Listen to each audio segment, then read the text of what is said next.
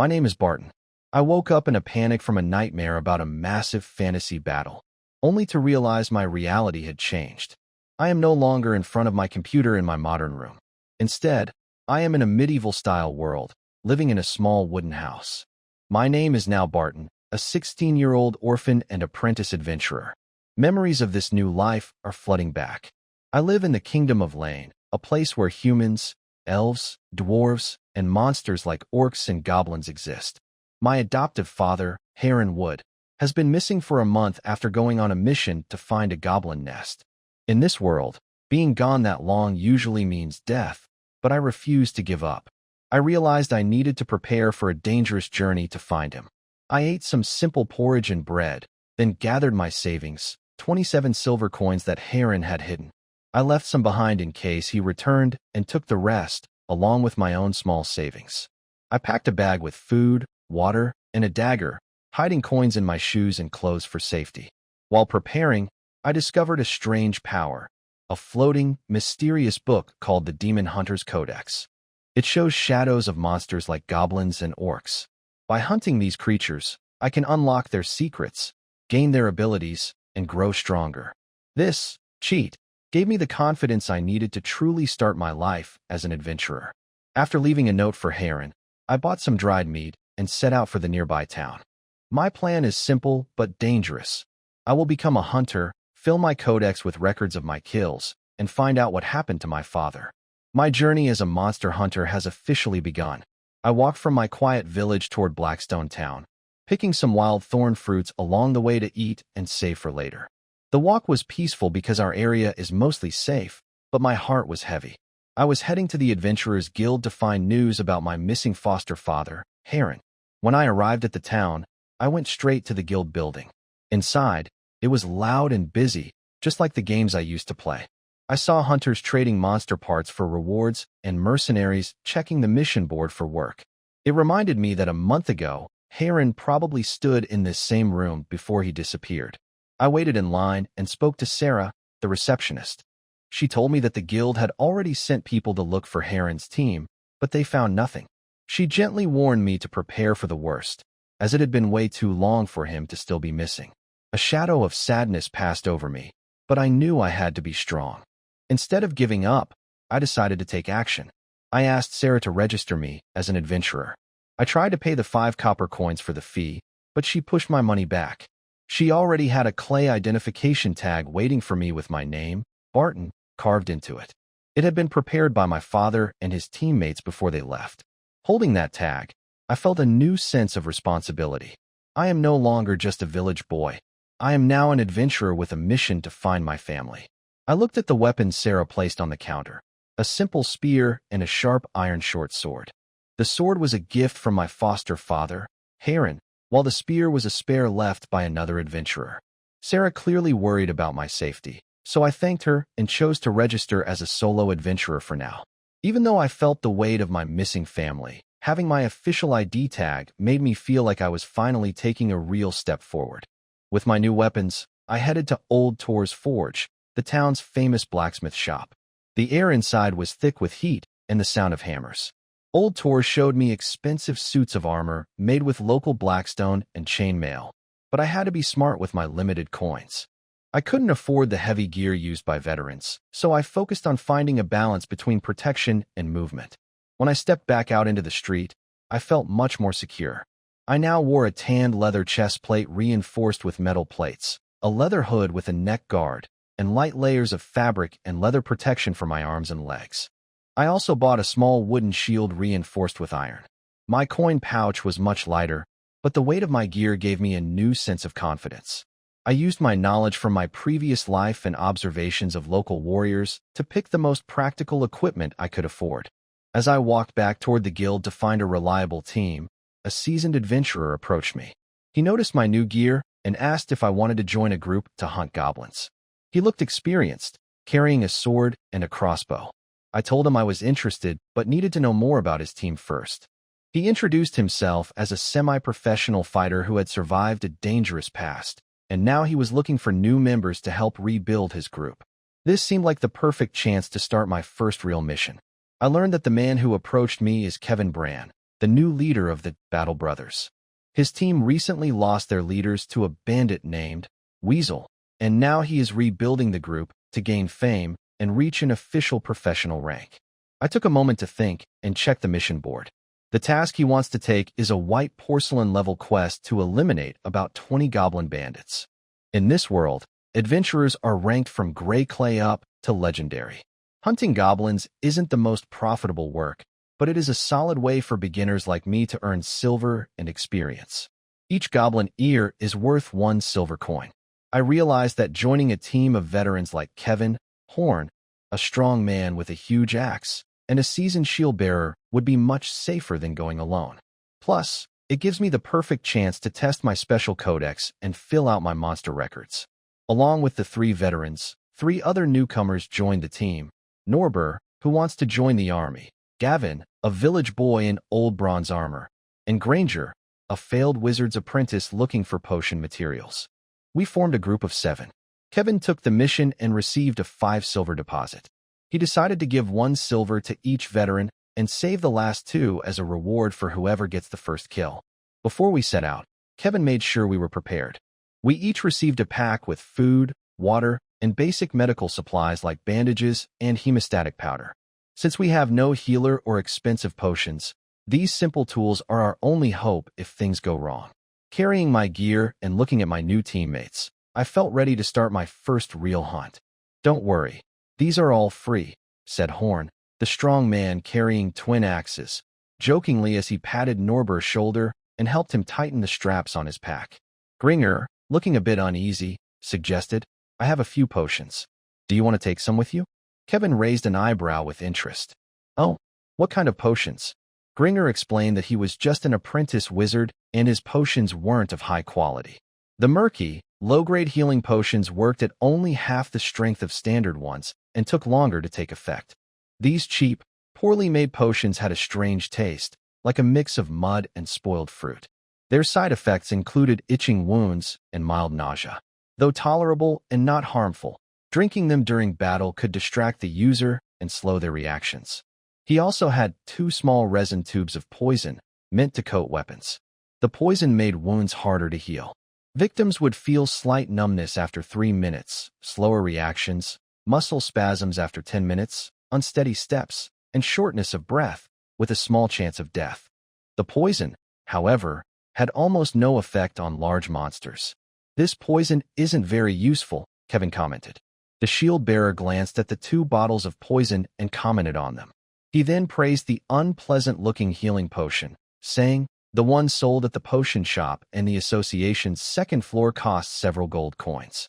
The fact that you can make a simpler version yourself is already impressive." On the wooden table in front of Granger were 4 more small bottles, 2 ceramic ones and 2 slightly cloudy, dull glass bottles. One contained lamp oil, another held a thick, mud-like medicine that could stop bleeding quickly but caused sharp pain. There was also a small bottle of sweet liquid that could quickly restore energy, and another potion with a strong, unpleasant taste that could clear the mind, though it was as harsh as the poor-quality healing potion. After a brief discussion, Kevin and Norbert each took a bottle of poison, while Horn kept the ceramic bottle with the blood-stopping mixture. The rest of the items were carried by Granger. If he used any of them during the mission, he would receive a few extra silver coins as compensation. In addition, any herbs or materials related to witchcraft found during the mission could be chosen by Granger first. During the journey, Granger could help the team identify and collect useful plants, increasing their overall gains.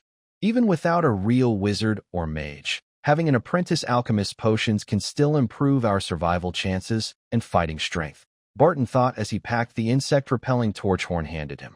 Kevin wrapped up some dry rations and pieces of jerky and put them away. After organizing his gear, Gavin looked eager and excited to set off. Granger glanced curiously at Barton's hair and skin tone. "Let's move out," Kevin said in a deep voice.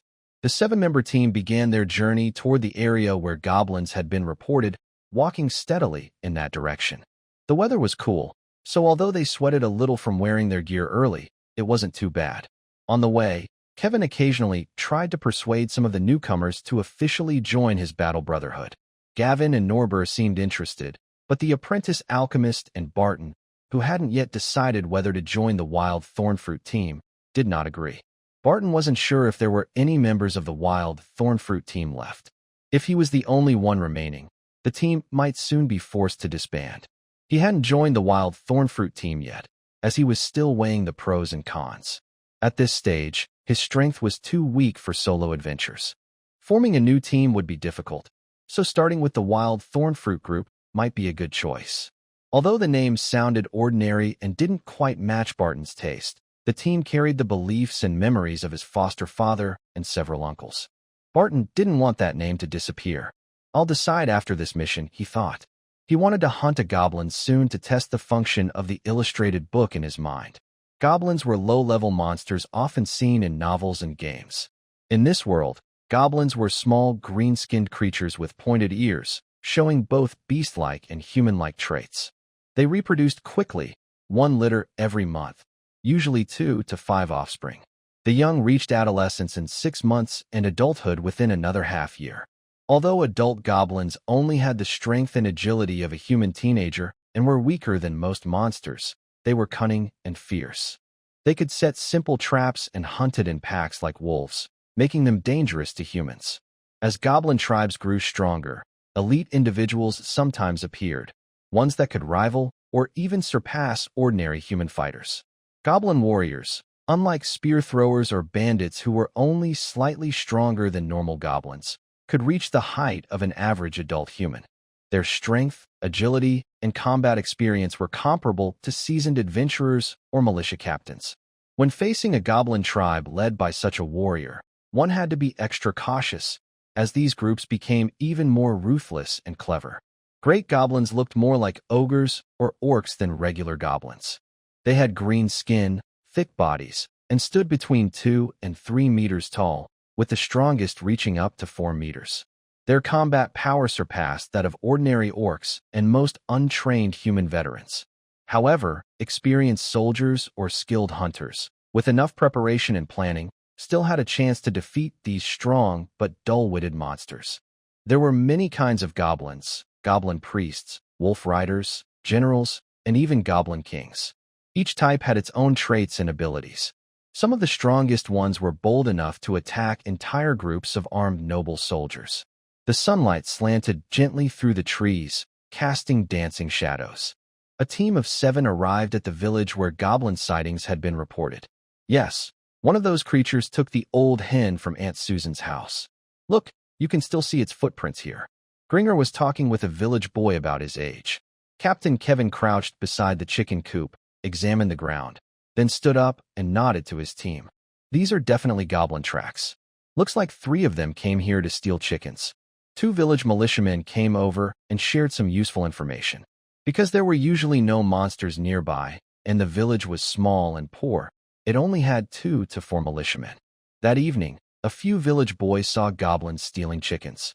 Led by a brave young man, they grabbed kitchen knives, hose, and sticks, trying to drive the goblins away. But the goblins were alert and quickly ran toward the forest. The boys didn't dare chase them, and when the militiamen and villagers heard more movement in the bushes, more than just a few goblins, they also decided not to pursue. After hearing that other nearby villages had seen goblins too, several villages pooled their money to post a request at the Adventurers Guild in town. The number matches the goblin bandits from that bounty, Kevin said, taking a rough map from Norbert. His finger paused over a small forest and some hills between 2 villages. They stayed around here for a while, stole some chickens, and even attacked a lone traveler. Kevin paused, then moved his finger again. But now, they should be around this area. Barton looked at the map. That spot was in the same forest where his foster father had gone missing, near a more dangerous mountain range. The shield-bearer rolled his shoulders and said calmly, "The Thorn Forest and Thorn Ridge, right? 2 adventurer teams have already gone missing there recently. Still, the outer area shouldn't be too dangerous." Gavin stood on his toes to stretch, then returned to his normal stance. His bronze armor was a bit damaged, but with some cloth and leather pieces added, it still offered decent protection. Barton looked toward the Thorn Forest. He thought that his foster father's disappearance was probably not caused by small groups of goblins. It was more likely that he had encountered a dangerous monster from deep within the forest or mountains. Another possibility was that a mutated goblin leader had led a group to attack, causing the team to fall apart and suffer heavy losses, after which they vanished in the forest's dangers. Barton reminded himself to stay cautious and alert. Kevin and a few teammates discussed their next steps. They would visit another village first, then follow any clues to investigate the forest's outer area. Sunlight shone on the adventurers as they moved. They asked the villagers for information, getting descriptions of the goblins' numbers, weapons, and clothing. A local militiaman and a few others even found some goblin footprints along a dirt path. As evening approached, the group left the forest and headed back to the village. The wilderness is dangerous at night. To be safe, we'll rest in the village and continue tomorrow, said Captain Kevin. The shield-bearer nodded firmly, agreeing with the plan. Barton silently agreed too. He didn't know much about monster habits, but he remembered that big cats were most active at dawn and dusk. He also thought he had heard distant wolf howls earlier. No one disagreed. Everyone felt that resting for the night was a wise choice. With the village chief's help, they stayed in 2 nearby farmhouses and left a few silver coins as payment. The villagers served them a decent meal. Barton praised the sweet corn cakes, while Horn enjoyed 2 bowls of mushroom and vegetable soup, some coarse bread, and a piece of smoked meat. Under the moonlight and starlight, Barton washed up but didn't go to sleep right away. Instead, he checked his weapons and gear. Dinner was pretty good, wasn't it? Nober said casually from his bed. After drinking some water, Gavin put down his flask and said with a smile, "It's really good. The mixed vegetable soup has white mushrooms that taste fresh and even feel a bit like meat." From another room came the faint sound of voices, but the words were unclear because of the distance and the walls. It seemed the captain was discussing tactics with the shield-bearer. Barton, who was wiping his dagger, didn't look up. He kept checking the other weapons, but still joined the conversation. "I prefer corn cakes," he said. "They have a sweet aroma and the pleasant scent of grains." Gavin clapped his hands lightly and laughed. "Yes, those corn cakes are delicious. I hope we can have them again tomorrow morning." Barton glanced out the window. The night sky was clear, with no fog or clouds. The moon and stars shone brightly. After chatting for a while, the 3 of them went to sleep one after another. The sun rose as the moon faded. In the morning, after breakfast, everyone headed toward the forest. It was worth noting that although breakfast was as tasty as last night's dinner, none of the 7 ate too much. They all stopped when they were about 70 or 80% full. Barton remembered a military strategist from his previous life named Pang Wan, who once set a rule for his country's army. Before a major battle, no one should eat until full. It was said that when people eat too much, blood gathers in the stomach, slowing their reactions. Simply put, someone who has just eaten is less agile than usual, and if struck in the stomach, they might feel sick or lose strength, something quite normal in battle. Kevin spoke up. "From the clues we've gathered, there should be about 20 goblins. There's no sign of them forming a tribe, and none of them are the tall kind that reach an adult's chest." He paused, his tone turning more serious. "However, the number of spear throwers and experienced adult goblins in this band is much higher than in ordinary raiding groups or small gangs." Kevin then explained the simple tactics goblins usually used and described the team's battle plan, sounding like a patient leader in a fantasy game explaining a strategy before a mission. Barton held his short spear and followed closely behind the shield-bearer. In forest combat, long spears and greatswords can be limited by trees and vines, so Barton's short spear, short sword, and small shield seem quite practical. Although he hasn't drawn his sword, he keeps it within easy reach and holds his spear ready instead of carrying it on his back. At the front of the team, Horn and Norbur are clearing the path. Norbur, using a small machete borrowed from Kevin, cuts through vines blocking the way, while Horn wields a large axe. To save energy, he only swings it when they encounter especially thick vines or branches. Since Norbur is a new and inexperienced member, Kevin and the shield-bearer stay a bit closer to him, ready to take turns leading the way when needed. Gringer, though wearing armor, only has a cloth tunic and leather pants, so his protection is weaker than the others. He stays near the middle of the group. When necessary, he throws strange potions to attack enemies or help teammates recover from injuries. He also carries a weapon, a curved southern-style blade.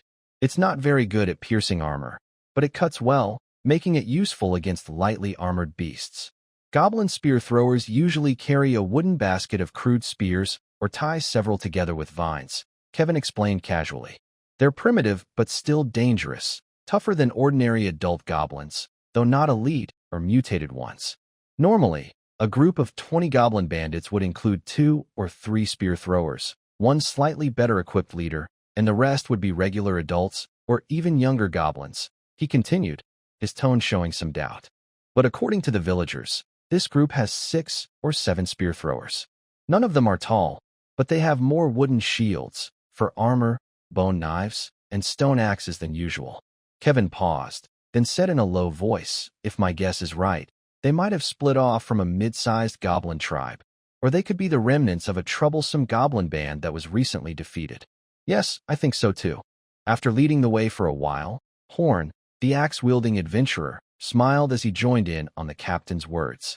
Rubbing his rough stubble, Horn said in his honest, deep voice, those green-skinned little ones might have been driven out from the depths of the northern Great Forest by other tribes. It was just his guess. To the north of the Lion Kingdom lay the Iris territory, and beyond that stretched a vast duchy. The Duke of the North guarded the kingdom's borders, sometimes making peace with certain barbarian tribes while fighting others. As for orcs, goblins, and monsters, his policy was simple: destroy them all. The northern Great Forest was enormous. Most of it lay within the Duke's lands, though parts extended into territories owned by other nobles. It was said that ancient trees and magical beasts still lived deep within that forest. Even if goblins formed tribes there, they remained at the very bottom of the food chain. Kevin glanced at the team's formation and gave a few quick orders to adjust their positions. Horn, known for his fierce fighting style, wasn't suited to stay too far back. He was placed on the outer flank, ready to charge forward when needed. Even if surrounded, he could carve a path through the enemy. Kevin took the rear for now. He wanted experienced fighters at both the front and back to keep the team safe. The shield-bearer and Barton led the way. Norbert, who had been leading earlier, moved to the middle to rest. The others kept their positions. The shield-bearer had introduced himself the day before, but Barton had already forgotten his name. Was it Halvin or Vincent? He wondered, pushing aside a dead branch as they moved on. Suddenly, the shield-bearer raised his hand to stop Barton and whispered, "Wait. Something's wrong." His voice was quiet but clear. He also made a quick hand signal to alert the others. The formation held steady. Norbert, gripping his malicious spear, and Gavin, wearing half a set of rusty bronze armor, both looked eager to move forward and see what was happening. But Captain Kevin stopped them. He told them to guard the rear, and then stepped up beside the shield-bearer to look ahead. There, on the ground, were a few chicken feathers. "Looks like we've found the thief who's been stealing the chickens." Kevin chuckled softly with a hint of humor. The group continued forward, adjusting their formation. Kevin now led at the front beside the shield-bearer, while the axeman and Barton guarded the flanks, slightly behind the two in front. The rest of the team moved closer together.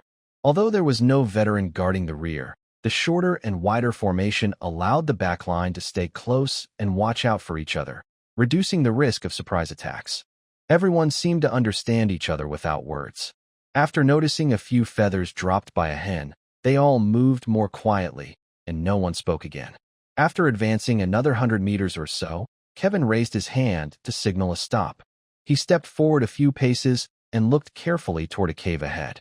Goblin tribes often placed human and animal skulls on sharp wooden stakes at the edges of their territory to mark their borders and scare away intruders. Experienced adventurers could use these signs, along with other clues, to judge the size of a goblin tribe and whether it had any elite members. However, small wandering groups of goblins, gangs, or bandits usually didn't have such clear territorial markers. Kevin's eyes focused on a shadow behind a rock. There, a goblin sentry was hiding, likely keeping watch. If it was alone, Kevin was confident he could take it down without alerting the others inside the cave. He scanned the surroundings carefully, but found no traps or additional goblins. After a brief thought, he came up with a good plan. He gestured for the shield-bearer to follow him while signaling the others to stay put. Barton watched their movements closely, hoping to learn from them. The other newcomers also stayed silent, their eyes fixed on the captain as he moved closer to the goblin's position. When Kevin was near enough, he slowly drew a small crossbow. Though its bolts couldn't pierce a well-made human shield, they were more than enough to kill a weak goblin wearing only scraps of cloth and leaves. The shield-bearer, Halvin, approached the cave entrance from another direction. He hung his shield on his back and gripped his spear with both hands. Halvin made a small gesture, signaling to the captain that he had found a good spot to shoot and that there was only one goblin nearby. Kevin nodded in response. Whoosh! A crossbow bolt struck the goblin squarely in the chest, its feathers stained red with blood. Goblin blood was the same color as that of humans or orcs, red. Some rare subspecies might have different colors, but red was the most common. Sometimes, their blood wasn't pure red, but mixed with a faint green tint, like the sap of plants or insects. The goblin let out a strange, raspy hiss. It seemed too weak from its wound to cry out loudly. It didn't appear to be warning its kin, but rather trying to escape. However, it had no chance. Halvin quickly stepped forward and finished it with his spear. Even without that final strike, the goblin would have soon died from blood loss or a damaged lung. Kevin made a hand signal. Horn understood and led the others forward. The 7 of them gathered quickly at the cave entrance.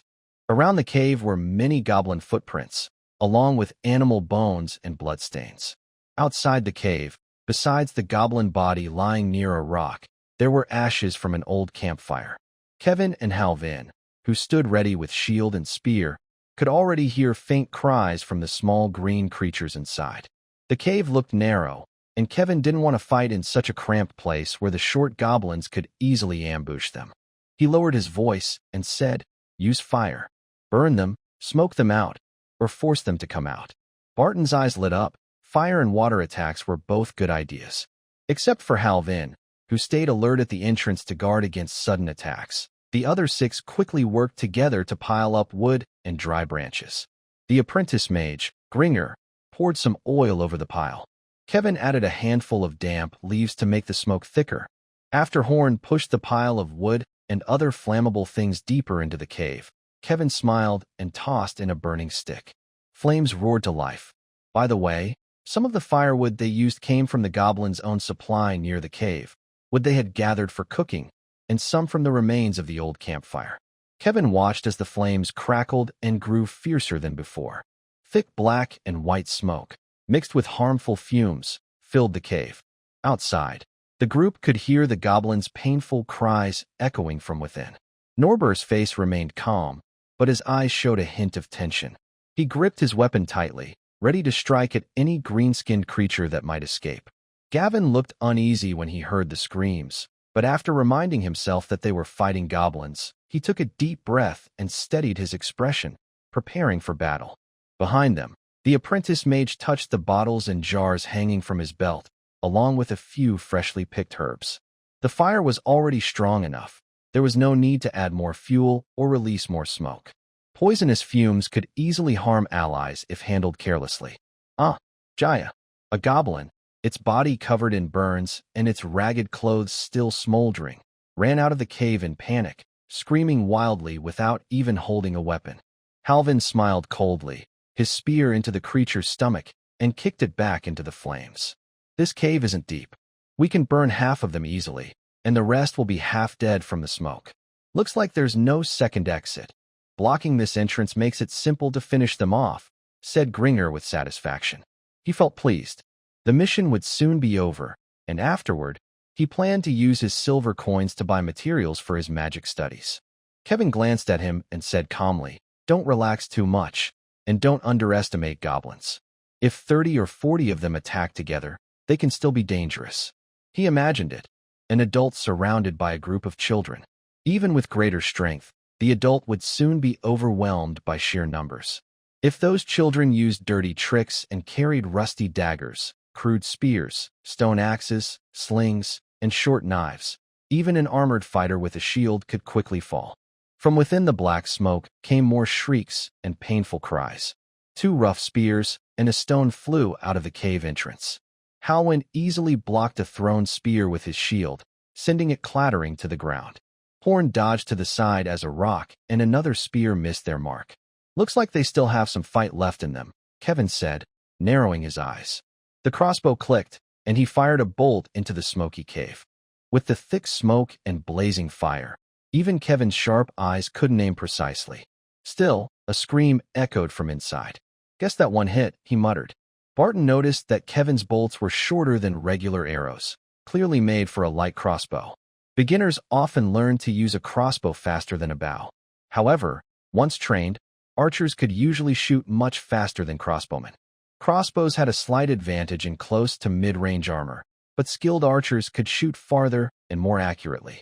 Another benefit of crossbows was that skilled craftsmen could make repeating or heavy versions, which were far more powerful, though also much more expensive. Both bows and crossbows had their own strengths and weaknesses. After a brief pause, a goblin stumbled out of the cave, its eyes red and watering from the smoke. It held a crude stone knife that looked like something made by a primitive craftsman. It waved the knife wildly, shouting as if loud noise could make its attack stronger. Halwyn pushed forward with his shield, blocking the strike and knocking the goblin off balance. Horn swung his axe in perfect timing. The goblin fell instantly, and the ground was soon stained red. Norbert stepped forward, while Gavin nervously took half a step back. Their expressions stayed calm. They had clearly prepared themselves for battle and were ready to fight goblins and trade their ears for silver coins. Barton gripped his spear and shield tightly, eager for his first real fight. "Come on, just one goblin. I need to unlock its entry in my log," he thought, his eyes shining like a gamer waiting for a monster to respawn. 2 more goblins squeezed out of the cave. A goblin rushed out, screaming wildly, holding a spear in each hand. The empty basket on its back fell off, as if a vine strap had been burned through. Another goblin, wearing a necklace made of animal teeth, appeared. Though covered in dirt, it was taller and stronger than the first one, and its eyes looked fiercer. Barton, already prepared, quickly his spear forward. His strike and Halvin's landed almost at the same time, both hitting the goblin with the tooth necklace. Barton's spear pierced the goblin's throat, while Halvin's weapon struck deep into its chest and stomach. Halvin twisted his spear with a grin, widening the wound to make sure the enemy could no longer fight. Barton pulled his short spear back cleanly, leaving a hole in the goblin's neck. Blood flowed out as the weapon was withdrawn. The goblin that had been using 2 spears as close-range weapons had already fallen. One of its spears was broken, and its body showed a deep axe wound and a sword stab.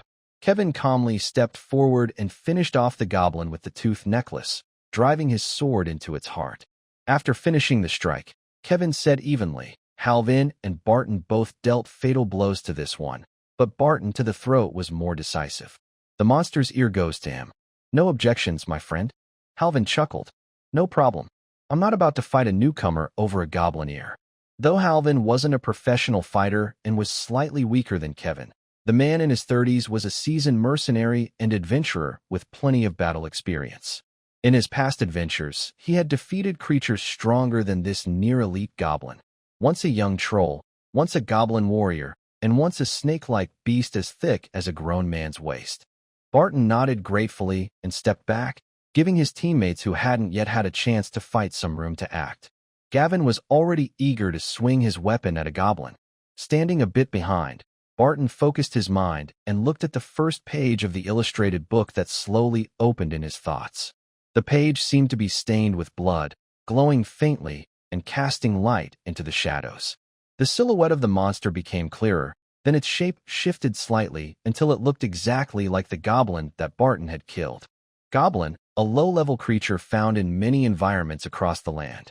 There are usually more males than females, and goblins become more dangerous and threatening when they gather in groups.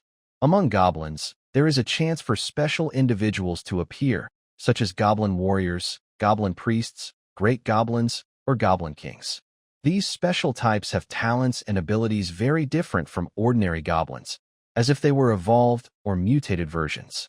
A single adult goblin is weaker than a human boy of about 14 or 15. However, a group led by a special goblin, with a dozen spear throwers and stone throwers, plus dozens of regular goblins, can cause serious trouble for small villages or merchant caravans. Goblin. Whoa, this goblin was sentenced to death for stealing food meant for a tribal ceremony.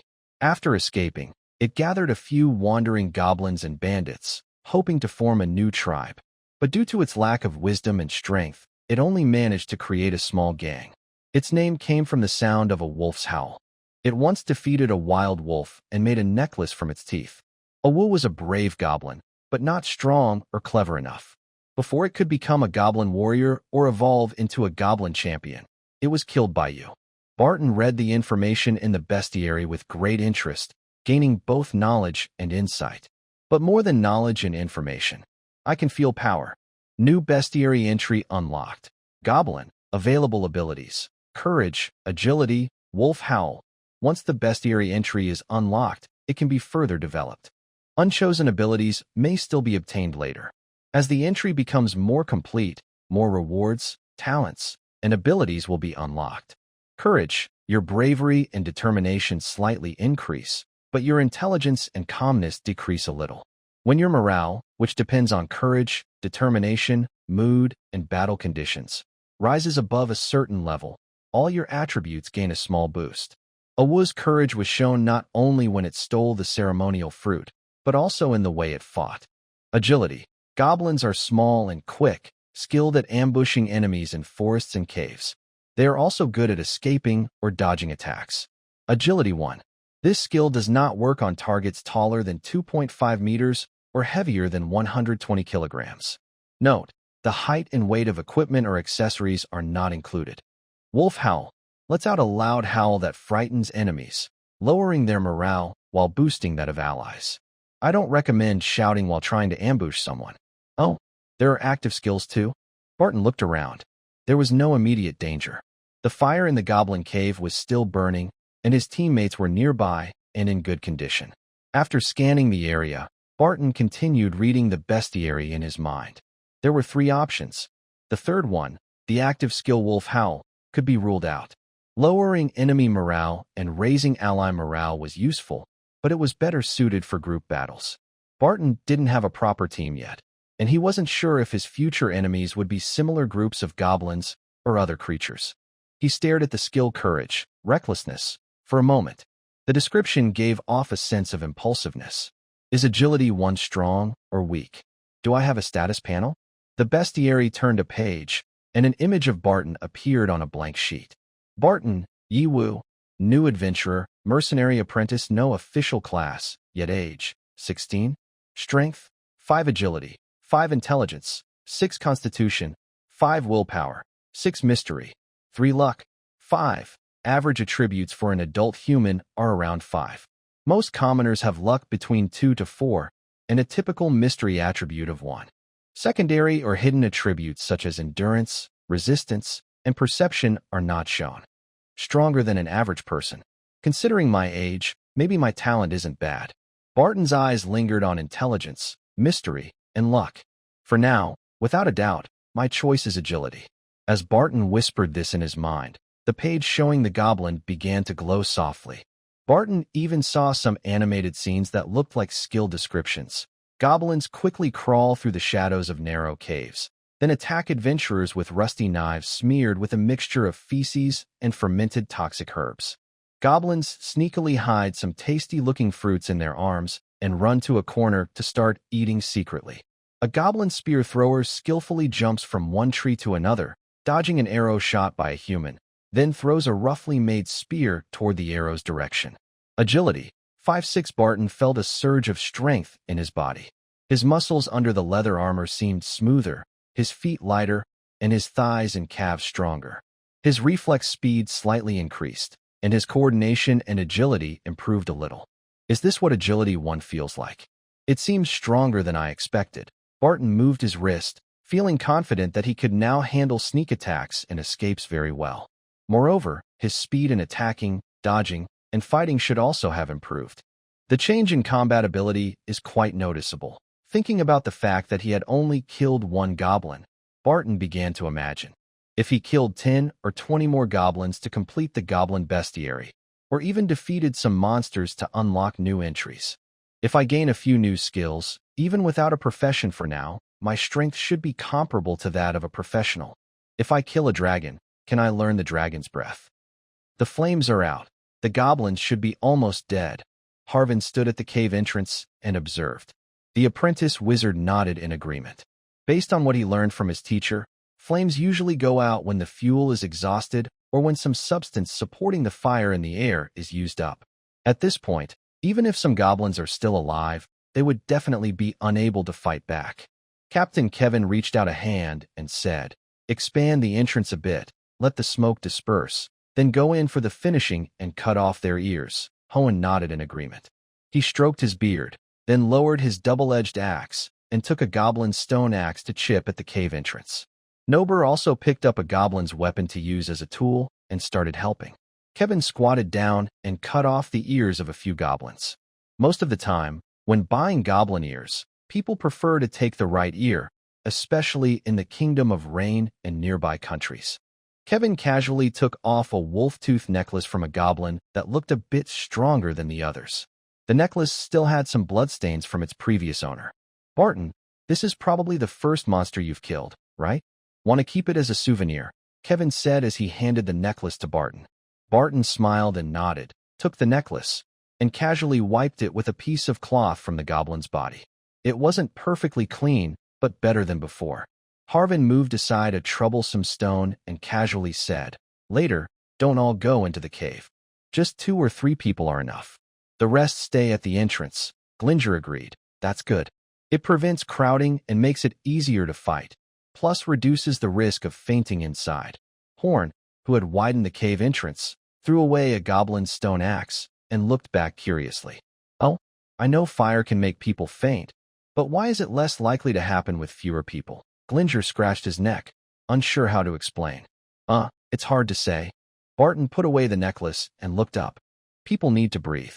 The air inside the cave isn't as plentiful as outside. It's enough for 1 or 2 people, but not for 4 or 5. That explanation was simple and easy to understand. Horn nodded, seeming to understand. Glinger and Kevin both gave Barton a thumbs up, and Glinger nodded thoughtfully. Kevin checked the cave entrance and looked inside. After confirming there was no risk of collapse or suffocation, he spoke to the others. 3 people go in. For stay outside to guard. I'll lead the way. Who wants to follow me? Horn wanted to go, but his big axe wasn't suitable for the cave environment. Even after widening the area near the entrance, swinging it could still hit the walls. So, Horn stayed silent, leaning against a tree with his axe, seeming to want to rest for a moment. Gavin stepped forward, raised his hand to signal, and said, "I'll go with you." Norbert looked at the blackened marks, seeming to want to avoid getting dirty, so he didn't follow actively. Barton spoke up, "I'll go in too." Although goblin caves usually don't have many treasures, and even if there are loot, it's not much. But if there are goblins that haven't died completely, finishing them off might improve the page about goblins in the Monster Hunter Guide. Harvin casually wandered around, walking nearby.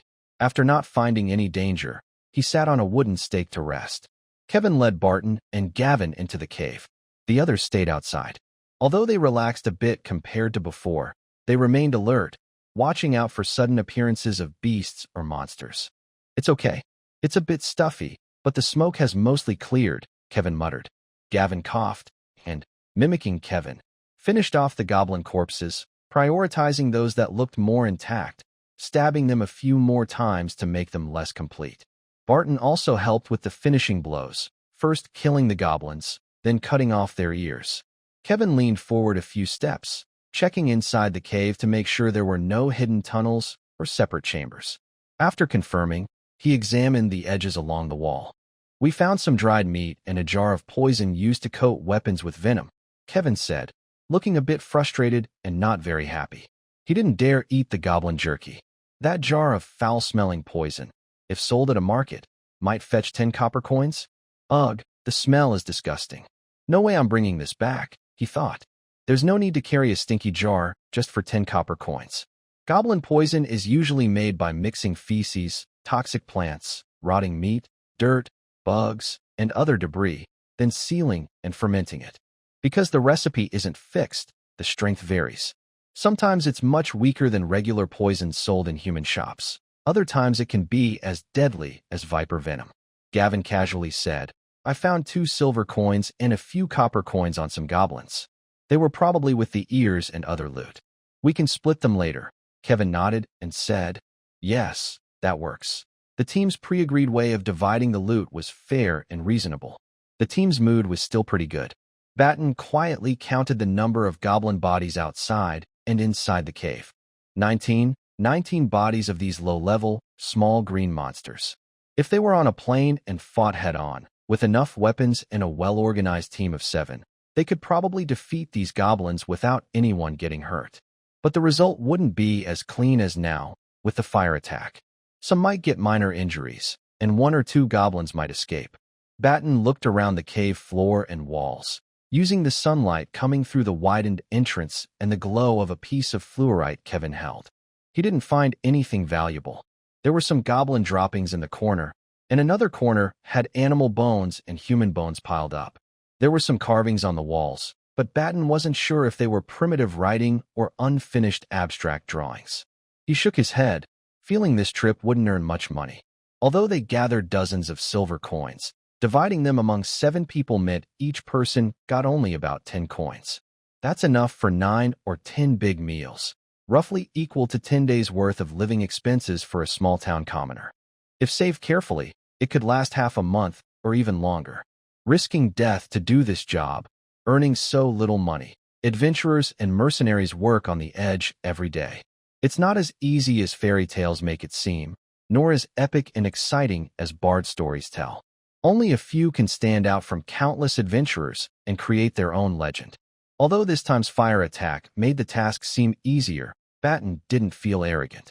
Even with his Monster Hunter Guide cheat tool and a slight boost in agility from it, he knew he was still an ordinary beginner adventurer. His skills and equipment were average. He could probably handle 2 or 3 goblins with sticks easily. But if he faced 5 or 6 goblins armed with different weapons, it might become difficult. There's also a human corpse here. Probably a traveler killed by goblins, right? Wait, no, it looks like an adventurer. Kevin looked at the corpse. A broken body, covered with bite marks, missing some bones, with clothes and miscellaneous items taken by goblins. Next to the corpse are some white porcelain shards, which seem to be the identification badge of a white porcelain-level adventurer. Generally, novice adventurers start at the gray pottery level. After submitting 4 giant rat tails or 4 goblin ears and completing at least 1 successful mission, they can be promoted to white porcelain level. They can also advance by doing several small tasks like finding cats or picking herbs, but their scores in the adventurer records tend to be slightly lower if they lack combat experience. Gray pottery and white porcelain adventurers usually don't go alone.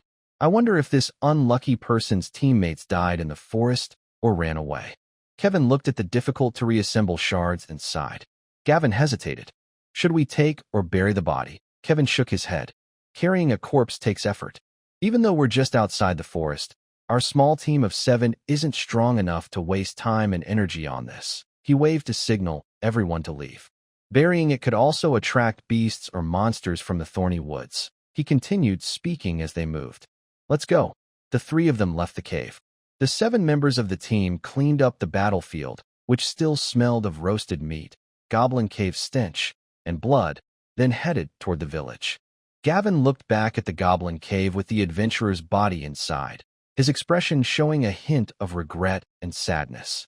Barton thought silently, like a Trax-like. Kevin didn't block the cave with stones. Although he burned it once, if the bodies were sealed inside, they might still produce foul odors or even generate small areas of weak poison fog or plague. Let the beasts eat them. That's one of the simplest ideas. Kevin touched the white porcelain shards through his cloth. Returning the adventurer's badge to the guild is a tradition. Though the reward is only a symbolic copper coin, those who bring back the badge often receive praise and a good reputation.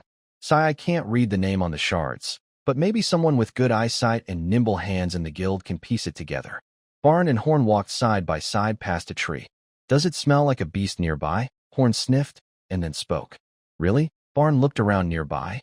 The 7 members of the team kept walking without stopping, continuing along the same path. Since they had already cut some vines and branches on the way, their movement was easier. Kevin stepped over a beast print. Based on its shape, size, and depth, it looked like a wild boar weighing around 200 or 300 pounds. If the team encountered such a boar, they could kill it and get a lot of pork. Although wild boars are not too weak at the forest edge, Only larger groups or bigger individuals can threaten well-armed adventurers. Maybe a group of wild boars would scare a low-level team, but 1 or 2 boars are worth some money for their meat, skin, and tusks. From the footprints heading toward the river, it seems like the boar is going to drink water. Kevin remembered that inside the thorny forest, there was a small, dark river about 4 or 5 meters wide, right where the boar was heading. Outside the forest, there was another river, wider and clearer than the one inside, connected by smaller streams. This smell of meat makes me a bit sick. I probably won't want to eat roasted meat at the tavern tonight. Harvin fiddled with a few goblin ears strung on his waist. One ear was half-burned, probably from a sudden burst of fire. The others looked like they were only half-cooked, not evenly roasted. Nober looked uncomfortable, and Gavin gagged after hearing Harvin's words. Horn patted Harvin on the shoulder and joked, "Don't talk like that. Not only do rookies want to, but you also make me feel sick." Kevin smiled and shook his head, watching his teammates bicker and chat.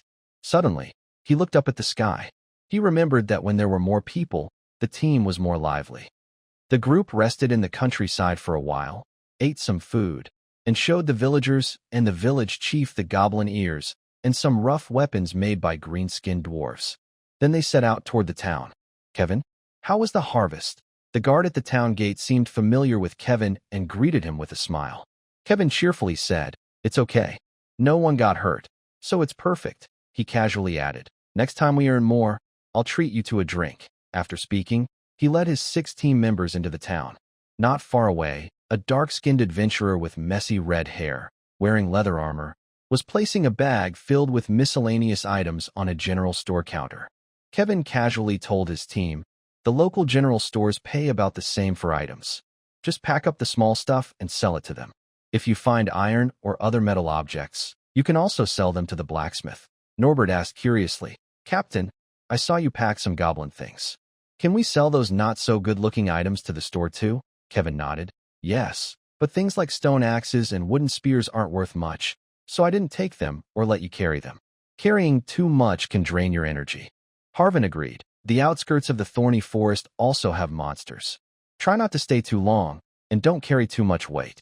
If you do, it'll be harder to fight or run away if monsters appear. Gavin listened carefully to the experienced adventurer's advice and nodded now and then. After sharing a few more tips about exploring the thorny forest, Kevin said, "I'll sell these small items this afternoon. Tonight, we'll find a tavern to drink. It's on me." He paused slightly before continuing. "Once we get the mission coins, we'll split them right away. Whoever kills or burns the goblin ears gets them, and the herbs we pick on the way belong to Green Jay. Future Wizard, if you make any useful potions, remember to give us a discount." In some unsafe areas, adventurers often fight over loot or have internal conflicts, and sometimes mercenary groups act like bandits. But in Iris Flower Town and Blackstone Town, the environment for adventurers is pretty good, and the atmosphere is friendly. Although there are hardly any high-level adventurers, the local special products, like better-tasting wild thorn berries and a type of black stone, help the residents live comfortably. Adventurers around the forests and plains also get by okay. Oh, cheers to successful missions and shiny, cute silver coins. Cheers, cheers to success and silver coins. Sitting on a tavern chair, Kevin relaxed a lot after carefully holding his wine glass at the wooden table. Barton also smiled and took a big sip of yogurt. He didn't like drinking alcohol much, whether in his past life or now. In this world, yogurt seemed to have existed for a long time. At first, nomads didn't want to waste slightly sour milk, and later, some wizards and alchemists developed specific recipes and brewing techniques. It would be even better if it were chilled. Unfortunately, he didn't know frost magic, and the town tavern probably didn't have any means to make desserts cold. 6 adventurers who fought together today sat around the wooden table. The wizard apprentice, Glinger, didn't come tonight. He said he needed to deliver some herbs to his teacher, who didn't live in town. Although he couldn't afford to study with the wizard long-term, he occasionally received some guidance, asked questions, or borrowed tools, which was fine.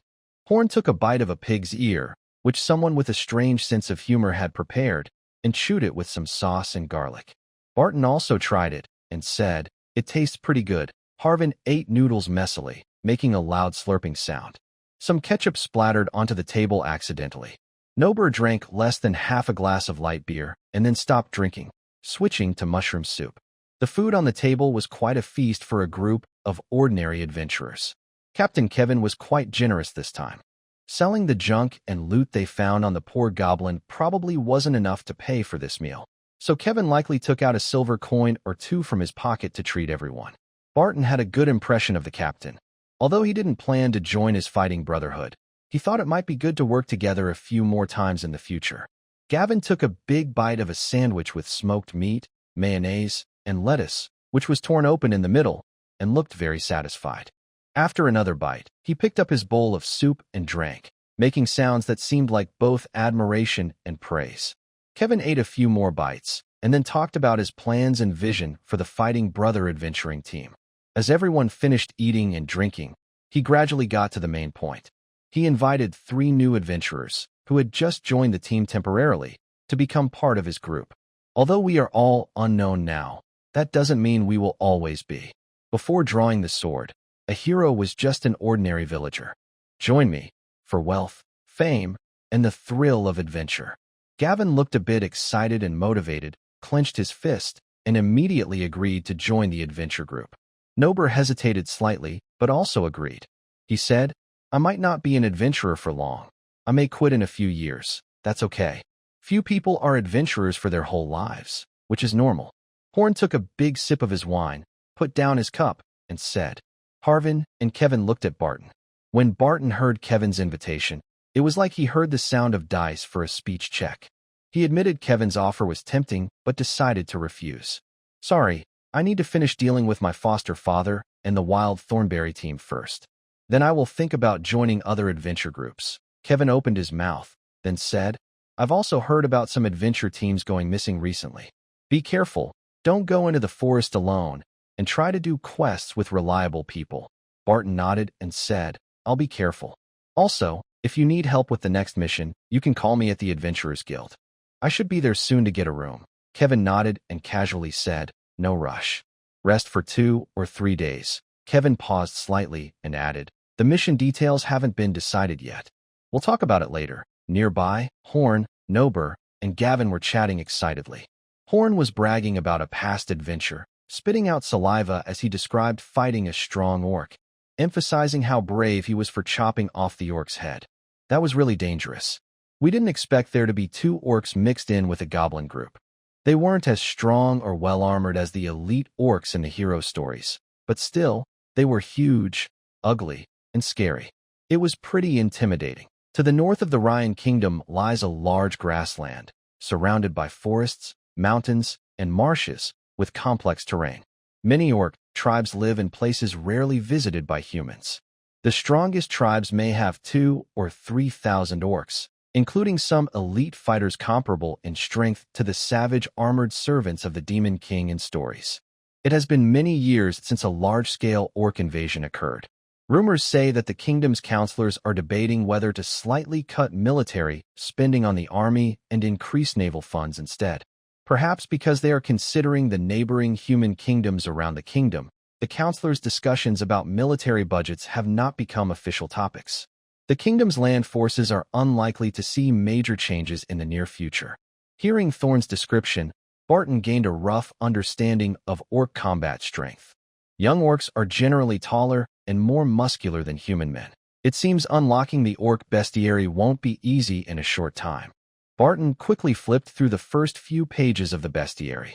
Combining his knowledge and memories from past and present, he guessed that several dark figures might represent slime, half-orc, spider demon, hyena, wolf, wild boar, and bear.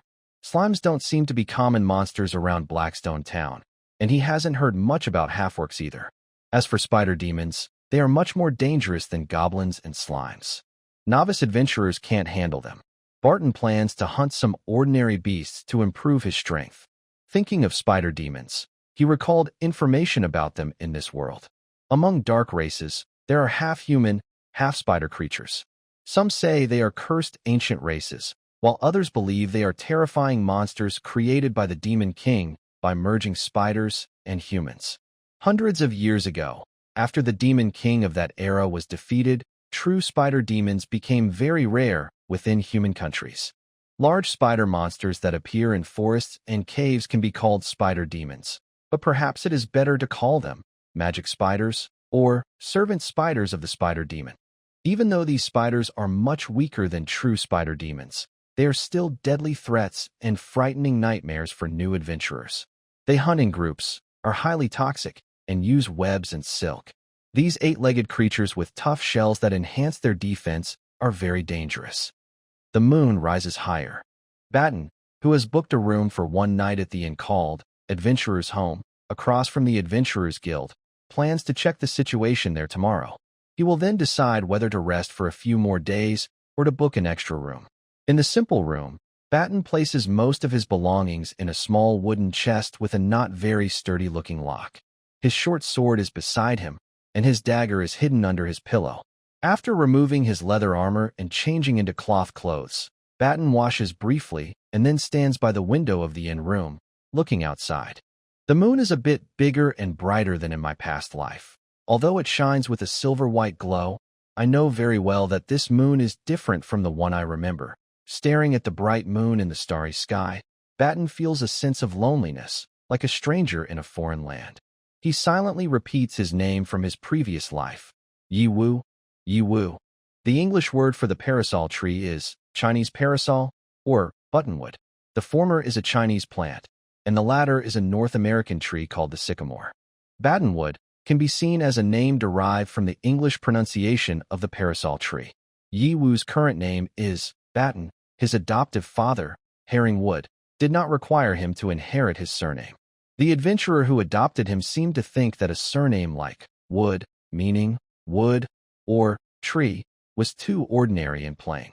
Once, after drinking alcohol, Herring jokingly said to Barton, "If you manage to earn a noble title through military achievements or become a legendary adventurer, you could take the name of your territory or call yourself something like Northland Blade King or Cold Ice Sword. Wouldn't that be better than just wood?" Ha. Barton looked at the moon again, then closed the door and window to rest. The night passed quietly. Early in the morning, Barton woke up early and had his breakfast on the first floor of the Adventurers Guild. It was a simple meal, a bowl of vegetable soup with a few small pieces of meat and a few drops of oily, fishy broth, some wild thorn fruits and other cheap fruits, one egg, and a piece of dark brown bread that was more filling and tastier than black bread. This meal was not delicious, but it provided enough nutrition. Maybe healthier than instant noodles?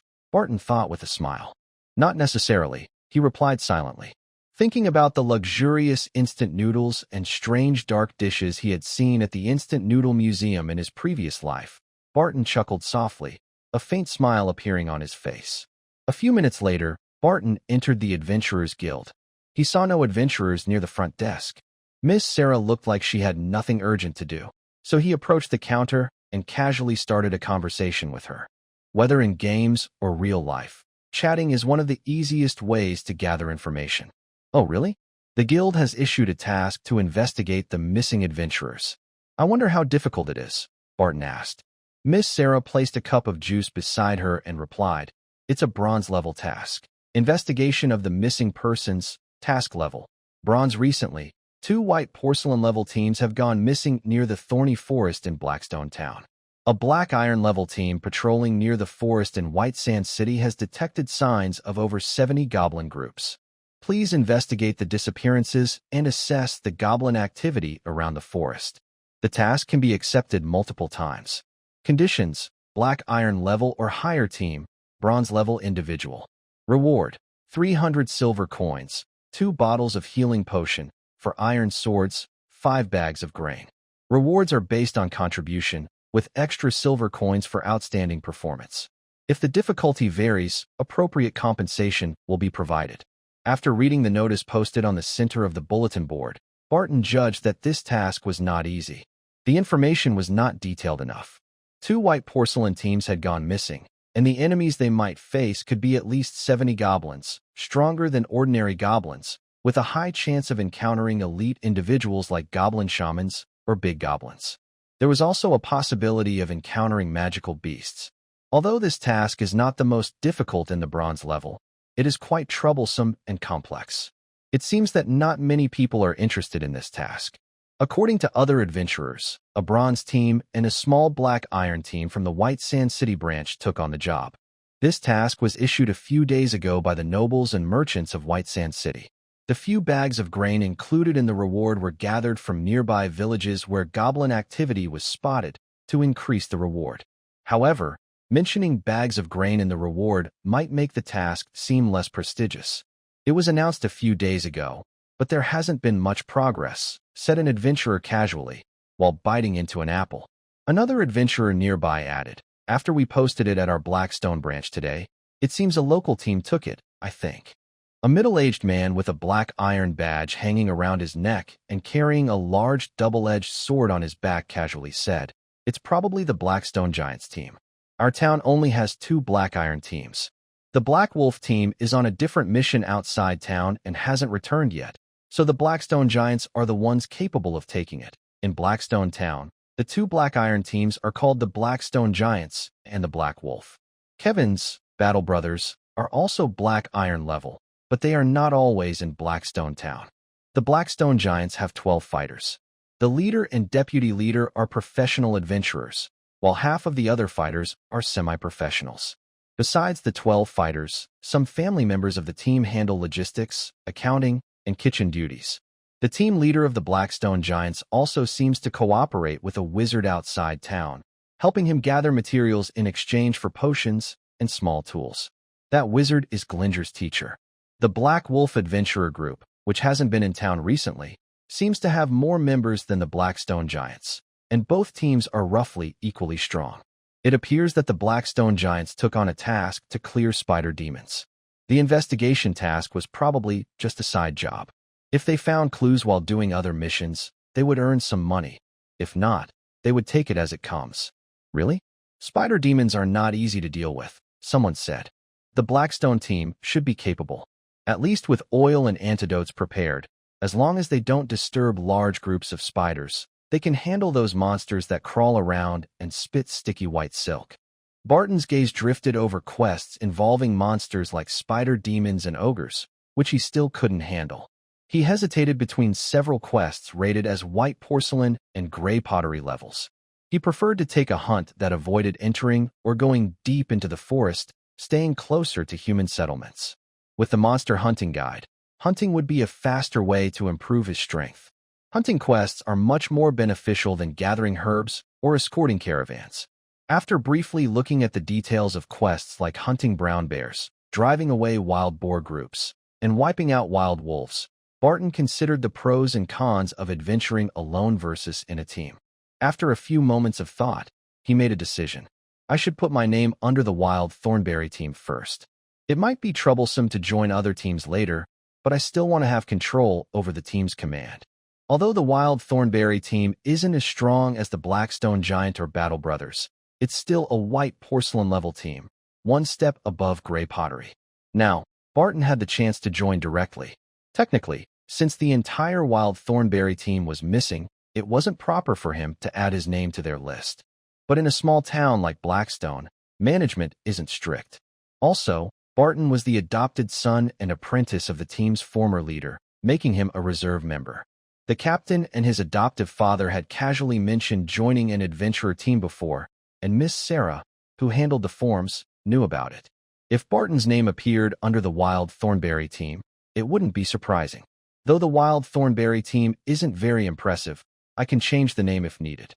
A few minutes later, in the slightly busier Adventurers Hall of the Guild, Barton queued up and, with Miss Sarah's help, completed some simple formalities. He then sat on a wooden chair. He casually picked up a copy of the Blackstone Town Newcomer Adventurer's Guide from a nearby shelf and started flipping through it. Barton remembered that his adoptive father, Herring, also had a similar guidebook, though it was more worn out. This guild guide wasn't the latest edition either.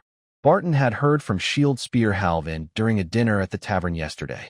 The group of young boys and children who often hang around the town entrance, doing jobs like guiding, running errands, and spreading news, have in their hands a guidebook that is more detailed and accurate than the one provided by the Adventurers Guild. This guidebook is compiled with help from local mercenaries and adventurers, making it more comprehensive. The guidebook also includes simple maps, With the maps of the general store being larger and clearer, Barton continues to look through the guidebook. Although he has read Harlan's book before, the copies kept in the guild hall are clearly more up-to-date. Moreover, some of the knowledge he remembers is not very clear, so he needs to review it carefully. He quickly skips over the pages introducing adventurers and the Adventurers Guild, as well as preparations for adventures. He then looks at the sections on environment, geography, climate, maps, and local customs, before turning to the part about common monsters. He is quite familiar with goblins and slimes. Among the most common monsters in the Ryan Kingdom is a creature called the giant rat, which is similar in strength and frequency to goblins or slimes. Giant rat. Common in the southern part of the kingdom. Some mutated rats may have deformities and toxins. Adult giant rats are larger than small dogs. Strong individuals can be over 1 meters long, including the tail. Their fighting ability is comparable to goblins. They reproduce faster than goblins. The danger posed by groups of giant rats is slightly lower than that of similarly sized goblin groups. The southern and central parts of the kingdom often have bounties for giant rats, exchanged for silver coins in exchange for their tails. Occasionally, there are leaders among the giant rats that are much stronger than the others, but compared to elite goblins and their subtypes, these leaders and mutated rats are significantly less powerful and dangerous. Barton looks at a black and white illustration of a giant rat. This monster is among the weakest. It has almost no magic power inside, and is more like a beast or animal. He continues to browse the guidebook, paying special attention to common forest creatures like spider demons, black bears, and gray bears. Iris Flower's territory includes various bears, with fewer brown bears than black bears. Honestly, although these bears and the wild boars that Kevin's temporary team once tracked in the forest are ordinary animals, they can sometimes be more dangerous than small groups of goblins. He has heard that the hides and meat of wild boars and bears are thick, and ordinary swords, knives, and spears can usually only cause minor injuries. Near Blackstone town, hunters successfully hunted large wild boars. It was a group of 3 or 4 experienced hunters, 2 militia members, and more than 10 dogs working together. Even so, some people were injured, and 2 dogs died. If they encounter a wild boar herd, it becomes even more dangerous. Even a black iron-level adventuring team would be cautious. They could fight them, but without enough reward, most adventurers wouldn't want to risk facing a pack of fierce beasts. There are a few other dangerous magical creatures in the Thorns Forest. The Adventurers Guild has a popular, challenge-level system to help estimate how hard a target is to hunt and how dangerous it might be. Challenge Level 1 usually means 4 militia members or adventurers with normal weapons, or a well-prepared Level 1 professional. Some dangerous monsters that caught Barton's attention and made him more alert are rated above Level 2. Even with 6 or 7 new adventurers helping, they would still find it hard to defeat these creatures. Shadow Wolf Monster, suggested challenge level 2.5, hard for 1 Level 2 professional to defeat with 3 ordinary militia. A wolf-like monster that is active at night and prefers shadows.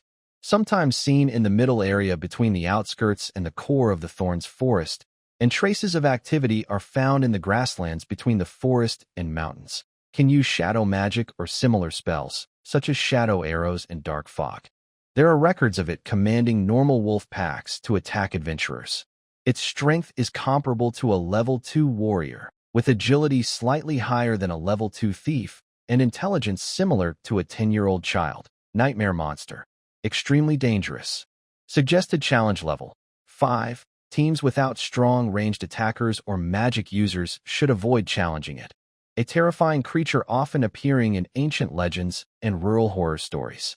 It seems not to be an ordinary monster, possessing strange and eerie abilities, radiating a mysterious aura. Its skin appears unnaturally pale, similar to a corpse, with a creepy feeling. Its teeth are sharper than those of lower-level monsters, and some individuals grow horns. Different nightmares vary in appearance, such as differences in size, fatness, or the shape of teeth and claws. Some rumors say nightmares have a third eye. Nightmares usually appear only at night. They are best known for using a type of hypnosis that can work from over 50 meters away. Once someone falls asleep, it is very hard for them to wake up on their own. Nightmares are slightly weaker in close combat and physical strength compared to other monsters of challenge level 5, but they are very frightening and can cast powerful spells and abilities similar to magic. In the nightmares created by these creatures, dying can cause mental trauma, and some victims may never wake up again. People who have encountered nightmares often describe them as silent attackers that can create illusions. They move very fast, have strange shapes, and sometimes, even when someone is still a good distance away, they suddenly appear with deep claw marks on their body. It's really scary. If multiple nightmares cast spells at the same time, even a skilled team of mercenaries could fall asleep and be unable to wake each other. They might be torn apart in their dreams. Barton looked through the guidebook again and found some useful information. The backyard of the Adventurers Guild branch in Blackstone town is a small training area. It has a few simple wooden dummies for sword practice, some straw men, and wooden mannequins. Besides stone targets and archery targets, the most important part of the training ground is a professional instructor. Barton's eyes flickered slightly.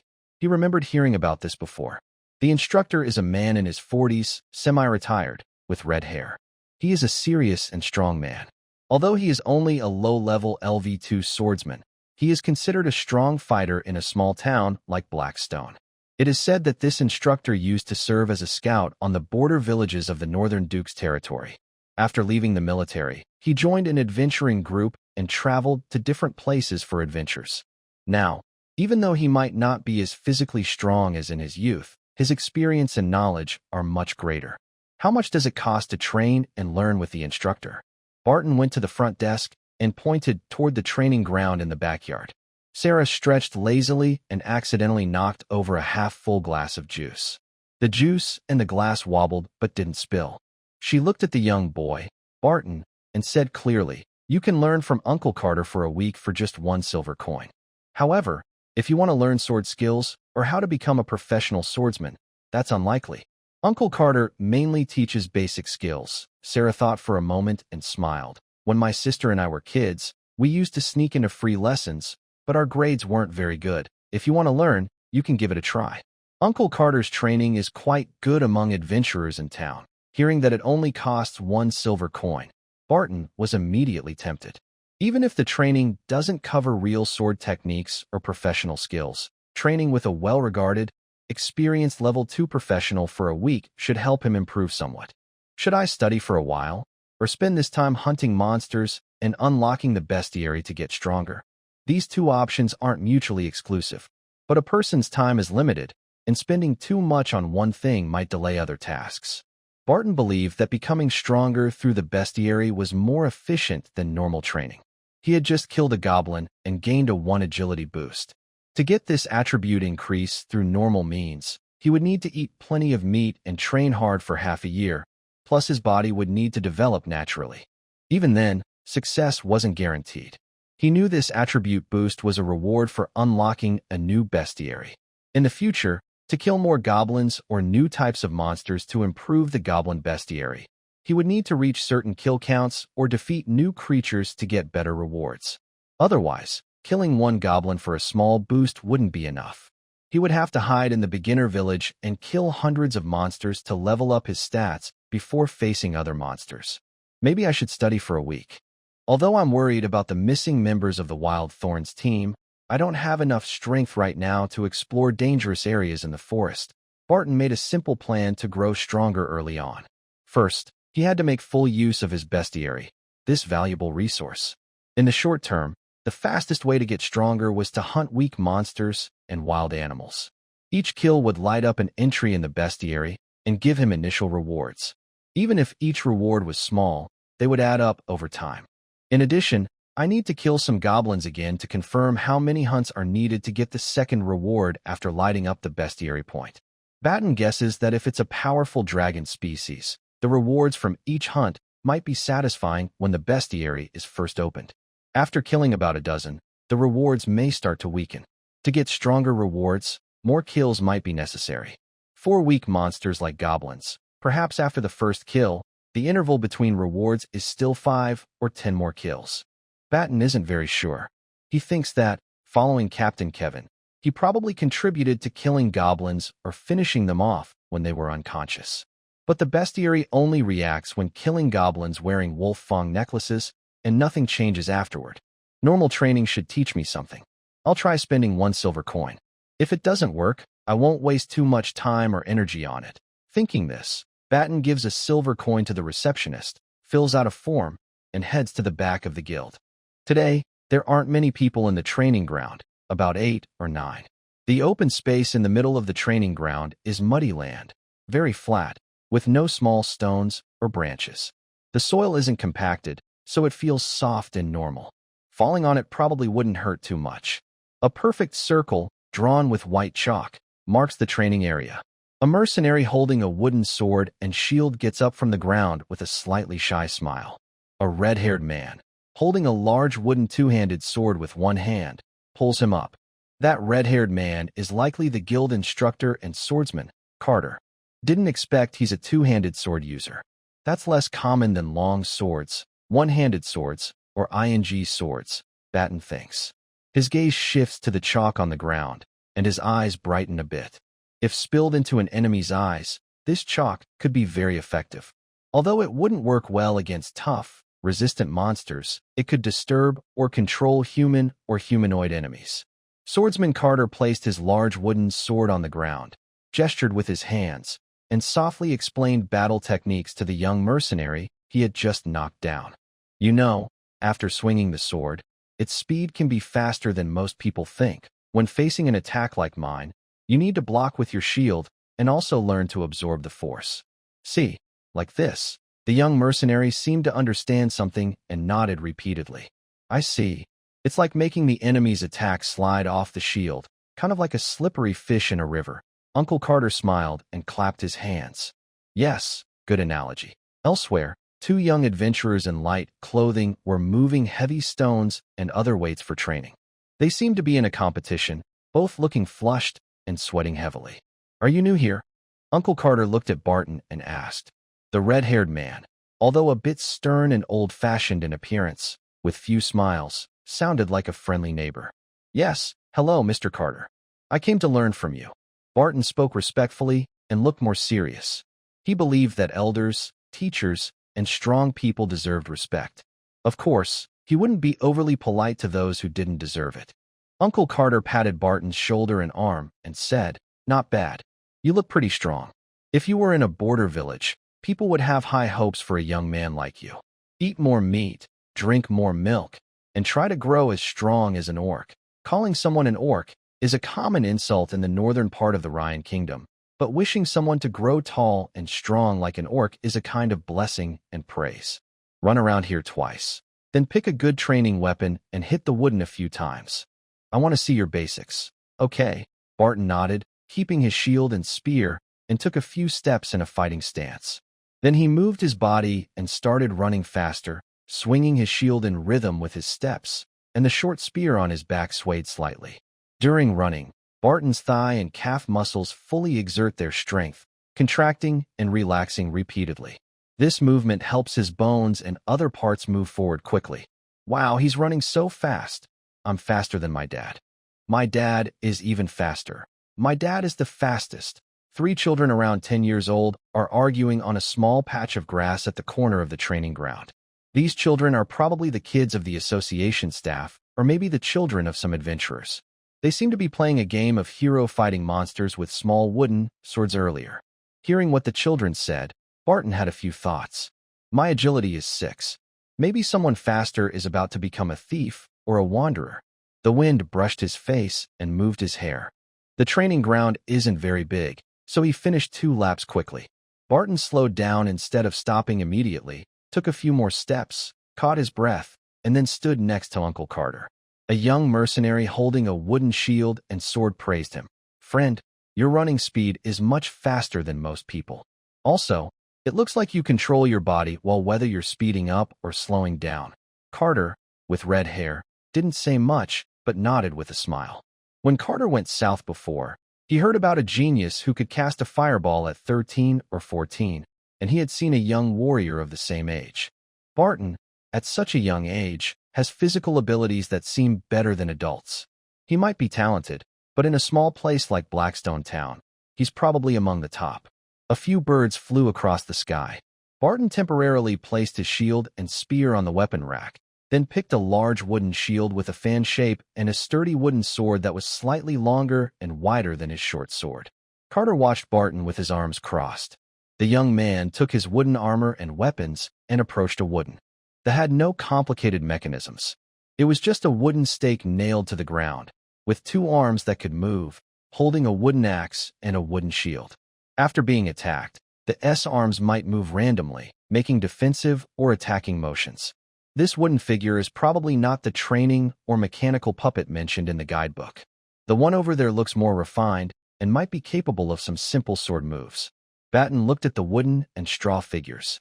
The tallest wooden figure wore a worn leather armor and had a half-beast skull on its head.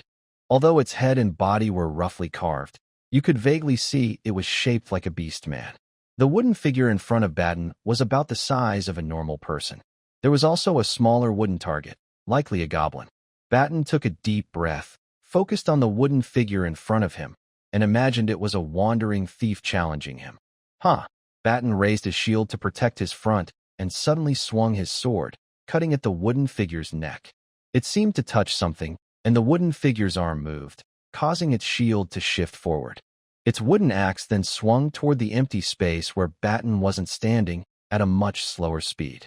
Quickly, Barton retracted his sword, stepped back, then pushed forward again, smashing his shield into the wooden figure's chest and face. His sword moved swiftly from below the shield, stabbing into the figure's small abdomen. Using the experience he gained from fighting goblins, Barton made a wrist-twisting motion, as if stirring the enemy's intestines. After this move, he quickly stabbed the wooden figure's thigh and then prepared to retreat. The wooden figure wobbled slightly, its shield swinging randomly. Its other arm, holding a rough wooden axe, changed direction and swung toward Barton's front. Barton struck the axe's wrist with his shield, causing the axe to tilt. After hitting, Barton quickly stepped back 2 paces. The axe and arm swung backward from the impact, then quickly lowered again, as if gathering strength for a chopping attack. However, this strike missed, as Barton had already retreated in advance. Barton exhaled and moved away from the wooden figure, walking over to Uncle Carter with red hair, and said, "All done." Carter frowned slightly and commented, "Your fighting is quite clever and has some skill, but your basics and details are too rough." Carter paused briefly, changed his stance, and continued, "Shield and sword combinations are common and suitable for beginners. However, your strength is average, and your speed isn't exceptional. So, keep using your small shield with a short sword or spear. There's no need to make your shield and weapon larger." Carter pointed at the shield in Barton's hand, and then at a battered, cracked iron shield on the weapon rack nearby. Forming a shield wall with others, or using a big shield held by a strong orc or barbarian, can be very powerful for smashing enemies. But that style isn't suitable for you, as it requires a lot of strength and aggressive fighting. Barton nodded and listened to Carter's advice and experience. Occasionally, he asked questions, and Uncle Carter patiently answered them all. After chatting for a while, Uncle Carter seemed eager to show something. "Come here, all of you. Let me show you a move." He called over some children and a few adventurers training in the yard. Then, he moved a wooden stake that wasn't fixed into the ground to the middle of the open space. He also took out a piece of meat from a small wooden box. Barton looked at the meat and thought it looked like goblin meat. He had heard that eating monster meat raw or without proper cooking could cause poisoning. Although no one was known to have died from goblin meat, there were rumors that some people felt sick after eating strange meat. Carter tied the meat to the wooden stake with a rope. Then, he grabbed a sturdy wooden two-handed sword and stepped about 3 or 4 steps away from the stake. Everyone watched Carter carefully. He suddenly stepped forward, lifting his sword with a quick, graceful motion. The tip of the sword traced a beautiful arc as it rose high. Then, with a powerful swing, even though it was a wooden sword, after the wind sound faded, the meat had fallen to the ground, cut in half. Carter leaned on his sword with one hand and stroked his beard, smiling proudly. But he didn't explain the move in detail. That was normal. For a beginner training costing only 1 silver coin, seeing a professional perform a move was already a good experience. If you wanted to learn this sword technique, it might take several gold coins to get proper instruction. Don't be too ambitious or unrealistic. Skills like combat require a strong body and some basic training first. Otherwise, you risk cramps, muscle injuries, or joint dislocations, Uncle Carter said seriously. The group trained for about an hour, taking occasional breaks of a minute or half a minute. After practicing for a while, the three children followed the example and then ran off to play. Uncle Carter didn't mind. Playing and having fun are natural for children. Some of these kids are willing to learn with new adventurers, so he would give simple instructions. If they didn't want to, he wouldn't force them. The Kingdom of Ryan isn't at war now, so children don't need to be trained as soldiers from a young age. All right, you three have almost mastered these two basic sword moves. Rest now, Uncle Carter said, taking a big sip of water. Then he added, I have some things to do outside. I'll come back this afternoon. Okay. Teacher Carter, goodbye. Uncle Carter. Uncle Carter put the two wooden swords back on the rack, waved goodbye, and left the training ground. Barton and the others quickly tidied up the training tools and sat on a bench to rest, chatting casually. A young adventurer asked casually, have you decided what profession you'll choose in the future? A familiar new adventurer replied while massaging his legs. It's good enough for an ordinary person to become a professional. Who has the right to choose? Someone took a sip of water and said, although options are limited, among the 6 commoner professions, it's best to pick the one that suits you most. Hearing about the 6 commoner professions, Barton vaguely remembered something. There are 6 commoner jobs: knight, warrior, thief, archer, swordsman. What was the 6th? Knights are actually more friendly to the rich and nobles among the 6 commoner jobs, because only armored knights on horseback can show greater strength. Archers and rangers are different. The former focuses on bows, while the latter, though skilled with bows, also uses crossbows. Some rangers even know natural magic. After some discussion, Barton realized that the 6th commoner profession was soldier. Soldiers and mercenaries, after working in their professions for a long time and gaining enough experience and understanding, can become true soldiers or mercenaries. These 2 types of professionals are fewer in number compared to warriors. My uncle told me that many soldiers and mercenaries couldn't find other jobs. They spent 10 years in one field before becoming real soldiers or mercenaries, said the young man. Another person nodded in agreement. It's true. Those with enough talent usually switch to other careers when they are young. The remaining ones, after gaining enough experience, see their physical strength decline, making it harder to become true professionals. So, the number of these professionals is less than that of other common jobs. Different careers have different difficulty levels and requirements for entry. Some common jobs have shared stories among civilians about how to get started, but some mysterious professions are so obscure that even those who have officially entered them don't understand how to advance. Based on the experience summarized by seasoned professionals, there are many ways to become a knight. Learn and practice knightly virtues, preferably gain enough insight, have high strength and stamina, defeat an opponent of similar or greater strength, or master a knight's combat skill. Some people meet certain conditions, but still don't officially become knights. Others fulfill several traditional requirements, and finally gain the profession. Some become knights inexplicably, unsure of what exactly qualifies them for the role. Becoming a warrior is easier than becoming a knight. Many adventurers and mercenaries can succeed in becoming a true fighter.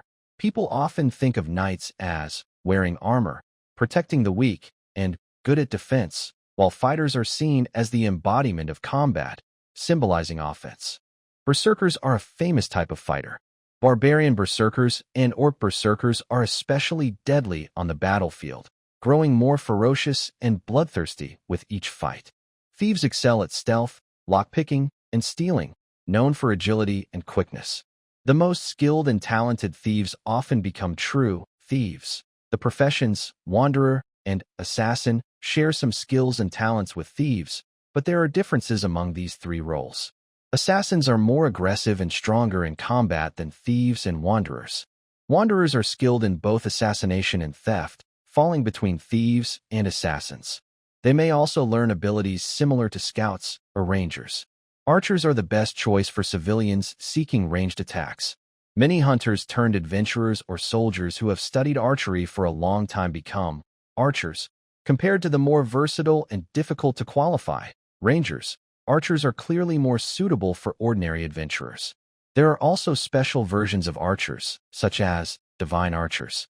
How about the swordsmen? Swordsmen are experts skilled in swordsmanship. There are many types of swords: great swords, long swords, ing swords, short swords, battle swords, half swords, knight swords, noble swords. Swordsmen usually specialize in one or a few types, understanding swords much better than ordinary people.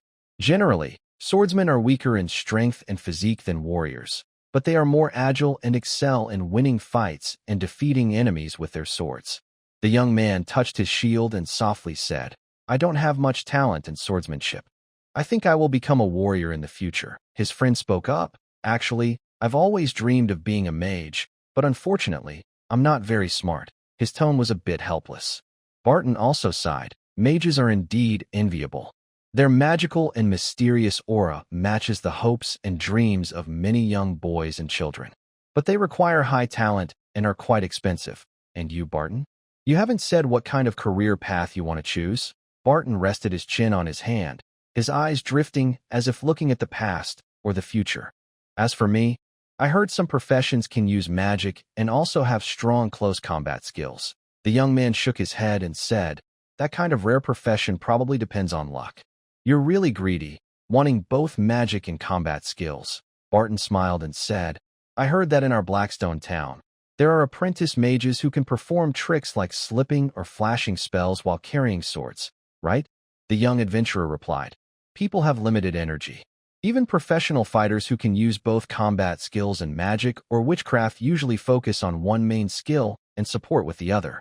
After a brief pause, the young adventurer continued, "For example, I heard some mages make their staffs look like spears so they can stab with them, and some special melee classes can make their weapons glow or catch fire." His friend slapped his thigh and said, "Hey, I just remembered, some monsters have magic and close combat skills that are stronger than most human fighters." He went on, "Troll priests and orc shamans. Troll priests are rare magic users born among foolish trolls, wielding rough staffs that are quite powerful in close combat.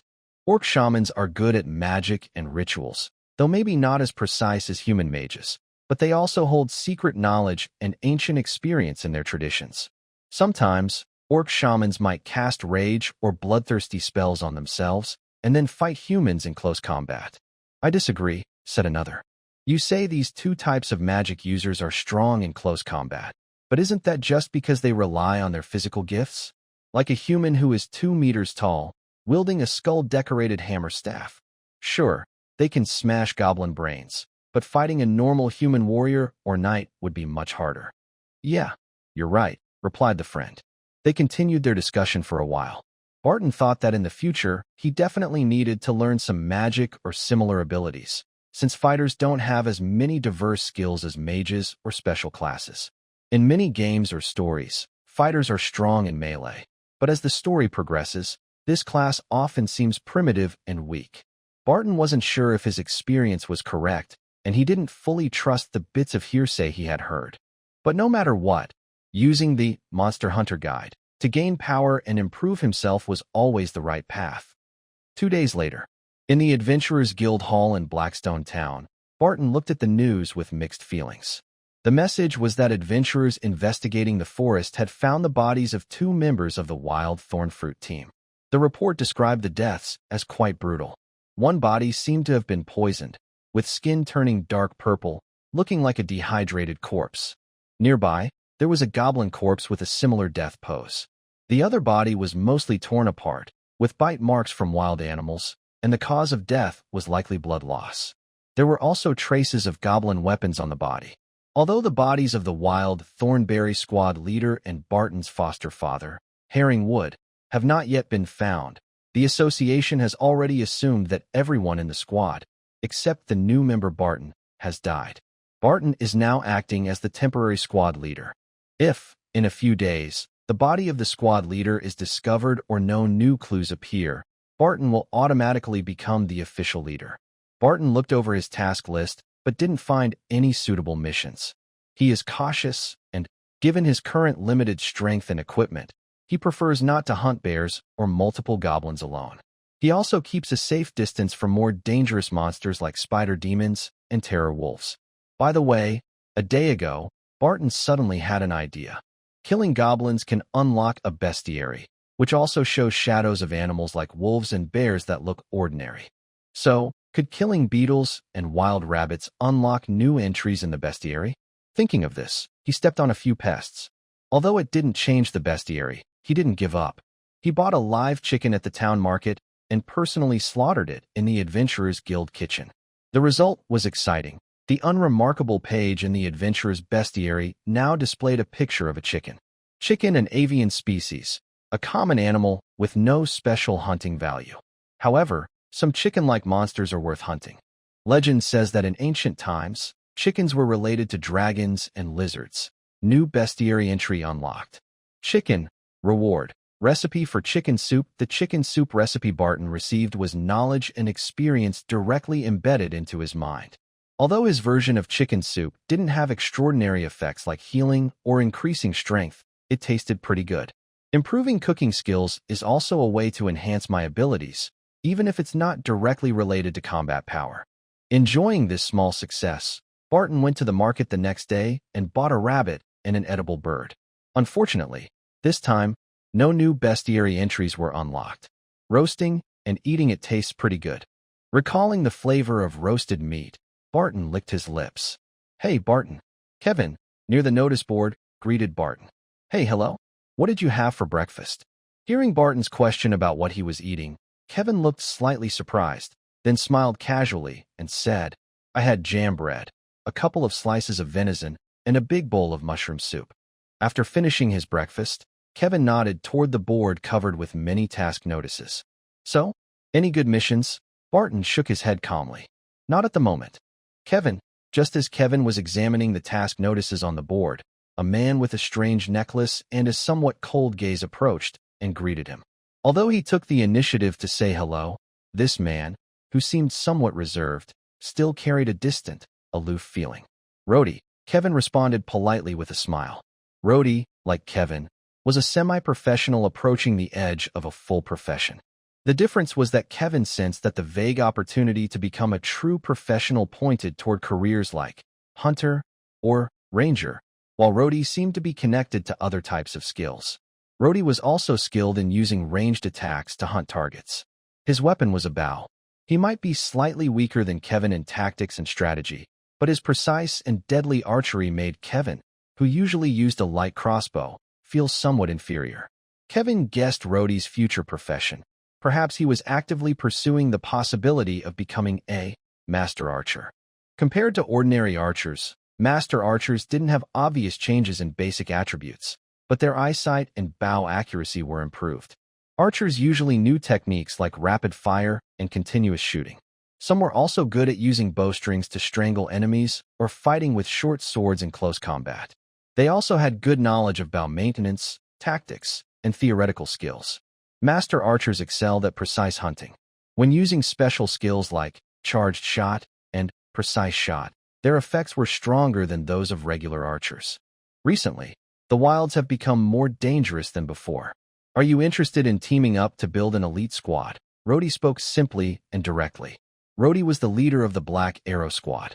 His team, including himself, had only 4 members, a shield sword warrior, a shield gunner, and a spear user.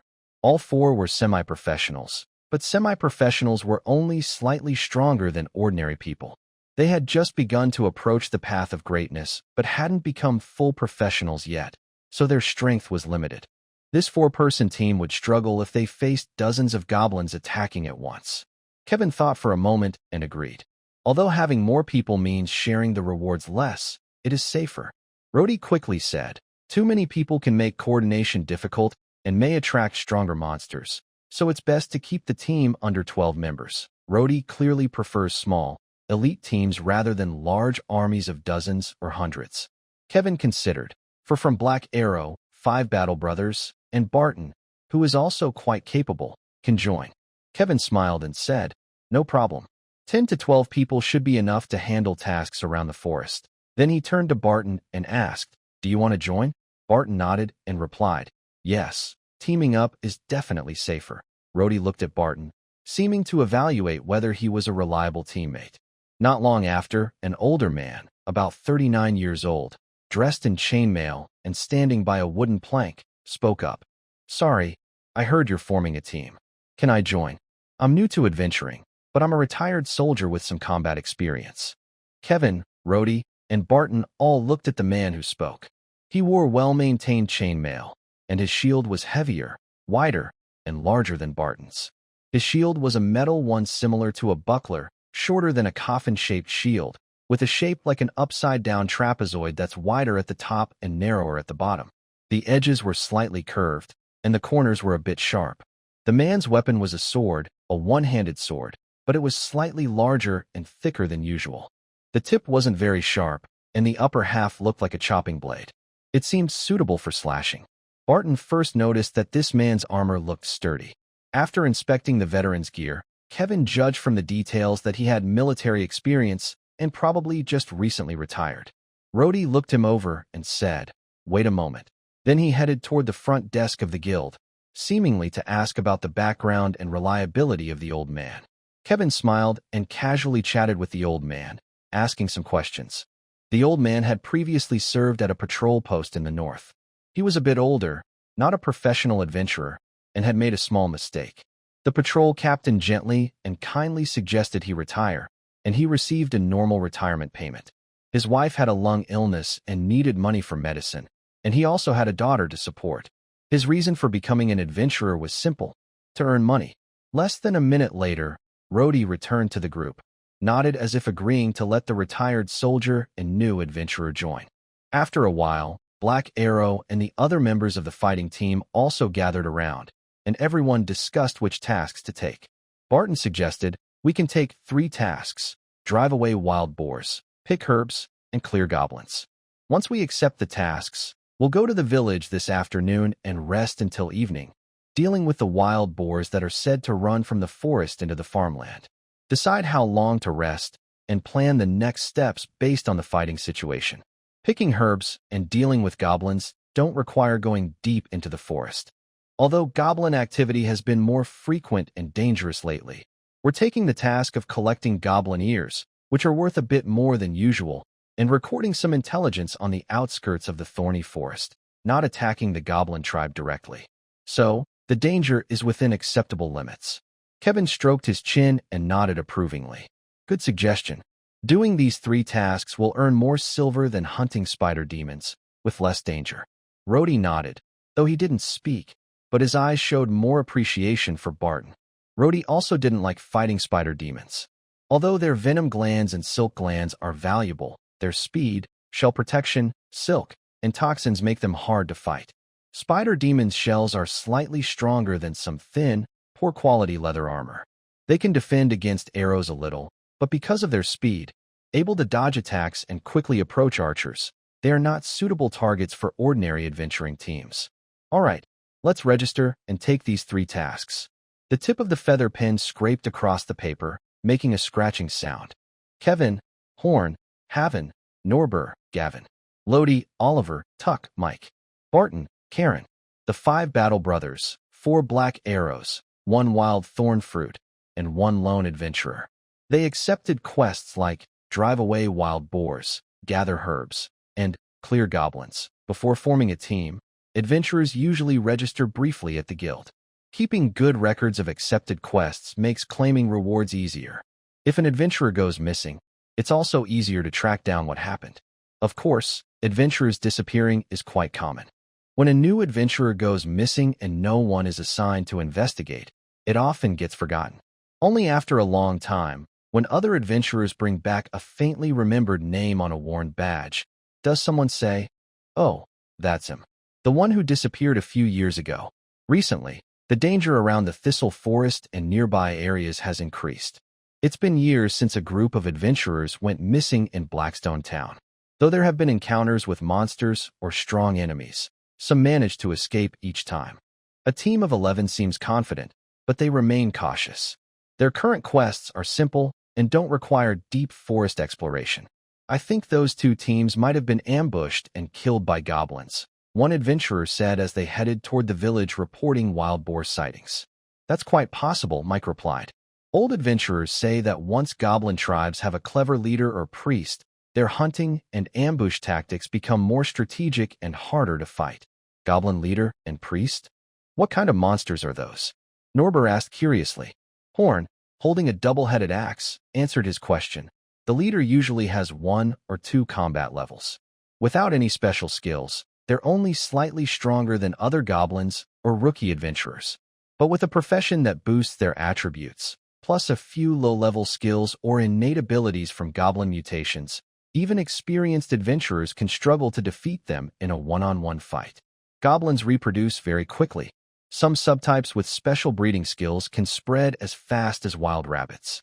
Although goblins are generally foolish and weak, among their large numbers, there are a few that are different from the rest. There are elite goblins with the warrior or assassin class, bigger goblins stronger than adult orcs, and priests who can use magic. A goblin tribe led by elite goblins is harder to deal with than a pack of wolves or wild boars. Those short, green-skinned creatures. Everyone walks and chats as they go. Barton looks at his teammates and then at the distant road ahead. Kevin and Lodi are the ranged attackers in the team. Their main weapons are a light crossbow and a hunting bow. Karen, shield sword. Oliver, shield sword. Haven, shield spear. Tuck, shield spear. Barton, shield spear. And Norbert, shield spear, are all shield warriors. But their equipment varies. Barton and Norbert have small, agile shields, while Karen's armor is the best and he is the heaviest. Horn is a brave warrior wielding a large two-handed axe with great strength. Gavin is a swordsman who supports from the side, helping shield warriors or Horn with his axe. Mike is similar to Gavin but uses a spear, which has a longer attack range. Although this team lacks true specialists, making their strength somewhat limited, they can still handle most low-level monsters. As they near York Village, where wild boars are known to appear, Gavin spots 3 wolves running over a small hill. He seems to think of something and asks Kevin, the team leader and battle brother, Captain Kevin, I saw in the beginner adventure guide that there's a creature called a fear wolf. What does it look like? Is it a very scary-looking wolf? Kevin slowly replies, fear wolves are about the size of a regular wolf, but much larger than normal. Their bite force is incredible. Barton listens carefully to Kevin's explanation. Fear wolves are creatures with shorter, stockier bodies and limbs, broad shoulders, and large, heavy heads. Their teeth and bones are tougher than those of normal wolves. They move swiftly and lethally, whether in forests or plains, making them powerful predators. Fear wolves eat more than regular wolves. They usually hunt in smaller packs but cover larger areas. I heard from my old team leader that the ferocity of the fear wolves is similar to that of spider demons. Common spider demons, or servant spiders, are usually about the size of a human head or similar to a medium-sized dog. Fear wolves are larger and stronger than them. The strengths of spider demons are agility, venom, and silk. Gavin nodded. Although there are fear wolves and spider demons around the thorny forest, their numbers seem to be small. According to adventurers and hunters' rumors, there is a pack of about 12 fear wolves near the Thorny Ridge and the nearby plains. It is also said that there are signs of fear wolf activity deep in the forest, but the exact number is unknown. We're almost there. I see the smoke from cooking. When the 11-member team arrived at York Village, the villagers appeared to be preparing lunch. Old Village Chief York was an elderly man with white hair and a gray-white beard. He had few wrinkles on his face, but many calluses on his hands. It is said that Old York's father was also named York and was the previous village chief. When Old York was young, he was called Little York. Are you adventurers here to drive away wild boars? Old York's face showed a friendly smile, and he seemed quite welcoming. He invited everyone to eat at his house. Nober and Gavin helped some villagers set up 2 tables and arranged simple wooden and ceramic dishes, the most common kind. Kevin shook hands gently with Old York, then smiled and started chatting with the village chief. According to the village chief, recently, wild boars have been destroying farmland and eating grains at night. There are about fewer than 10 wild boars, but more than half are adults, and one looks to be around 400 pounds, a strong one. Barton ate a piece of cornbread and drank some vegetable soup. Hearing about the size of the wild boars, he recalled some information he had seen online when he was still called Yiwu. Wild boars usually weigh between 50 and 300 kilograms, depending on the breed and habitat. Common wild boars weigh about 90 to 200 kilograms. In areas with abundant food, like northeast China or the Russian Far East, some large individuals can reach 250 to 400 kilograms. The largest recorded wild boar in history, a Shuri wild boar, was about 500 kilograms. It seems that in this world, some wild boars can grow even larger. Normally, wild boars are afraid of people. After stealing crops once or twice, they usually return to the forest when chased away by people with torches, spears, bows, and dogs. Gavin, who had encountered wild boars in the countryside before, said this. However, these boars have been seen around for several nights in a row. Could it be that the forest food is scarce? Or maybe a stronger animal has taken over their territory? Gavin looked a bit confused and offered two guesses. Kevin put down his bowl and said calmly, maybe. It could be goblins, or perhaps a brown bear that was mentioned in a recent task. An injured hunter, with bandages wrapped around his left arm and a wooden board for support, spoke up. A few days ago, someone saw two bears drinking water by the creek. Also, I heard from adventurers passing through the village that after passing the areas where bears are known to be, you can see a dried human head hanging on a tree. It might have been placed there by goblins. Kevin looked pleased and said with a slight smile, "Good. That's useful information." After the meal, everyone discussed briefly and confirmed the plan to drive away the wild boars. First, with the help of hunters, they would set some traps. They also needed to familiarize themselves with the terrain and prepare some tactics in advance. Then, they would rest well and gather strength. At night, with the help of hunters, dogs, militia, and some brave farmers, the small adventure team might not be able to kill all the wild boars, but they could definitely complete the task of driving them away. As evening fell, the sky darkened. Outside York Village, the sunset cast a warm glow over the wheat fields. Maybe in a month or two, it will be time for the harvest, Gavin said casually, looking at the wheat. The adventurers and a hunter were hiding behind a dirt hill, chatting quietly. Rhodey looked up at the swaying branches, judging the wind's direction and speed. Some wild boars have an even sharper sense of smell than dogs. To hunt them, you need to find a good hiding spot that's hard to be detected. Not far away, Kevin was adjusting his light crossbow. Horn was chatting with Norbert and Halvin, occasionally laughing. Barton and Oliver sat on two nearby wooden stakes, resting with their eyes closed. Their weapons and shields were ready, waiting for the fight. Around the farmland and a bit farther out, there were traps set where wild boars had left signs of activity. Because they were afraid of accidentally hurting teammates after dark, the team placed only a few traps in the area. There were two cone-shaped pits. Once prey fell in, it would be harder to climb out than a normal hole. Several rope traps were also set up. Even if they couldn't fully trap the wild boars, they could slow them down and cause confusion. Animal traps covered with dirt and leaves were placed, but the hunters said wild boars are smart, so the chances of stepping into them normally are low. Animal nets were also set in good spots, but it was uncertain if they would work well. Kevin hung his crossbow quiver at his waist and said, "When the wild boars appear, don't attack right away. Wait until they trigger the traps or enter the ambush spots. Then, Luddy and I will shoot them with our bows to cause injuries. After that, the shield fighters will move forward in formation, and the others will support by attacking from between shields or from the sides." Kevin was in charge of leading this mission. His plan, made in advance, received praise from Oliver and Norbert. According to the plan, Kevin and Luddy would stay at the back of the formation and shoot arrows with the hunters. Gavin wouldn't stand beside the shield fighters, but a few steps behind, protecting the archers. When enemies approached, the others would stop shooting and move in for close combat. If needed, the archers could also shoot at wild boars from the sides, especially those not engaged with shield fighters.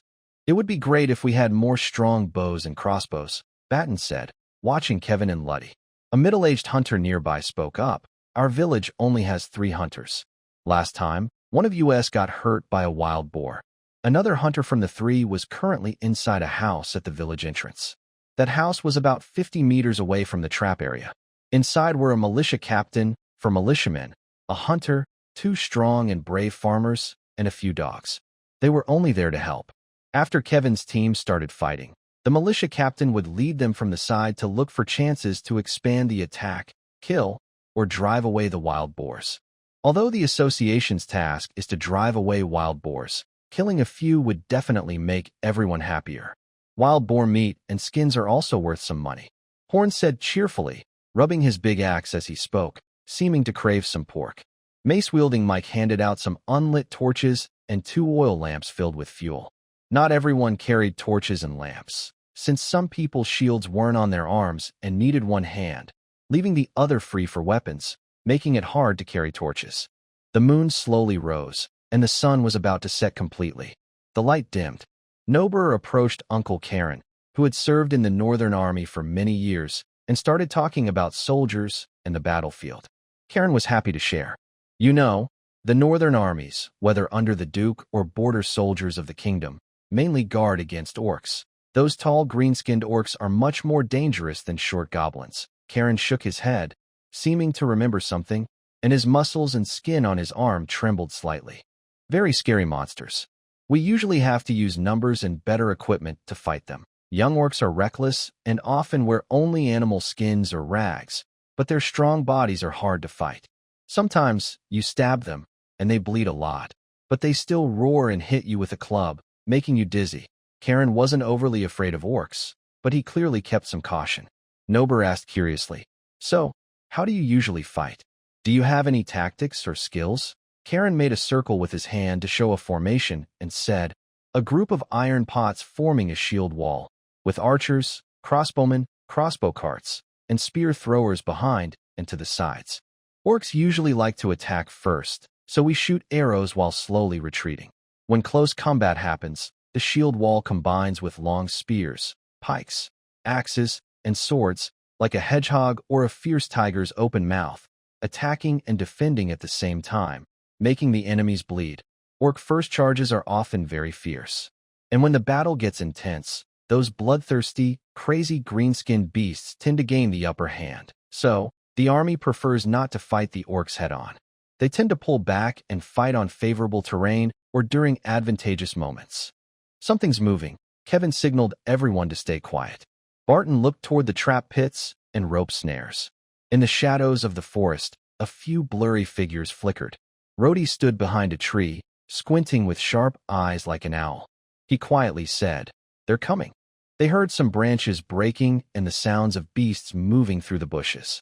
Soon, several large, snorting wild boars ran toward the farmland. Many think wild boars are stupid animals, but actually, their intelligence might be similar to that of a 7- or 8-year-old child. They are also quite fast. One larger-than-average wild boar snorted and ran into the field, starting to eat the unripe wheat. The other boars followed closely behind.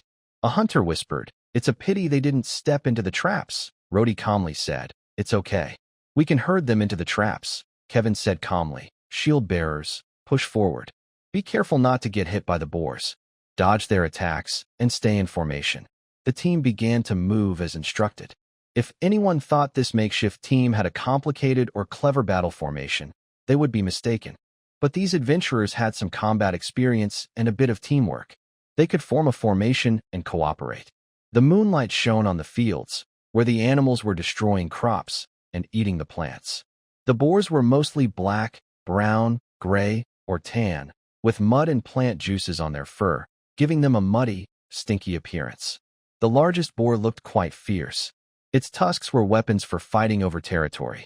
The mud and plant sap mixed and hardened on its body, forming a kind of armor. The adventurer's weapons might hurt it, but killing it wouldn't be easy. Barton held his shield and moved with the others. They didn't march in a tight line. First, because their shields were different shapes and sizes, some round, some fan-shaped, making it hard to form a proper shield wall. Second, because the enemy was a large, fierce wild boar. They kept some space between themselves to dodge the boar's attacks.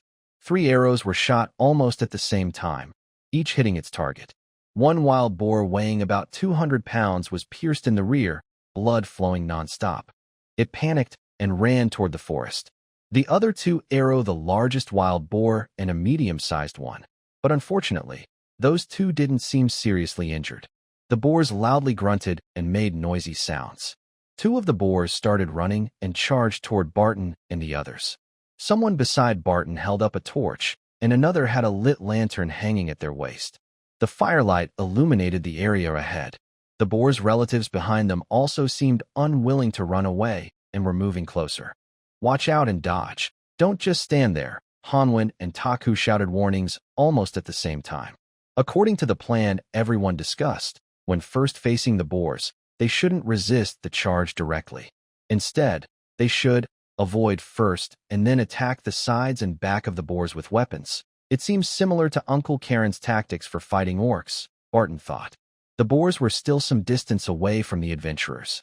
Under the flickering light of the fire and lanterns, their gray-black fur looked slightly shiny with a reddish and pale yellow glow, like oil. Their fierce tusks flashed with a glint. The night breeze was cool, but Barton felt hot all over.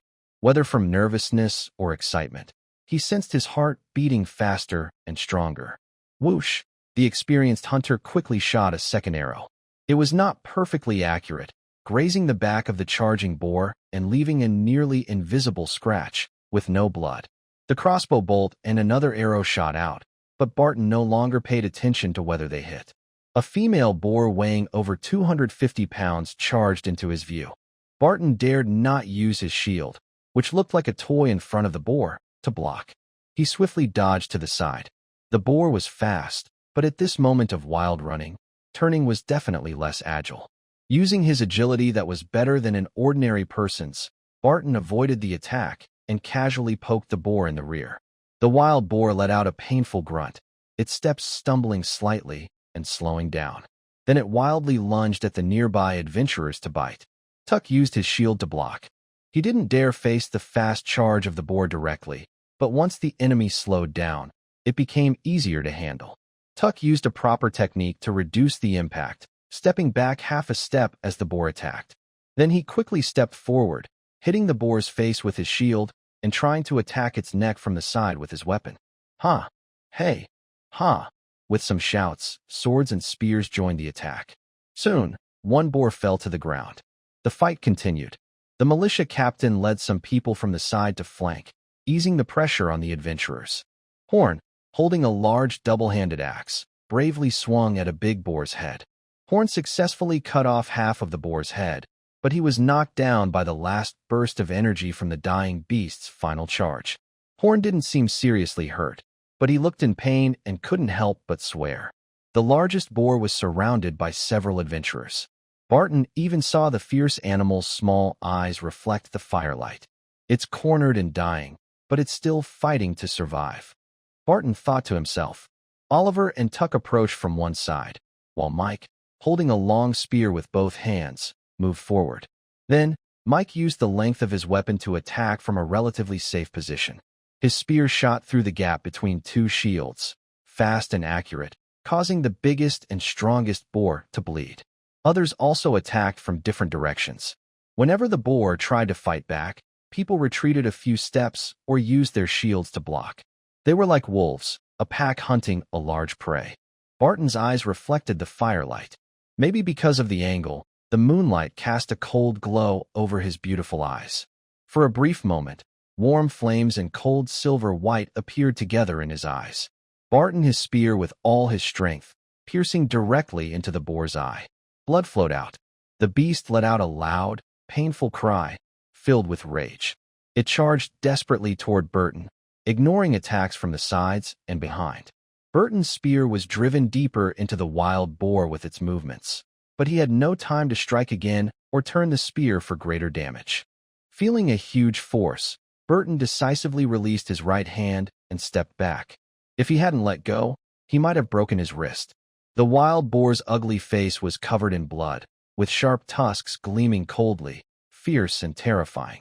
A flash of tension and excitement crossed Barton's eyes, but his movements and expression remained very calm.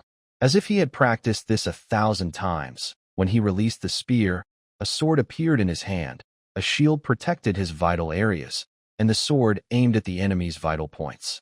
A flash of cold light, blood splattered on the shield and leather armor. The wild boar let out a final roar before collapsing at Barton's feet, as if a defeated monster submitting to a stronger opponent, or like a mountain of flesh collapsing and its life flame extinguished. Barton stood there, slightly panting, not even checking the diagram in his mind immediately. His heart was pounding fiercely, like a drum. After a few seconds, Barton saw others chasing the scattered wild boars. It seemed that after the strongest wild boar leader died, they also lost their courage. One wild boar had an arrow still trembling in its rear, and it was frantically fleeing toward the forest. Adventurers and militia, with a few dogs, drove a wild boar into a trap.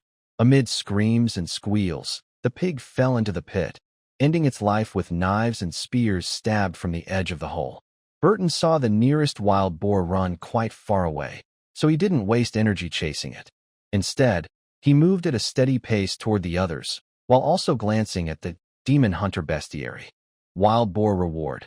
Optional abilities: Fierce Charge, Enhanced Stamina, Mudskin Armor, Fierce Charge, charge forward toward a target, with effects influenced by weight, strength, and speed.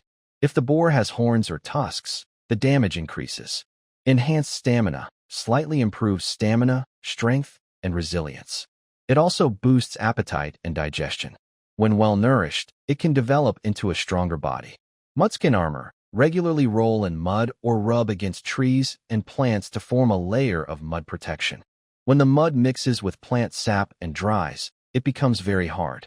You can try to make the armor thicker. Keep the mud moist, neither too dry nor too wet. Barton's expression looked a bit strange. Fierce Charge, Mudskin Armor. These two skills don't seem suitable for normal humans. When Barton quickly looked over the three skills, he was most interested in Fierce Charge.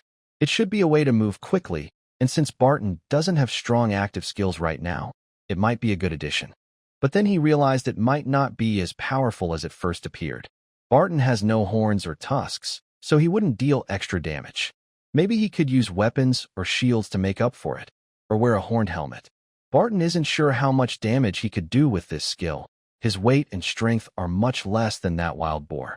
The boar can break trees, but Barton might just end up dizzy if he hits a tree. He also ruled out Mudskin Armor, thinking that wearing heavy armor would be more reliable. Plus, if he chose this skill, would he have to roll in the swamp every day?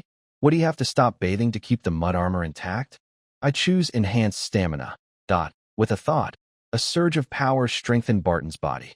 He didn't become as strong as a wild boar weighing hundreds of kilograms, but he felt his stamina and strength increase.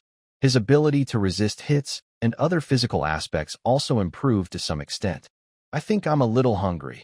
Thinking about the skill description that says, appetite and digestion improve slightly, allowing for stronger development when well-nourished, Barton smiled to himself. This skill is a growth-type skill. Although it's not clear if there is a limit to its growth, it should help him grow taller and stronger, giving him enough strength to wear heavy armor.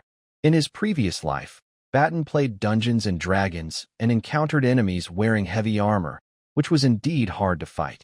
Heavy armor offers very strong protection, but its much greater weight compared to medium or light armor often discourages weaker warriors. Additionally, thick metal armor like plate armor is quite expensive compared to regular armor. Few adventurers wear heavy metal armor because of the cost and the reduced flexibility. Even noble lords usually don't have many fully armored elite soldiers. 2 days later, Barton returned to the Adventurers Guild after collecting his reward for the task. The inn, which has some connection to the Adventurers Guild, isn't luxurious but is cheap and comfortable enough. The food here is plentiful and reasonably priced. Barton is eating bread now, which isn't fancy, but with cheap jam, it tastes pretty good. Besides the Adventurers Guild, Blackstone Town has 2 small inns. One is a bit farther away, and the other is outside the town, near a farm with a few cows and 2 farmers, close to the trade route. After a hearty meal, Barton went back to his room and took out a guidebook to read. He casually looked through the adventure guide. According to the description, the 3 most popular places to eat in Blackstone Town are the Adventurers Guild, Blackstone Tavern, and Elegant Restaurant. The Adventurers Guild is the most convenient because it's next to the guild and offers lodging. The food there is also quite good value. Blackstone Tavern is where Barton had dinner with Kevin and others before. Its menu is more diverse than the guild's, and its drinks are popular among townspeople and adventurers. Although Blackstone Town isn't large, it's not the smallest either. Besides Blackstone Tavern, there's another tavern, but Barton forgot its name. The Elegant Restaurant is a special place in town. The owner is a young magic practitioner whose job is unclear, but it seems they enjoy cooking as a hobby. This owner has a 3-story small building. The first floor is the restaurant, while the second and third floors appear to be their research area or home. The menu at the elegant restaurant is not fixed. The adventure guide describes dishes like roasted spider demon legs, monkey brains, stargazing fish head pie, and roseflower sweet cakes as beautiful, artistic, very creative, and the genius work of a grand mage. Barton looks a bit suspicious and wonders if the writer of the adventure guide was bribed or trying to flatter the mage. I shouldn't judge too quickly. Whether it's tasty or not, I'll find out myself someday. He continues flipping through the guidebook, reviewing knowledge about monsters and wild animals, then takes a nap. In a hazy darkness, he has a vague dream. On the battlefield, many half-armored orcs and elite tin soldiers are fighting fiercely. A taller green-skinned monster with a menacing hammer is unstoppable. In an ancient building hidden in a dark forest, ghostly flames flicker, and a sinister figure raises a staff. In underground ruins, lava flows, and monsters breathe out sulfurous poison. In the sky higher than mountain peaks, huge wings flap, creating fierce gusts like a storm. Many powerful and terrifying beings appear, but they all fall at Barton's feet in the end. They become resources that make Barton stronger. In the dream, Barton seems to turn into a fierce creature with a green face, fangs, 3 heads, 6 arms, 9 jong tall, with wings on his back, surrounded by terrifying flames. Why am I having such strange dreams? He mutters after waking up, then drinks a glass of water to calm himself. That day, Barton, who had just finished training at the Adventurers Guild, looked at the sky and headed toward the town's blacksmith shop. He casually wiped the sweat from his brow. After a few days of learning from Uncle Carter, the red-haired swordsman, he felt it was going well, so he paid another silver coin to continue learning. During this time, he made great progress. Uncle Carter praised him highly, saying he has both effort and talent. The front desk receptionist, Miss Sarah, also said he looked stronger and a bit taller. Barton knew that simple effort or talent alone couldn't make someone so quickly stronger. His Monster Hunter Guide played a big part. Open the attribute page. Barton Adventurer age, 16. Strength, 6 agility, 6 intelligence, 6 constitution, 6 willpower, 6 mystery, 3 luck, 5. An average adult human has basic attributes like strength, agility, intelligence, and constitution around 5. Most civilians have luck between 2 and 4, and the mystery attribute is usually 1. His strength and constitution have improved. Gaining physical strength from the wild boar was definitely helpful. Recently, besides normal training, Barton also helped the town butcher for free, practicing sword skills, learning how to slaughter animals, and building courage through blood. He killed a pig, a sheep, and 2 chickens. Although he didn't get any rewards for increasing his combat power, he learned some knowledge about these animals and gained cooking skills and experience. After killing the wild boar, I also defeated a goblin during the next afternoon's quest. I didn't get any new rewards, but I learned the average height and weight of different aged goblins from the guide. Barton continued walking toward the blacksmith shop, feeling the coolness from the white porcelain shard in his pocket. He had completed 4 tasks with his team: defeating goblins, driving away wild boars, gathering herbs, and clearing goblins. He also gained achievements from killing wild boars and goblins. It was reasonable that Barton became a white porcelain-level adventurer. But moving from gray pottery to white porcelain was just enough to leave the beginner ranks. The white porcelain Thornberry team has to pay 1 silver coin each year to the guild. That's not much, and there's still 2 months before the next payment. But if the team can't recruit new members, it might have to disband, Barton thought to himself. After the last mission, he wanted to invite retired soldier Uncle Karen to join his team, but before he could ask, Kevin had already brought Uncle Karen into the fight as a brother-in-arms. For Karen, the Battle Brothers are indeed a good team. If he wants to make money, the Battle Brothers are much better than me, a lonely wild thorn fruit. Kevin's Battle Brothers team is a Black Iron level squad. Although they are currently close to being demoted because they lack professional members and Black Iron level adventurers, Barton has a feeling that Kevin is about to become a true professional. Barton entered the blacksmith shop, greeted by a wave of heat. The owner, old Thor, didn't look up. He was standing in front of the anvil, hammering away. Next to him were two large barrels filled with liquids. One contained cold water, which seemed to have some additives, and the other was oil, used for quenching. The young apprentice blacksmith took a brand new spear from a shelf nearby and walked over to Barton, smiling. "You're here to pick up the spear you ordered 5 days ago and the leather armor with attachments, right?"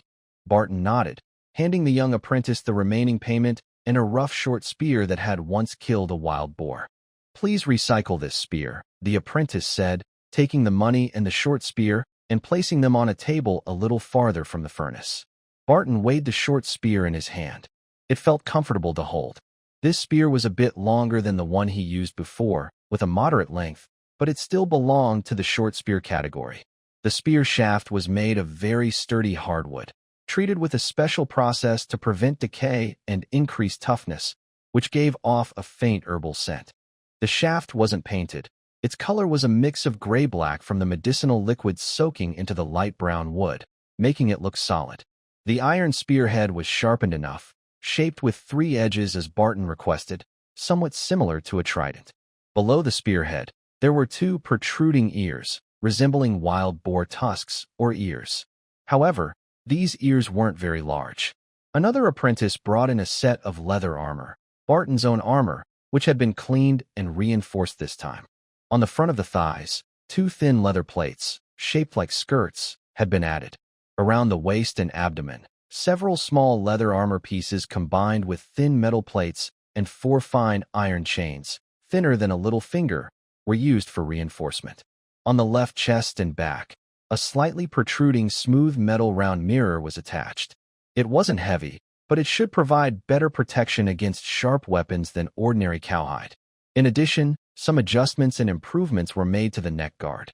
After a careful check, Barton put on the leather armor to feel its weight and test its flexibility during movement. "Not bad," he nodded with satisfaction. After a while, Barton returned to the Adventurers Guild, wrapped the leather armor in a cloth, and placed it by the bed. He sat on a wooden chair, with a 3-pronged wild boar spear resting on the table in front of him. In the Kingdom of Ryan, spears with protruding ears are not as common as malicious spears and swords, but they are not rare either.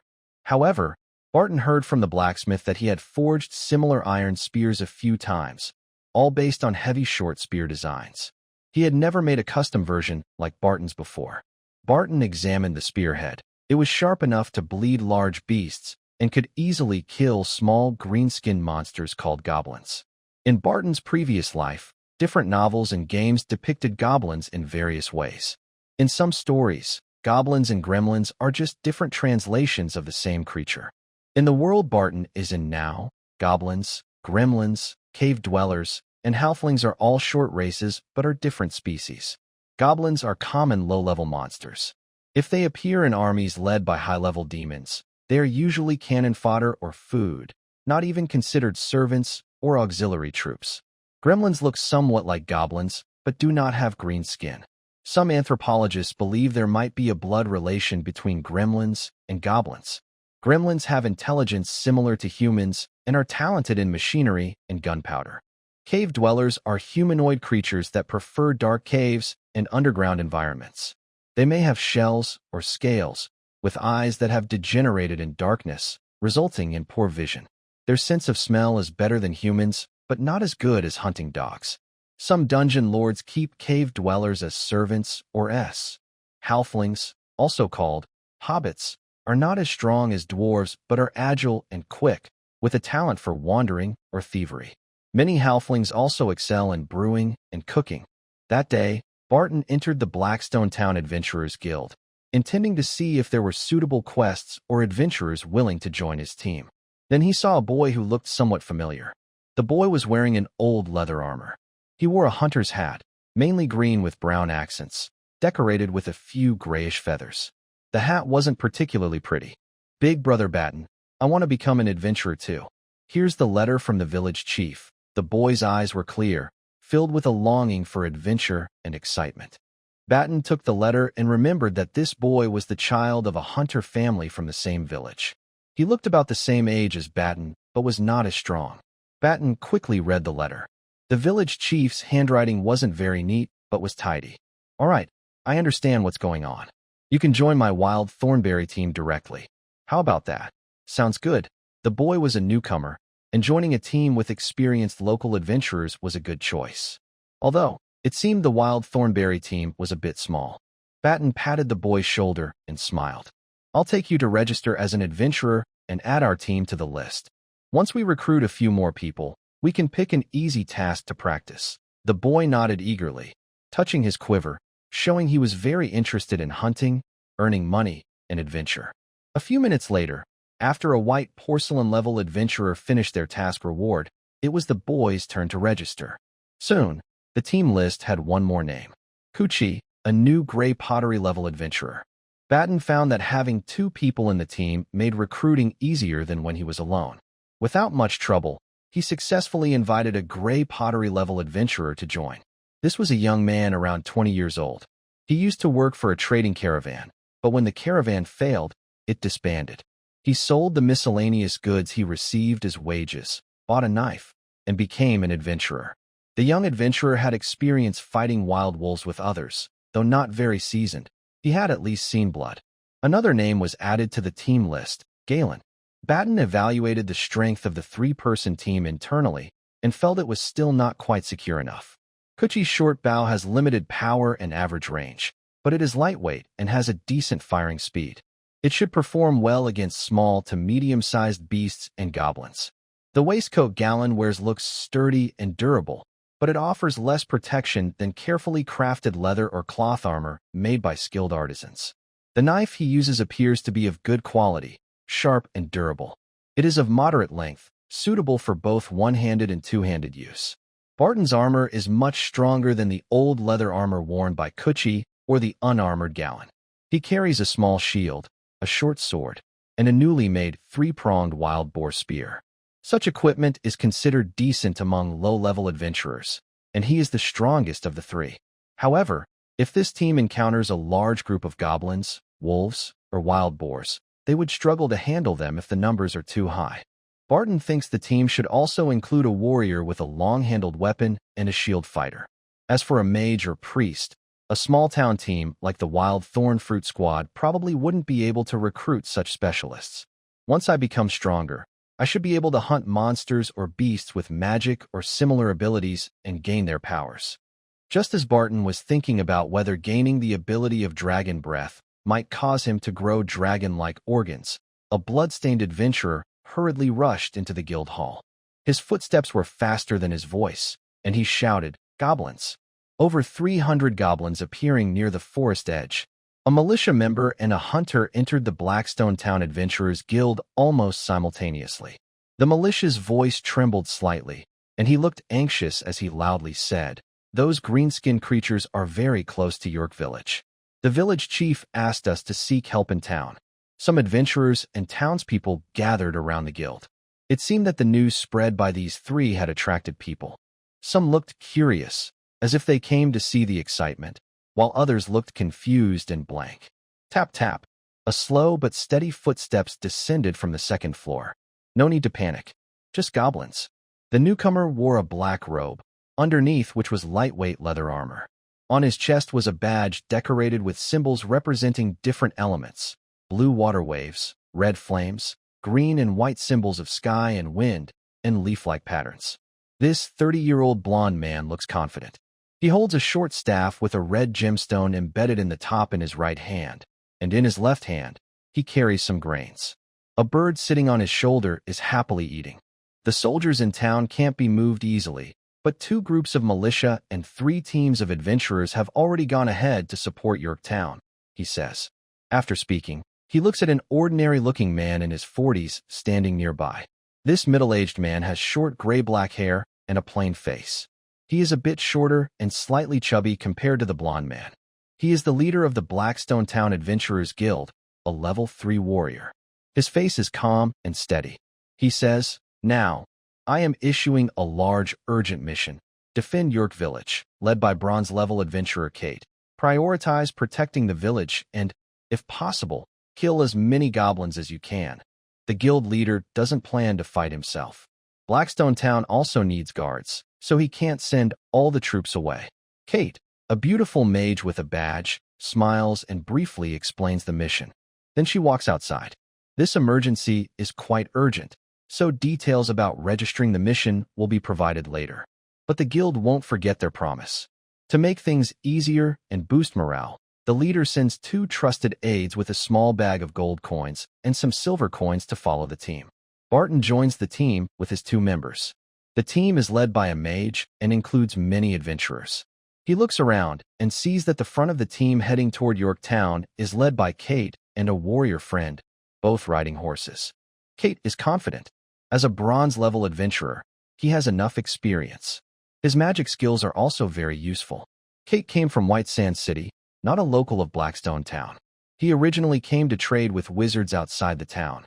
Unexpectedly, he also took on a moderate difficulty mission with good rewards, support the village, and clear out goblins. Kate is a lone adventurer, but he has a partner. His black iron-level adventurer friend also has a professional level, a warrior. A well-armed, strong warrior stands guard beside him, making Mage Kate feel very secure.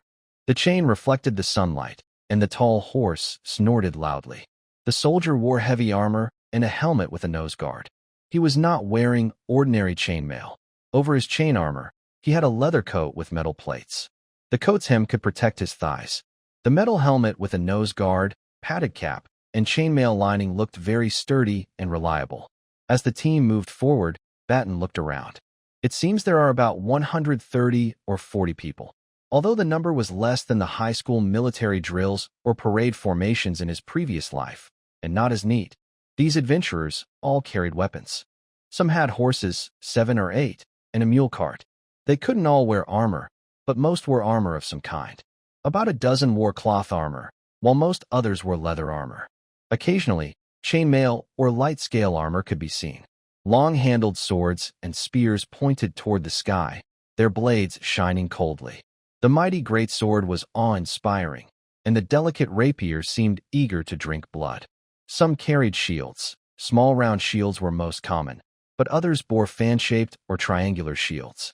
No one in the team carried kite-shaped shields, probably because kite shields are better for blocking arrows and thrown spears, but less effective in close combat compared to fan-shaped shields.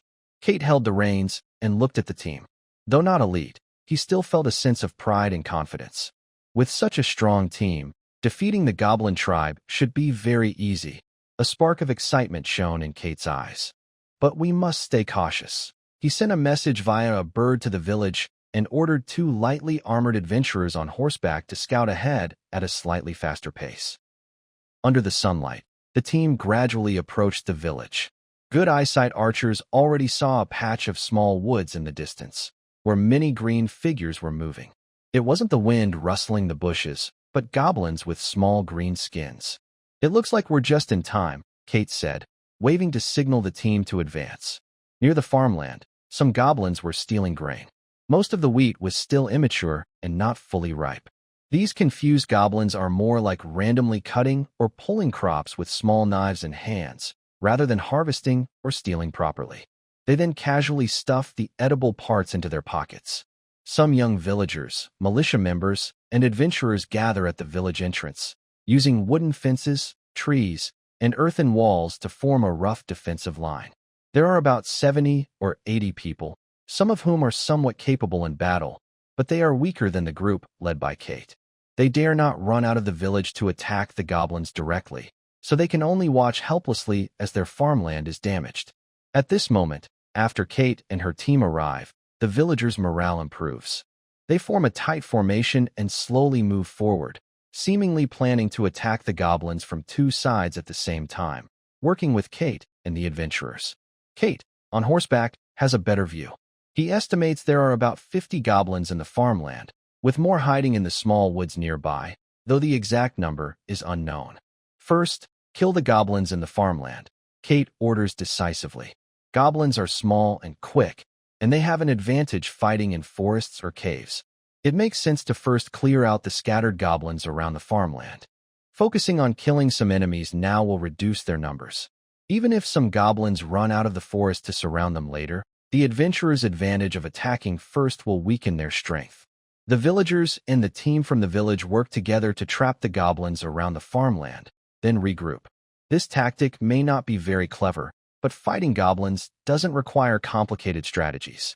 Also, the flat grassland between the farmland and the forest is suitable for battle. Barton and his two teammates, Kuchi and Garen, stand together cautiously. Everyone in the guild hall heard the messenger's words. Although they don't know the exact number of goblins, it's definitely not small. Barton grips his shield and metal spear, thinking, they say over 300, so I'll consider it as 400. There are many stories in novels and anime about friendly fire mistakes, so I hope today we won't face 500 or even 600 goblins. He glances nervously at the woods, where some goblins are making noisy sounds. From a rough look, there are probably more goblins there than in the farmland. This mission is dangerous, but with a professional-led team, we should be able to handle it. Barton was not a reckless person. Before joining the team, he carefully considered the risks and rewards. The risks might be smaller than those faced by smaller teams working in the thorny forest. The rewards, however, were much higher than those of ordinary missions. Kill, blood and glory, fight for gold. With shouts and battle cries, the goblins in the farmland were almost wiped out after just the first wave of attack. Mage Kate did not rush to cast spells, and the warrior beside him also held his position. But with enemies attacking from both sides, the human side, which had the advantage in numbers, could easily defeat the scattered goblins. There were no elite or mutated goblins among the dozens in the farmland. They couldn't stand against the better-equipped and larger group of adventurers. A few goblins managed to escape, mainly because they were scattered. The ones running away were also more alert, fleeing earlier and faster than the others. Whoosh, swish, several arrows caught the panicked goblins, blood flowing as the small green creatures fell to the ground. A bowman sneered. Too easy. Killing these weak things is easier than catching rabbits. Another archer casually said, yes, they run slower than rabbits and are bigger targets. Haha, form up. Shield warriors, face the forest, Kate shouted loudly. The warrior next to him responded even louder, fall back, gather up. Raise shields for defense. Watch out for thrown spears. Barton quickly moved to join the others near the mage. The team was still a bit scattered, but they managed to form a front line with shields raised, facing the forest as Kate had ordered. A few thrown spears flew toward the adventurers who had just chased the farmland goblins into the forest. Some hit their targets, others stuck in the mud. One adventurer fell to the ground, clutching his bleeding thigh. As he fell, 2 rough spears were thrown by goblins, both piercing his body, causing his life and the light in his eyes to fade. More thrown spears, stones, spikes, and star-shaped hammers flew toward the group. The soldiers outside the team barely held their ground with shields, but even with leather armor and shields, some still fell now and then. A few unlucky ones in the middle of the team were hit by thrown weapons flying over the shields and suffered minor injuries. Kate, riding on his horse, was quite noticeable on the battlefield and naturally attracted extra attention from the goblins. However, he cast a spell, creating a semi-transparent, ghostly shield that protected himself and a few nearby allies from attacks. Kate looked a bit grim. He knew that forming a tight group would make it easier for enemies to hit with ranged attacks. But at this moment, the goblins in the forest had already charged out. If they didn't gather quickly, the damage would be much worse. Barton held his shield in front of him, as a few stones clattered against it and then fell to the ground. He was on the right side of the team, not directly in the most frequent attack zone, so although his shield wasn't very large, it was enough to protect him from harm. About 200 goblins were scattered and approaching the team without any formation. They didn't seem to be elite, but their weapons were much better than the dozen or so goblins that the adventurers had easily killed earlier. Barton roughly observed that about a quarter of these goblins carried throwing spears. Some spears looked like sharpened sticks, while others had polished stones or metal pieces tied to wooden shafts. They were crude, but still deadly. Other goblins carried cloth pouches filled with stones, or used slings or throwing staffs. Some held ropes with small iron balls or jagged stones attached at the ends. These goblins slowly approached the team while constantly attacking and harassing from a distance. The adventurers responded with bows and crossbows, and some threw axes and spears, though not many used these weapons. Soon, more than 10 goblins fell, and 3 adventurers lay on the ground, unconscious or badly injured. Fortunately, although goblins are chaotic and lack tight formations, making them harder to hit than our organized ranks, their weapons and accuracy are poor. They are no match for experienced hunters and archers. Barton and his teammates moved forward together, glancing nervously toward the forest. Creak, clatter, wow, chirp, hey, take them down. This time, the guild's reward isn't just a single coin. The scattered goblins were no match for the organized human fighters. After close combat began, over 20 goblins were quickly killed or wounded, while Barton's group only suffered 1 or 2 minor injuries. 7 or 8 goblins still threw spears and stones. One spear and a few stones accidentally hit other goblins, but one spear pierced a nearby adventurer's foot, causing him to cry out in pain. Watch the flank. Pull back into formation, Kate shouted loudly. Then her staff glowed faintly, as if gathering power. Barton heard Kate's call and immediately followed her instructions.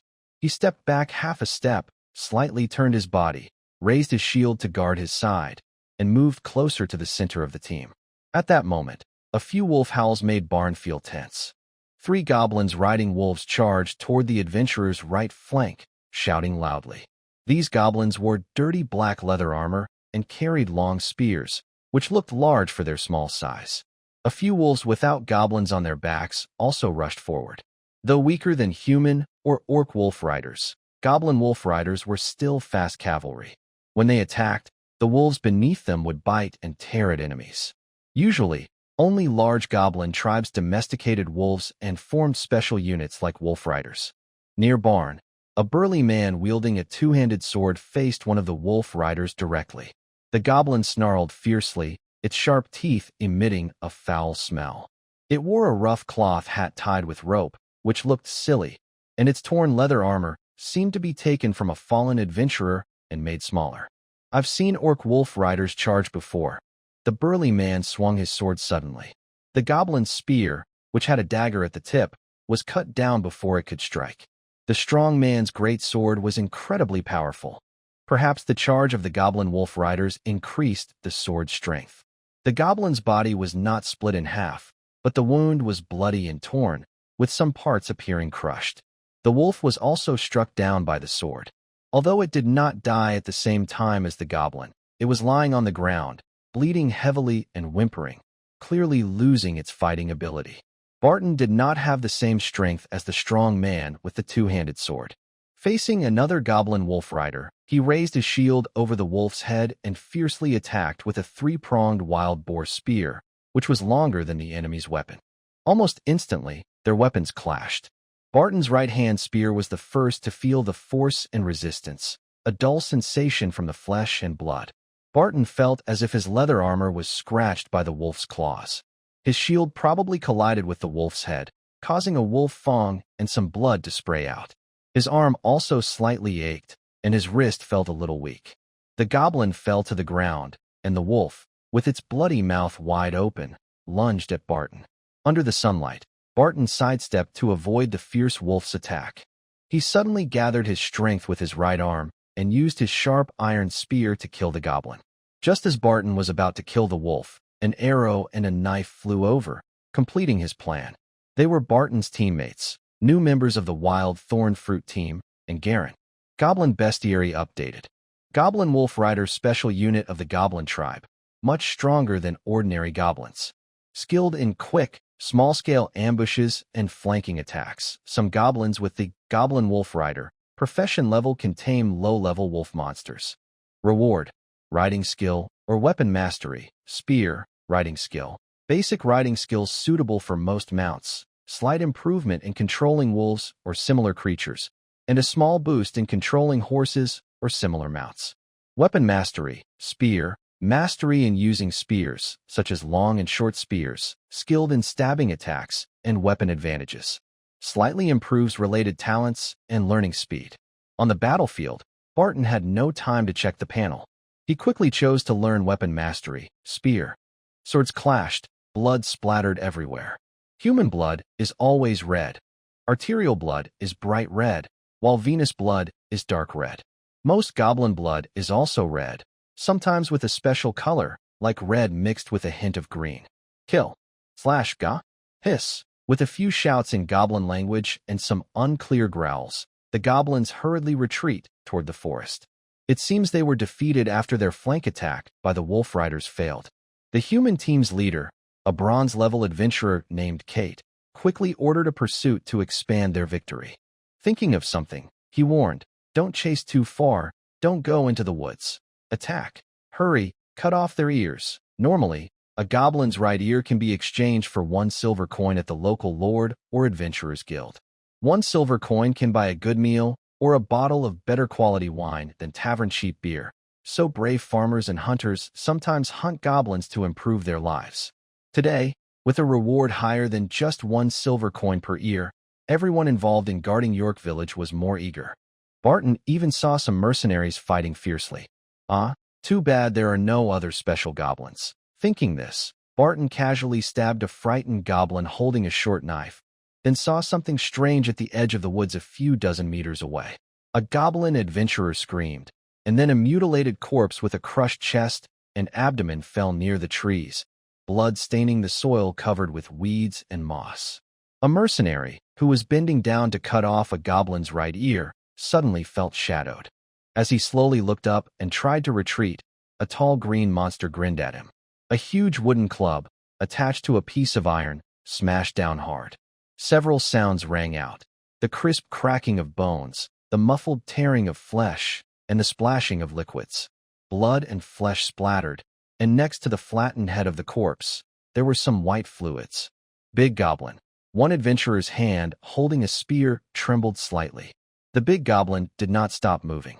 It swung its large club and knocked a sneaky adventurer, who was trying to stab it in the groin with a long sword, flying away. The adventurer spat out blood and fainted. Kate raised her staff, quickly chanted a spell, and a large fireball filled with powerful energy shot toward the big goblin, which was much larger and sturdier than a brown bear. Several hunters and adventurers shot arrows at the goblin, but they didn't seem to do much damage. The fireball moved a bit slower than the arrows. Seeing the bright red and yellow flames, the big goblin's dull face showed a hint of fear. It raised its wooden club to block the attack. The explosion of flames set the wood on fire and splashed onto the powerful monster, which was much more ferocious than a normal goblin. Its skin showed many burns and scorched marks. The warrior who had been guarding the mage seemed to get a signal. He quickly rode his horse toward the big goblin. Barton watched the tall goblin, over 3 meters high. He didn't look eager to rush in, but his steps moved steadily toward it. "I was just thinking about a special goblin, and now one appears. But I must be careful. If there's no good chance, I'll give up trying to get the kill." The big goblin, taller and stronger than orcs, had intelligence similar to normal goblins. It was usually between 2 and 4 meters tall. Barton remembered what he read in the adventure guide about big goblins. He knew this monster was a dangerous enemy that could kill him with one strike. The goblin dropped its burning, heavy club. The large iron-tipped stick rolled into a mud puddle, and the flames lessened a bit. The mounted warrior quickly approached. Though not a professional knight or cavalry, he was skilled at riding.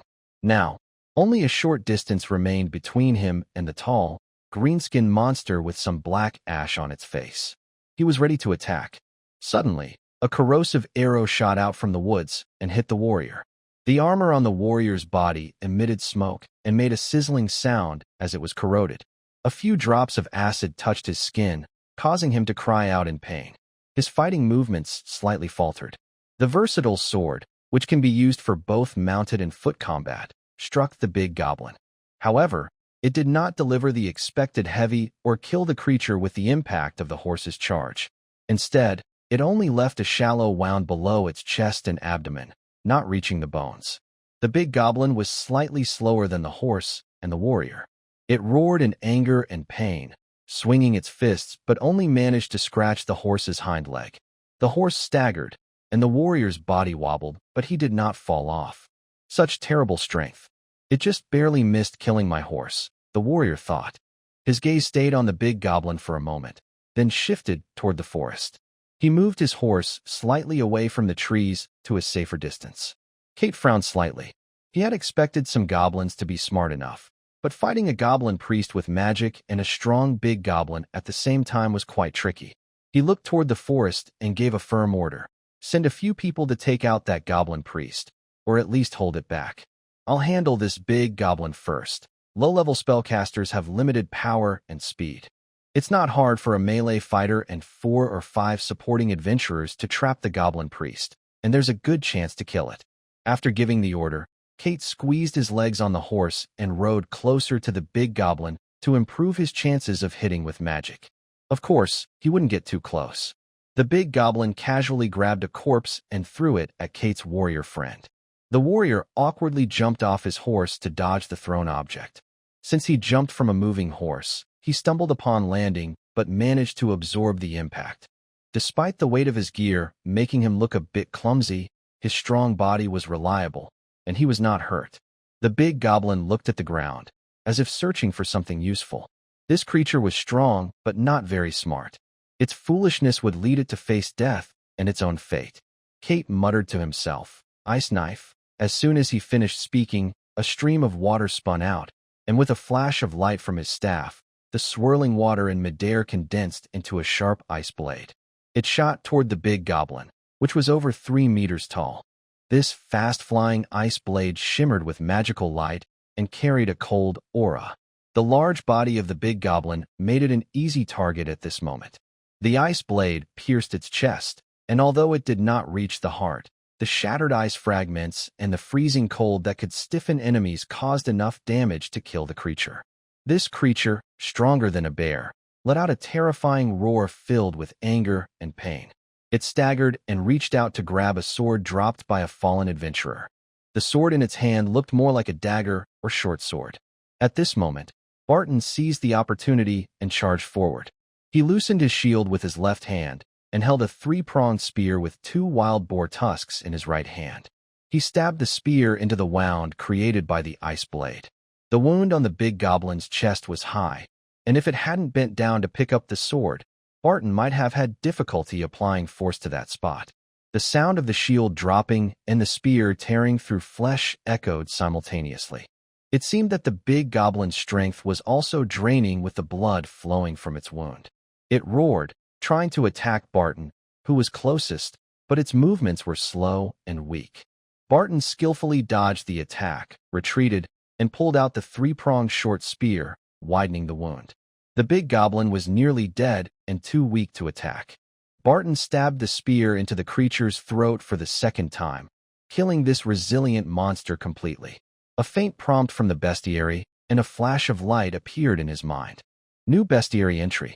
Big goblin. Big goblin, a special goblin subspecies. The big goblin's size far exceeds that of normal goblins, making it stronger and more fierce than orcs. Average height exceeds 3 meters, with some individuals possibly over 5 meters. It has strong vitality, an impressive physique, and strength. Its skin is tougher than most beasts and even has slight magical resistance. Optional reward for unlocking the bestiary. Mixed bloodline, super strength, toughness, mixed bloodline. Goblins can interbreed with many races without reproductive barriers. The mixing of various bloodlines has led to the emergence of this special subspecies.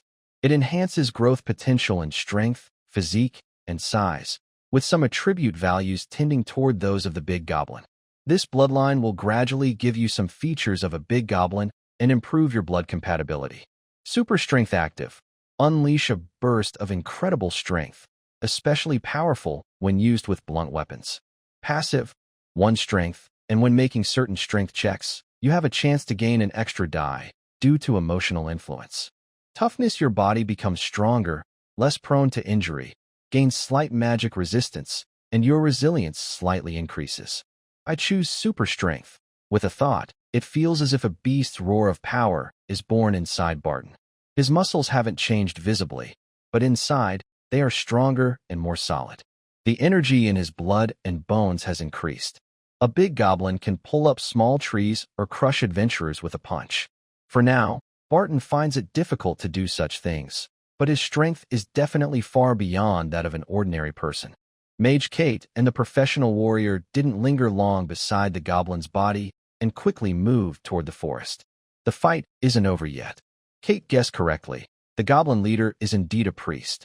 It is a goblin wearing a strange feathered crown, dressed in a black linen robe with some leaves on the shoulders.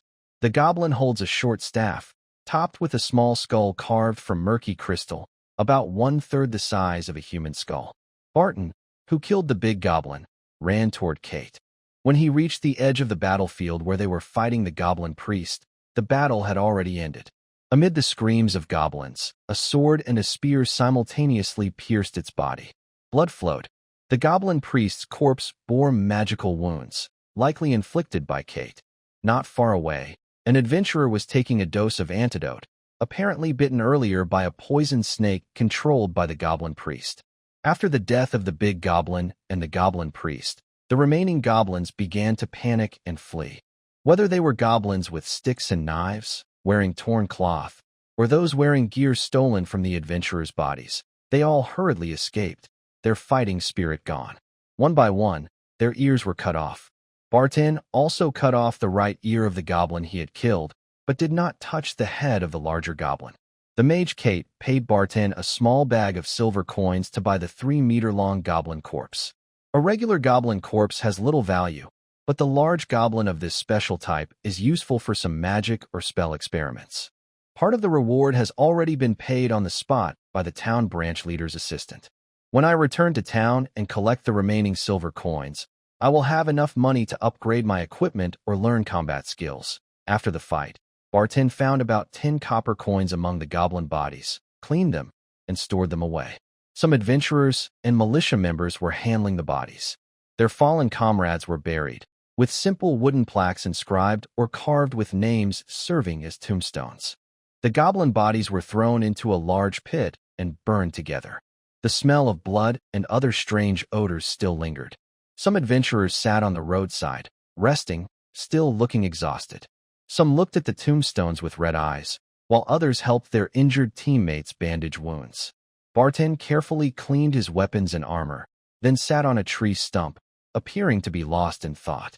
During the fight, he successfully shot several goblins with his short bow, hitting their limbs as they lay on the grass, looking somewhat tired. Not far from Kuchi, Garen sat on a stone, wiping his blood-stained sword. Barton's gaze swept over the few pages of the bestiary he had recorded and then looked at his attribute page. He noticed that, besides his strength increasing due to the super strength skill, there were other changes on his attribute page. Below those attributes, several lines of text had appeared. Current available professions: Goblin Warrior, Spear Thrower. Goblin Warriors. Some taller and stronger goblins have the chance to become warriors. They are more fierce than ordinary fighters, with savage strength like beasts, lacking goblin bloodline. Forced employment may prevent access to some skills. Spear Thrower with enough experience in using spear-type weapons and the strength to throw them accurately. You can cause significant damage to unarmored or lightly armored enemies. Maybe you should train more in spear throwing to better utilize this profession's power. Barton frowned slightly and chose not to take on a profession. These two jobs are not very strong, and they don't match well with him. The adventurers did not return immediately to Blackstone town. Instead, they stayed in York Village for a few hours to rest and to watch out for goblin remnants. While having lunch, Barton noticed 2 adventurers riding donkeys coming from another direction. It seemed they had spoken with Kate. It appears that after Kate's team set out, the town's mayor and the Adventurers Guild president organized 3 more teams to help. These teams headed to York Village and 2 nearby villages. Each team had about 20 or 30 people. On the way, they fought some scattered goblins. Most likely, this goblin attack on the village will end here. Barton let out a breath and looked at the forest again. He remembered seeing a goblin with torn armor that looked similar to the skin armor of the missing wild thornfruit squad, but he wasn't sure. Many armor styles are similar, and when goblins modify human armor to fit their size, it can look different from the original.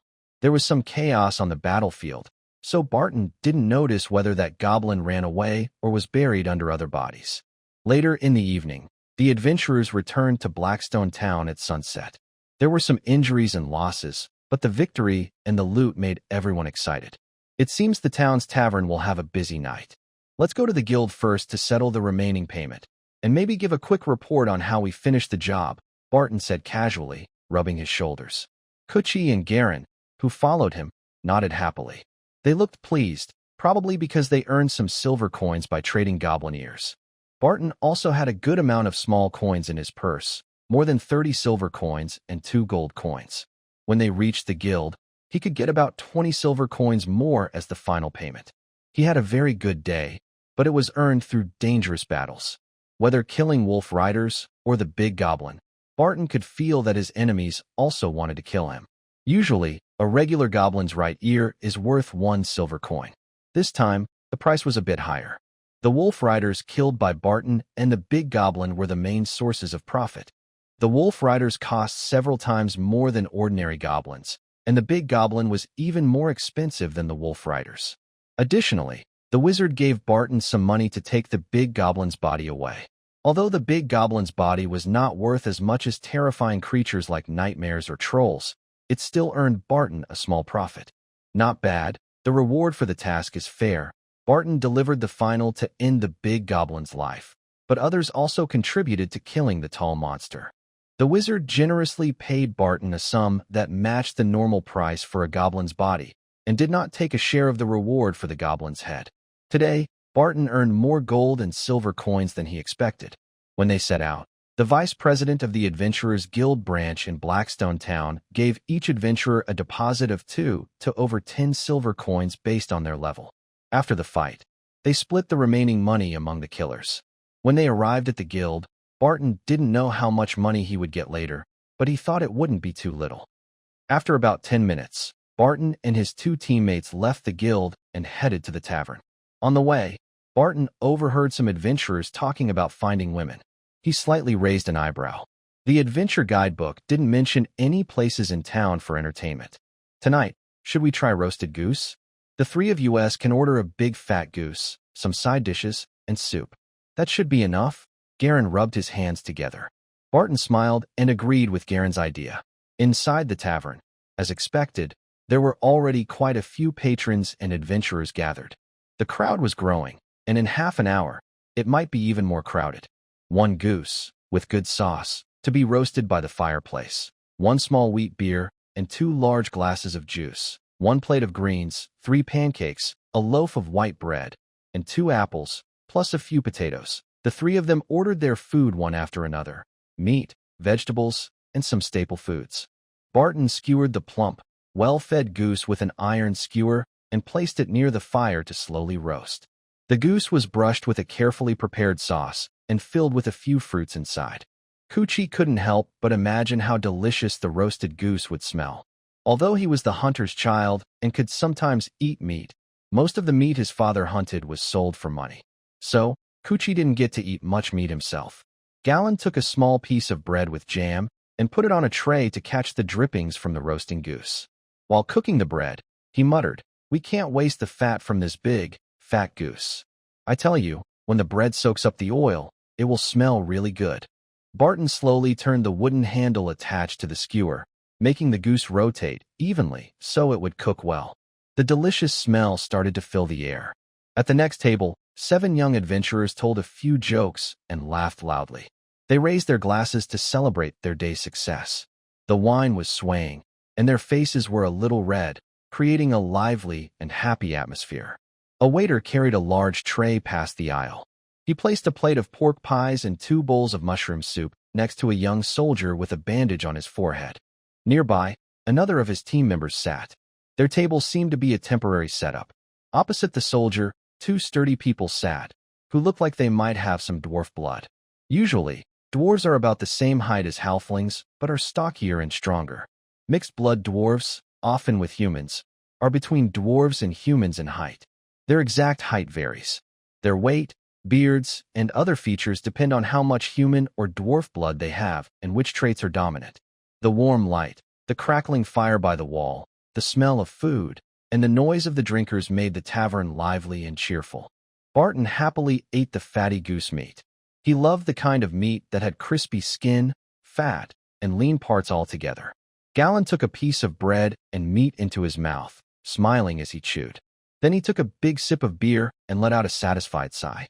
Coochie also ate happily, looking very happy. Not far away, a bard began plucking strings on his lute, telling a story in a mysterious tone. In those ancient days, In the old land now in ruins, humans, dwarfs, half-elves, and gnomes, travelers of different races, formed a brave team and set out on their journey. The whispers of spirits before they fade away made the few travelers realize that the spirits wandering the earth after death once had glory and stories. A few adventurers listened to the bard's story and rewarded him with some copper coins. Barton also thought the story about the adventurer defeating the spirit was quite exciting, so he placed 2 copper coins on the table in front of the bard. Usually, bards only receive copper coins. Silver and gold coins are rare. Outside, the sky had turned dark, with stars and the moon shining brightly. To keep the tavern from becoming too hot, the windows were open. Barton stood up, went to the window, fanned himself with his hand, and took a deep breath of fresh air. A cool breeze blew in, making Barton feel comfortable. His gaze accidentally fell on the bard, who had started telling another story, and he couldn't help thinking, maybe someday, I will also be the main character in a story. Time passed quickly as the days went by. Since waking up in the village cabin and becoming an adventurer, Barton had been living this life for a month. With his Monster Hunter guide, he improved quickly. Although he wasn't a professional yet, he could now be considered a semi-professional. I don't want to be a goblin warrior or spear thrower. Those jobs don't suit me. If he could gain dragon blood and become a dragonborn warrior, Barton might be willing to grow scales, a tail, and horns. But goblins? No thanks. Spear thrower also didn't sound like a strong profession. Maybe it was weaker than a warrior. Barton ran around Blackstone town, training his body. When he wasn't on a quest, he would exercise and practice close combat. His training was normal, enough to stay healthy without overexerting himself. Inside the guild, the investigation into the missing adventurers had been cancelled. I heard that the former leader of the wild Thornberry squad and one of its members' bodies were found in the goblin tribe's territory, which quickly collapsed and disappeared after the priest was killed. The adventurer who found the bodies took their ID tags back to the guild. Barton, now the leader of the wild Thornberry squad, didn't change the squad's name. For a short time, he probably couldn't think of a better one. Maybe it's better to keep calling it Wild Thornberry, as a way to remember or honor the past. After returning to town, Barton bought some snacks at a bakery and slowly walked back to the Adventurers Guild. That day, after Barton killed the big goblin and gained the super strength skill, the Wild Thornberry squad took a few days off from accepting missions. During those days, the 3 of them did some training and even had a simple sparring match. The result was that Barton won, but S archery was a bit more accurate than Barton's spear throwing. Although they saved some money, Barton's equipment didn't change much. He only bought a light throwing spear and a pair of shin guards, had an old leather armor repaired by an old leather worker, and he bought a leather archery finger guard and a short dagger. Garen also upgraded his armor a bit. Later, the 3 of them teamed up with Lord Roddy's Black Arrow squad to complete a wolf clearing mission, bringing back 10 wolf carcasses on a wooden cart. Barton also gained a night vision ability, which slightly improves daytime vision and enhances night vision passively. When actively activated, his eyes become somewhat wolf-like, and his field of view becomes as clear as a wolf hunting at night. Barton touched the white porcelain piece in his pocket. Once he has enough experience or completes a few more missions, he can become a black iron level adventurer. In fact, if he kills a big goblin alone, he could jump from the gray clay level directly to black iron. The guild evaluates adventurers mainly based on their achievements from completed missions, but also considers combat strength. Barton successfully defeated the big goblin, which was heavily injured by other adventurers. This is a bonus in the guild's records, bringing him closer to promotion to black iron. Back at the Adventurers Guild, Barton lay on the bed to rest for a while, then prepared to visit the guild again. He stood up, and a small cloth bag fell to the ground. It wasn't a money pouch, but a cloth bag filled with lime powder. Barton picked it up and put it back on his waist. He had bought this from a small vendor, but had never used it. Actually, he had owned it for several days. He planned to buy it after seeing that the association's training ground used lime powder for marking lines or signs. But he hadn't found the right chance to use it. After all, during battles, his hands were rarely free. Shield, spear, short sword. 2 minutes later, Barton appeared in the Adventurers Guild Hall. He casually glanced at the mission board. A caravan to Lantern City, Pick 20 fresh moonflowers. Buy 4 bear pelts. Investigate a tomb robbery. Often, the tasks on the guild's board reveal a lot of information. Recently, there are fewer missions involving monsters or goblins. It seems the Thorns Forest has calmed down. Captain, what's our next mission? Kuchi, who had just finished helping an elderly person find a missing pet cat, came over to Barton. Barton looked at the board, but didn't see anything that particularly interested him. I haven't decided. These missions don't pay much. Kuchi looked at the board and casually asked, how about the investigation into the tomb robbers? Barton shook his head and declined. That mission requires staying overnight in the cemetery, and if luck isn't on our side, it could take several nights with no results. How about this one? Barton looked in the direction Kuchi was pointing. A merchant, iron level. A merchant to the wood elf village inside the Thorns Forest to buy local specialties, then follow another route to White Sand City. The merchant already has a guard who is a semi-professional warrior. Deposit: 5 silver coins per professional, 2 silver coins per semi-professional, 1 silver coin for ordinary adventurers. The remaining payment is 3 times the deposit, with slight increases depending on the situation during the mission. After reaching the Wood Elf Village, part of the remaining payment will be made. After arriving in White Sand City, the rest will be paid. A medium-range mission, huh? Barton stroked his chin, feeling that the reward was reasonable. He asked, the Wood Elf Village? How deep in the forest is it? Kuchi looked at the black iron label on the mission notice and said, the old hunter in the village said there are 3 or 4 places where wood spirits gather in the forest. This mission should be to the closest one. Otherwise, it wouldn't be only a black iron level difficulty. He scratched his head and recalled, the location is roughly at the boundary between the outer and middle zones. Barton's mind flashed with a rough map of the thorny forest and the different monsters that might appear in each area. Outer zone, goblins, wild boars, wolves, bears. Middle zone, shadow wolves, terror wolves, goblins, and other monsters of similar level. Deep zone. I've heard there are werewolves and some powerful snake-like monsters. Core area, deepest part, seems a bit too difficult, Barton said cautiously, his eyes showing careful thought. Shadow wolves and terror wolves are not as big or strong as the big goblins, but they are very fast. Shadow wolves also have shadow abilities that are hard to deal with. He paused, considering carefully. Maybe we won't run into them, after all. Kuchi seemed interested in taking on this mission. At that moment, Garen, affectionately draping an arm around a seemingly barbarian-descended adventurer, approached. Captain, I found the person you asked me to recruit. Captain, this is Mud, a strong man with half-northern barbarian blood. Mud, this is our captain, Barton, a reliable fighter who killed the big goblin. Barton sized up the man called Mud. He looked about 24 or 25, with slightly messy but clean beard and hair. Barton had told his 2 team members to pay attention to recruiting suitable companions. Mud was about 1.90 meters tall, with a sturdy build, looking like a typical northern strongman. He wore a horned helmet and rough-looking leather armor, made from what seemed to be a large northern beast. While Barton was observing Mud was also watching him. They looked at each other, and Barton casually said, Hello, Mud. Would you like to introduce yourself? Mud scratched the back of his head and replied, Of course. I come from the north, where it's cold and poor. There, I fight against orcs and snow monsters. I joined this line of work to make money. I've been adventuring alone for about half a year. Mud showed a white porcelain piece with his name written on it. Barton nodded and said, Okay, join us. Let's make money together. Mud's weapon was a machete, and he carried a barbarian-style shield on his back. The shield was made of wood and animal bones, covered with processed animal hide. His shield might not be as strong as a heavy metal shield, but it should provide decent protection.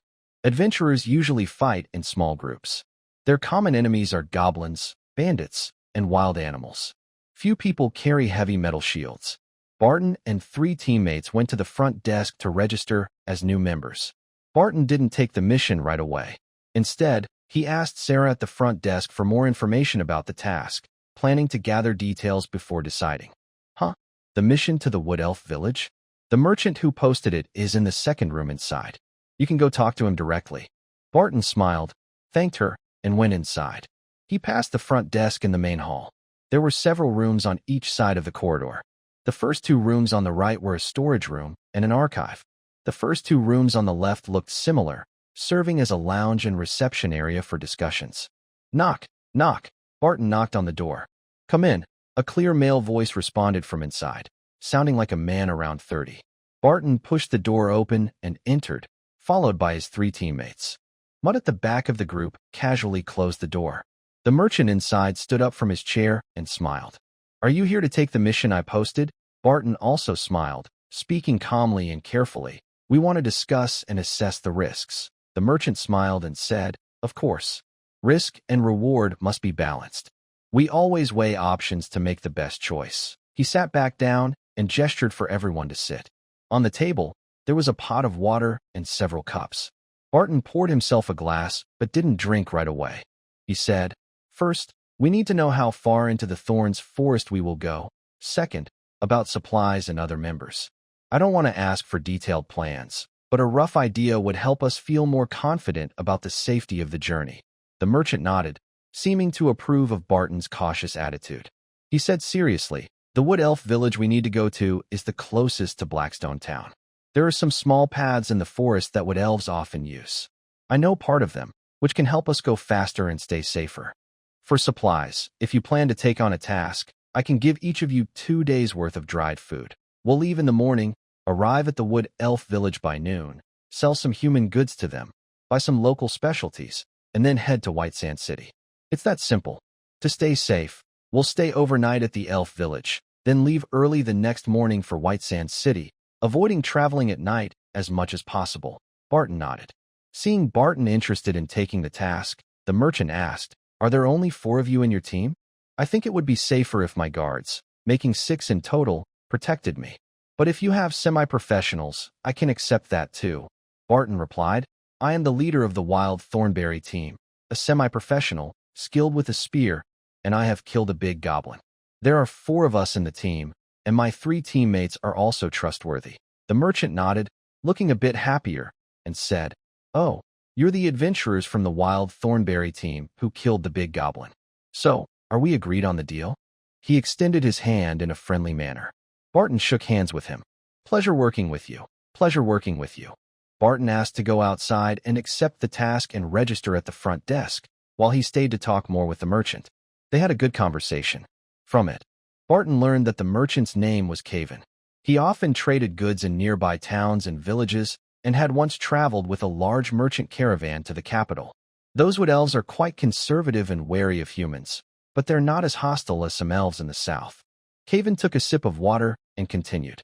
I've been to that wood elf village 3 times. Their appearance isn't as elegant and beautiful as the purest elves. Their skin isn't as fair. It has a slight greenish plant-like hue and a brownish bark-like color. Barton casually said, I've heard that wood elves are a less distinctive branch of the elf race. Caven smiled and said, it seems right. Wood elves are naturally friendly and good at hunting. Most of the strong members in their tribe are druids, rangers, or similar professions. This doesn't seem much different from other elves. Barton nodded. After a few more words, Caven said, we will leave the day after tomorrow morning. We don't need to bring many things. Your team doesn't look like beginners anymore. You probably don't need me to tell you to bring insect repellent powders or items to scare away wild animals or other miscellaneous supplies. Caven smiled again and added, if you want, you can also carry some small items to sell to the wood elves. Cooch, who had just finished his task, entered the room. Barton looked back and nodded at him. Barton asked Caven, Sir Caven, what do the wood elves prefer to buy? Which goods are more suitable? Caven didn't hide anything and said, children's toys, preferably delicate ones. Iron tools, big ones are inconvenient to carry, so bring some small tools. You can also bring some cloth, although they have some, but not many types or much quantity. Caven mentioned a few more items, and Barton took note of them. While Caven and Barton were talking, Caven's guard also started chatting with Garen and Mute. The guard was a man in his 30s, wearing light, thin metal armor. He seemed very close to becoming a true warrior. After a few more minutes, Barton collected the deposit and told the merchant his room at the Adventurers Guild, so the merchant could contact him if needed. The merchant said Barton was staying at a small inn outside the town. Most things were already prepared. They agreed on the exact departure time and meeting place. Then Barton and his 3 team members left the room. Rest well today and tomorrow. We meet outside the town at the merchant's lodging the morning after tomorrow. Barton thought for a moment and said, if you want, you can bring some goods from the human town to sell to the wood elves. But don't bring too many or buy expensive items. Garen nodded, seeming to plan to buy some small goods to resell. Mud looked hesitant, speaking in a low, honest voice. I don't know much about these things. Cooch thought for a moment and said, Boss, I'll give you a few silver coins. You plan to bring some to sell? And help me prepare a few too, okay? Barton nodded and said, okay. And Barton are from the same hometown and trust each other a lot.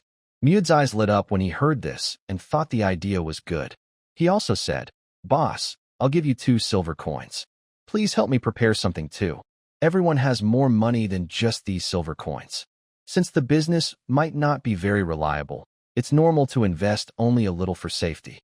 On the morning of leaving for the Wood Elf Village, for members of the Wild Thornberry team, along with Merchant Caven and his guard, a total of 6 people, gathered on the road outside the inn. Barton had already eaten breakfast at the Adventurers Guild. He had packed dry food, water, insect repellent, and antidotes, ready for the journey.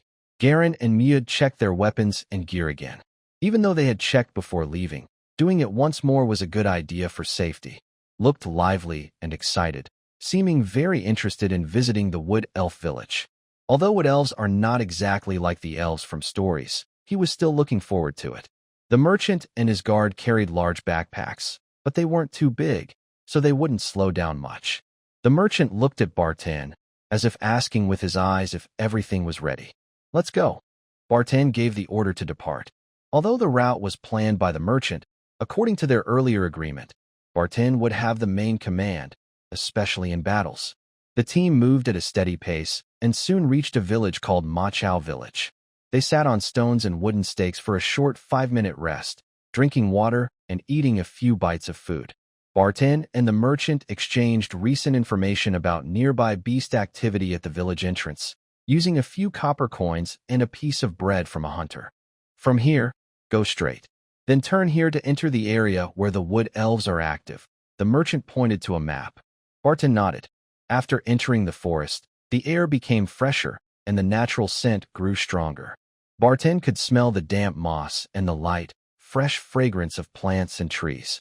In the shadows of the trees, occasionally, poisonous snakes slithered by. A few unknown beetles flew past and then landed on the trees. The group didn't encounter any danger for now and continued walking at a normal speed. After some time, everyone expected to reach the outskirts of the Wood Elf Village within half an hour. Did I hear something? The merchant suddenly asked, his voice quiet, as if afraid of disturbing any magical creatures that might be in the jungle.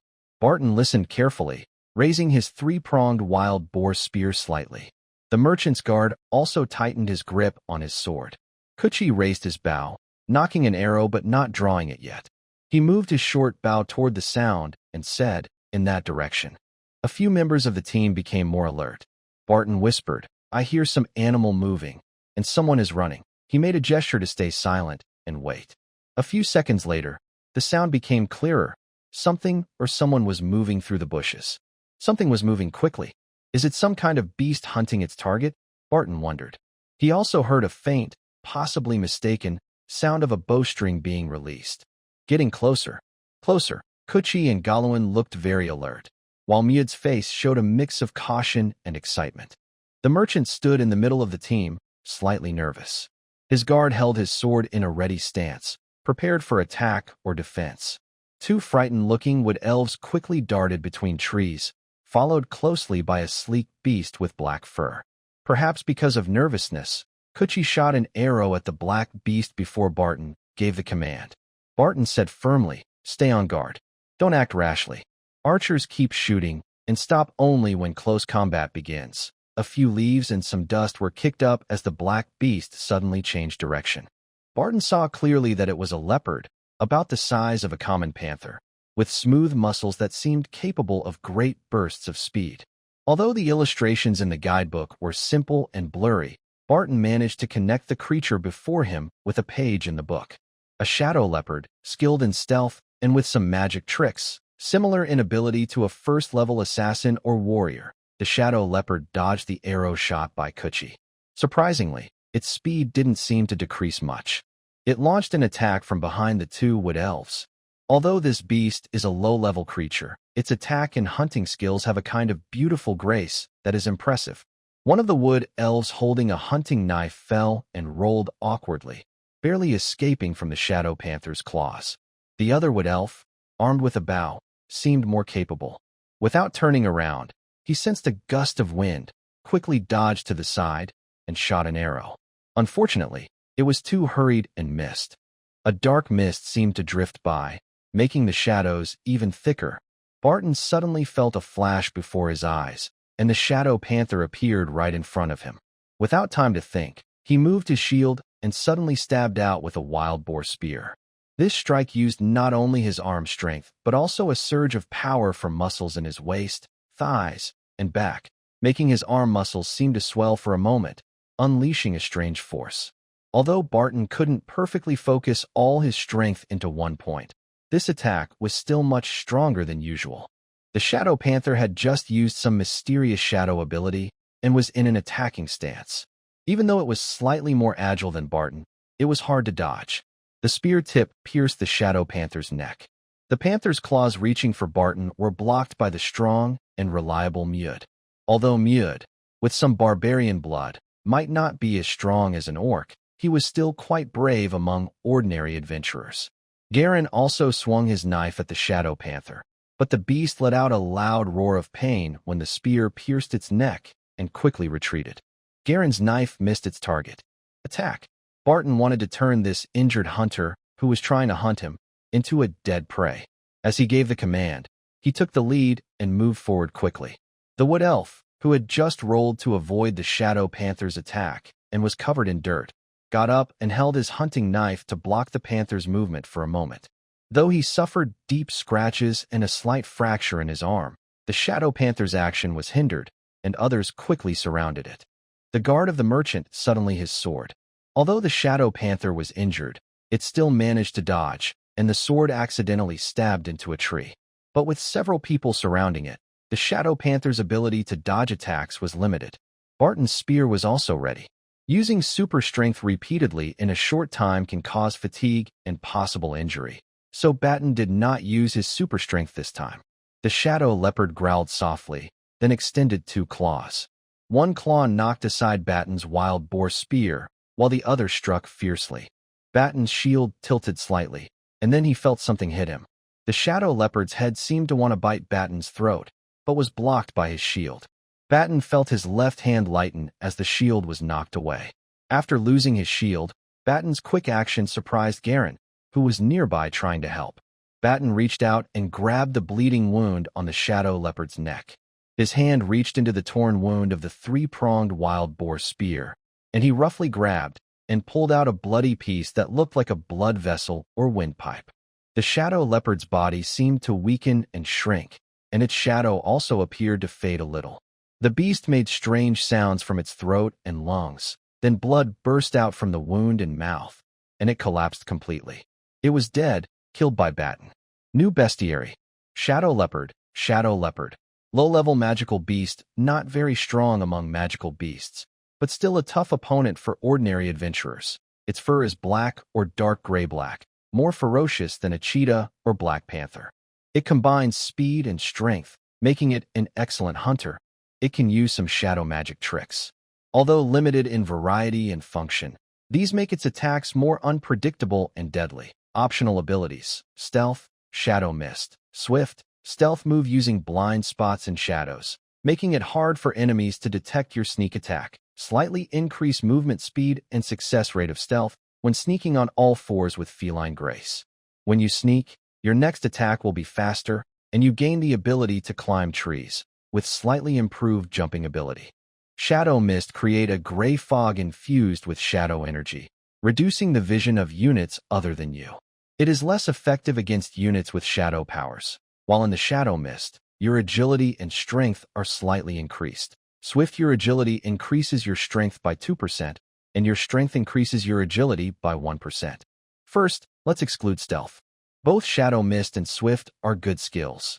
If it's late game, the high percentage boost from Swift will definitely be stronger, but right now, my strength and agility aren't very high. so I should choose Shadow Mist. As Barton made his choice, a misty shadow energy seeped into his body. After a cool, refreshing feeling, Barton realized he could easily create a thick, wide fog similar in density and range to the Shadow Panther's Shadow Mist. Currently, the cooldown is about half a minute, and I can use it 2 or 3 times a day. The skill's strength will improve with my casting ability, physical fitness, and shadow talent. The cooldown and usage limits can also change. Barton actually liked the idea of the Swift skill, which boosts both agility and strength. However, his bestiary doesn't limit rewards to just one per prey. When he becomes stronger in the future, he can hunt dozens of Shadow Panthers if he wants this skill. With Shadow Mist, I can now cast spells, not just be a fighter. Strictly speaking, Shadow Mist is more like a magical ability or a special trick. When Barton chose his skill and quickly thought about it in his mind, only a few seconds passed outside. 2 wood elves stood nearby, seeming somewhat indifferent to humans, perhaps indicating they had no interest in touching the Shadow Panther's corpse. The merchant smiled and said to Barton, "Brother Barton, your strength is really impressive. Almost like a full-fledged warrior." After praising him, the merchant continued, "Let's take the Shadow Panther's body to the wood elf village for processing.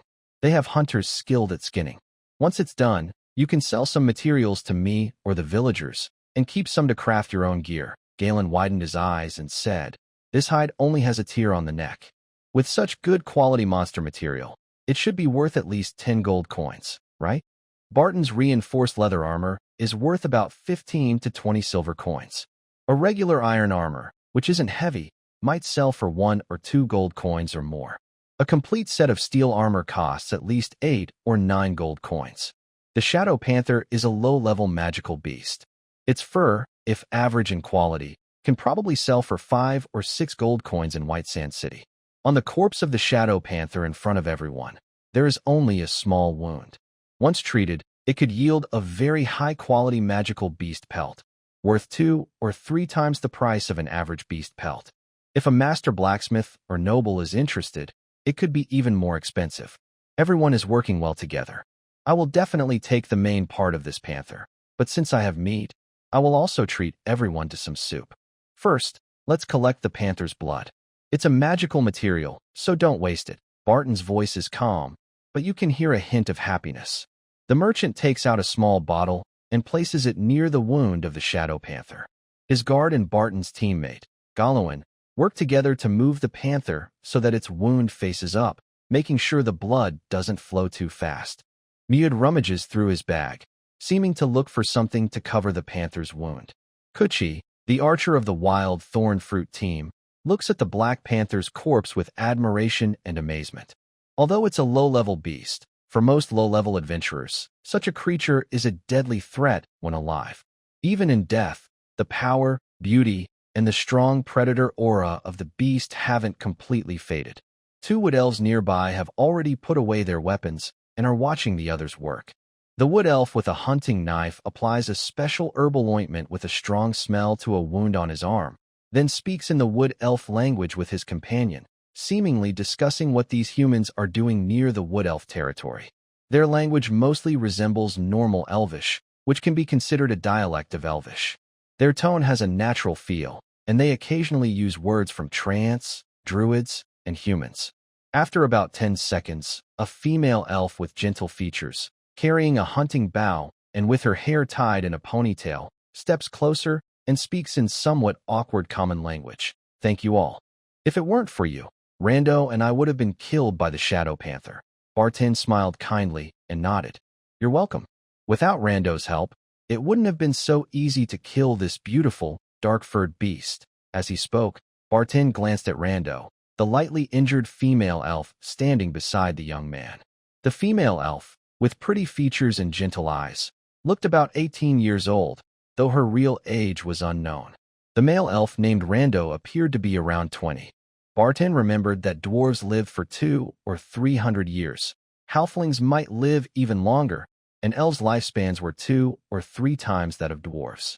Wood elves might live longer than half-elves, but not as long as true elves. These 2 wood elves might be 10 years older than they looked. Barton wasn't sure. Merchant Caven spoke to the wood elf. "Are you Aisha?" I saw you outside your village when I came to trade last time.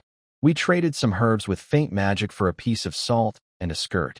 Aisha thought for a moment and then smiled slightly, nodding. Mr. Caven, are you here to trade again? I hope you brought something I like. Rando looked at Merchant Caven, then at Barton, who had saved his life, and his expression relaxed a little. Most elves tend to be neutral, indifferent, or hostile toward humans and other races. In ancient times, humans, dwarves, elves, and some other races formed alliances to fight dark and evil forces. But now, those alliances are mostly forgotten. Some human regions even send hunters to capture elves, and some elf subraces attack humans they see as enemies. In the north of the Ryan Kingdom, the Iris County and the Northern Duke's territory, there aren't many elves. The local human nobles mostly ignore some elf settlements. Some more open-minded wood elf villages might trade with humans. Aisha and Rando's village is one of them. After a few words, the adventurers, carrying the corpse of the shadow leopard, followed Aisha and Rando back to the village. In the thistle forest, even on the outskirts, it's best not to stay in blood-stained areas or let yourself bleed. Many dangerous and alert predators in the woods are very sensitive to the smell of blood. The sunlight shifted, and time passed. The group quickly entered the wood elf village.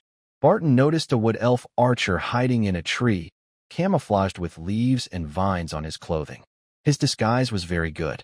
Even though Barton's normal vision was slightly enhanced by his night vision skill, he still had to get closer to see clearly. Garen, in the team, didn't even notice the pointed-eared archer hiding there. Around the village, there was a 1-meter-high fence made of vines and logs, along with some traps. Wooden walkways connected several tree houses and a wooden watchtower. Barton saw that many of the primitive, simple defenses were made of living plants, with green, lush leaves on the vines. Led by Aisha and Rando, the group didn't spend much time at the village guard post. Of course, the fact they could enter so easily was partly because Merchant Caven had visited a few times before and had friendly trading exchanges. The guard we saw earlier, in his 30s, looked like a real soldier, probably not a first level, but a second-level fighter, Garen guessed. No, he looks like he's in his 30s, but he's actually at least 50 or 60, maybe even 70 or 80, Barton said casually. Wood elves have a shorter lifespan than regular elves and grow faster. Generally, elves look like children or teenagers at 30 or 40 years old. Wood elves appear around 16 or 17 at 24 or 25, and look about 30 at 60 or 70. Elves, whose lifespan is 2 or 3 times that of dwarves, can easily live to 500 or even 700 years. Some live up to 900 or 1,000 years. Half-elves usually have a lifespan between that of humans and elves, averaging around 100 to 200 years. Wood elves are even longer-lived, often living 400 to 600 years. A wood elf ranger, seeing a few people with shadow panther corpses, simply nodded and exchanged a few words with Aisha in wood elf language before leaving. Barton thought that ranger looked more skilled than the guard, maybe even stronger. The wood elf village was small, and they soon arrived at the chief's house. Barton glanced at the fruit trees in the small yard. The fruits on them looked large and sweet. A few people arrived at the simple yard surrounded by a low fence.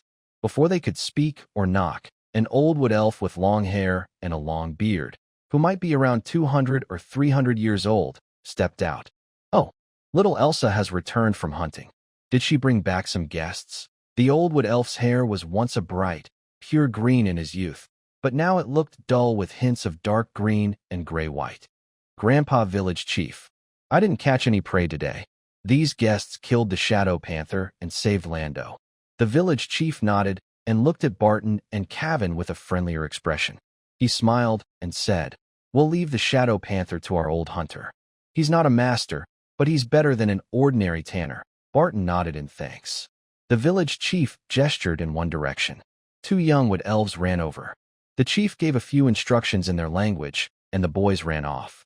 Then, the village chief turned to Barton and Caven and said, "Come on, let's go into my yard and sit. The fruit from this tree is quite special." He signaled for everyone to follow him, and the shadow panther's body was placed on the ground. As he spoke, he added, "This fruit isn't about boosting magic or making you smarter.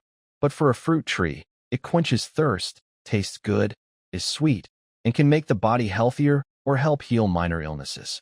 For an old man like me who loves to eat, these effects are even more satisfying than magic fruits. Barton smiled and said, I saw this fruit from outside the yard earlier. It looked nice and tempting. I wanted to try what it tastes like, Mud muttered. I'm also curious. I want to taste it too. The village chief listened to them and smiled. He leaned on a wooden cane wrapped with what looked like living vines and walked over to the tree. He reached out, moved his lips slightly, and seemed to say a few short words filled with natural power and ancient aura. The branches of the tree drooped a little. He casually picked a few fruits, and one more fell into his arms on its own. The branches and leaves returned to their original position. The village chief, smiling kindly, invited everyone to taste the fruit. The fruits he picked were not exactly one for each person. He gave the largest, most beautiful, and tempting one to Barton. He gave one normal-sized fruit to Merchant Caven and Injured Rando. He gave Elsa a slightly smaller but fully ripe and sweet fruit. The village chief did not eat any himself. The rest of the group shared one fruit between two people. Later in the day, when the sun was a dull yellow and red, Barton and others stayed in a wooden elf's house next to the village chief's home. This wooden elf village has about 200 or 300 people. Most houses are made of wood, with some using stone, mud, and thatch. The houses seem small. From the outside, those tree houses look like they don't have much space. During the day, Caven, Barton, and others traded with the wooden elves. They used fewer copper and silver coins, mostly bartering goods.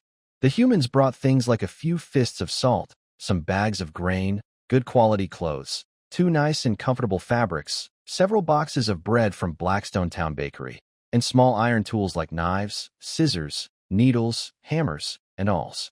They also brought toys, cloth dolls, colorful paints, glass beads, roly-poly toys, and wooden figures. Caven seemed to exchange some items with the village elder for a few handwritten books. This barrel of wooden elf wine isn't very expensive, but when we get to White Sand City, it could sell for 10 times the price of regular beer. Caven counted his loot. 10 times? Mud was surprised. Caven explained, the fruit wine made by the wooden elves tastes different from human-made wine. Some people really like this flavor. They don't produce much each year, and it's risky to transport it out of the forest, so it's naturally more expensive. Barton gently stroked the complete shadow panther pelt he had finished tanning. It's really beautiful. It might need to be dried a bit more. He sold the other parts of the shadow panther to the wooden elves. Although the price might not be as high as selling it in White Sand City, carrying some easier-to-transport items is more practical than lugging the heavy panther carcass. By the way, Barton also shared some local specialties he traded for with others. He took the main benefits from the shadow panther and fairly distributed some meat scraps, bones, and broth to his teammates. Barton looked at the shadow panther's head.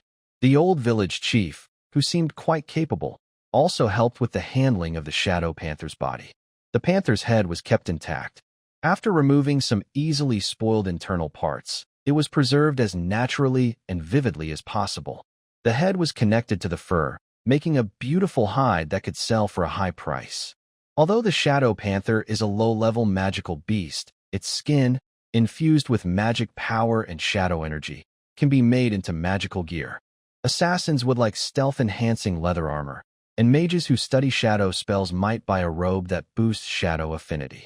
Of course, gear made from low-level beast materials isn't very strong and won't fetch sky-high prices like high-level, flashy items.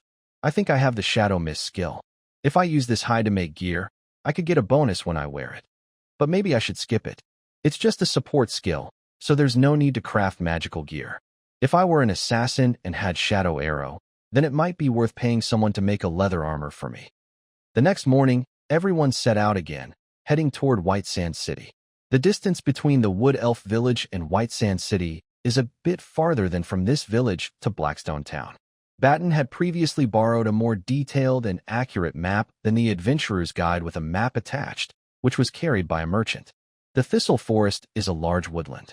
To the northeast of the forest are the Thistle Ridge and other mountain and hill regions. Between the forest and the mountains is a narrow, elongated plain. Blackstone Town is south of the Thistle Forest, and White Sand City is southwest of it. The group walked along a small forest trail, and this time, they didn't encounter any trouble. Although a few distant predators or magical beasts, resembling wolves, seemed to be watching, they did not attack. Could it be that they sensed the shadow panther's scent and decided not to attack? Barton wondered. As the sun gradually rose, everyone left the forest. After leaving the woods, their mood seemed to relax a bit. Beyond the thistle forest, on the plains, there are some human villages. The adventurers and militia from these villages regularly patrol and clear out nearby wild animals and low-level magical beasts near roads and settlements. If slightly stronger, medium-level monsters appear, the Lord or the Adventure Guild in the big city will send experts capable of dealing with them to drive them away or kill them. What? You ask about high-level monsters or dragons. If such creatures appear, the only choice is to give up some territory.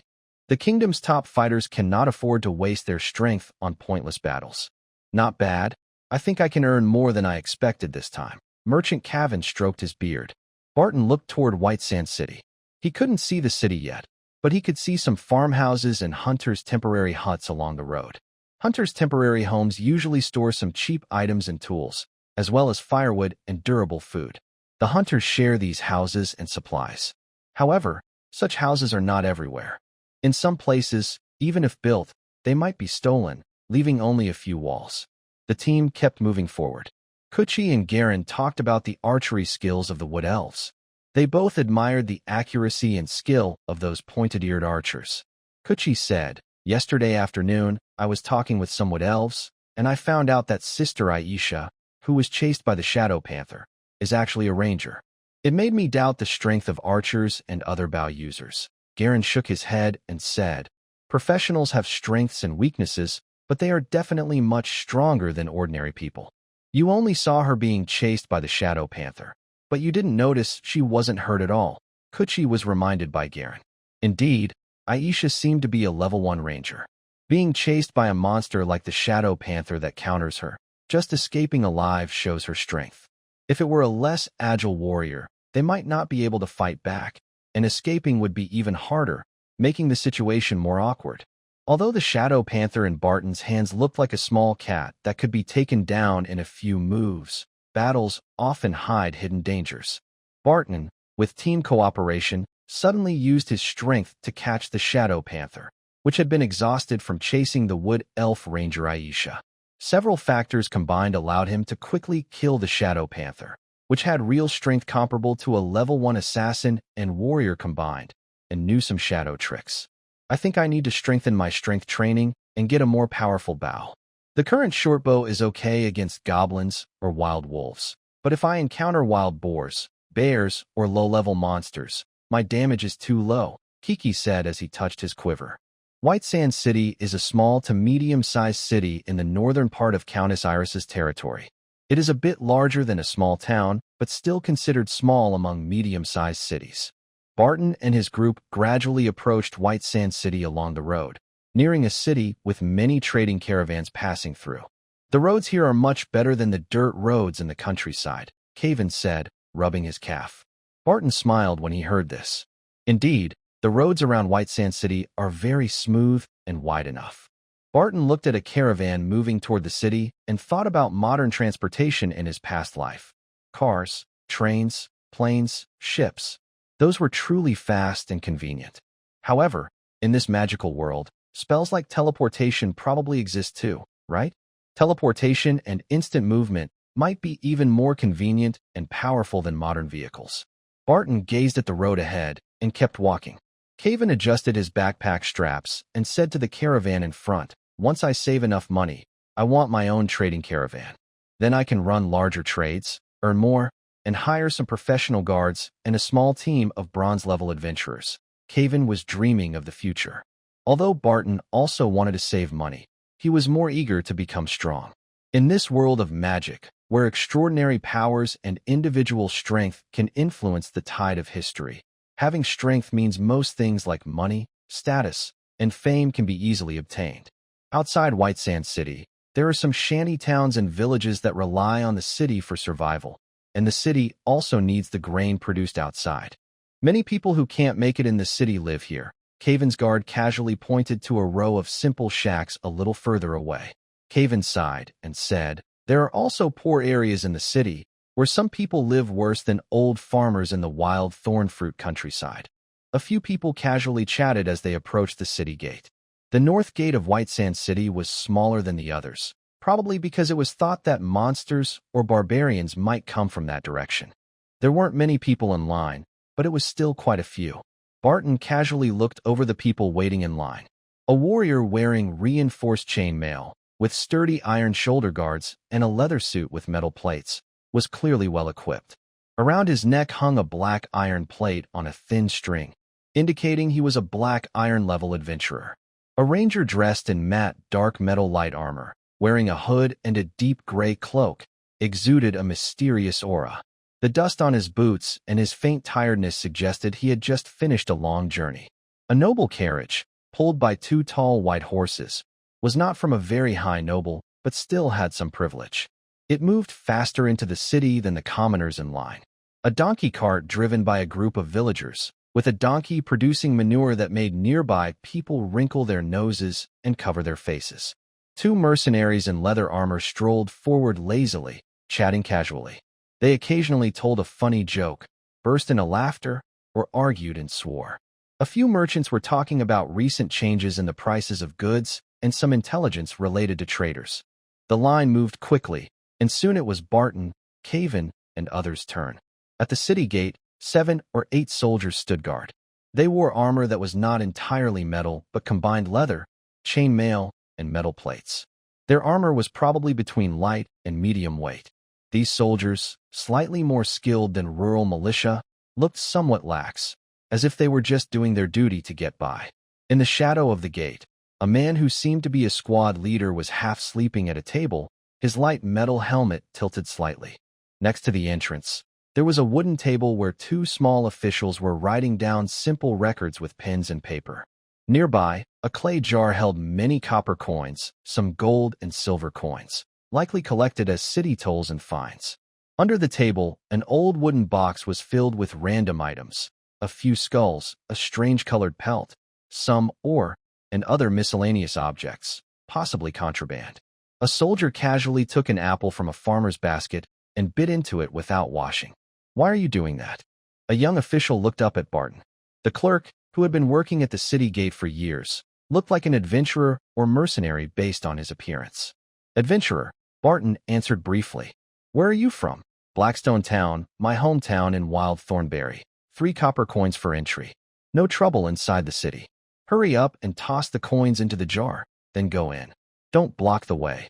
A young man with freckles on his face waved his hand impatiently, speaking in a slightly annoyed tone. Barton threw 3 copper coins into a clay jar and quickly entered White Sand City. "The entry fee is lower than I expected, and they didn't check carefully. I was worried about whether I'd need to pay tax on the shadow leopard's fur." "Where are you from?" "Also an adventurer. We are all part of the Wild Thornberry adventure team." Next to him, a soldier was picking his nose and making a funny face, seeming to think that the name, Wild Thornberry, sounded more like a group of farmers selling fruit than adventurers. Half a minute later, everyone else had entered the city. Caven, who had more belongings than the others, was briefly searched. The soldier and clerk took a few small items from his bags and charged him a silver coin in tax. "The tax in White Sand City is lower than I thought," Barton said to Caven. Caven smiled and replied, "Yes, the tax rate here is quite low. Both the current and previous city rulers keep taxes low to attract merchants, adventurers, travelers, and mercenaries," Barton thought. Maybe the city ruler here is capable and has good ideas. Caven's bodyguard and Mud, walking at the back of the group, were chatting about tavern jokes and which wine was better. Soon, they started talking about the city's brothels. First-time visitor Kuchi looked around with curiosity. Gallon approached a small merchant-looking passerby and discussed recent changes in the city's goods prices. "Let's go." "First, we should register at the Adventurers Guild," Barton said casually. Caven nodded and said, "After finishing the mission, we can continue to travel together for a while. I can introduce you to the city, so you won't accidentally get into trouble with local gangs or shady groups." Barton smiled and replied, "Thank you very much." Caven smiled sincerely and said, "I also feel safer with you guys. Maybe in the future, We will have more chances to work together. White Sand City, true to its name, has white city walls and a moat outside. Legend says that a valley outside the city was once covered by the ocean in ancient times, and the white sand there was once seabed sand. When the city walls were built over 100 years ago, they used a lot of this white sand, giving the walls a fine, shiny white appearance. It is said that the walls were even more beautiful and nearly snow-white decades ago. Some rumors suggest that magic techniques were used to make the walls so beautiful, but some of these techniques have been lost. Plus, the city lord was reluctant to spend money on surface decorations, so the color has changed slightly over time. An old soldier guarding the city agreed and said, "It's better to spend money on improving the soldiers' food or building watchtowers than on painting the walls." White Sand City has a relatively developed economy and adventurer business in the surrounding territories. Its Adventurers Guild is more impressive than the small 3-story building in Blackstone town. A wall about 3 or 4 meters high surrounds a large courtyard. The front yard looks about 100 meters across, and the backyard is even larger. There are 2 guards at the main gate of the front yard. They don't seem to be professional fighters, but they are well equipped. Their armor looks more expensive than Barton's weapons and armor combined. Although not in the city center, the White Sand City Adventurers Guild is well located, next to 2 merchant associations and across the street from a beautiful church. It's also not far from the northern market of White Sand City. It seems that there are more bronze level and black iron level adventurers here than in Blackstone town, Garen said with some surprise. Caven responded, "Of course. Although White Sand City isn't the biggest or strongest city in the Iris Flower territory, because it's close to the forests and mountains in the north, the number and quality of adventurers here rank among the top 3 in the surrounding cities." Barton looked at the association building, which was clearly different from the medieval cottages and shanties outside the city. The association building was shiny and impressive, much more grand than the nearby merchant hall. The building was mostly square-shaped, but the entrance hall had some curved and arched designs. The top of the building reminded Barton of Gothic architecture, while the windows, doors, and bricks looked more like modern Nordic styles from his past life. It seemed to have 5 floors, maybe a 6th small attic or lookout area. Each floor had a large space between the ceiling and the floor above. The first floor lobby was the most spacious and grand. Inside, Barton and Caven went to a window to register their task completion. Others sat quietly in chairs in the corner of the hall. Blackstone Town, Caravan Mission. Issuer, Caven. Recipient, White Porcelain Thornberry Squad. A middle-aged woman with a blank expression found the matching record in a sorted book and handed each of them a form to fill out. After they finished and handed back the forms, the woman looked slightly surprised at the record of Shadow Leopard Kill. She glanced at the young Barton, but did not show any disrespect. Instead, she said calmly, "Please wait a moment. We need to verify this." She reached toward a mechanical device. Barton asked, "Do I need to show parts of the Shadow Leopard as proof?" The woman shook her head and moved a handle on the large device. Behind her, a strange and somewhat ugly machine made a noise and emitted steam. After a few seconds, she inserted a form into a slot on the device. Barton watched curiously as the strange verification process took place. The slot for inserting paper looked a bit like the paper feed of a printer from his past life. After about 10 seconds, the device's alchemical lines flickered slightly, then a green light turned on. The machine spat out a form and a card. The woman, not looking at the card, put it back into the machine and took the form. She said, "Green light, verification successful." Based on the mysterious symbols on the back of the card, it might be some kind of divination tool similar to tarot cards. After saying that, she lowered her head and took a small bag from the drawer, then handed it out through the wooden window. Final payment. She handed the bag to Barton, and the middle-aged woman pressed a button on the machine again. Barton opened the bag and counted the contents, which included extra pay for defeating targets like Shadow Leopard, a slightly more difficult task. After confirming everything was correct, Barton nodded happily. The middle-aged woman then wrote something on a piece of paper and said, "Your adventurer level has been upgraded to iron level, but your team still needs a few more points to reach iron level. You might need to recruit one more white porcelain level adventurer or complete a small task like finding a cat or gathering herbs." The machine made a soft sound and ejected a small black iron plate engraved with a name. Barton let out an "Oh." The woman handed Barton the adventurer's black iron badge, and Barton casually handed over the original porcelain badge. After leaving the window, Cavan congratulated Barton, saying, "Brother Barton, you reached iron level so quickly. You're really talented for your age. I guess you're not far from getting your first official profession level." Barton replied casually, "It's okay. Not too close, not too far. I still haven't figured out all the requirements for those jobs. It's mainly because I have a good physique naturally, and I eat and exercise a lot to develop well." Cavan nodded and said, "You do look quite strong, but not in a rough, barbarian way. More like a balanced, agile fighter or ranger, strength and agility both good." Barton smiled inwardly and thought, "Actually, I've combined goblin agility, wolf and leopard speed, and boar brute strength." They walked together toward where Mud and Garen were resting, chatting casually. "Later, we'll rent a room at the Adventurers Guild to rest for a while. Then in the afternoon, we'll sell the pelts. What do you think, Cavan? Is this plan okay?" Cavan nodded and said, "My guard and I are staying at a friend's house in the city, but there's no rush to go there. We can explore the city with you first." Barton looked at the magical statues in the center of the guild hall and suddenly wondered, "Have I ever tested whether I have the talent to be a mage?" In the middle of the White Sand City Adventurers Guild Hall, there is a smooth marble pool. At the center of the pool are 6 statues representing a human wizard, a human knight, an elf ranger, a barbarian berserker, a dwarf assassin, and a dwarf warrior. Barton gazed at the statues in the hall, his eyes lingering on the human wizard statue for a long time. The statues do not seem to have any clear ranking, nor do they mock non-human races. However, the human wizard and knight statues are positioned closer to the center, and their details are more elaborate.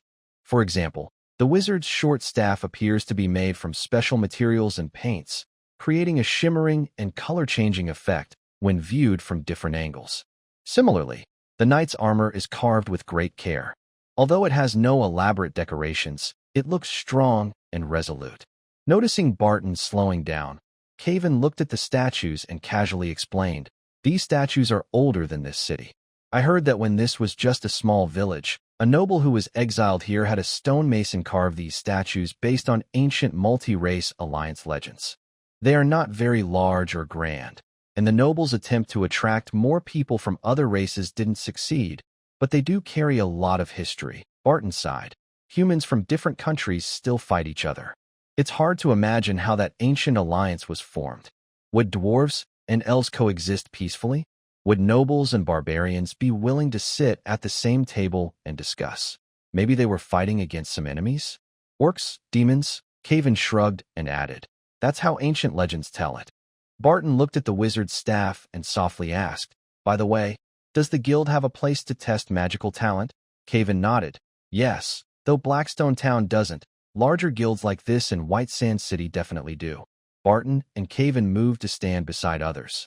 Barton happened to notice a simple map of the guild on the wall nearby, with a cardboard sign next to it explaining the functions of different floors and areas.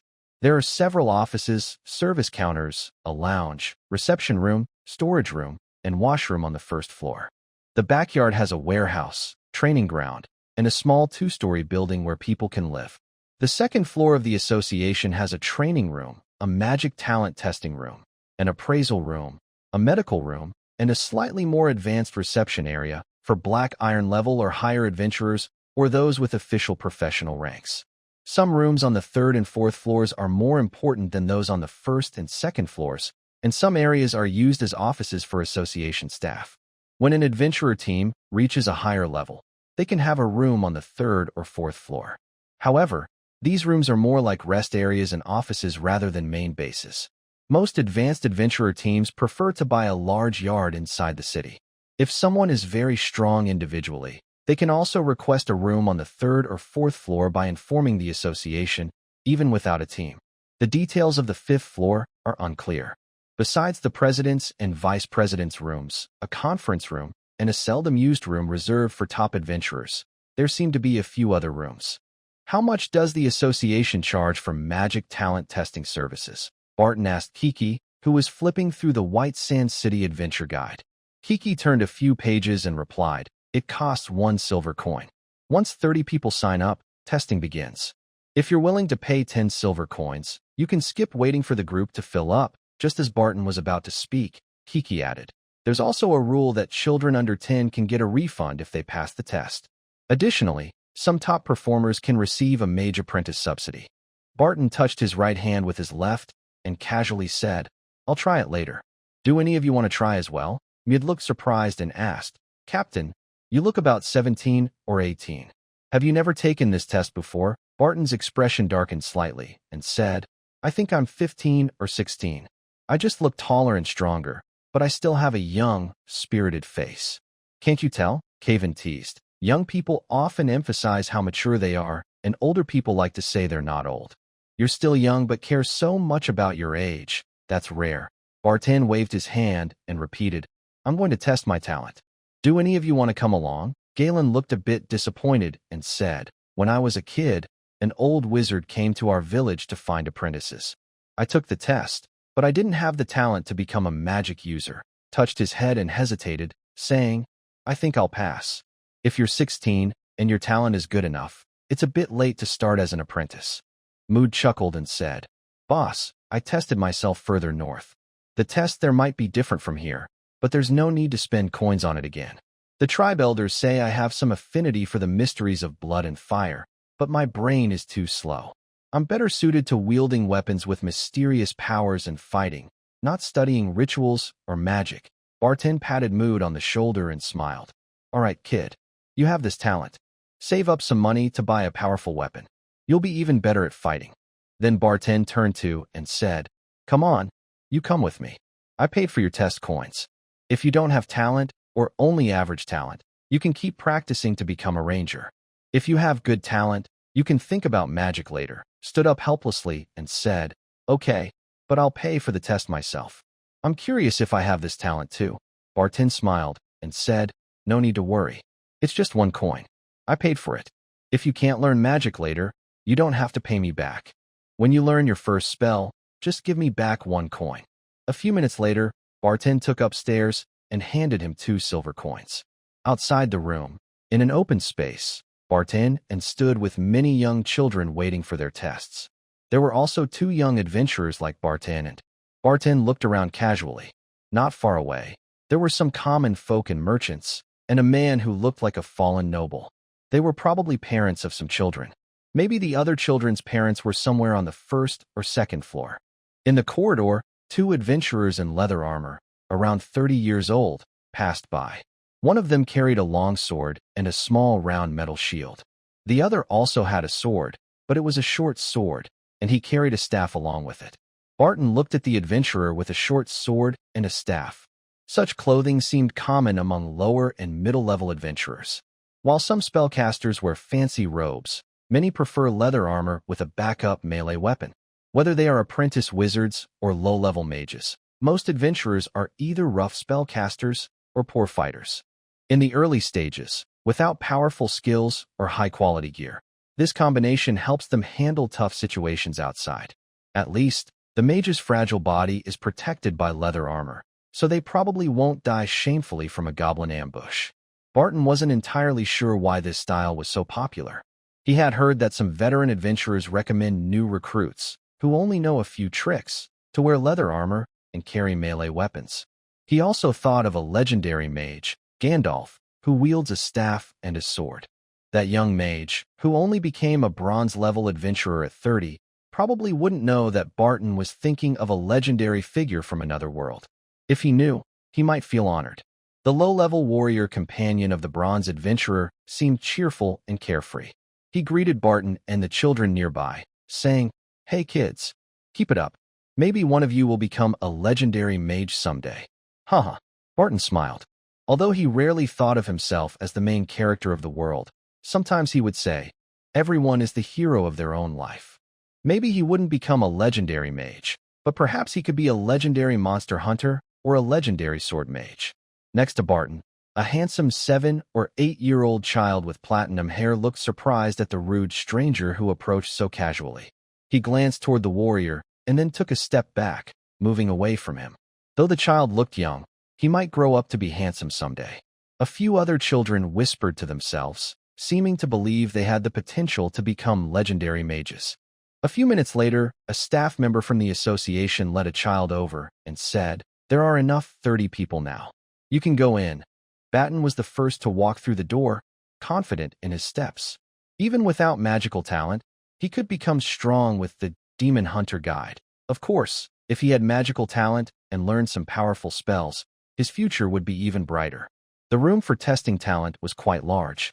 30 testers first gathered around a long table, which was filled with various strange objects: odd stones, crystal balls, broken swords, porcelain bottles with snake patterns, and some devices engraved with alchemical symbols on damaged surfaces. It looked like a pile of junk. As Barton thought this, a young man in a black robe and wizard hat said, "Feel free to touch these junk items or use your imagination to make them glow or produce other mysterious reactions. But don't deliberately damage them or throw them on the ground." There was no strict order for everyone. Barton casually touched many of the crystal balls often seen in fantasy or magical stories. They didn't seem to react. Barton rubbed the crystal ball with both hands, mimicking the characters in movies or cartoons who pretend to be mystical. He slightly leaned in, bringing his eyes close to the crystal ball. At the same time, he imagined his possible future: noble lord, king, divine mage, demon king, legendary demon hunter. The crystal ball was of average quality. It wasn't completely clear or semi-transparent and shiny. It even had a tiny and some impurities. But these small flaws didn't seem to affect its ability to reveal a vague future. The future itself is blurry, and even the best divination can be mistaken due to misinterpretation. The average quality crystal ball might reduce the success rate of divination, but for testing talent, as long as there was some change or movement, it could prove that the person using the crystal ball had some mystical talent. A mist rose from the depths of the crystal ball. Barton hadn't studied real magic or mysticism deeply. He stared at the mist, unsure whether it symbolized his future, past, or present. Within the fog, something seemed to be whispering softly. Barton couldn't hear the words clearly. Mist swirled and shifted, and some vague, abstract images appeared inside the crystal ball. Barton frowned slightly, thinking he saw a chicken playing basketball, but maybe he was just seeing things. Perhaps he was used to looking at mysterious, abstract meme images in his past life. He stared at the fog inside the crystal ball, noticing a faint red color. He wasn't sure if it was blood, fire, or something else. Bones and skulls. What could that symbolize? Death? Corpses? Maybe. Part of my fate involves killing enough prey and turning their bodies into food to make me stronger. At some point, a young man wearing a wizard hat silently approached Barton. His voice was soft and had a hypnotic tone as he whispered, "What do you see in the crystal ball?" Barton glanced at him briefly, then continued to look seriously into the crystal ball and said, "I see a red line." The young man with the wizard hat took out a thick book titled Crystals, Tea Leaves, and Organs. He flipped through the pages but couldn't find what he was looking for. Without looking up, he continued, "Are there any other things besides the red line?" Memories of a game called Yin Yun's 16 Sounds from his past life flashed through Barton's mind. Fire ignited by a burning phoenix. A red cloak pierced by arrows. There was a character named Redline. Though his thoughts were chaotic, Barton's eyes and mouth seemed to move automatically. His eyes observed the fog in the crystal ball and noticed a few pointed ears. He clearly said, "Pointed ears, plural." The young man flipped through his book and found several interpretations of the red line. He said, the red line could be a bloodline, a lifeline, or maybe a symbol of love and fate. He paused slightly, then asked, "And the pointed ears? Maybe elves?" Combining these clues, could your future wife be an elf? The young man adjusted his wizard hat, looking somewhat uncertain. He was only an apprentice wizard and not very skilled at divination. On the other side of the long table, a young person about the same age as the wizard-hatted youth had just finished recording the performances of some children with mysterious talents. He then came over casually and said, "Pointed ears don't only mean elves. Goblins, fairies, and gremlins also have pointed ears. I probably won't fall in love with a female goblin, but I might string a bunch of goblin ears together with a thread, and that thread could be stained red with blood." Huh, that's an interesting way to interpret it. The young man, who was talking confidently without holding a book, was gently touching his silver necklace with a white crystal pendant. He continued saying, "That's a very charming and specific image. In the worlds of divination and magic, the mist forming pointed ears inside a crystal ball is a symbol full of spiritual meaning. It's not a common omen, so it feels especially unique and powerful. When I interpret crystal images, I like to focus on the main idea and the details. Main symbol, supernatural perception and connection. The most direct and strong association with pointed ears is with elves, fairies, forest spirits, and other beings from different worlds or nature. So, the main theme of this image is going beyond ordinary perception and connection. It means your intuition is very active, and you're establishing a link with a more subtle, mysterious world. For specific interpretations, you can consider the question asked during divination and your inner feelings, and explore from several angles. I think there are 4 main ways, but maybe you can think about whether there are a 5th or 6th way. Barton was stunned. How could this guy talk so much at once? Does he have such good lung capacity? The wizard, who seemed quite knowledgeable about divination, kept speaking. Although Barton felt like he was listening to a teacher's lecture, he found the lesson quite interesting. Divination and mysticism. Inside the room, the children seemed mostly uninterested. Some were playing with objects on the table or twisting around, others chatting casually, but no one was making noise or doing anything too wild. After all, the speaker was a formal mage, a proper wizard. This could be seen from the details on his robe and some decorations he wore. The children might not understand, but whether he was a wizard or an apprentice, they wouldn't dare offend him. The children of fallen nobles probably had similar status to wizard apprentices. Of course, if some foolish child dared to do something stupid, their ignorance and recklessness might make them ignore common sense and logic, acting rashly or bravely. The wizard casually played with the white crystal, continuously uttering complex sentences and awkward words. Even though Barton's memory is good, he didn't remember everything he said.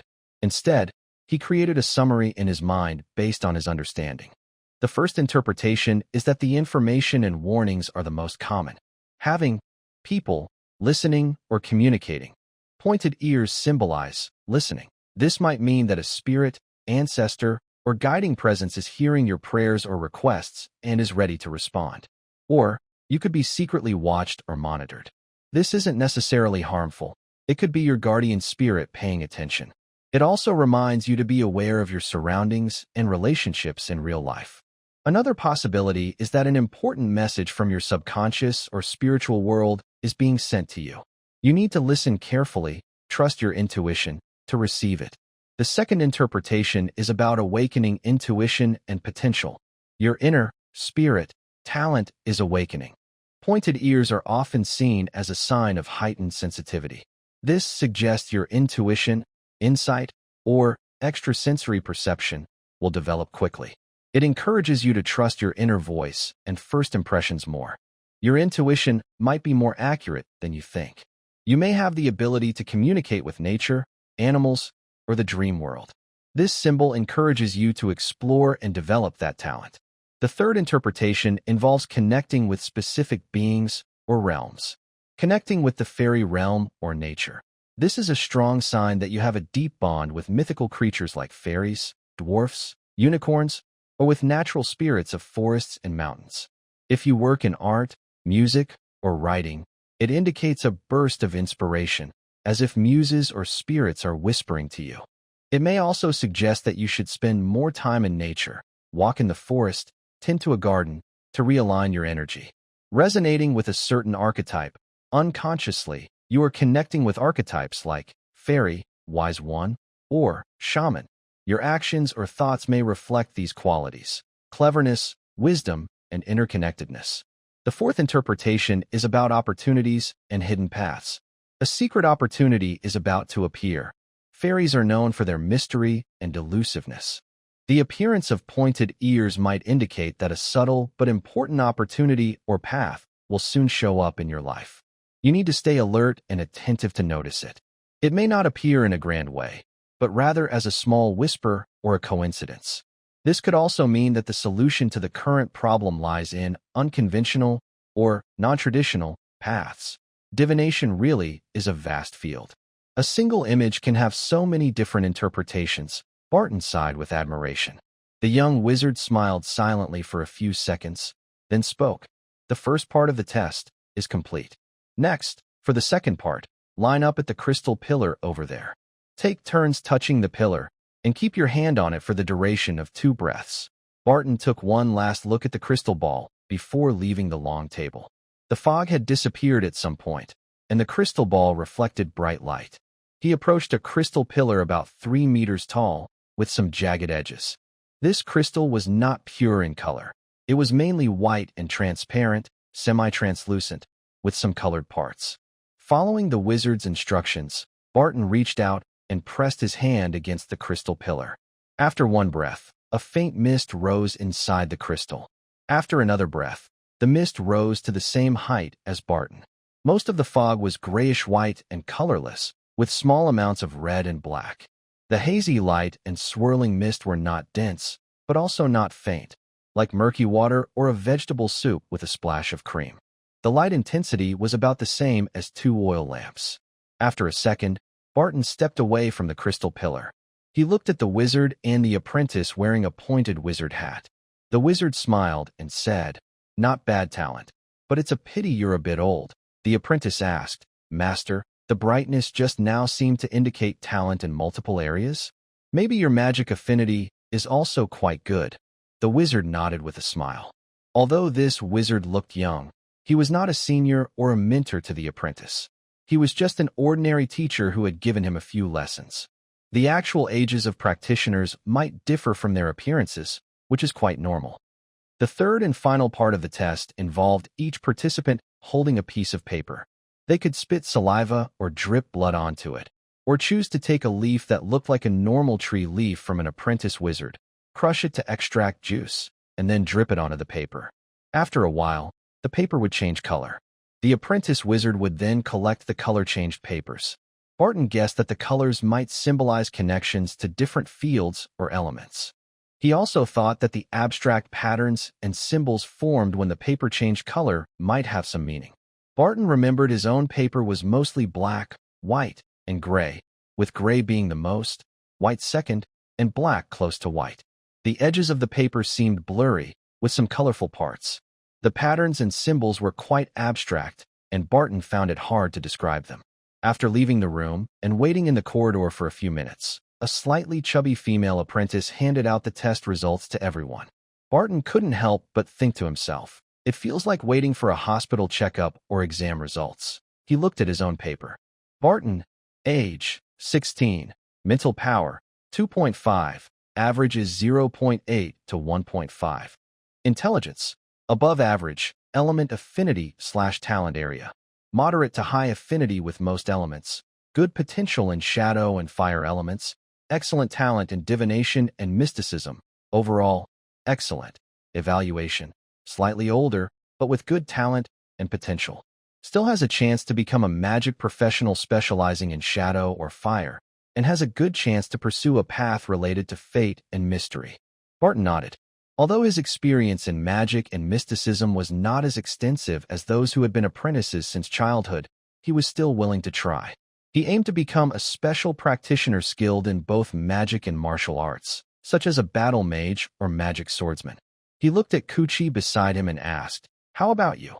Kuchi shrugged and casually handed his test result to Barton, then said, "What about you?" "Captain, let me see yours." Barton handed his paper to Kuchi and then started to look at Kuchi's test result. Kuchi age, 16 mental power, 1.5. Average range is 0.8 to 1.5. Intelligence, above average among ordinary people. Elemental affinity/talent area. Has some affinity with wood and water elements. Possesses a common mystical talent. And has a bit of natural talent in the natural field. Overall, not qualified evaluation. He is somewhat older. Although his talent is enough to become an apprentice mage, without investing a lot of time, effort, and resources, it will be hard for him to become a full-fledged mage. Magic is always mysterious. Some people have hidden talents as children that only show when they grow up. Others have excellent talents as children, but see their talents decline as they grow older.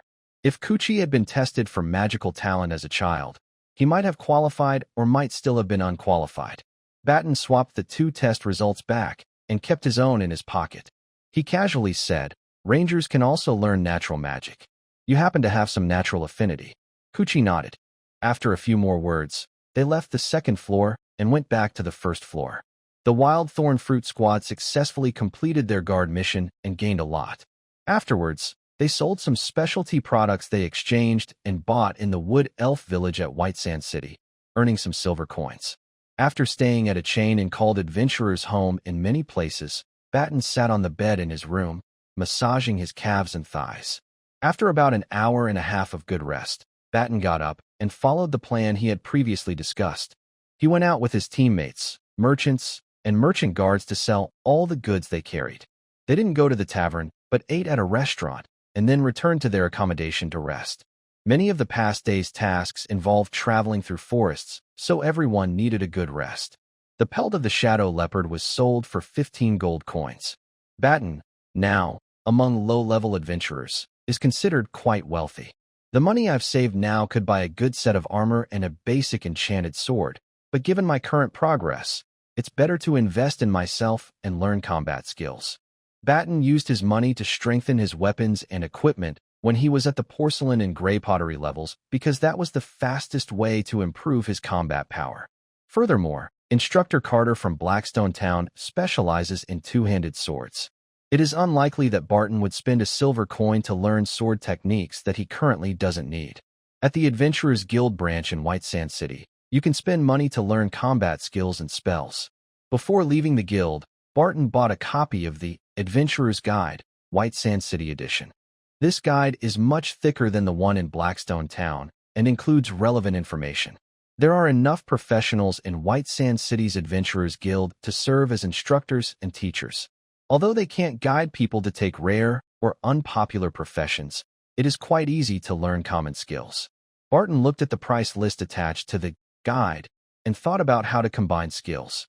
Special training with a level 3 warrior, 12 students, 1 month, price, 20 silver coins, includes basic low-level warrior skills suitable for starting a warrior career. Silver-level solo guidance for adventurers, current options, fighter, warrior, knight, mage, warlock, price negotiable. Combat/spell teaching, no guarantee of learning. Chop, suitable for axes, greatswords, knives, and other weapons. Common low-level skills for warriors and berserkers. 5 silver. Horizontal slash, low-level attack skill, range depends on weapon and arm length. 7 silver. Charge, a universal skill for combat roles. Effects vary by profession. 15 silver. Mage's Hand, a first-tier spell, can create an illusionary hand to disturb enemies, pick up light objects, or assist with magic experiments. 25 silver. Fireball, second-tier version, a classic spell with many variations, powerful in damage. Price negotiable. I need to think carefully. Barton looked at the price list and pondered seriously. If this were a game, he could learn skills just by killing goblins, so he would learn more skills.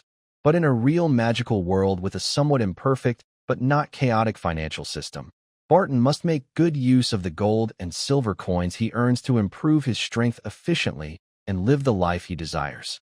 Barton rubbed his hair. Although his Monster Hunter Guide could show which jobs he could take if he randomly learned skills or added attribute points without thinking. Even if he lucked out and met the job requirements he wanted, he would probably waste a lot of time and effort. Maybe he should find someone who knows enough about jobs to teach him, or buy a book about choosing a starting profession. Sigh, if I guess right, such a person and book might be hard to find. Although some common jobs are powerful or special, their traditions are often incomplete. Many people who successfully get a job still don't fully understand the requirements for employment. Based on today's magic talent test, Barton seems to have a talent for mysticism and divination, but he isn't sure how to use this talent. Maybe my talent is suitable for becoming a wizard or a fortune teller. Barton twirled a silver coin between his fingers, a slight smile on his face. The second day after arriving in White Sand City, Barton woke up early. After breakfast with his teammates at the Adventurers Guild on the first floor, they parted ways. Each went to different parts of the city. Mute and Garen planned to visit the blacksmith and general store together to buy supplies for their adventures, repair their weapons, and maybe buy new weapons or gear if the prices were right. Barton and went to the guild. Said he wanted to get a better, more powerful bow, but that wouldn't happen in just a few days. Before he could change his bow, he needed to strengthen his arm and body. Barton went to the guild to see what quests were available, but he probably wouldn't take any. He just wanted to look around and learn about White Sand City. After checking the quest board, I'll spend 1 silver coin to buy a job consultation. Thinking this, Barton headed toward the white board in the guild hall. The quest notice board in White Sand City was much larger than the one in Blackstone town, almost as big as a small house wall. This board wasn't just a simple wooden plank. It was a magical item with faint glowing magic around its edges and back. Maybe it even had alchemical structures inside. The board has some papers attached with magnets, including wanted notices and tasks. The middle part of the whiteboard is empty, with a slightly mirror-like surface. This small area shows the names, levels, and bounties of dozens of tasks, but no detailed descriptions. Barton saw someone click on a task, and after a few seconds of delay, the whiteboard displayed detailed information about that task. Barton couldn't help but think of the electronic devices from his previous life. It seems that although magical and alchemical items are rare and valuable in this world, especially in the countryside, adventurers' guilds still find many uses for them. He wondered what kind of amazing powers advanced magical creations might have. Barton looked at the task panel. The types and number of tasks in White Sand City are clearly more than in Blackstone town. Cleaning work, gray pottery level, 10 copper. Unclogged toilet, gray pottery level, 10 copper. Rat removal, white porcelain level recently. Giant rats have appeared in the underground waterway of White Sand City. They are smaller than southern giant rats, and the number is unknown. Multiple teams are recommended to work together. Deposit: 1 silver per person. Rat tails: 3 silver for every 5 tails. Additional payment depends on the task's progress and results. Recruit guards black iron level need to go to the snowy northern border area. Details to be discussed. Price negotiable. Wild boar men activity black iron level small groups of wild boar men have appeared around Green Ridge Valley in the southwest. Reconnaissance with local lords' troops and a small mercenary group is required. High chance of combat, mainly support roles. Payment: deposit depends on strength. Final payment depends on contribution. Barton remembered that in Blackstone town, the Adventurers Guild on the 2nd floor often had more black iron level adventurers. Some tasks weren't listed on the wooden boards on the 1st floor and were only available to those with enough skill and reputation. They also offered intelligence trading and consulting services. The Adventure Guide of White Sand City also mentioned that the 2nd floor functions differently from the 1st. Once I become a professional, I can go to the 2nd floor to see if there are suitable tasks. Barton glanced at the task board and the people nearby, then said to Kuchi, "I'm going to find someone to ask about starting professions." "Are you resting here in the hall?" Nodded and said, "Yes, boss, you go ahead. I'll sit over there on the wooden chair and read a book," then glanced at the adventure guide in his hand and showed it to Barton. The adventure guide for White Sand City is more expensive than the one for Blackstone town, but it is also thicker and more detailed. Barton nodded and turned toward a window. After giving a silver coin to a friendly-looking young staff member of the Adventurers Guild, Barton entered a room. The room was set up like an office, with a person sitting behind a desk providing consultation services. Barton sat in the chair opposite him. Once Barton was seated, the person flipped over an hourglass and smiled, saying, "Do you have any questions or things you'd like to know? Please, go ahead." Barton caught a glimpse of a bronze nameplate on the table. Was that a bronze-level adventurer? "I want to ask if there are any professions that have both magic and melee abilities, like a magic warrior or a magical knight from stories." The 30-year-old bronze-level adventurer, who wore a single-lens glasses with a pretty, thin silver chain hanging to his ear, smiled and said, "Yes, many. Rangers, demon hunters, magic warriors, magic swordsmen, enchanted knights, magic knights, rune knights." He listed many professions, some Barton knew, others he hadn't heard of. Ranger is another name for a scout. Some elves like this name. Rangers can use nature magic, and some also work as druids or elemental mages. Demon hunters have many different schools and branches, each with their own special skills. Some demon hunters make good use of their enemies' remains to craft potions or magical gear, or for special rituals. A few demon hunters try to control the power of magical beasts, monsters, or even demons. There are many ways to gain power: bloodlines, witchcraft, contracts. Magic knights are not just ancient legends, nor are they people who have both knight and mage professions at the same time. I don't know much about this profession, but I heard that some royal families in several countries are trying to train magic knights and other special professionals. Whether they succeed or not, that's not something you hear about in a tavern. The Rune Knight is a title I saw in a mural at an ancient site during one of my adventures. There was only one name, and the rest of the writing was unclear. But I think it sounds similar to a magic knight. Barton asked a few more questions. After about 10 minutes, the hourglass finished, and the consultation ended. He left the room. Not bad. Not bad. This advice feels much more reliable than guidance for college students or high school course choices. Barton originally wanted to mutter something quietly, but he didn't want anyone to hear unusual words, so he kept his mouth shut. The bronze-level adventurer wasn't a famous wizard or a powerful senior adventurer, but what he said was detailed and useful. Barton felt he gained a lot and started to plan his initial career. That one silver coin was not wasted. A demon hunter is a less common profession compared to rangers and warriors. Different types of demon hunters like to hunt different things: ogres, demons, undead, dark wizards, monsters, and beasts. They often work as mercenaries or adventurers, and some also take on roles like bandits or assassins. In remote castles, mysterious forest cabins, secret caves, underground fortresses, and ancient ruins, the tradition of demon hunters still exists. Barton learned from the bronze-level adventurer that in the central and southern parts of the Kingdom of Rain, there seem to be schools and bases for demon hunters, though they are small and few in number. Barton thought that becoming a demon hunter might be his first choice. This profession has many skills and different schools of thought. His Demon Hunter Guide even has the words demon hunting in the title, which might be a sign of some destiny. However, although demon hunter is a top option in Barton's career plan, he doesn't have to choose it. Traveling from White Sand City to the central part of the Kingdom of Rain to find a demon hunter for mentorship isn't very practical. It's hundreds or thousands of miles away. Without enough strength, he could easily die on the way. Even if he goes, he might not find a demon hunter, and even if he does, he might not succeed in becoming an apprentice. Barton plans to keep working hard to improve his skills.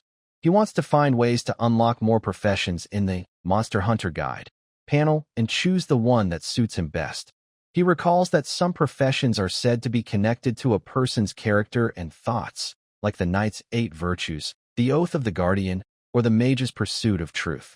Although he isn't sure if this is entirely true, he wonders if a monster hunter also needs some beliefs and personality traits. What could they be? As he walks, Barton thinks about this. Maybe it's hunting darkness and protecting humans, or fighting magic with magic, or perhaps related to hunting, survival, desire, or obsession.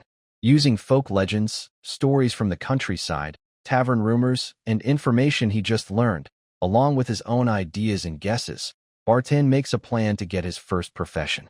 First, he will improve his basic stats. Folk tales say monster hunters drink potions and transplant monster organs. Barton doesn't know what potions they drink, and he thinks attaching monster organs to himself isn't very practical. So he decides to boost his attributes through training and by using the Monster Hunter Guide. Even if this doesn't make him a true monster hunter, it will increase his strength and might unlock other professions. Second, he will explore magic and other mysterious powers. Since Barton wants to be a strong fighter with both ranged and melee skills, and both magic and physical abilities, this step is important. He might start by reading books about wizard apprentices or mage apprentices. Additionally, if the opportunity arises, hunting monsters and unlocking new entries in his guide to gain new abilities would be a good idea. Third, he plans to increase or strengthen his skills, or learn combat techniques and tricks. The name, Monster Hunter, suggests hunting, so Barton considers learning some hunter skills, either common skills or real techniques used by extraordinary professionals. He could practice archery, learn tracking, or study outdoor survival. He also thinks about learning a combat move called Stab, which works well with spears or lances, but can also be used with swords. His plan also includes improving agility or learning skills like quick movement or swift steps.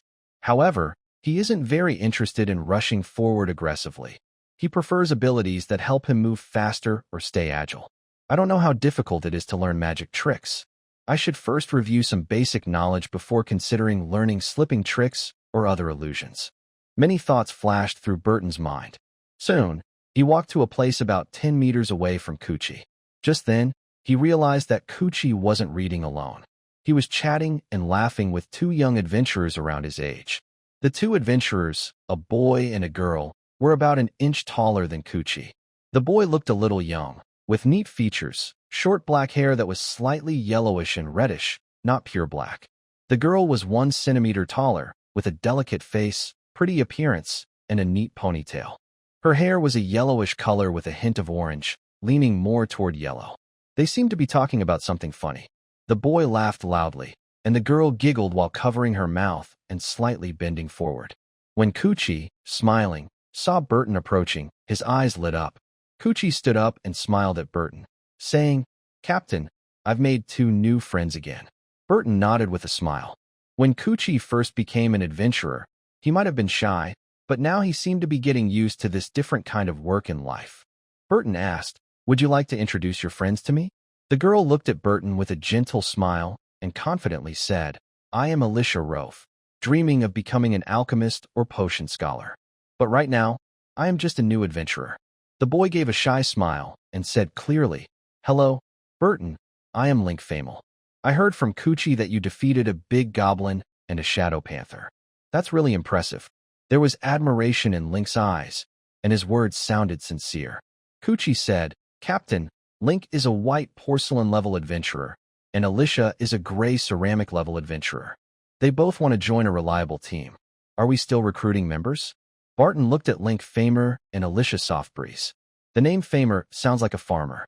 Link looks a bit stronger then. He wears a thin leather armor and carries a plain iron sword without a sheath. Maybe he is not yet a skilled warrior. I hope he has enough potential and qualification to follow Barton's path. Alicia Softbreeze has a gentle, musical name that sounds like Elvish language. Her name also hints at healing. Barton noticed that the girl in cloth armor had some test tubes and a cloth bag that might hold medical tools. Well, I want to hear what your friends think. I want to know their plans or dreams about being adventurers, what they are good at, and what role they would take if they joined the team. Barton paused slightly and added, "Also, I need to discuss with Mud and Garen." After talking for a while, Barton learned more about these two. Link's family are farmers. When he was a child, a traveling bard stayed at his home. The bard didn't leave coins but told him stories and gave him a piece of paper that looked like it was torn from a notebook. That paper had some drawings and words. It seemed to be a rough practice method for a sword technique. As a child, Link often studied that paper with other kids who liked stories of brave heroes fighting dragons or evil kings. But as they grew up, some became farmers, some became hunters. No one mastered the sword technique. However, Link kept practicing. One day, he seemed to find a secret. His sword swings became more flexible and quick, as if a gentle breeze helped him, making his sword faster. The village elder, who used to be an adventurer, said he had just started learning a sword technique. If he improved his physical strength, became more skilled with the sword, or fought a few goblins, he could become a real swordsman.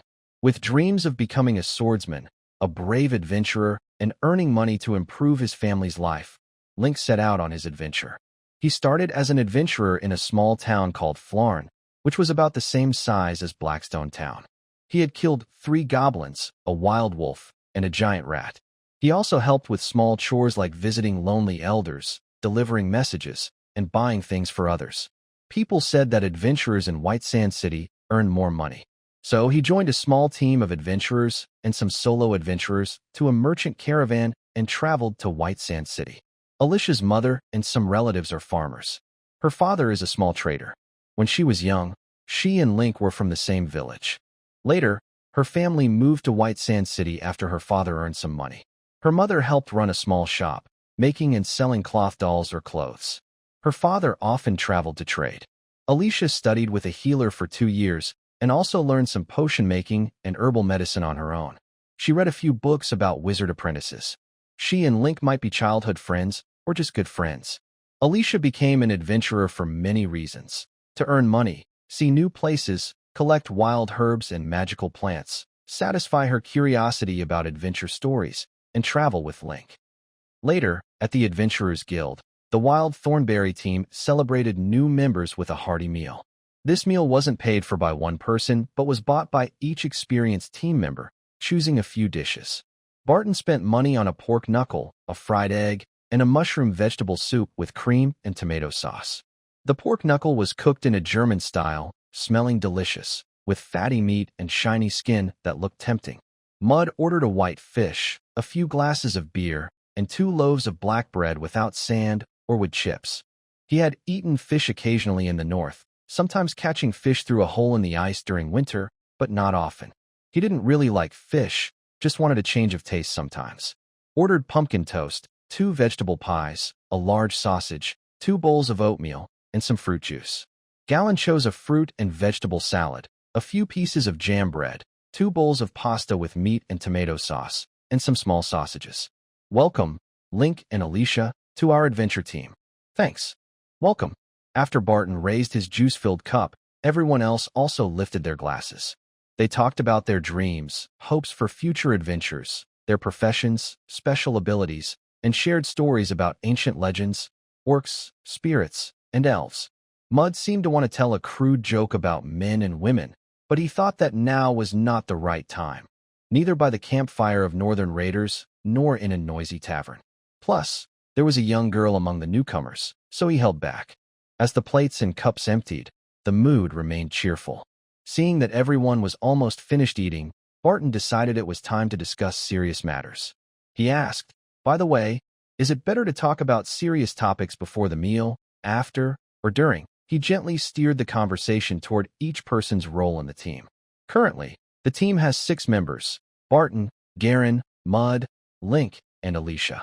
Barton is the leader, armed with a light shield and spear, with a short sword as a backup weapon.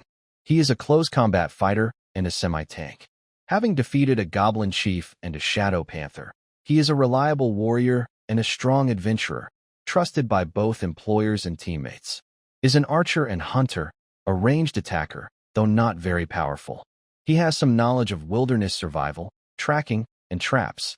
While not as experienced as veteran hunters or elite adventurers, he can still help the team in these areas. Garen wields a knife. He used to work for merchant caravans and has done other jobs. His fighting skills are not as good as Barton's or Mud's, but he is a capable adventurer. He can contribute knowledge and advice about maps, travel, local customs of places he has visited, and merchant-related matters. Mud, a strong man who looks the tallest, biggest, and fiercest in the team, is second only to Barton in strength. He comes from the north and has some barbarian blood. He might have been a raider in the past, but now he is an adventurer. His shield and machete are used for the team's adventures. Link is less strong and agile than Barton, but he is skilled with a sword. His swordsmanship is very agile, and he can perform well against enemies that his fighting style can control using certain techniques. Alicia is a gentle and optimistic girl.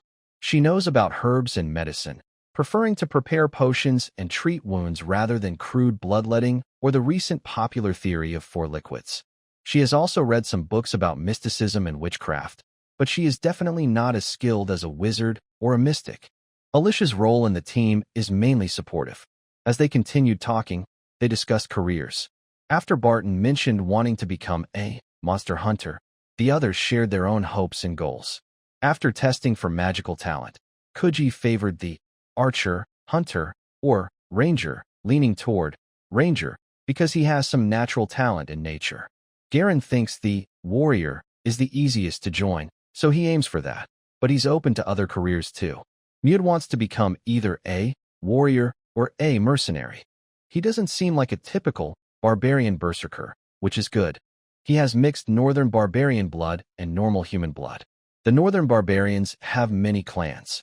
Some live mostly in snowfields and mountains, while others are nomadic on plains where they often encounter orcs. Link's goal is to become a swordsman. He seems to have good talent in this area and might achieve his goal in a month or half a year.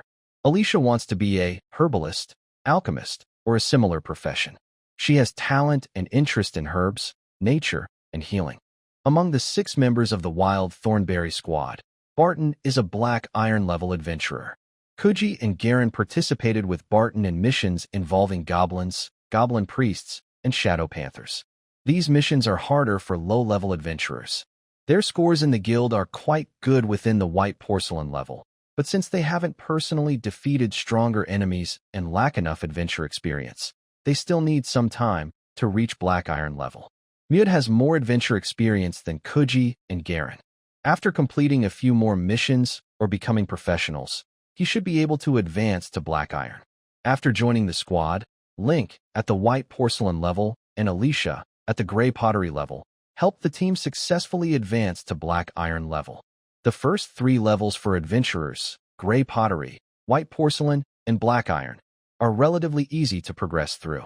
Completing simple tasks can raise a gray pottery adventurer to white porcelain.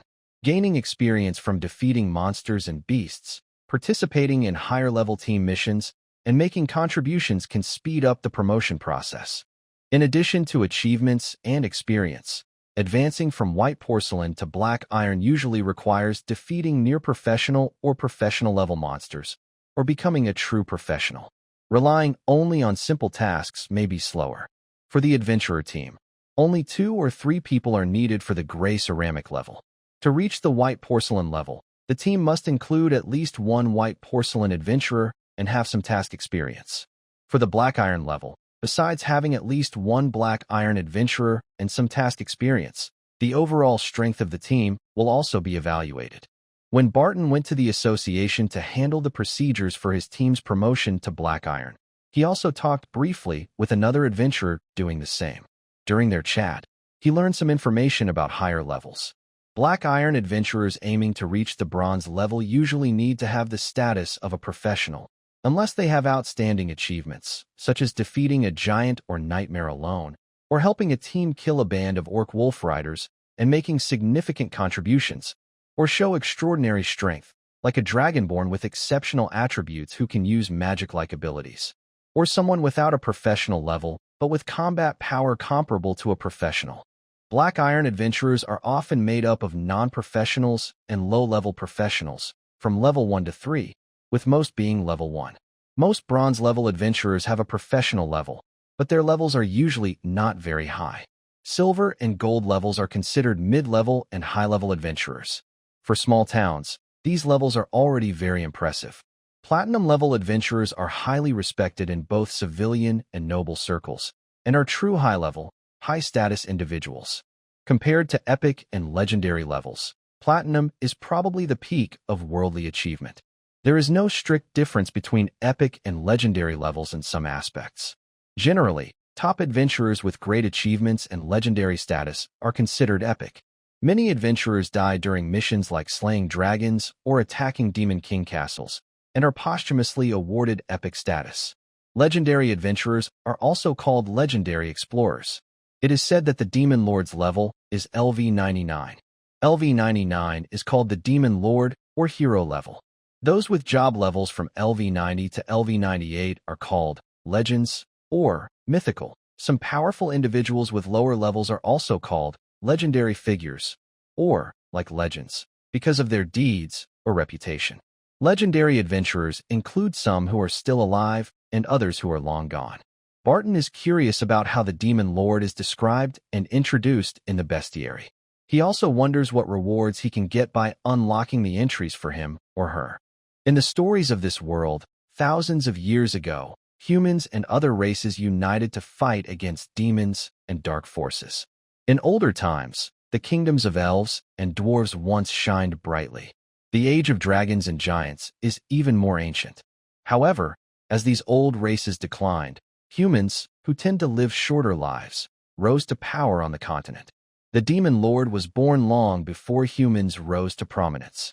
Some legends say the Demon Lord came from. Others say he or she came from the abyss. Some believe the Demon Lord is a special profession among demons, a powerful role only those with the qualities of a king can attain. According to some historical records, about 500 years ago, before the Kingdom of Line was founded, a demon lord established a demon realm in the southwestern part of the continent. After decades of sporadic wars, the human heroes eventually defeated the demon lord. Many years later, during a time when heroes had died out and human nations fought each other, even involving orcs, elves, dwarves, and other races. In that chaotic era, the first king of Line, the founder, the Lionheart King, and the Golden Lion Knight, Arthur Line, established the Kingdom of Line. Today, although human nations often fight each other secretly and sometimes clash with orcs, elves, and dwarves, large-scale, long-lasting, intense wars are rare. Even when wars happen, they tend to be less terrifying and prolonged. Although that demon lord from hundreds of years ago is dead, there might still be older demon lords in this world, perhaps in or the abyss, waiting to descend. New demon lords could be born among the demons, and the old ones might even come back to life. Barton was lost in thought, as if he had entered the logic of a game or a novel.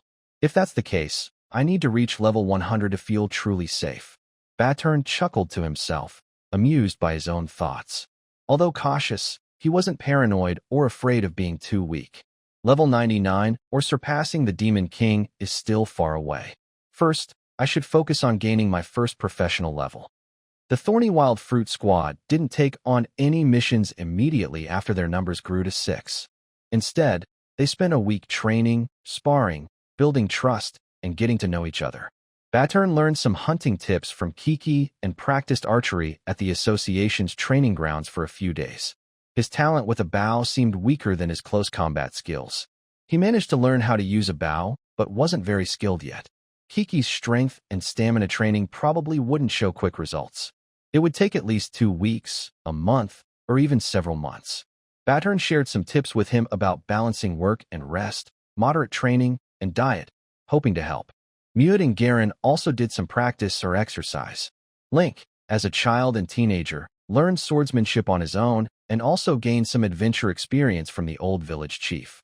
Later, he learned basic techniques and moves from veteran soldiers and a senior swordsman at the town's adventure guild. Recently, he trained with everyone and sparred twice with Barton. The first time, he was caught off guard by Barton's strength and lost quickly. The second time, he lasted a few more minutes, and his skills earned Barton's praise and recognition. Alicia, though mainly a healer, medic, and support, wanted to join the adventure. To protect herself and not hold the team back, she trained enough. She didn't focus much on strength, but mainly on stamina, agility, and flexibility, so she could run faster and dodge attacks better. Following Barton and Link's advice, Alicia prepared a short sword as her weapon and carried a bottle of poison. Barton knew that a week of training wouldn't make her much stronger. Still, adventurers need to earn money, and it was time for the first mission after the team grew to 6 members. This time, the task shouldn't be too difficult or too far from the town or village. Barton plans to take a simple job to build team trust and see how the 2 new members perform in real combat.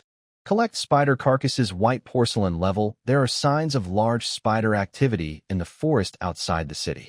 Need complete spider carcasses that are heavy and larger than small dogs. Spider demons are a broad category of monsters or dark races, with many types. The weakest ones are hard to distinguish from giant spiders or servant spiders, almost like wild animals. The strongest often have some demon or dark race features, and their talents can rival those of top demons or dark beings. Humans call many large spiders or spider-type monsters spider demons, but these can be further classified. Some spiders are not true spider demons. This task is rated white porcelain, not gray pottery, likely because there's a chance of encountering actual spider demons. Barton thinks for a few seconds and adds it to his list of options. Although there's a chance of meeting spider demons, other tasks might also involve dangerous monsters or beasts, which is risky too. The chance of encountering spider demons here might be slightly higher than in other tasks, but the overall risk isn't much different. Retrieve family heirloom. Black iron level. A group of thieves stole my family heirloom. I need 1 or more capable people to recover it, preferably bringing back the thief's head. There are clues, and the number of thieves is confirmed to be 7. 2 are close to becoming true thieves, but haven't gained professional ranks yet. This can be ruled out. Humans are smart, and if the enemy is a group of thieves, we might face traps or ambushes. Not suitable for our team. Barton isn't planning to take on jobs dealing with bandits, robbers, or thieves right now. Kill goblins white porcelain level. There are goblins on the road between Hot Spring Town and Elsa Village. The small goblin raiding group has 7 to 9 goblins, led by a cunning and experienced goblin bandit, suspected to be a semi-professional. Kill the leader and at least 3 goblins. Deposit, 1 silver. Goblin ears bought for 2 silver each. Remaining payment, 1 silver. So, do you want to take a goblin killing job? Barton asks. Mud adjusted his leather armor and asked, are we taking the mission to clear out the goblin camp? Goblin camp clearance Black Iron level. A small goblin camp was found in the woods 10 kilometers north of Elsa Village.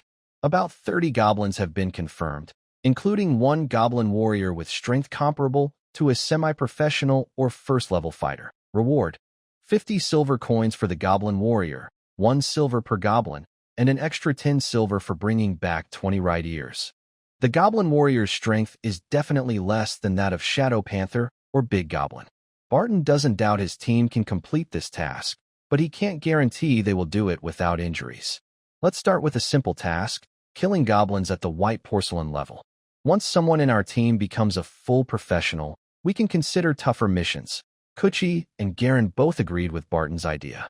Garen, looking clever, said, the goblin warrior isn't as strong as Shadow Panther, but with the other goblins, it's about the same difficulty. The rewards from lower-level monsters are higher. With a few missions, we can earn enough to upgrade our gear and learn some combat skills. Link and Alicia also agreed to take on easier tasks. Before accepting the mission, Barton reminded the team of their rules. Our team aims to become a legendary team, so we need to set good rules in advance. For task distribution, 5% of each reward will go into the team fund for healing and supplies. The rest will be split evenly as a deposit, with the final share based on contribution. Right now, I manage the accounts myself, but Garen and Alicia can help share the workload in the future. Everyone agreed. Mud even joked, my fair and just captain. You know, if we were in the northern snowfield, I'd pick you as the chieftain. But first, you'd have to beat the previous chieftain, who was a level 15 berserker, Barton's mind thought. Fair and just? Maybe not entirely. A few hours later, the Thornberry team pushed a wooden cart to the goblin-infested area. Barton and Mud wore large, tattered cloths over their armor, and the others also hid their weapons and gear. Although there were a few bags on the wooden cart, only 1 bag contained some straw. There was also a package with dried food, 2 water skins, and a cloth bag holding items that might be useful in the wild, all thrown onto the cart. This simple disguise wouldn't fool human bandits or robbers, but ordinary goblins would likely fall for it. After taking a few more steps forward, several goblins suddenly jumped out from behind the trees and rocks on the side of the road, just as Barton expected. Barton looked over these goblins. There were 9 in total. The one in the middle, about 1 or 2 centimeters shorter than Barton's chest, wore a rough cloth shirt that was poorly cut, but still better than the torn cloth and leaves on the other goblins. This one was probably the leader of the group, and he looked not very smart. Among the 9 goblins, one was positioned further back, carrying 4 simple throwing spears. There was a goblin leader holding a small pickaxe, a spear thrower, and the others had weapons like 4 wooden sticks, a rusty small knife, a sharp stone, and an old metal sheet. Just these few goblins? I bet 4 farmers with pitchforks could take them down, Gollowin said with a sneering smile as he looked at the goblins. Mud didn't say anything, but also smiled slightly. Barton kept a calm expression, his eyes confident, and assumed a fighting stance. Be careful of the spear thrower. Mud and I will raise our shields and move forward. The others, prepare to attack from the sides. Everything was going according to plan. The fight had only lasted less than 10 seconds when Barton quickly stabbed the goblin leader with his spear. Goblins of this strength are usually just ordinary hunters or minor enemies in goblin tribes or slightly larger nests. The first blood wasn't drawn by Barton. The archer Kuchi was faster by a few seconds, and his arrow pierced a goblin's heart. Mud was fierce, blocking a weak spear with his shield, then charging forward to knock down a goblin, chopping off another goblin's head with his sword, and kicking the one on the ground in the throat. Gollowin and Link also killed a goblin right at the start of the fight. After a few more seconds, driven by the idea that Even a mosquito's leg is meat. Barton quickly killed the remaining goblins to complete the goblin bestiary. By the way, the goblin spear thrower turned around to run away, but was pierced through the body by Barton's spear. Barton's fighting style has become more mature. He uses his small shield for defense and dodges when needed. His spear can stab several times because it has a better attack range than beasts or goblins. Barton also has backup weapons: throwing spears, lime powder, a short sword, and a dagger. He is fully armed and well prepared. After the goblin spear thrower died, the page about goblins in Barton's demon hunter bestiary showed some changes. Goblin spear thrower, one of the common ranged units among goblins. Usually, you can judge their strength based on the weapons they use. Those using sharpened wooden sticks or primitive stone spears are likely to be poor shots. If the spearhead is made of metal, it might mean the goblin is a skilled hunter in the tribe. A few goblin spear throwers with special skills are not as strong as human fighters, but are faster, smarter, and more cruel than ordinary goblins. Bestiary Improvement Reward: Spear Throwing Mastery. Spear Throwing Mastery increases the piercing and bleeding damage caused by spears against humans and beasts. Improves spear accuracy. Gains some skills and practical experience in using spears. Barton smiled. Increasing damage to humans and beasts probably comes from this passive skill, which he gained from goblins. The most common enemies goblins face are likely humans and beasts. Too bad, these goblins are too weak. I finished them so quickly. I was actually planning to leave some for Alicia to gain more combat experience, Barton said with a smile. Alicia smiled and said, "There will be chances in future missions. I'm actually quite brave and not afraid of goblins. But if there are enemies like bugs or giant rats, I might hide behind you." Alicia waved her short sword. Mud shook off the blood from his knife and casually said, "Don't underestimate goblins. Big goblins are quite strong, and goblin priests can even cast spells." Suddenly, Barton said, "When I think about magic, I feel like there's a mysterious power inside me that is about to awaken. After the last talent test for spellcasters, I don't know if it's just my imagination, but I keep feeling I might be able to learn a trick or a similar magical ability." Mud looked strange and said hesitantly, "Your idea is similar to a brave warrior I saw in the north who liked to boast and shout about ancestral powers. That guy didn't have the talent to become a shaman or elder, but he was good in battle." Barton said this to prepare for using the shadow mist he gained from the shadow panther later. When facing enemies, it's best to hide your true strength and attack secretly. With trusted teammates, even if you're not completely open, you shouldn't make plans or gadgets that target your teammates, like Batman or Iron Man do, or leave backdoors in their equipment. In team fights, having your own tricks is fine, but hiding skills can prevent the team from working at full strength and cause coordination mistakes. Barton smiled and said, "I was just talking casually. After returning to the guild, I plan to learn a combat skill first. Tricks and spells can wait until I finish learning the basics." A few days ago, Barton borrowed a book from Alicia called Beginner's Guide to Wizards. It's probably about 30% longer than Romance of the Three Kingdoms and covers a lot of topics. I heard there are dozens of beginner books for similar or identical spellcasters in the Kingdom of Lawn, and magic academies don't have a standard textbook. Different teachers and schools prefer different materials. This beginner book Barton is reading has a lot of content, including practical knowledge about divination and mysticism, as well as some ancient legends and spooky stories from the countryside. Books like this are usually more expensive than the dubious combat skill books, guides, or knight training manuals sold on the street, costing about 1 to 10 silver coins. After finishing this book and reading a few others related to spellcasters, Barton should be qualified to learn tricks. I heard that wizards and mages also need meditation techniques to improve their mental strength, magic power, or magical energy, and to better sense and control energy. However, meditation techniques are much more expensive than miscellaneous books, stories, or beginner-level manuals. Advanced meditation techniques are rare and priceless, with very few copies in circulation. The task of clearing the battlefield was handed over to Gullwyn, and Link stood on the wooden cart, gaining a slight height advantage, occasionally glancing around to stay alert. Mud used a torn cloth ripped from a goblin to wipe the bloodstains on his armor and shield. Barton retrieved his thrown spear and examined a simple, sharpened wooden spear he held, made from a goblin's spear thrower. Perhaps because half of his skills had been gained from goblins, he felt that this small wooden stick was more comfortable to handle than his more refined metal spearhead or throwing spear. After returning to White Sand City, I can order a few goblin-style throwing spears from the blacksmith. The weight and size should be similar, but they shouldn't be so crude. Barton nodded to himself and threw the wooden stick onto the ground. Although the cart could carry a lot, the value of such wooden sticks was very low among the debris, so there was no need to keep them.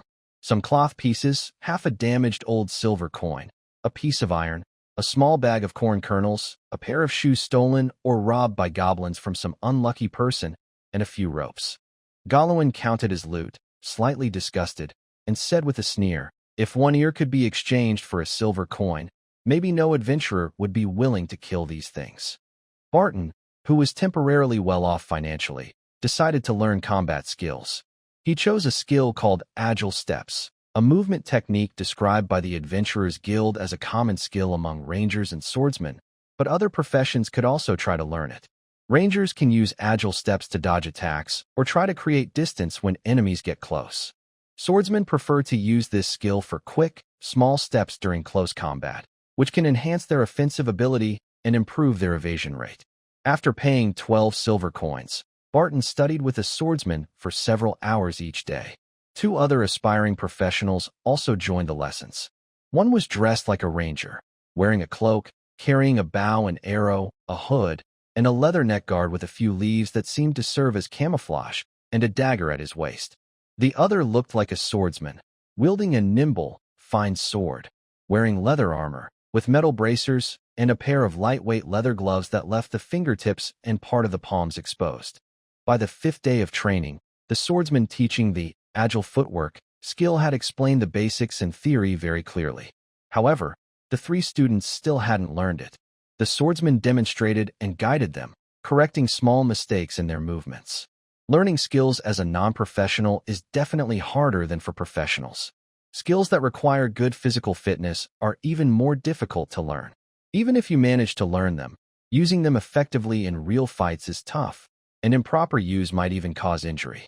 Link has some talent in swordsmanship, but his quick sword move took a long time to develop. This is partly because he only has a 1-page sword technique manual, which might be missing many pages. Barton heard that beginner rangers usually take about a week to learn agile footwork. Those with high talent, quick understanding, or good compatibility with the skill might learn it in just 1 or 2 days. Very talented or advanced professionals might learn it even faster. "Barton, I didn't expect that someone who looks like a warrior would learn faster than me, a semi-ranger, and another semi-swordsman," said a young man dressed as a ranger, smiling at Barton on the 8th day. The Adventure Guild instructor also praised him a little. After training that day, the instructor said, "This round of skill teaching is over. Barton, after you get started, keep practicing hard. The more skilled you are, the better you'll perform in real fights. Those who haven't learned yet can pay to join the next session, which will have a 50% discount." Barton nodded and left the training room. After learning the skill, he felt his steps became lighter and more agile. If he actively used special techniques to move, he could improve his chances of dodging attacks and increase his movement speed. Barton, a 16-year-old human adventurer of Iron Tier. Strength, 8. Agility, 8. Intelligence, 6. Constitution, 7. Willpower, 6. Mystery, 3.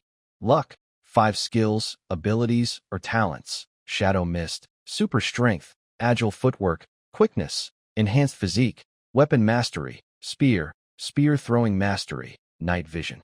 His attributes are much better than when he first killed a goblin. Not only do they surpass those of ordinary human civilians, but even weaker professionals probably don't have higher attributes than him.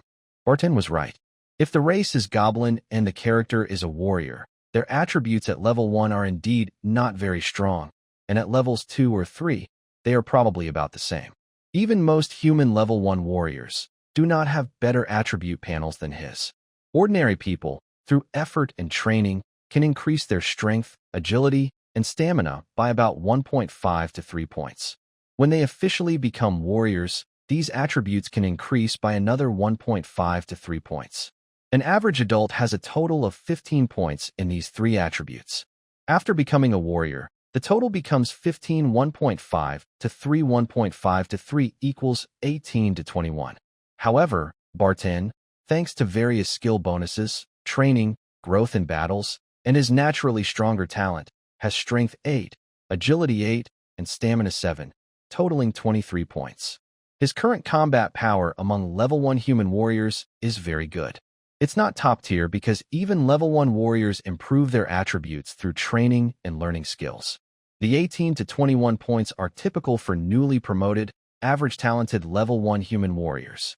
But Barton's other attributes are also quite good, slightly above average. His attribute sheet looks like that of a balanced, close combat adventurer. A level 1 warrior usually masters 1 or 2 combat skills, such as slash, pierce, or decapitate. His proficiency is definitely higher than his recent learning of agile steps. Additionally, some level 1 warriors might have 1 or 2 weapon mastery or passive skills, like one-handed sword mastery, quick draw, or fighting style, agile. Overall, even though Barton is not a professional, most level 1 professionals probably can't beat him now. It might be difficult to fight an orc berserker, but bullying goblins is definitely manageable. Referring to ordinary goblins with level 1 professions, not big goblins or goblin giants. Back in his rented room at the Adventurers Guild for a month, Barton looked through his Monster Hunter Illustrated Guide. After flipping through his attribute page, he found that a new profession had been unlocked on the second page. Goblin Warrior, Javelin Thrower, Shadow Ranger. Shadow Ranger. This profession can be chosen as a starting class or can be obtained by switching from Ranger or Shadow Soldier. The Shadow Ranger is a ranger who moves through darkness and shadows. Compared to normal rangers, they are more ruthless. The attribute growth pattern of the Shadow Ranger is similar to that of a ranger, with higher talent in dark and shadow magic or similar abilities, but they are less perceptive and in tune with nature and spirits. Among undead and other dark races, Shadow Rangers are more common. There are also a few human Shadow Rangers and mixed-blood Shadow Rangers in assassin and thief guilds. Barton thought for a minute, carefully weighing the pros and cons. He decided to become a Shadow Ranger. This profession might have a worse reputation than a normal ranger, but it's not as dangerous as roles like Lich or Necromancer, which are hunted by the Kingdom's army or Holy Knights. Although it's different from the Demon Hunter or Magic Warrior he initially imagined, becoming a professional early means he can hunt more monsters with stronger skills and unlock more entries in his bestiary sooner. The Shadow Ranger sounds decent. He doesn't know how strong it will be later, but he still has the option to change professions or choose a second class in the future. By the way, this world should be like in Western fantasy games or novels, where you can choose a second or subclass, right? Confirmed. I will become a Shadow Ranger. Ding. With a sound like a notification ringing in his mind, Barton felt his body being wrapped and enhanced by a cool, icy energy. Barton LV1 Shadow Ranger age, 16. Strength, 8 agility, 8-9 intelligence, 6 constitution, 7 willpower, 6 mystery, 3 luck, 5 aside from 1 point of agility growth, you will gain 1d3 free attribute points. These points cannot be added to luck. 1d3 equals 3, so you gain 3 attribute points. Successfully advancing to Shadow Ranger allows you to select 5 skills from those available at LV1, and you can choose 2 of them as starting skills. This draw may include Shadow Ranger's core skills, skills from other professions, and various talents and abilities. Before Barton had a chance to add points, he sensed 5 different ability options appearing in his mind, waiting for him to choose. Stealth, a basic, versatile skill common among thieves, rangers, and similar professions. It helps with sneaking, ambushing, and hiding oneself effectively. Shadow Arrow attaches shadow energy to an arrow, making the shot harder to dodge and adding shadow magic damage. Normal low-level Shadow Ranger's regular shots become comparable to a spell of 1 level in power when transformed into Shadow Arrows. Bow Mastery allows skilled use of bows in combat, increasing shooting speed and accuracy, slightly improves bow-related skills, and makes learning or upgrading these skills a bit easier. Suppressing Shot quickly fires 2 to 5 shots at a target to suppress them. It's slightly reduced chance, but greatly increases firing speed. Targets within this range move slower, have their actions disturbed, and their skill use may be negatively affected. Undead language becomes proficient in the language of the undead, stronger than a typical undead apprentice, but not as skilled as a master. Since your race isn't undead, and this isn't your first language, full mastery is still far away. Barton looks at the 5 skills, analyzing their strength, how hard they are to learn through other means, and the time needed to master them. Stealth can be learned at the Adventurers Guild for about 10 silver coins, taking 1 to 2 weeks to get started. With 2 or 3 months of practice or gaining insights during battles, he could become proficient. This skill is roughly comparable to a 0-level magic trick, so its value isn't high. Shadow Arrow seems promising. Its magical damage is relatively low for a 1-level spell, but adding physical arrow damage and shadow energy makes the shot more hidden and harder to dodge. It looks like a good choice. Considering he also has a Shadow Fog skill that might work well with this, choosing Shadow Arrow seems worthwhile. If he doesn't pick it now, he might need to defeat several shadow or dark elemental monsters, or dark races with shadow bows, to unlock it later. Finding a skill book, notes, or someone to teach this skill would also be more difficult than for common skills. Mastery of the bow. Perhaps because of the influence of extraordinary factors in this world, learning to use a bow is easier than a sword. Unlike in my previous life, where it took years to become skilled, here it happens much faster. The value of mastery of the bow might be higher than stealth, but lower than suppression shot. Suppression shot seems similar to other skills like rapid fire and precise shot that the guild can teach. Undead language is more valuable than suppression shot, but Barton probably won't need it soon, so it's somewhat useless for now. So, my choices are Shadow Arrow and Mastery of the Bow. Shadow Arrow has been unlocked, and Mastery of the Bow has been added. Using Shadow Arrow consumes a small amount of stamina and requires shadow energy in your body or the surrounding environment to succeed. When your skill and profession levels are high, you can condense shadow energy into shadow arrows instead of attaching it to physical arrows. These arrows deal more magic damage and less physical damage. Your archery skills have improved. Your bow skills are now more skilled, reaching mastery level. Although suppression shot is good, choosing mastery of the bow saves more time. If Barton trains alone, even with silver coins at the Adventurers Guild, it would take over half a year to become proficient and more than 2 years to master. This progress is faster than in my previous life, but still not quick enough. Considering the Shadow Ranger class gives some bonus to bow use, maybe he can master it in less than 2 years, but that still feels slow. Shadow Arrow is a must-have skill for Barton. If he also chooses Suppression Shot, it would be interesting to use Shadow Arrow during battles.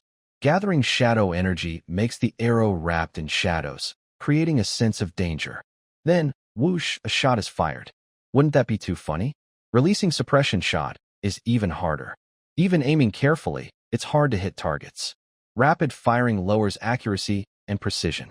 Firing several arrows quickly causes the points to scatter randomly by dozens of meters. Can it really suppress enemies? Barton looks at his attributes. He currently has 3 attribute points. Strength, 8-9 Agility, 9-10 Constitution, 7-8 after allocating attribute points. He felt full of strength. Barton exhaled, feeling that gaining the Shadow Ranger profession was really great. When wrapped in the aura of shadows, he didn't feel uncomfortable or like he was being eroded. That power would be used for his benefit.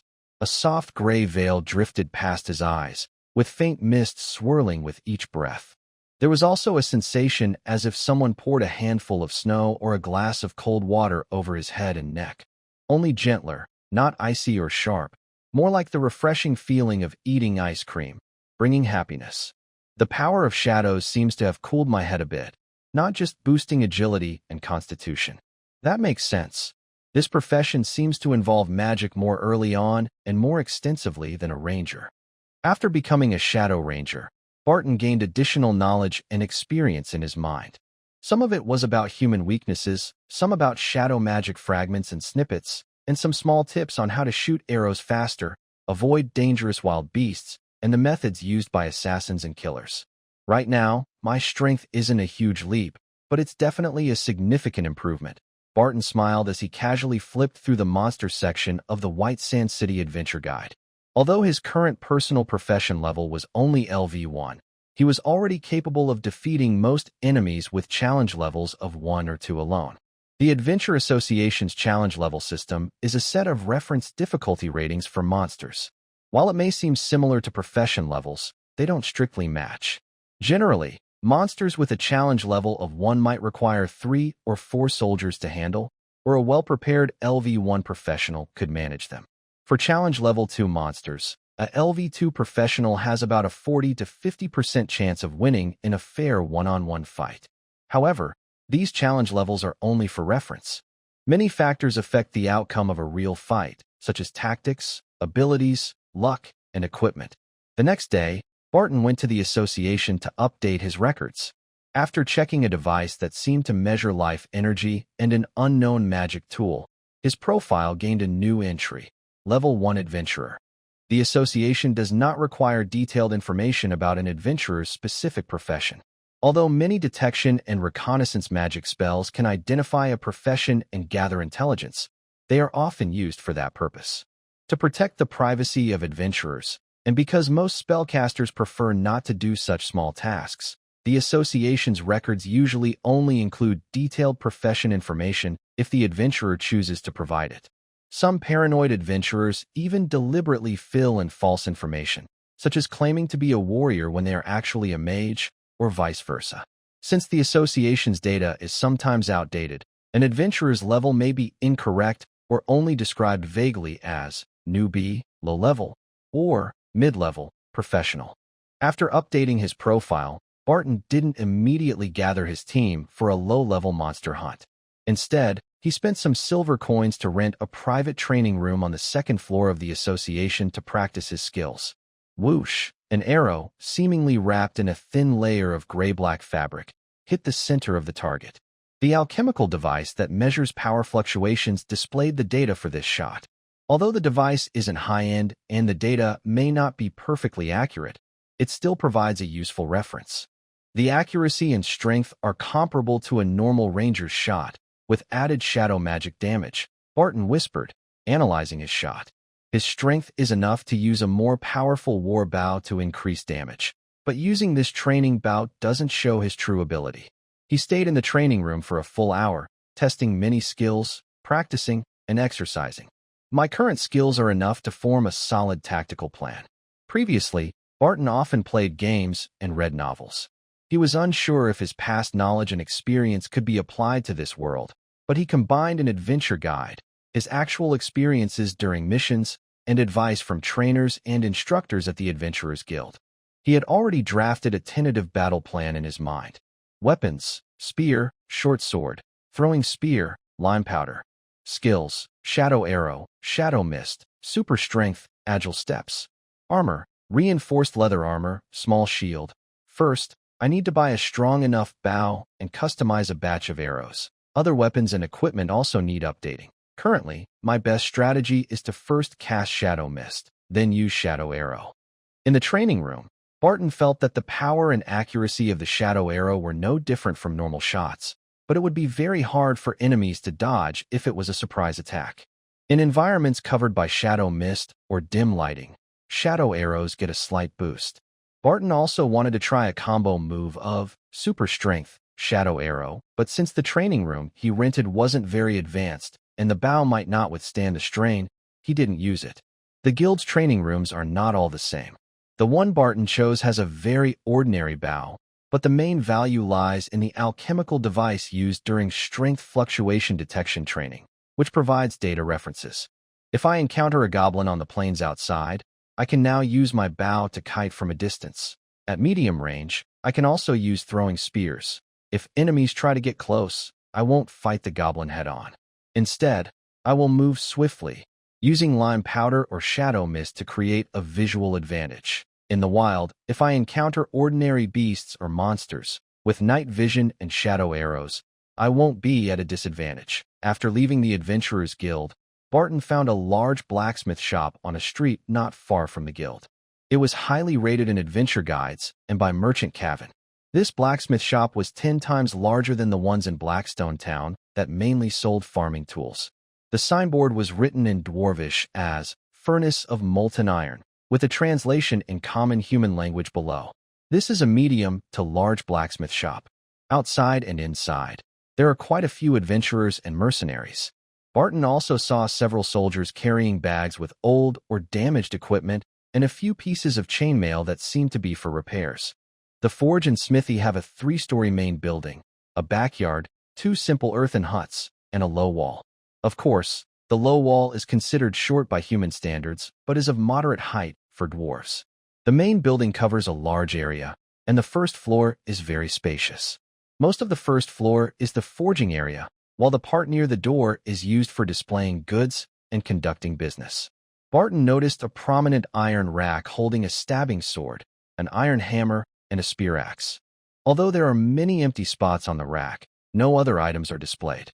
Next to these weapons, there are informational signs and a notice that says, "Alarm and defensive magic are set. Do not touch." Scorpion tail needle dagger made mainly of fine steel, with added magical minerals and a small amount of mithril.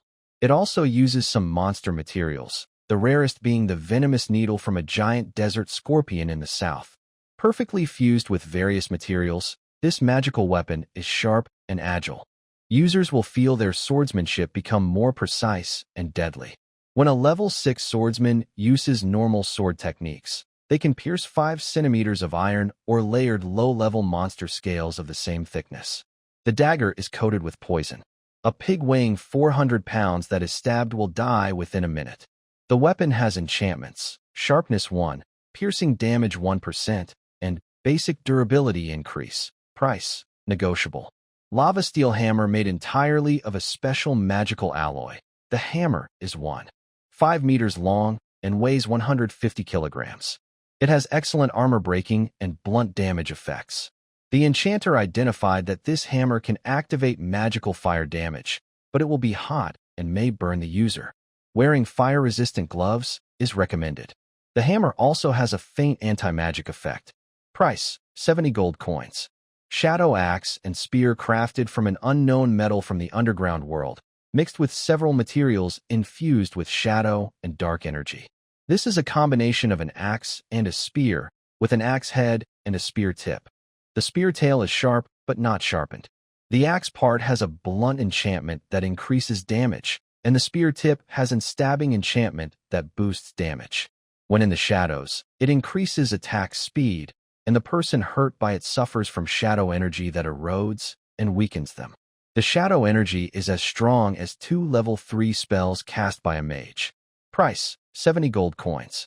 Barton calculated the prices. 1 silver coin can buy a big meal. 1 gold coin equals 20 silver coins, and a high-quality shadow panther pelt is worth about 10 to 20 gold coins. The hammer and spear cost 70 gold coins each.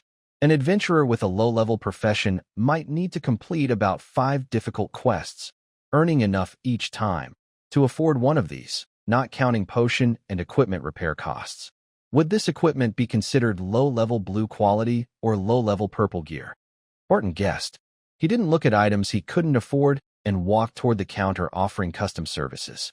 Behind the counter is a human-dwarf hybrid, probably mostly human, about the same height as Barton. Barton has grown a bit taller recently, and with shoes, he's already 1.75 meters tall. As he gains strength and age, he might grow taller still. Hello, what would you like to customize? Hello, what would you like to customize? A man with a rugged black iron necklace, with hair and beard similar to a dwarf's, asked. Barton handed him several sheets with his requirements, plans, and simple designs. The man looked over Barton's requests while muttering. 15 lightweight throwing spears similar to goblin throwing spears, 80 arrows, with 2 different types of arrowheads. One with barbs and bloodletting, the other like armor-piercing, effective against light and medium armor. He continued flipping through the requirements and sketches, then said, "Can do. Pay a deposit of 3 silver coins. I'll show you samples tomorrow. If you're satisfied, you can pay 30% of the total price up front. It will take about 5 days to finish everything, as there are some other weapons in line." After paying 3 silver coins, Barton walked over to the area with finished goods on display. A dwarf tiptoed and placed a newly crafted sword on the shelf. Several mercenaries were choosing suitable shields. Barton looked around for a while, then picked up a shield to feel its weight and check its quality. He finally chose a round metal shield similar in size to his old one. He also bought 2 lightweight throwing spears that felt good. He decided to use these until his custom-made spears were finished. Although Barton already had throwing spears, these 2 were sharper and stronger than the one he used to kill the goblin spear thrower. In addition to the 3 magic weapons, the forge had a set of enchanted armor and a magic shield. The shield was a tower shield with 2 enchantments, sturdiness, and basic durability boost. It was cheaper than more powerful magic weapons with similar effects. The enchanted armor was a full set of heavy armor. The chest piece had a thin leather lining inside, covered with a layer of light fabric and chainmail-like parts, and the outside looked like forged black iron.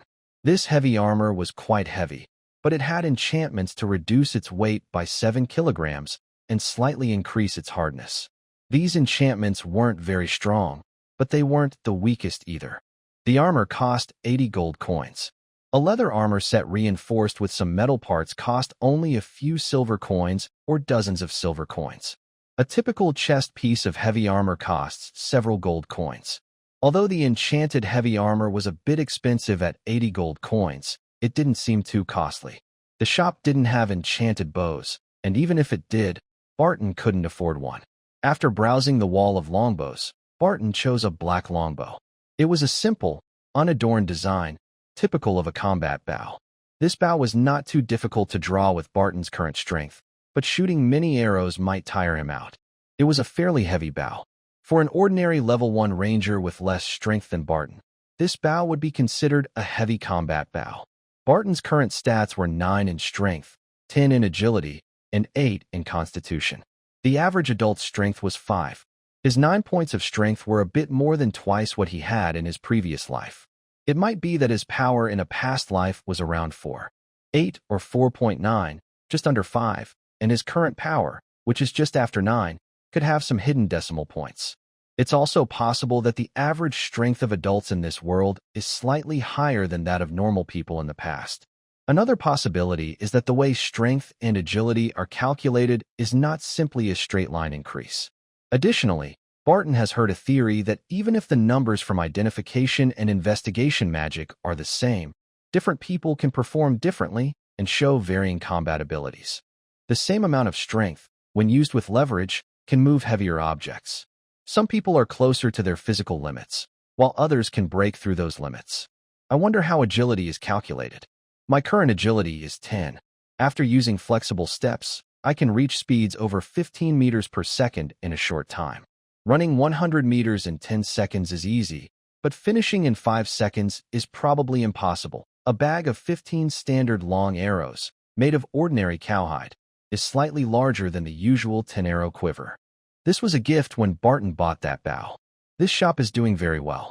Maybe it's not just because of good craftsmanship and high-quality weapons, but also because of free gifts, good service, reputation, and word of mouth.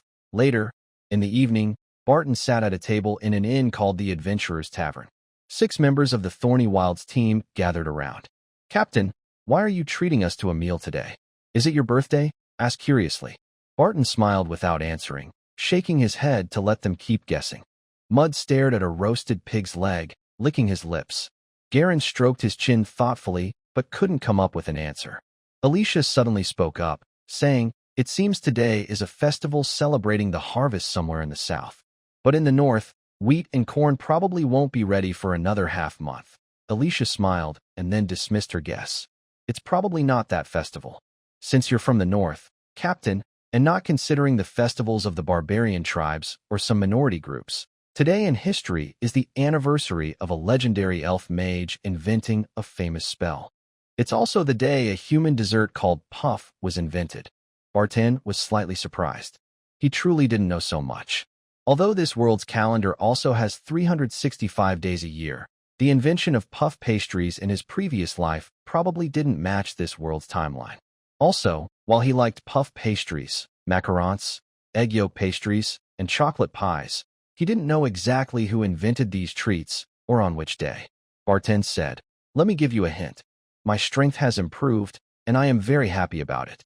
Link's eyes lit up, and he asked, "Captain, have you been promoted to a demon hunter? Or maybe a magic swordsman?" Garen looked at Barton's muscles. The the spear and shield on his back, and said, I think it's more likely that he's a warrior, swordsman, or berserker. The other options seem less likely. Barton smiled and said, You're close. If someone guesses right, I'll add 2 more dishes to make 10. It's on me. Alicia quickly spoke, saying 3 profession names in a row. Magic warrior? Wizard? Assassin? Barton shook his head and said, None of those. I'm a ranger. As soon as he finished speaking, Mute seemed to have choked on his drink, patted his chest, and coughed. Ranger? Garen looked confused, as if he couldn't quite understand. Huh. Kiki looked even more surprised. A ranger? Isn't that someone who uses a bow? Or does it mean something else? In ancient stories, some rangers wore cloaks or capes. They rode horses and wandered near the borders or wilderness areas close to dark races' territories. These rangers didn't necessarily use bows. Their weapons could be swords or other tools. Mute took another sip of his drink to calm down and said, Boss, can you give me a reason why I should think you're a ranger? Barton pretended to think deeply, making a sound, then said, A few days ago, I added a suitable cold and windproof cloak to my leather armor for autumn and winter. I also learned the agile steps of a ranger. Although my archery skills need improvement, throwing spears is also a hunting weapon and a ranged attack method some rangers use. One of the key traits of a ranger is agility. My agility shouldn't be low, right? Barton's official role is Shadow Ranger, which might be different from a regular ranger. It's very possible that his mysterious attributes and the Shadow Mist skill are related to unlocking this profession. Agility is also very important. Having quick steps is one reason, but the main point is having a sufficiently high agility attribute. Barton seemed to successfully convince everyone that he had already become a ranger. Let's eat first. Tomorrow during the day, I will show you a few moves so you can see how much my skills have improved. Then the day after tomorrow, we will take on a task. I just leveled up, so we won't take on anything too difficult. Safety is the priority, Mud chuckled and said, Boss, you are indeed cautious. I feel like half of our missions are related to goblins. Barton smiled and said, Hey, don't underestimate goblins. They have goblin wolf riders, goblin warriors, big goblins, and goblin priests. Alicia seemed amused and added, Yes, and there are tall elite goblins mixed with orcs or humans, the legendary dragon-blooded goblins, and even the Goblin King, who is said to be able to kill gold-level adventurers. Oh, and there are larger goblin monsters than the big goblin, and goblin giants that are weaker than ordinary giants. All are special types of goblins. Kuchi was surprised and muttered, Are goblins really that powerful? Link nodded seriously and said, Yes. Hundreds of years ago, goblins, orcs, half-demons, and corrupted humans all formed armies of demon kings. When they wear armor and carry swords, they are not weak. Indeed, if goblins are armed, they might not beat regular human armies, but they are enough to serve as cannon fodder. However, there haven't been many organized goblin armies in recent years. Most high-level demons and some dungeon masters see goblins as expendable troops or reserve supplies. Even in ancient times, most goblins were used as reserve food for large war beasts or abyssal demons. Only some elite goblins, stronger than others, qualified to serve as servants or auxiliary troops. Wild orcs and terrifying undead armies are even more dangerous and threatening than groups of goblins. While goblins reproduce quickly, undead can snowball. They kill enemies and turn them into more undead. The more intense and prolonged the war, the greater the advantage for the undead. After dinner at the tavern, everyone parted ways. Link and Alicia, staying at Alicia's house, headed toward what was probably a commoner's neighborhood. Meanwhile, Barton and the others went to the Adventurers Guild. On the way, Mute hiccuped and said, Boss, you're the fastest I've seen at gaining your profession. There are stories about younger ones, but the only person I've seen become a full-fledged professional at 16 is you. Barton smiled confidently and said, If I don't get my profession quickly, how can a human, with a shorter lifespan than elves and dragons, try to grow stronger and become a legend? Humans have limited lifespans, but occasionally, powerful individuals like shooting stars appear among the short-lived races. Just as goblins can have kings that surpass their race's limits, human legends can go beyond human boundaries. The moonlight shone down, illuminating Barton's face. The cold glow cast a silver light on his profile. but the spark in his eyes was more like a burning flame or a blazing meteor. Kuchi, who saw the shining in Barton's eyes, paused slightly. Perhaps, when many years pass and they all become stronger than they are today, Kuchi will still remember the bright light in the eyes of the people he saw today. On the day they prepared to take on their next task, the Mudthorn team wasn't fully armed, but they had everything organized. They adjusted what they carried based on the type of mission they would accept. In the guild hall, at the quest board, Barton didn't plan to go to the second floor. His current strength was decent among Black Iron level adventurers, but most of the quests on the second floor were too difficult or dangerous. Even with higher pay, they didn't suit him. He ruled out missions for traveling merchants, message delivery, or delivery jobs. Barton kept scanning the quest board. Some of the goblin and wild boar monsters are quite dangerous, not as easy to handle as goblins. Exclude those. A 2 or 3 meter tall spider demon might be equivalent to a level 1 or 2 professional. If there are multiple, it's hard to deal with. Exclude those. Clear goblin camp, Black Iron level.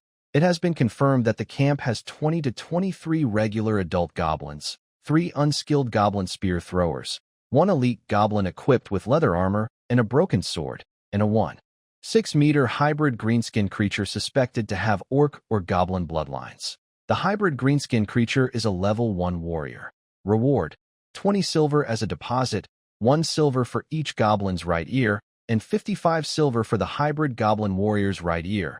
Even if regular goblins take on the roles of warrior or brave, they tend to be slightly weaker than human professionals. However, hybrid goblins may not follow this rule. Hunting chicken snake beast, Black Iron level. An underdeveloped chicken snake beast attacked livestock in Ma village. According to villagers, this beast has strength comparable to an average adult man and agility higher than level 1 assassins. Reward: 60 silver, and the carcass of the chicken snake beast will be bought at market price, roughly 4 to 10 gold for an underdeveloped specimen. Barton heard that mature chicken snake beasts, although small magical creatures, require a team of 4 level 1 professionals to handle. Some stronger individuals need more people and more skilled adventurers.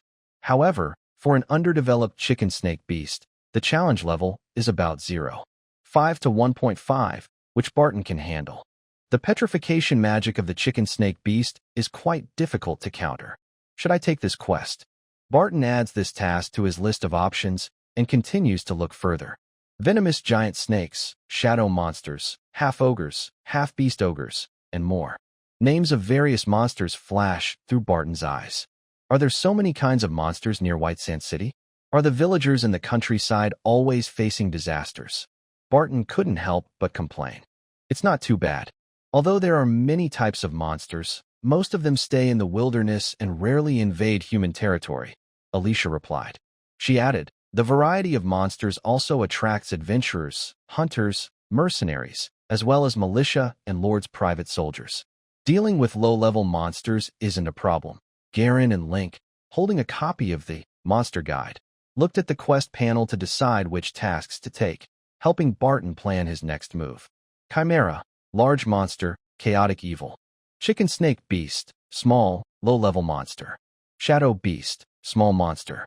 Chimera is too powerful for us. Even reconnaissance or investigation missions are not suitable. Chicken snake beasts can be considered as potential targets. Shadow beasts and chicken snake beasts are about the same strength, but that mission involves exploring a cave suspected to connect to a dark, mysterious area, which could be dangerous. We won't go. Barton has been on adventures for a while, read some books, and heard stories and rumors from others. He has some understanding of many monsters. Many monsters in this world are similar to those in Western fantasy games and stories from his previous life. If he thinks of them as game challenges, it's easier to judge how difficult they are. Ordinary goblins are level 0 monsters. Stronger goblins are level 1 to 5, or elite monsters from level 0 to 5. The Demon King at level 99 is clearly a big boss. There might be monsters with even higher levels, but Barton is only level 1, so there's no need to worry about high-level monsters now. Some monsters are similar to those in Dungeons & Dragons. In his previous life, Barton played D&D, a tabletop role-playing game, TRPG. Players take on roles and go on adventures guided by a game master, in a fantasy world with dragons, elves, and dwarves.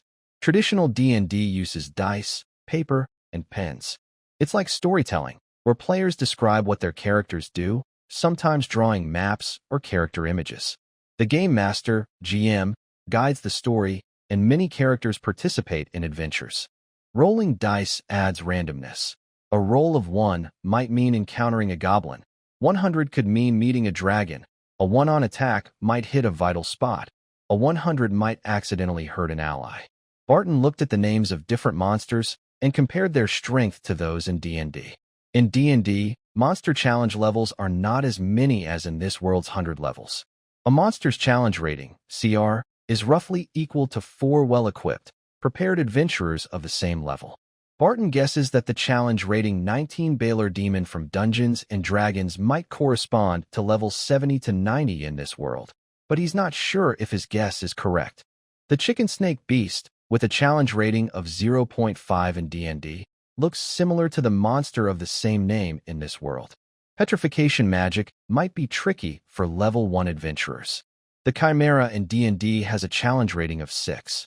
In D&D, chimeras are usually 3-headed monsters with dragon, lion, and goat heads. They can understand dragon language, but cannot speak it. They can fly, breathe fire, bite, ram with horns, and claw, making them a nightmare for beginners and a tough enemy for low-level adventurers. In this world, the Chimera seems to be a mix of different monsters, with individual differences. It has multiple monster abilities and features, making it a mid-level beast. Its complex and unpredictable powers make it a difficult foe. Barton heard that a Chimera appeared in a forest in the Kingdom of Rain. It was eventually defeated by a small team of 6 level 1 soldiers and 100 level 35 adventurers. Ancient Gold and Red Dragons both have a challenge rating of 24 in D&D. Silver Dragons are rated 23, Bronze Dragons 22, Black Dragons 21, and White Dragons 20. Barton doesn't yet fully understand the strength of dragons in this world. Although legends tell of brave adventurers slaying evil dragons, he doesn't know if those dragons were young or just recently matured white dragons. He tries to compare the monster levels he knows with D&D ratings in his mind. Goblin, challenge rating 0.25 weak, common monster. Even ordinary people can kill it. Chicken Snake Beast, challenge rating 0.5 small, low-level monster. 1 to 3 level 2 adventurers can handle it. Owlbear, challenge rating 3 seen in the forests of the Kingdom of Rain. A strong, large, low-level monster, comparable to 4 to 7 level 4 to 10 adventurers. Chimera, challenge rating 6, seems to be defeated by a small team of level 35 adventurers working with a squad of soldiers. Flying Werewolf, D&D challenge rating 9. Only 1 Flying can be in each werewolf pack. It is a powerful leader, possibly connected to demons or dark forces. Its strength is similar to a human warrior of levels 40 to 50. Fire Giant, Fearless, D&D challenge rating 14. Regular fire giants are about as strong as flying werewolves, but the fearless are much stronger among fire giants. Male Sphinx, D&D challenge rating 17. A large creature, neutral in alignment, with strength comparable to platinum or epic level adventurers. Its level is estimated to be between 70 and 80. Below Flame Demon, D&D challenge rating 19. Estimated level between 70 and 90. The data may not be accurate. Demon King, D&D challenge rating? Said to be at level 99. Captain, what do you think of this mission? Barton looks at his team, considering which mission suits them. Defeat the half-ogre, Black Iron level. A half-ogre emerged from the forest and made a cave 5 kilometers northeast of Mitsuan its lair. According to militia reports, this half-ogre has some beast-like features and is about 4 meters tall. Reward. Deposit. 6 gold coins. Kill the half-ogre. 18 gold coins. Wounded half-ogre. 6 gold coins. The reward shows how strong the enemy might be. This half-ogre might be as strong as the goblin Barton previously killed. The strength difference between this half-ogre and other ogres depends on its mixed bloodline. Barton remembers that giants in this world are taller and stronger than trolls. Trolls are bigger and stronger than ogres. Ogres are smarter than trolls, but still not as intelligent as humans or orcs. They usually live in tribes or settlements, which are often loosely organized and sometimes fight among themselves. Trolls usually wander alone in the wild, like solitary beasts, but sometimes they form small groups. Trolls are about 10 to 15 meters tall. Ogres are 5 to 10 meters tall. Half-ogres are 3 to 6 meters tall. Goblins are 3 to 5 meters tall. Barton quietly said, "This task is somewhat dangerous. Although I am now a professional, half-ogres or half-beast ogres are still strong enemies. Are you sure you want to take this task?" Moody smiled and said, "Boss, before you became a professional, you could kill the big goblin and shadow panther. Half-ogres are not much stronger than them." Garen thought about the team's strength and nodded. "I think we can do it. The abilities you showed us before are strong enough, and your skills seem to combine a warrior and a ranger. Even in a one-on-one fight, you might beat a half-ogre.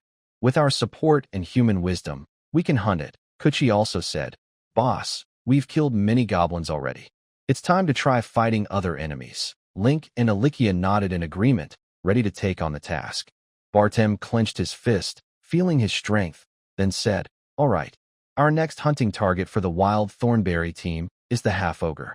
Half an hour later, everyone left White Sand City. They pushed a wooden cart loaded with 2 cans of lime powder, 3 cans of oil, a small jar of poison, some arrows, weapons, and other outdoor supplies.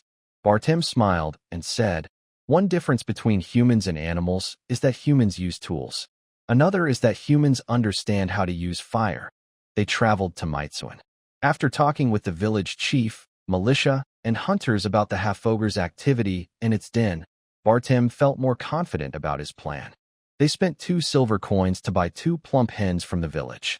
Then, everyone carried the live hens toward the half-ogre's territory. After a while, they saw a cave that looked like a beast's den.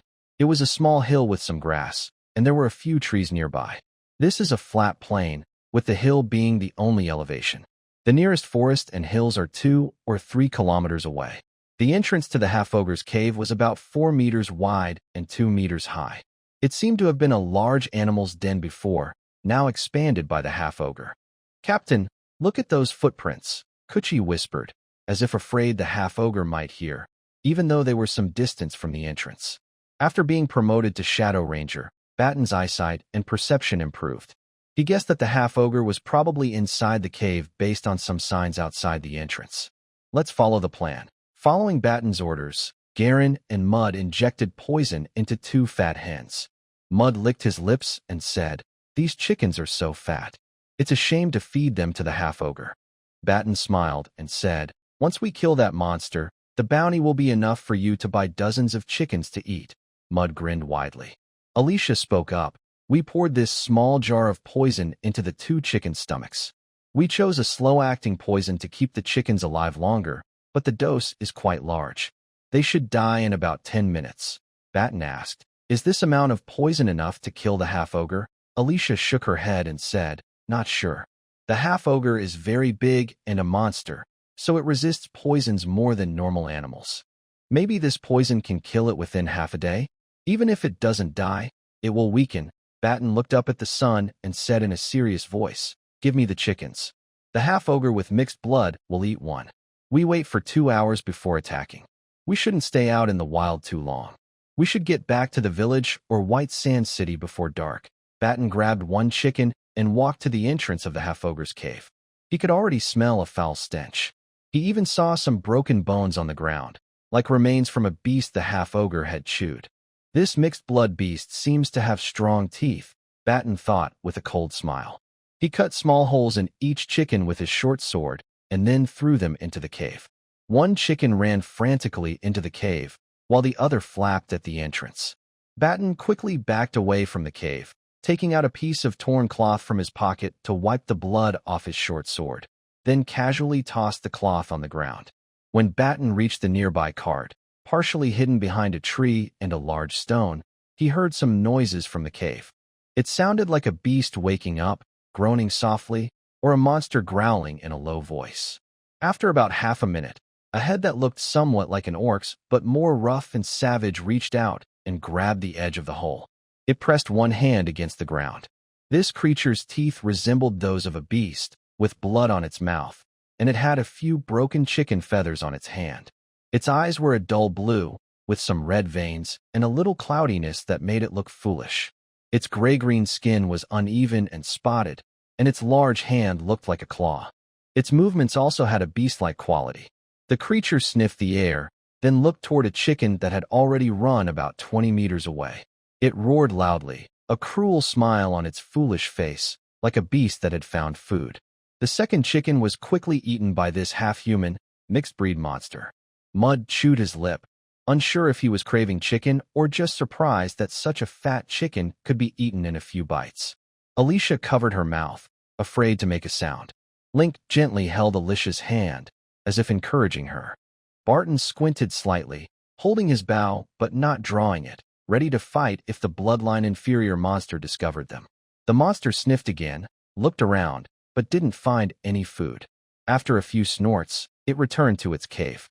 Barton let out a breath of relief and said to Alicia, "It seems the herbal potion you prepared to hide human scent is still effective."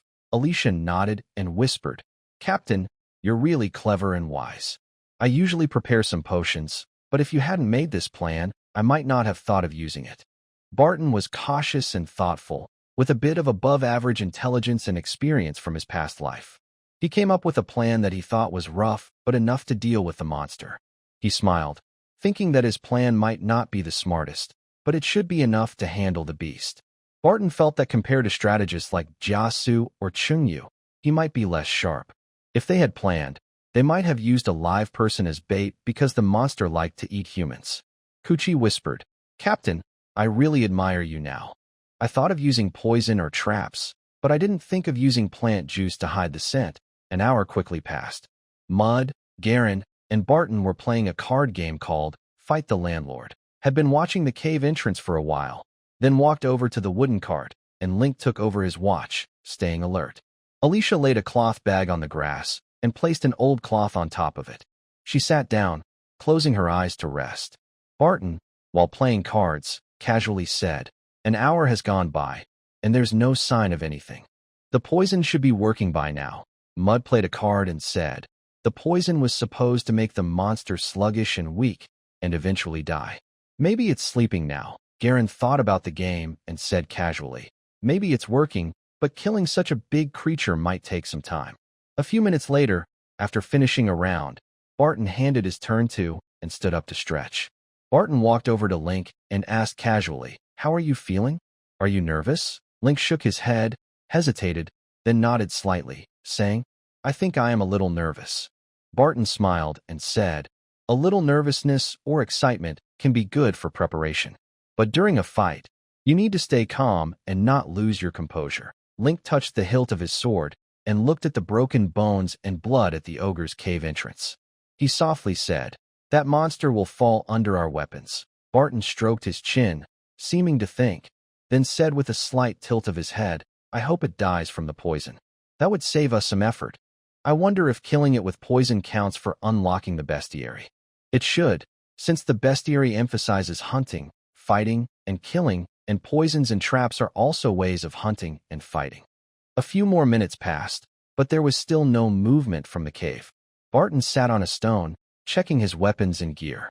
Although he had checked everything before leaving, he wanted to double-check to feel at ease. Occasionally, Barton talked with Link, then closed his eyes and rested for 20 minutes. An hour later, "We follow the plan. You can rest now. I'll keep watch," Barton said, patting Link on the shoulder. Link stepped back from the wooden cart, and Barton took his place to watch the cave entrance. Soon, it was almost the plan time. Everyone organized their weapons and moved closer to the cave opening. Barton directed everyone to push the cart filled with firewood and other combustible materials toward the entrance. He poured a few cans of oil onto the pile of wood.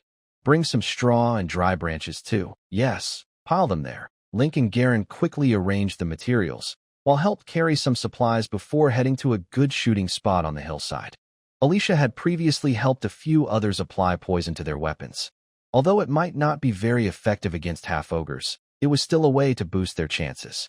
Mud carried a large bundle of dry straw and loosely piled it at the cave entrance. Barton kicked some of the combustible materials inside, satisfied. "Good. According to the plan, let's start." Following Barton's orders, Alicia and Link hurried toward the hillside. Mud stood about 2 meters behind Barton, and Garen held a sword, standing behind Mud. Barton was a shadow ranger, usually a ranged archer. But since the team was weak, and he was the fastest and most agile, he was also the best at close combat. His job was to lead the first attack on the ogre and keep it busy. He didn't trust others to do this. Come on, big guy. I hear your snoring and smell your stench, Barton whispered softly, pushing the cart toward the dark cave, then threw a torch inside. The oil burned loudly, splattering sparks everywhere. The straw, dry grass, and many fallen leaves caught fire, billowing thick smoke. Suddenly, the snoring inside the cave stopped. After some heavy breathing and coughing, a painful roar echoed out. Barton didn't step back immediately. He kept his eyes on the cave. He reached for his bow, a powerful longbow that only a strong person could draw. Ordinary people would find it hard to pull. His first arrow was a simple poisoned arrow, and the second was the same. Both arrow the half-ogre rushing out of the cave. A mixed-blood ogre monster single-handedly grabbed a simple beast bone hammer tied to a stone and roughly pushed away a burning wooden cart. Although the cart caused some burns and scalds, they were not serious. Barton's 2 arrow its thigh, and 1 hit its face. Too bad, I didn't hit the eye. The headshot was probably blocked by the skull, Barton said as he took out a 3rd arrow. The ogre gasped, pulled the arrow from its face, and tried to remove the arrow from its thigh. At this moment, Barton's 3rd arrow shot out suddenly. The ogre paused while pulling the arrow and accidentally broke it. The 3rd arrow was deflected by the beast bone hammer. It was blocked, but not completely stopped. The arrow slightly veered and slid off the bone, flying past the ogre's arm. Although it didn't pierce the ogre's arm or belly, it caused a small wound. Seeing the ogre almost rushing out of the cave, Barton calmly retreated and prepared a 4th arrow. The ogre roared painfully and ran out, its face covered in blood, ash, and burns. Ugly, fierce, and a bit clumsy. When the ogre emerged from the cave, another attack was waiting. It was heading toward Barton, with its broad back exposed on the hillside, in the view of the 3 who had been waiting. 1 arrow and 2 thrown spirits back. Before the fight, had given the 2 spears to Alicia and Link. Though they weren't professionally trained and might not have enough power, hitting a large, unprepared target from above was quite easy. Might not have enough strength with his arrows, but he could easily shoot a rabbit while hunting, so hitting the ogre was even simpler. Come on, big guy, what are you looking at? Mud knocked on his shield with his weapon and shouted at the ogre. The ogre turned its head to look at the hillside behind, then looked back at Barton.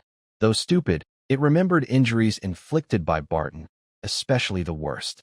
The ogre held a rough hammer made of beast bone and stone with both hands, and angrily charged at Barton.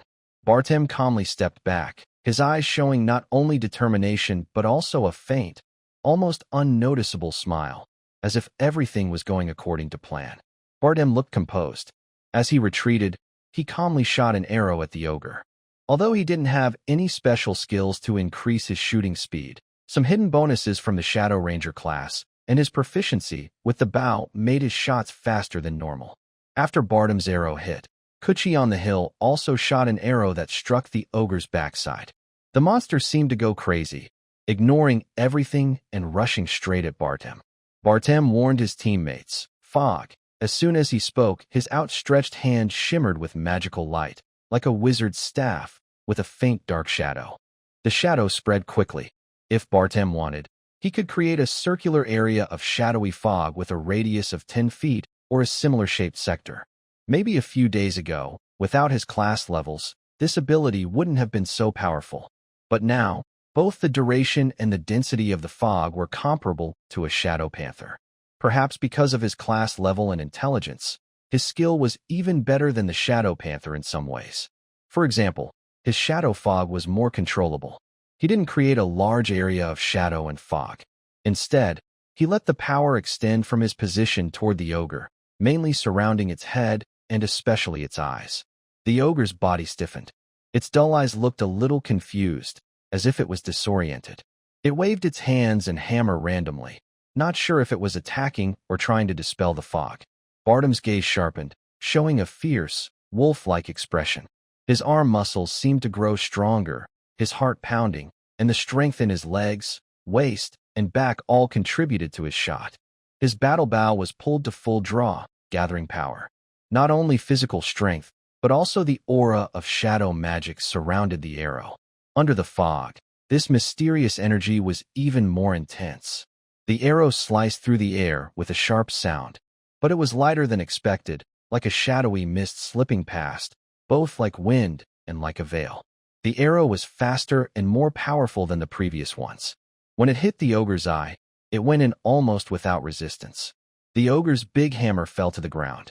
It staggered and almost fell, with more blood and dirt on its face. It cried out in pain. Its cries sounded less fierce and more sad and hopeless. When the arrow hit, it also tilted its head, showing how strong the shot was. Barton had a sudden feeling. The shadow is attacking its vital spot. About 15 seconds later, this ogre will die, but Barton didn't relax. He put away his bow and took out a metal spear with a boar-like horn on it. Just then, Mood and Garen rushed forward from beside Barton. Mood held a shield in front, and Garen carried a knife to support from the side. 3 people from the hill also came down quickly, trying to surround the back of the ogre. Barton's eyes widened. He quickly moved with agile steps, making a throwing stance. He threw a custom-made, 3-pronged spear with a boar horn, heavier than a normal spear, aimed at the ogre. Swords, spears, arrows. Different weapons almost hit the ogre at the same time. The monster finally fell down. Its eyes grew dimmer and more cloudy. Blood and dirt made its already ugly face look even more frightening. New illustration. Half-ogre, beast ogre, unlocked. Half-ogre ogres mate with humans, goblins, bear goblins, or orcs. Their offspring are always half-ogres. Ogres born from ogres and orcs are also called half-beast ogres. Ogres are dull-minded and quick-tempered. Half-ogres may look and behave differently because they are not purebred, but they are usually not very smart. Ogres and half-ogres often live in caves or forests. Sometimes they kill farmers or hunters and take over remote cabins. Ogres team up with other monsters, bullying and preying on weaker creatures. They often associate with trolls, goblins, and beasts. They respect giants very much, sometimes almost worshipping them. According to the giant ladder order, a social hierarchy among giants and trolls, those who are taller and stronger are higher in status. Ogres are at the bottom of this order, and half-ogres are too short and are excluded from it. Barton let out a deep breath, feeling relieved once the bestiary was unlocked. The ogre was dead. Specifically, a creature that seemed to carry the bloodline of a large beast was no longer alive. Mud and Garen still looked a bit worried and checked the monster's heart a few more times. Rewards. Choose any 2 from Powerful Bloodline, Blunt Weapon Proficiency, Ogre's Rage, Heavy Strike. Powerful Bloodline. Your bloodline is enhanced and improved, gaining prominent, strong traits similar to an ogre's, with increased physical strength and resilience.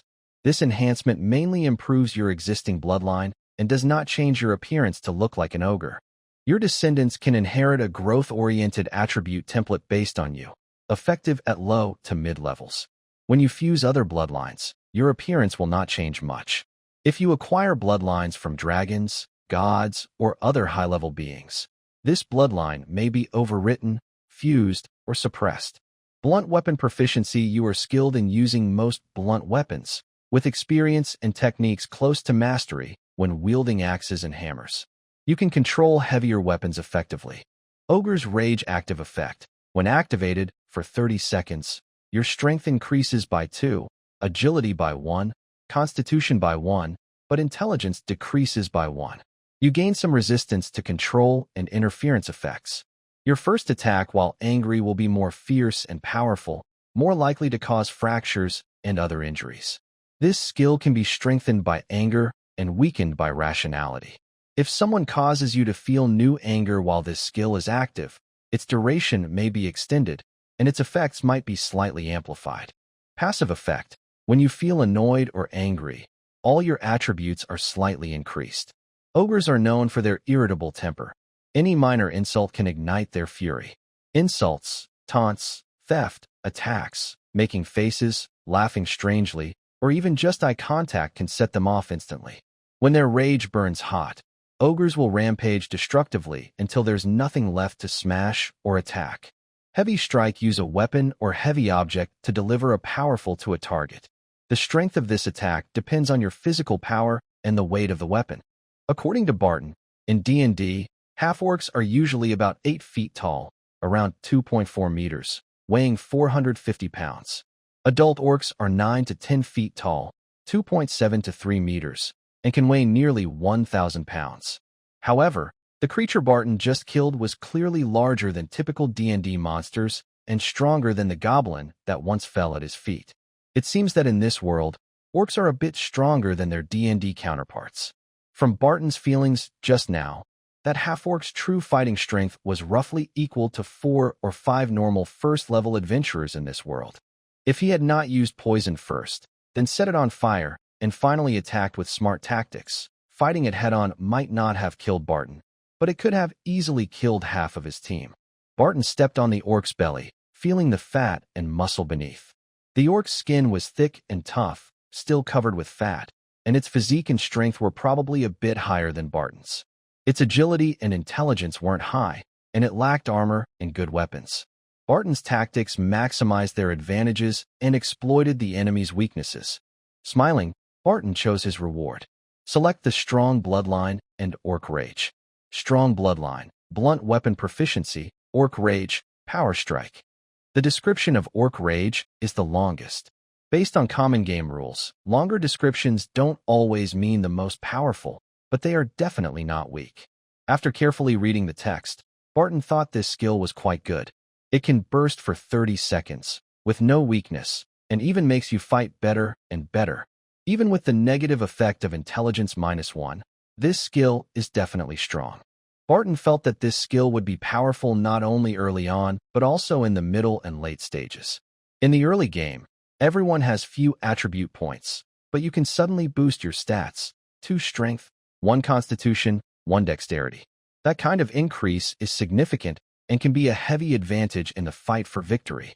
In the later stages, leveling up becomes harder and attribute points are harder to get. But each point gained becomes more valuable, and a 4-point increase in attributes is extremely precious. No need to say more. Although I need to reduce 1 point of intelligence in addition to the 4 points of improvement, the other effects of skills, such as passive minor boosts, combined, are roughly as valuable as 1 point of intelligence. Blunt weapon proficiency is just proficiency, not mastery, so its effects are weaker. However, it covers a wide range, and axes and hammers are already close to mastery. It's actually a good skill, but Barton is now a shadow ranger. Besides the bow, he already has a spear and a dagger as secondary weapons, so there's no need to buy hammers or axes to practice blunt weapons. Power Strike looks like a simple low-level combat skill, and its value is clearly less than Strong Bloodline. Based on my guess, the Shadow Ranger should focus on agility and intelligence, but adding some constitution and strength is also good. Increasing constitution can boost stamina and health, making the body stronger and more resilient. More strength allows using stronger bows. Previously, Barton had a chance to choose a bloodline, but since it was related to goblins, he didn't pick it.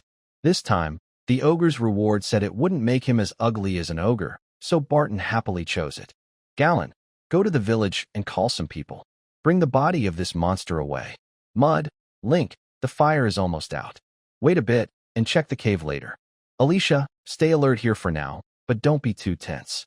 The monster probably ate most of the surrounding beasts, so magical beasts shouldn't enter the ogre's territory for a while. Barton patted the ogre's belly and sat down on it. It was much more comfortable than a stone, a soft seat.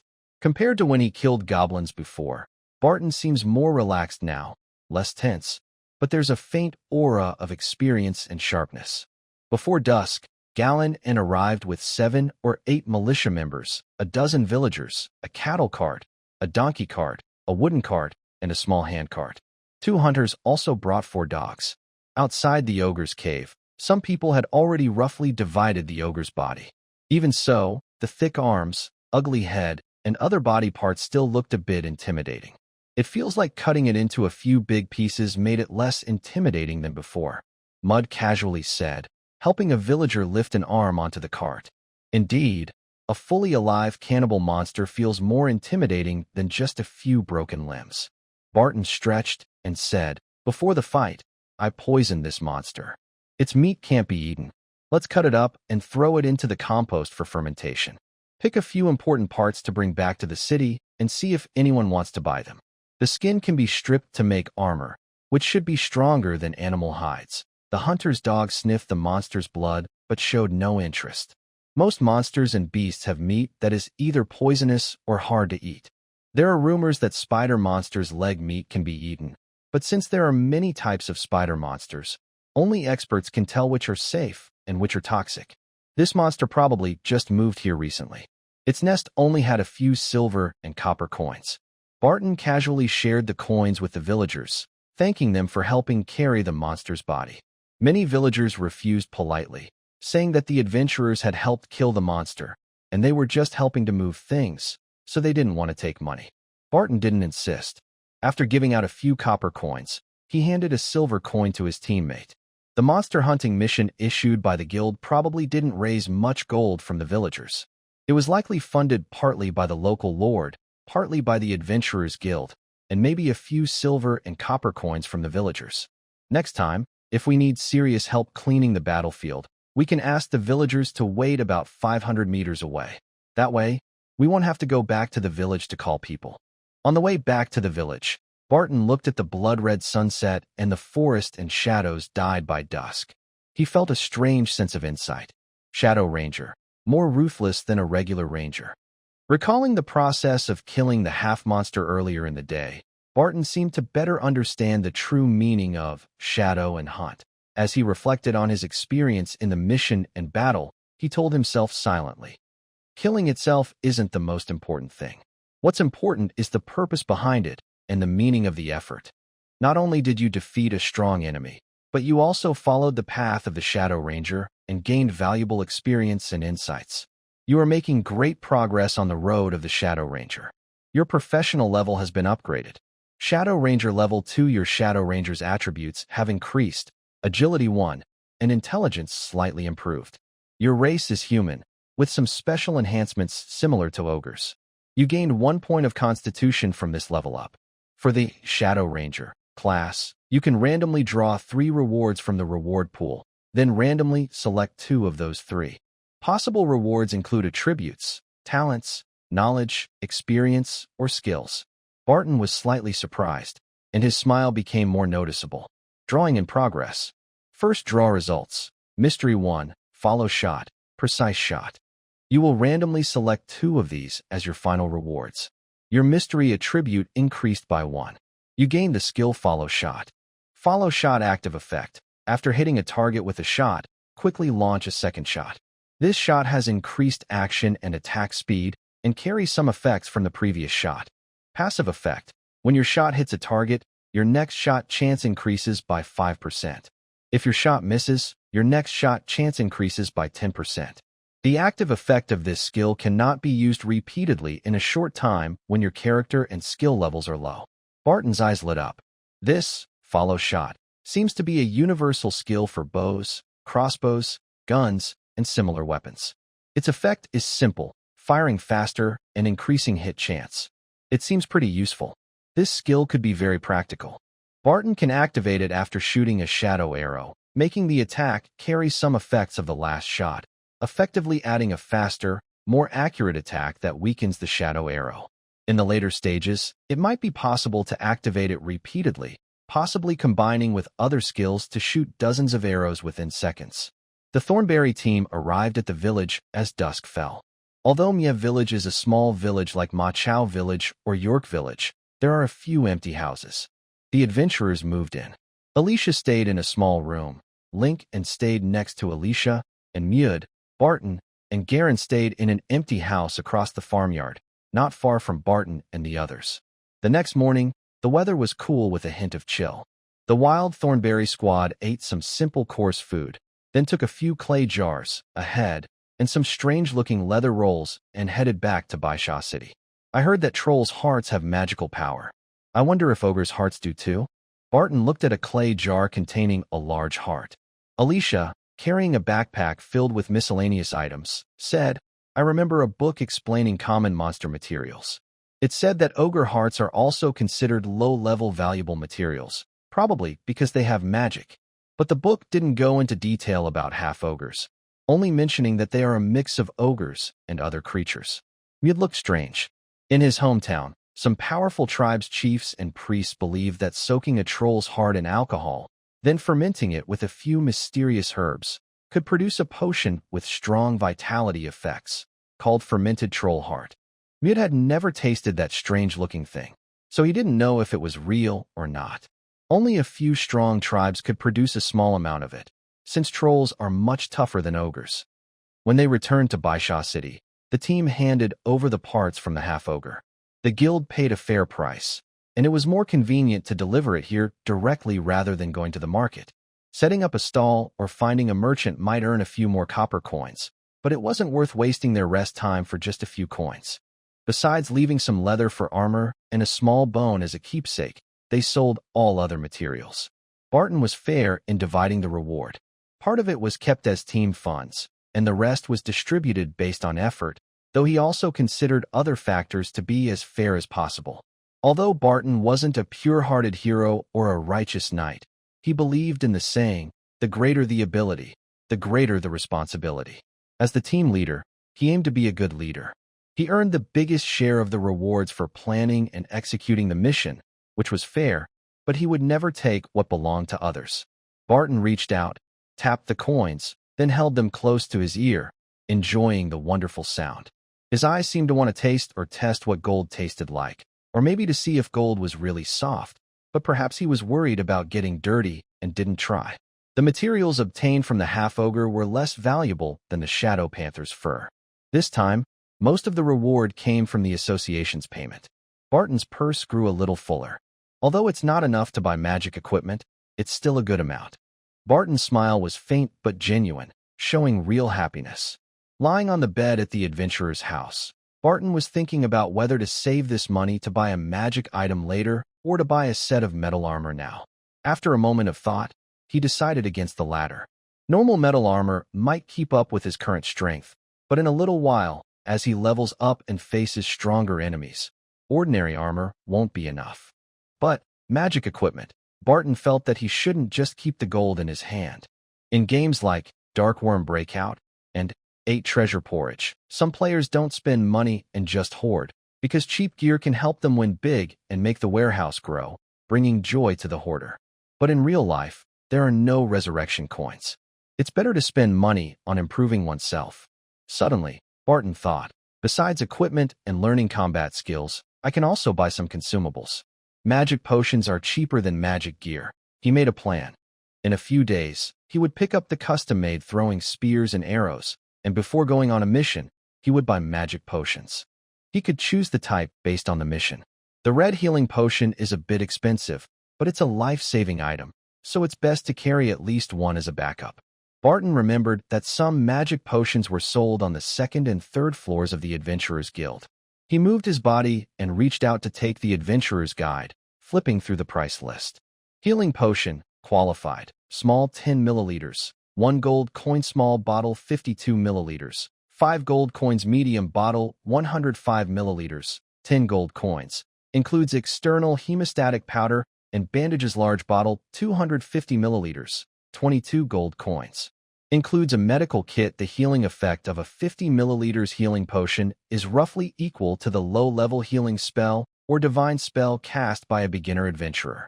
Healing potions do not have the power of holy light to suppress evil forces. Healing potions work for both external and internal injuries. They also have mild detoxifying effects. They can delay the effects of some poisons or neutralize small amounts of weak toxins, and mild healing effects for illnesses such as colds, fevers, or minor wound infections. For minor injuries like bruises or cuts, 10 milliliters of healing potion is enough to make a person recover within seconds. For moderate injuries such as fractures or bleeding, a small vial of potion used together with regular medical treatment can quickly stabilize the condition and reduce the damage. A small or medium bottle can heal the injury within seconds or up to a minute, depending on the situation. Barton nodded thoughtfully. A potion of standard quality seemed slightly better than low-level divine magic for treating physical wounds, though it lacked the special effects divine magic had against certain dark powers. The potions sold by the association were only standard low-level ones.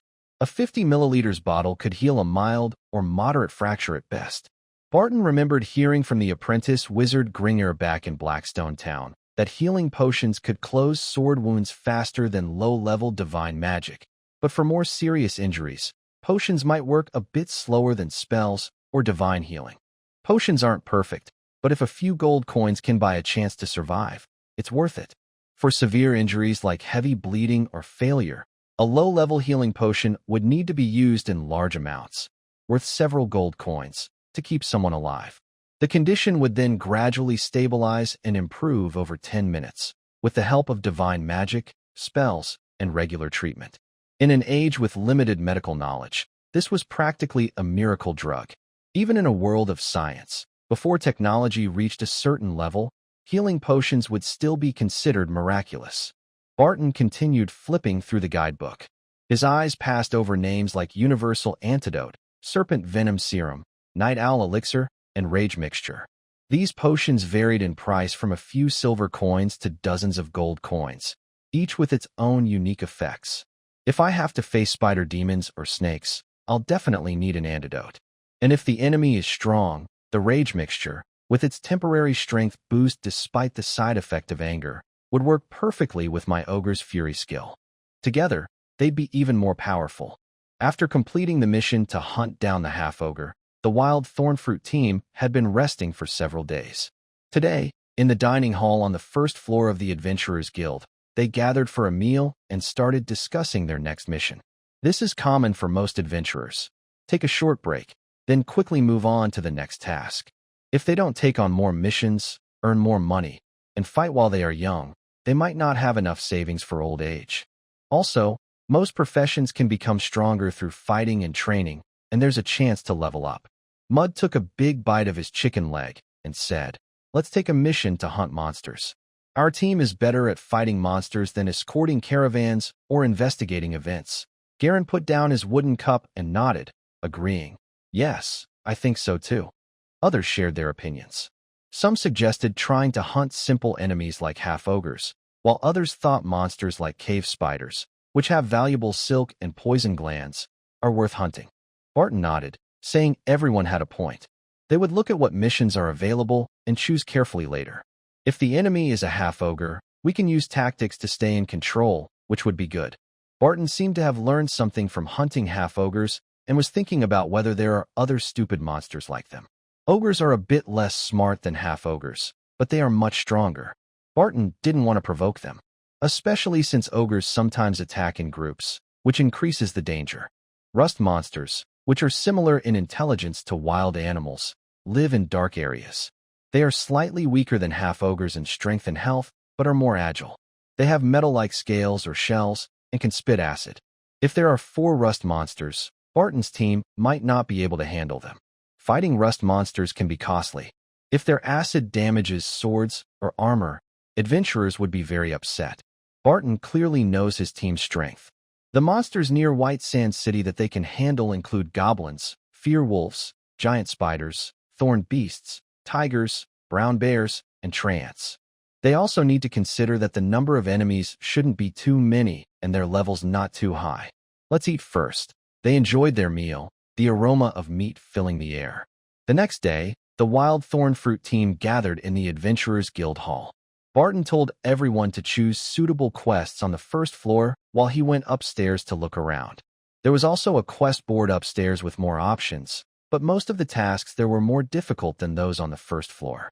Retrieve a ring from a beast den with 2 owlbears? No way. Swamp near the abandoned graveyard is full of zombies? Not happening. He looked over several quests but couldn't find a suitable one for now. After buying a small vial of healing potion made with resin, Barton returned to the first floor. A few team members had already found 2 quests that matched Barton's preferences. Hunt large wild animals. Black Iron level, there are signs of wild animals southwest of Farmer Village. Based on footprints, it's an animal about the size of a wild boar or brown bear. An apprentice wizard used a potion to detect faint magic signals. The beast might be a low-level magical creature or one with magical bloodline. Reward: 5 gold coins. Materials can be sold at normal market prices, with possible extra payment if the task difficulty varies. Eliminate monsters. Black iron level near the outskirts of White Sand City. At the edge of the forest, a group consisting of a 2.5-meter-tall orc with ogre blood, 2 beast blood goblins, and 2 regular goblins are occupying an abandoned hunter's cabin. Eliminate this monster group. Reward: 15 gold coins for the orc's head, proof of strength required upon submission, for silver coins for the right ear of the beast blood goblin, and 2 silver coins for the right ear of the goblin. Only 2 ears accepted. Let's do the monster elimination quest, Barton said. He preferred hunting targets with confirmed information. Compared to chasing an unknown beast, a group of low-level monsters gathered in an old wooden house seemed easier to him. Mud nodded and said, "That old cabin seems closer to Farmer Village. If we go now and finish the monsters, we might have time for lunch in the city instead of having a picnic." Barton smiled and casually asked, "Have you all eaten enough for breakfast?" "You shouldn't be in a rush for lunch." Garen stretched his shoulders and said with a smile, "We've all eaten well. By the way, are you bringing 2 cans of oil this time?" Barton thought for a moment and said, "Although natural magic makes it hard for the forest to catch fire, we should still be careful. Bring a jar of kerosene and a bucket of clean water." The small wooden house was not far from the forest. Barton didn't want to burn the woods and be hated by the elves and tree spirits. The 6 members of the Thornberry team were experienced and quickly packed their things to head to the mission site. Mud and Link pushed a wooden cart. On it, there was kerosene, water, spare weapons, a loaf of white bread, some dried food, and other miscellaneous items. Barton had previously ordered spear throwers and arrows from a dwarf blacksmith. This time, he brought 5 armor-piercing arrows, effective against light and medium armor, 5 bloodletting arrows, with special barbs to increase bleeding, 10 normal arrows, and 6 spears. 4 spears were on the cart, and 2 were carried on him. All the arrows were kept with him, some coated with poison. Barton also replaced the tip of a normal arrow with a fire arrow. "We're almost there."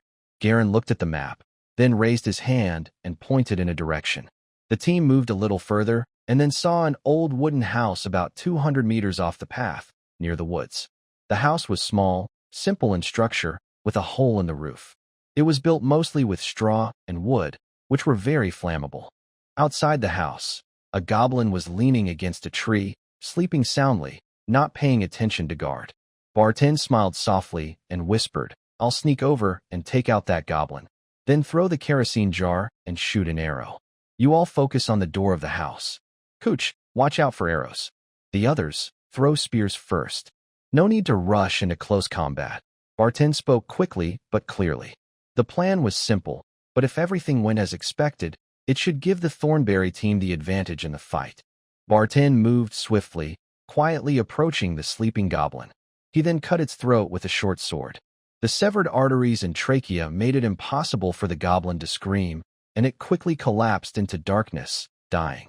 Barton smiled slightly, hung his short sword back on his waist, and reached for the kerosene jar. The blood on his sword didn't need wiping, as it might be needed to stain it again later. At that moment, a wolf's howl came from behind the cabin.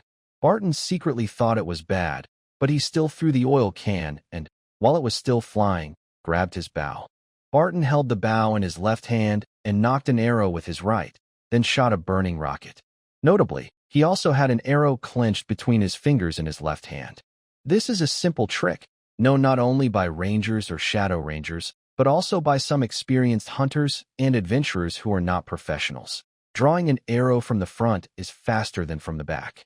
In an instant, the arrow in his left hand reached his right hand. This arrow was a normal one. He also had a quiver on his waist with 10 arrows, and the rest were on his back. The oil can shattered on the roof near the wooden door. Inside the cabin, there was a crude curse in Orcish slang, with a voice tinged with the anger of a ogre. When the oil was ignited, the wolf behind the house had already darted between the cabin and Barton. Barton sneered disdainfully. It was just an ordinary wolf. If it had been a fear wolf or a wolf with a saddle, it might have taken more effort.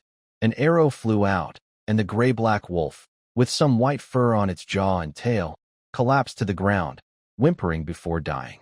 Blood flowed from its wound, staining its fur and the grass. A few burning straw pieces floated in the wind. A strong orc kicked open the wooden door and charged out, wielding a rough, broad iron sword. The sword was simple in shape, somewhat like a cleaver. Sparks flew behind the running orc, and some goblin chattering came from inside the broken cabin. Barton focused intently on the approaching orc, pulling back his strength to shoot a broken armor arrow. The orc swung his iron sword to block his face, then bent his head and lowered his body. Although still rushing forward, his speed was inevitably slowed. This arrow hit the orc's arm, slightly off from the position Barton had expected. As Barton stepped back, he shot another arrow, aiming at the orc's thigh, coated with poison. This time, the shot was precise. Barton wasn't sure if the passive effect of the follow shot skill, which increased chance for the next shot, was working. The orc roared angrily. Though staggering a step, he still looked wild and fierce, continuing to charge forward. This orc wears only a bone helmet that covers his forehead and a rough animal hide chest armor that offers no protection to his shoulders or arms. However, his iron sword looks powerful enough to cause serious harm. Barton doesn't want to personally test how strong a large, muscular orc with goblin blood might be. Fog, Barton whispers. He doesn't use his skill fully, just creating a faint, dark mist to distract the enemy and boost his own chances. For low-level fighters, some skills require focus or energy. Barton isn't controlling the fog carefully or increasing its density because he is about to launch a strong attack. His arm muscles tighten, and the strength from his back and thighs flows into his arm and then into his longbow. Barton keeps his eyes on the approaching enemy, too busy to watch his teammates or other monsters fighting nearby. He activates his strength and the shadow arrow skill. A dark, shadow-covered arrow shoots out like a swift, dark wind toward the stronger-than-normal orc. The arrow pierces through the orc's leather armor and hits its belly. If it had hit the head or heart, it might have killed the orc instantly, but now it is definitely badly wounded. The orc's weapon and arms block his face, so Barton aims at its stomach. The orc pants heavily, its blood-red eyes burning like fire or glowing iron. It strides forward quickly, still bleeding from the arrow in its leg, but driven by rage and fighting spirit, forgetting its injuries. Barton is too close. He doesn't have time to put his bow back on his back, so it falls to the ground. In his peripheral vision, he sees a goblin crawling out of a wooden hut with fewer flames in the window, shot dead by. The orc's iron sword appears larger in Barton's view. His own eyes burn with similar, even stronger, fighting spirit and anger. Barton seems to forget his small metal shield on his thigh. He holds a dagger in his left hand and a spear in his right, rushing forward. Barton's speed was too fast. The Shadow Ranger was already quick in movement, and with the strength of a berserker's rage, enhanced by shadow mist, his terrifying ghost-like speed was considered excellent among most low-level creatures. Although the orc was the first to attack, Barton's spear pierced through the orc's neck first. When the orc's iron sword was about to strike Barton's head, his left short sword, like a venomous snake, cut off the orc's wrist. With one hand severed and a fatal wound on its neck, the orc's eyes still burned with blood-red fury, but its sword wavered slightly. Its strength seemed to be quickly fading, as if the blood flowing out of its body was draining its power. The iron sword slid off Barton's shoulder armor, causing a slight pain. But the attack, which was not fully powered or perfectly accurate, only left a small red mark under his armor, which would fade quickly and not cause a bruise. The orc's body pressed forward, and Barton stepped aside to avoid it. The anger in his eyes faded a little, reflecting the corpse of the orc and the grass bent under the weight of the body. Barton looked around, his eyes showing a fierce, predator-like hunger for prey. Two blood orcs, slightly taller than normal goblins, and with some orc features, had already been killed. Their bodies lay on the grass. Alicia seemed a little frightened by Barton's gaze, and she took a small step back.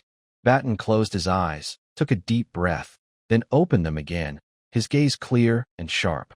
The skill, Berserker's Rage, reduces intelligence during its effect, but only by 1 point, not 5, so it is still manageable. Clean up the battlefield. Extinguish the fire. Barton's voice was calm and steady. The goblin and orc corpses could be burned after cutting off their ears or heads, or left at the edge of the forest to feed the wild animals. New bestiary unlocked. Orcs. Orcs are naturally brutal raiders. They have low, flat foreheads, beast-like faces, prominent lower canine teeth like fangs, and many are slightly hunched. Plague-like tribe. Orcs live in tribes, raid villages, devour or scatter nomadic livestock, and slaughter all sentient beings who oppose them to show their dominance and satisfy their bloodthirsty desires. Looting and plundering. Orcs will seize all wealth and usable items within their territory. They burn down villages and camps, then retreat to their homeland, satisfied with their spoils. Wandering raiders. The desire for violence keeps orcs from settling permanently. Instead, they transform ruins, complex caves, and defeated villages into defensive camps and strongholds. Their constructions serve war purposes. They rarely improve or innovate their dens, often hanging severed limbs on spiked fences or sticking spears into moats and trenches. When their food supplies run out, orc tribes split into smaller groups to hunt for better hunting grounds. Each group returns with loot and intelligence on targets, and the tribe chooses the richest one. Then, the entire tribe storms out, leaving a trail of blood on their way to new lands. In rare cases, a tribe's leader might choose to occupy a very strong fortress for decades. These orcs must travel far and wide to satisfy their hunger. Current available rewards: aggressiveness, cleave, great axe, orc language, aggressiveness. After taking an action, you can move a certain distance toward a visible enemy or target you dislike. The faster your maximum movement speed, the farther you can move. There is a limit to how many times you can move within a certain period at low levels. Cleave, great axe. Use a melee weapon to swing. The great axe deals extra damage and grants a hit bonus. The axe causes normal swinging damage and effects. If you use another weapon for this attack, your hit chance decreases. Orc language, orc. You become proficient in orc language, including writing. While not expert, you are likely better than most uneducated orcs. Orc language is crude and simple, with writing mixed with common letters and runes. Dialects vary among clans. In Barton's view, orc language is more useful than swinging a great axe, but aggressiveness is clearly the most valuable. It allows a small move after actions, boosting Barton's mobility. Although movement is limited toward enemies, it remains very useful. Let's go back to the town. Barton rubbed his shoulder, which had been grazed by the orc's iron sword, and led his team back to White Sand City. They found a wolf's corpse, an orc's head, a few goblin ears, and about a dozen smoky silver coins taken from a nearly charred ruin of a wooden house where the fire had gone out. They also found an orc's iron sword.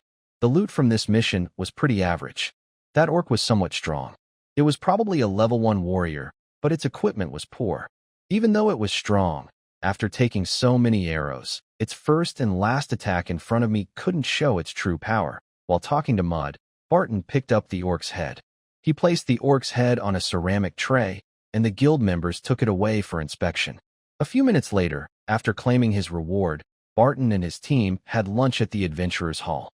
Barton took a big sip of orange juice, then ate some meat with rice.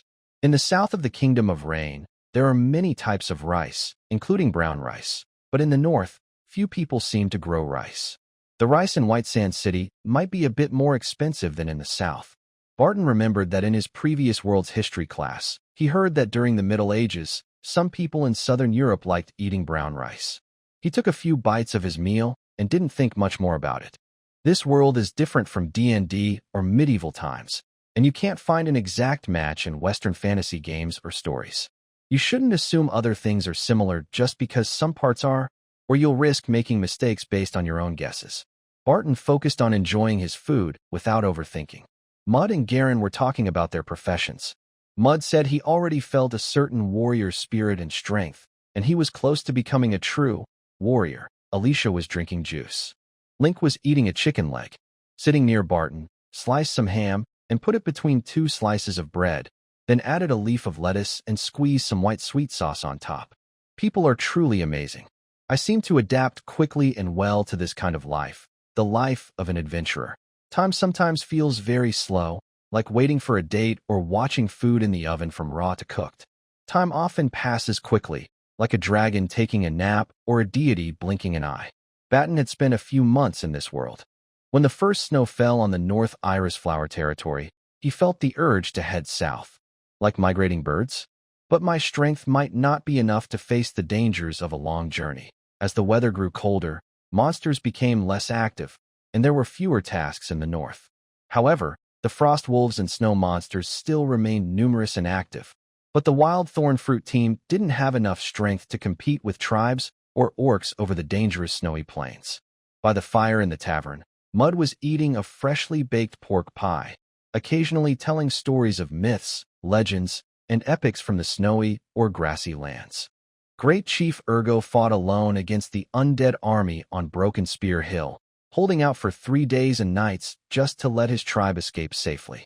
In the end, he died fighting, but his battle cry was so loud. His soul refused to rest. Whenever his descendants are in desperate situations and shout a death-defying roar on the battlefield, Ergo's spirit appears faintly, fighting alongside his people with his invisible battle axe. His story has been passed down through generations, inspiring every warrior to unleash their full strength in times of despair. In the team, Mud was now a level 1 warrior, and Link had become a swordsman. But their progress was clearly slower than Barton's. Barton's apparent strength was Ranger level 3, but in reality, he was already a Shadow Ranger level 5. The Demon Hunter Codex not only unlocked a few new pages, but also added details to previous ones. Barton absent-mindedly speared a piece of fruit with his fork and casually put it in his mouth. Still not strong enough, Barton decided to stay in White Sands City this winter. There was no need to head south for now. A long journey might encounter a young dragon or a band of bandits. He might not survive. He touched his thigh, remembering a previous mission where a goblin with strange tattoos on his body had cut his thigh with a long axe. But although that goblin seemed special and had at least a level 3 unknown profession, it only caused minor injuries to Barton. After biting down on a special resin containing healing medicine, the wound was healed in seconds. The most common containers used by the Adventurers Guild and potion shops are glass flat-bottom flasks and resin test tubes. Most potion bottles are made of glass or resin. Alchemists can process resin in different ways, creating mixed materials with varying properties depending on the recipe. Some may be harder, while others are more resistant to heat. If you use a medium-sized, non-toxic, edible container that doesn't hurt the teeth to hold magic potions, you could keep it in your mouth before battle and bite it open during combat. This is faster than reaching into your bag for bottles. Of course, this method has limits. For example, you can't put a large cup of potion in your mouth all at once. Occasionally, the fireplace makes crackling sounds, filling the tavern with warmth. A wooden door reinforced with thin black iron sheets and copper nails was pushed open. An adventurer quickly entered the warm tavern, closed the door behind him, and kept the cold and wind outside. Barton glanced at the newcomer, seeing it was an ordinary adventurer, and then looked away. Mute had finished telling a story about barbarian legends and took a big sip of wheat beer. Galen took a few bites of bacon wrapped with a sweet sauce and a few drops of sour fruit juice. He then casually chatted with about recent training and which combat skills were more useful. After a few words, the topic shifted to the differences between orc and human combat techniques. Yes, those green-skinned orcs are very strong. Mute, you've probably seen them, right? I mean, not the single orc the boss killed last time, but groups of orcs. Mute looked at Galen and nodded. I've seen them. They're very fierce, as if they were born for war. Mute paused slightly and added, I used to be brave enough to hunt ordinary orc patrols with my small tribe. But when it comes to elite orc cavalry, like the Wolf Riders, honestly, I still feel a bit afraid. Mute exhaled and recounted an encounter from his past hunting trips. Once, a level 4 berserker led a team of 4 level 1 or 2 warriors, along with 5 or 6 strong men like Mute and skilled hunters. The hunting party, with 2 strong mastiff dogs and a hardy northern pony, encountered 3 orc wolf riders on a plain. Mud was not sure about the skill level of those 3 orcs, but at the start of the fight, it was almost evenly matched. However, after a while, one of the 3 wolf-riding orcs, riding a tall and strong mount, tore through the hunting team's formation from the side. If the berserker hadn't fought with incredible strength to hold them off, Mud might not be sitting in the tavern telling stories today. Even so, half of the team was killed or injured. The strongest berserker nearly died, but he managed to take down all 3 orcs. 2 of the wolves ran away. Most orcs are bandits and thieves, not craftsmen. Their armor is limited, and only the elite wear heavy armor. The 3 orc wolf riders we encountered only had chain mail on their chests. The rest were leather armor. They are good at riding, especially on plains, making them hard to fight, even in small groups. Barton had never seen orc wolf riders himself, but based on rumors and stories, he had formed an idea of what this troop was like. The mount, a wolf, is bigger than most wolves, which is why it can carry an orc heavier than a human. Rumors say that wolves are omnivores and have some habits different from wild wolves, somewhat similar to domesticated animals like horses or dogs. On open plains, wolves might be slightly slower than warhorses, but in forests or mountains, they are more agile. Their burst speed, attack power, and stamina are similar to lower-level magical beasts that look like wolves. Orcs riding wolves use simple saddles, with a few javelins or spears hanging on each side, or nets and spiked star hammers, double star hammers, 2 spiked balls connected by a rope. They might wear armor, but not full metal suits. Orc wolf riders like to use pack hunting tactics or other hunting strategies. Their charge might not be as impressive as large-scale human cavalry, but in small to medium battles, they can be more flexible, deadly, and fierce. Outside, snowflakes drifted by, and Barton drifted into a slight daydream. Winter has arrived. Bears, snakes, giant pythons, and other animals and monsters are gradually going into hibernation. Many monsters' numbers and activity are reduced by the cold winter. However, in a few days, some monsters will expand their hunting range because food becomes scarce in their territory, and they might attack villages. Barton took a sip of juice and thought about his Monster Hunter Guide, flipping to his own page. Barton Shadow Ranger LV5 Age, 16. Strength, 11 Agility, 15 Intelligence, 10 Constitution, 10 Willpower, 6 Mystery. For luck, 5 skills: Ogre's Fury, Shadow Arrow, Strong Bloodline, Agile Steps, Aggressiveness, Night Vision. Nice attributes, and enough skills. Barton remembered that human warriors or rangers at level 1 usually had around 20 points in Strength, Agility, and Constitution combined. Each level up might add 1 or 2 points. When reaching level 4 or 5, the attribute increases are more noticeable than from level 1 to 2. A human warrior or ranger at level 5 typically has a total of 25 to 30 points in Strength, Agility, and Constitution. If I had 1 or 2 more talents or passive skills to boost attributes, or trained well, I might have gained another 1 or 2 points. However, having a total of 30 points in Strength, Agility, and Constitution at level 5 is already very good, even if not the best. Barton looked at his own attributes again. Strength 11, Agility 15, Constitution 10, totaling 36. Even as an orc warrior, he wouldn't necessarily lose in close combat. His high attributes came from a combination of monster talents and skills, and maybe some luck. During growth, he didn't always get the maximum increase, but the gains were still significant. He flipped through the guide in his mind, updating and improving the pages, but he didn't gain new skills, just learned some knowledge about those monsters. The new pages. Giant Spider, Barton chose the Poison Resistance over Venom Fangs. Thorn Beast, he selected Regeneration and Plant Camouflage, with the first being more appealing. Plus, a few small rewards from unlocking the bestiary for beasts weaker than giant spiders or strange plant monsters. Barton's current strength in the Black Iron level is top tier among adventurers. Though he wouldn't dare face a young red dragon or Nuji monster alone, he is stronger than saber-toothed tigers or young white dragons. The weather has turned colder again. Barton walked on the ground covered with a thin layer of partially melted snow. The white snow was very beautiful, but when it fell on the dirty road and mixed with mud, it became muddy and lost its graceful appearance in the air. Barton carried a bag of arrows toward the Adventurers Guild. Behind him, the chimney and windows of the blacksmith shop were steaming, and the sound of hammering metal continued non-stop. Although most arrows could be recovered and reused after each mission, some damage was unavoidable. Today, Barton replenished more than 20 arrows. Winter is coming. The number of missions had decreased, but not by much. Barton didn't like the heat, but he also couldn't enjoy the cold. His favorite temperature was the cool, refreshing feeling of autumn. I and my team members have enough money. We won't end up starving or freezing in cold, broken houses like some poor folks. But I still have to do the missions. Barton exhaled a puff of white breath and looked up at the clear sky.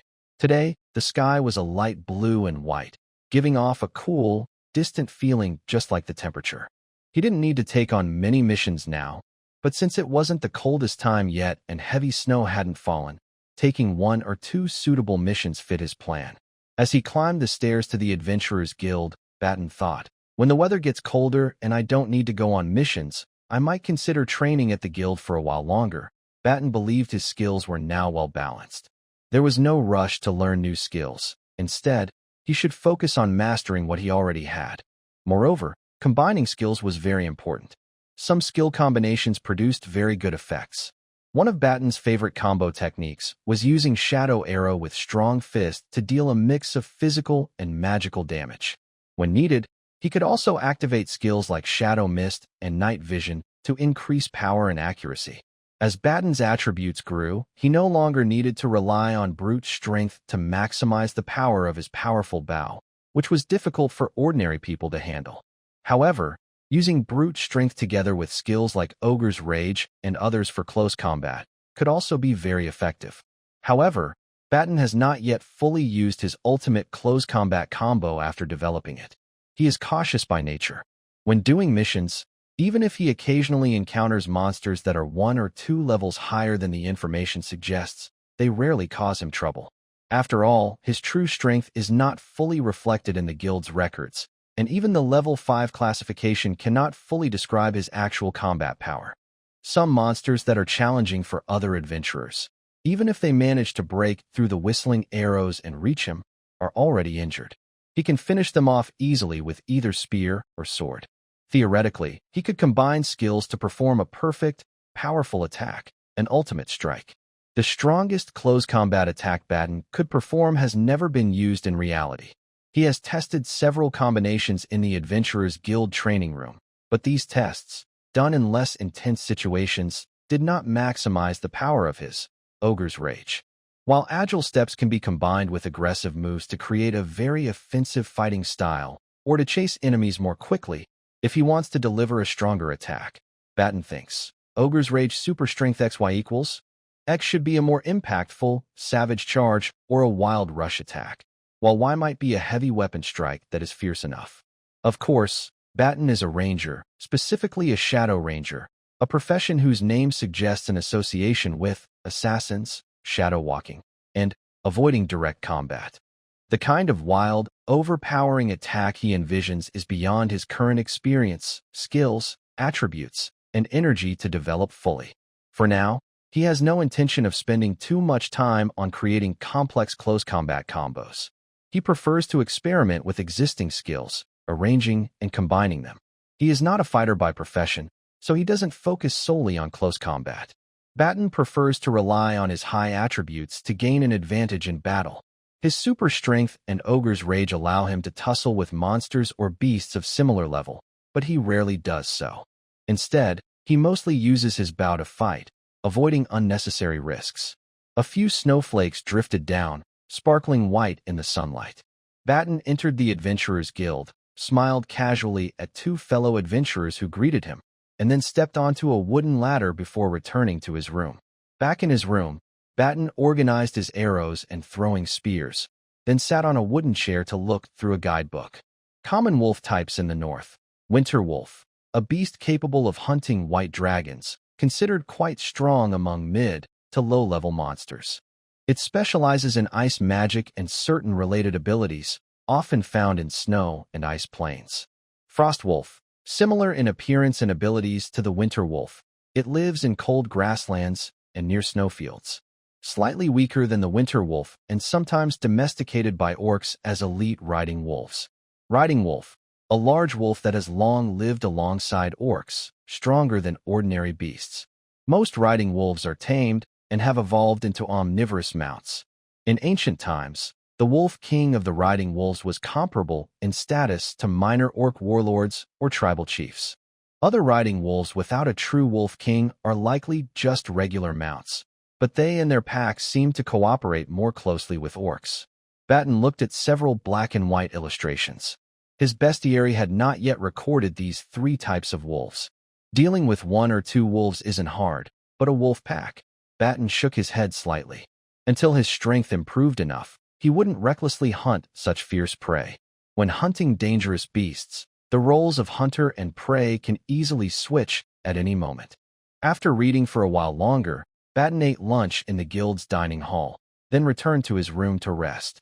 When his nap was over, Barton drank a glass of water, ate a few cookies, and then headed to the guild to begin training. Although he had the Monster Hunter Illustrated Guide to help him improve by hunting monsters and unlocking entries, physical training and other methods were also effective. Barton wouldn't rely solely on the guide. Even if it granted him many skills and attributes, if he couldn't truly control and digest this power, he would only be able to bully weaker opponents on paper. It would be difficult to compete with geniuses and impossible to match epic or legendary heroes. An arrow whistled through the air and hit the center of the target. The moon disappeared, the sun rose, and another morning began. Barton's figure appeared inside the guild. According to his schedule, today was just regular training, so he didn't rent a private training room, but headed to the training ground. After a while, Mute and Kuji also arrived and began training nearby Barton. Occasionally, the three of them would chat for a bit. The training ground at White Sand City Adventurers Guild was of a decent size and well-equipped. Barton's eyes swept over a nearby bronze-level adventurer who was holding a flat iron ball with a grip handle. It was a strong man, about 30 years old, bending over and repeatedly passing a roughly 60-kilogram iron ball between his hands. The ball moved along a path crossing between his legs in an 8-shaped loop. Seeing how easily he handled it, this was probably just warm-up. Barton looked away and continued practicing a basic set of punches at a steady pace. Although he had iron sandbags tied to his arms and legs, he still breathed evenly and didn't sweat much. By the way, if Barton completed a few more missions, he might be promoted to the bronze level. Advancing from black iron to bronze is a bit harder than from white porcelain to black iron, but with Barton's strength, it was achievable. Around lunchtime, the number of people on the training ground gradually decreased. Barton, Mute, and Kuji finished their training and prepared to go eat. Passing by the mission board, Barton casually glanced at it.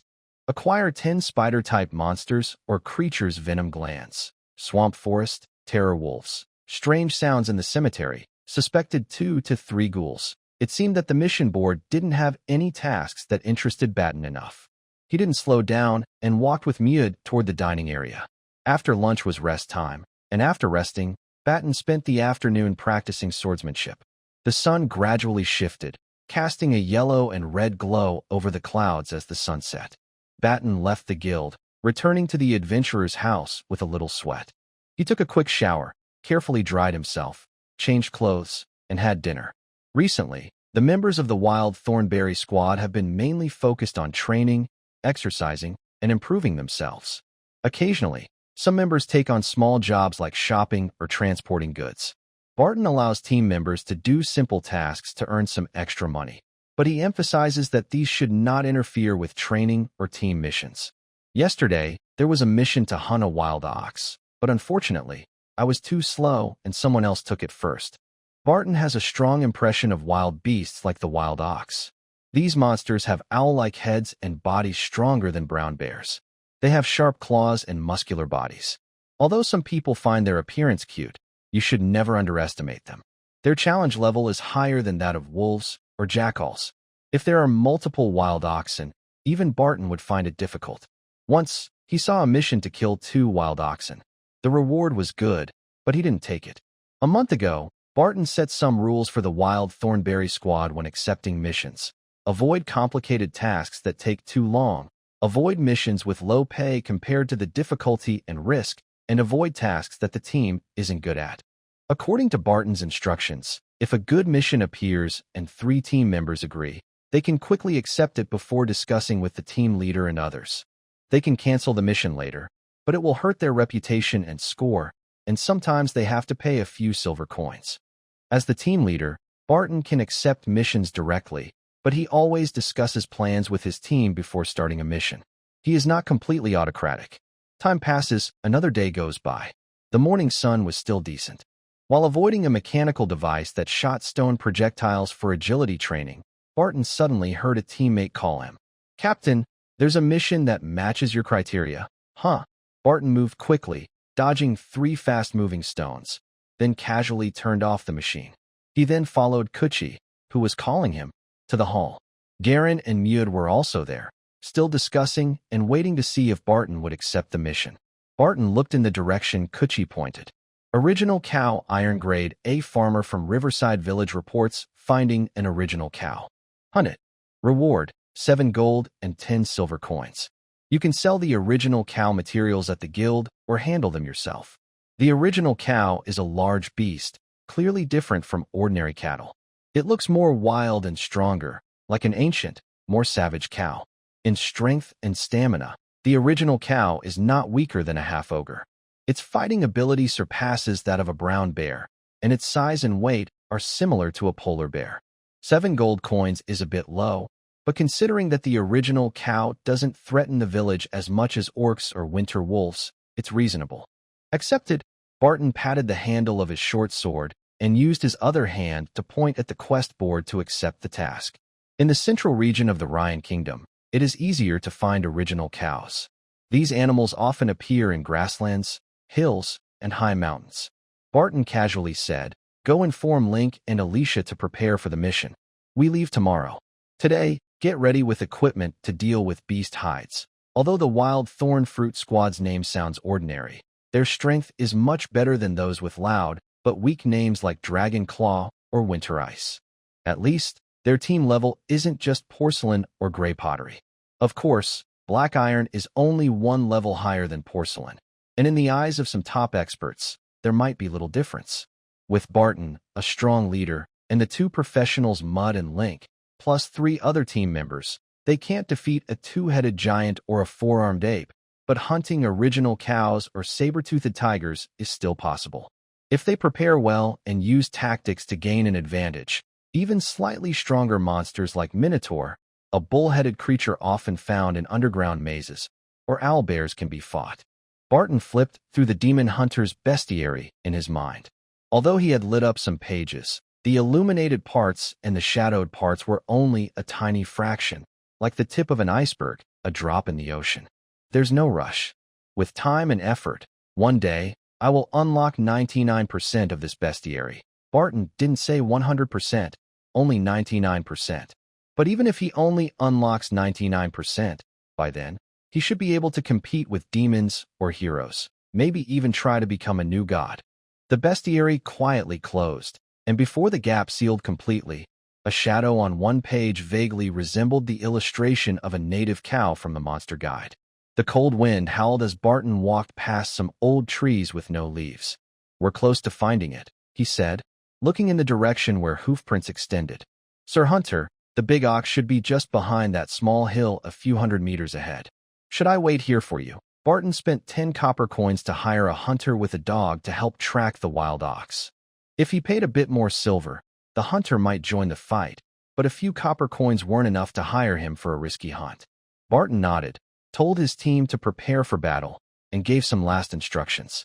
Then he circled around the hillside a few dozen steps away to observe from a safe distance. He didn't go straight up the hill because he was worried the wild ox might be right at the bottom. The area below the hill was sheltered from the wind, which was blowing diagonally from Barton's front side around the hill.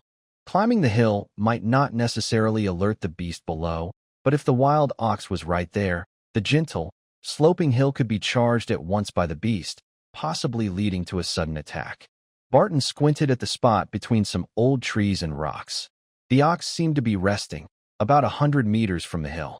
Around it were some withered, snow-dusted weeds, which looked almost dead in winter. Some of the weeds showed signs of being nibbled. In the south, winter kills are just a saying or metaphor, but in the north, winter really can be deadly. Even though the wild ox was stronger and more resistant to cold than ordinary cattle, its large body used a lot of energy. Resting among rocks and trees near the sheltered hill was probably a way to save energy and reduce heat loss. It's said that wild oxen and some magical-blooded horses sometimes eat meat, as grass alone can't provide enough energy. Some grasses might contain small amounts of magic, but that's rare in this area. As for magic or elemental energy floating in the air, most low-level monsters, magical beasts, or ordinary animals don't have the ability or talent to absorb it. After staring at the massive body of the wild ox for a while, Barton climbed the hill and signaled his team to prepare for battle. Although the original cow was not exactly at the bottom of the hill, it was not far away. From our high vantage point, we had a good height advantage, but we still needed to be careful of the cow's charge. Coochie placed a few wolf trapping cages between the bottom of and the middle. The original cow is stronger and more robust than a brown bear. These traps can only serve to distract or delay it. Barton doesn't expect a few small traps to kill such a large beast. That cow seems slightly smaller than the big goblin, but it looks sturdier. Its fur appears thicker than that of wild boars or old bears.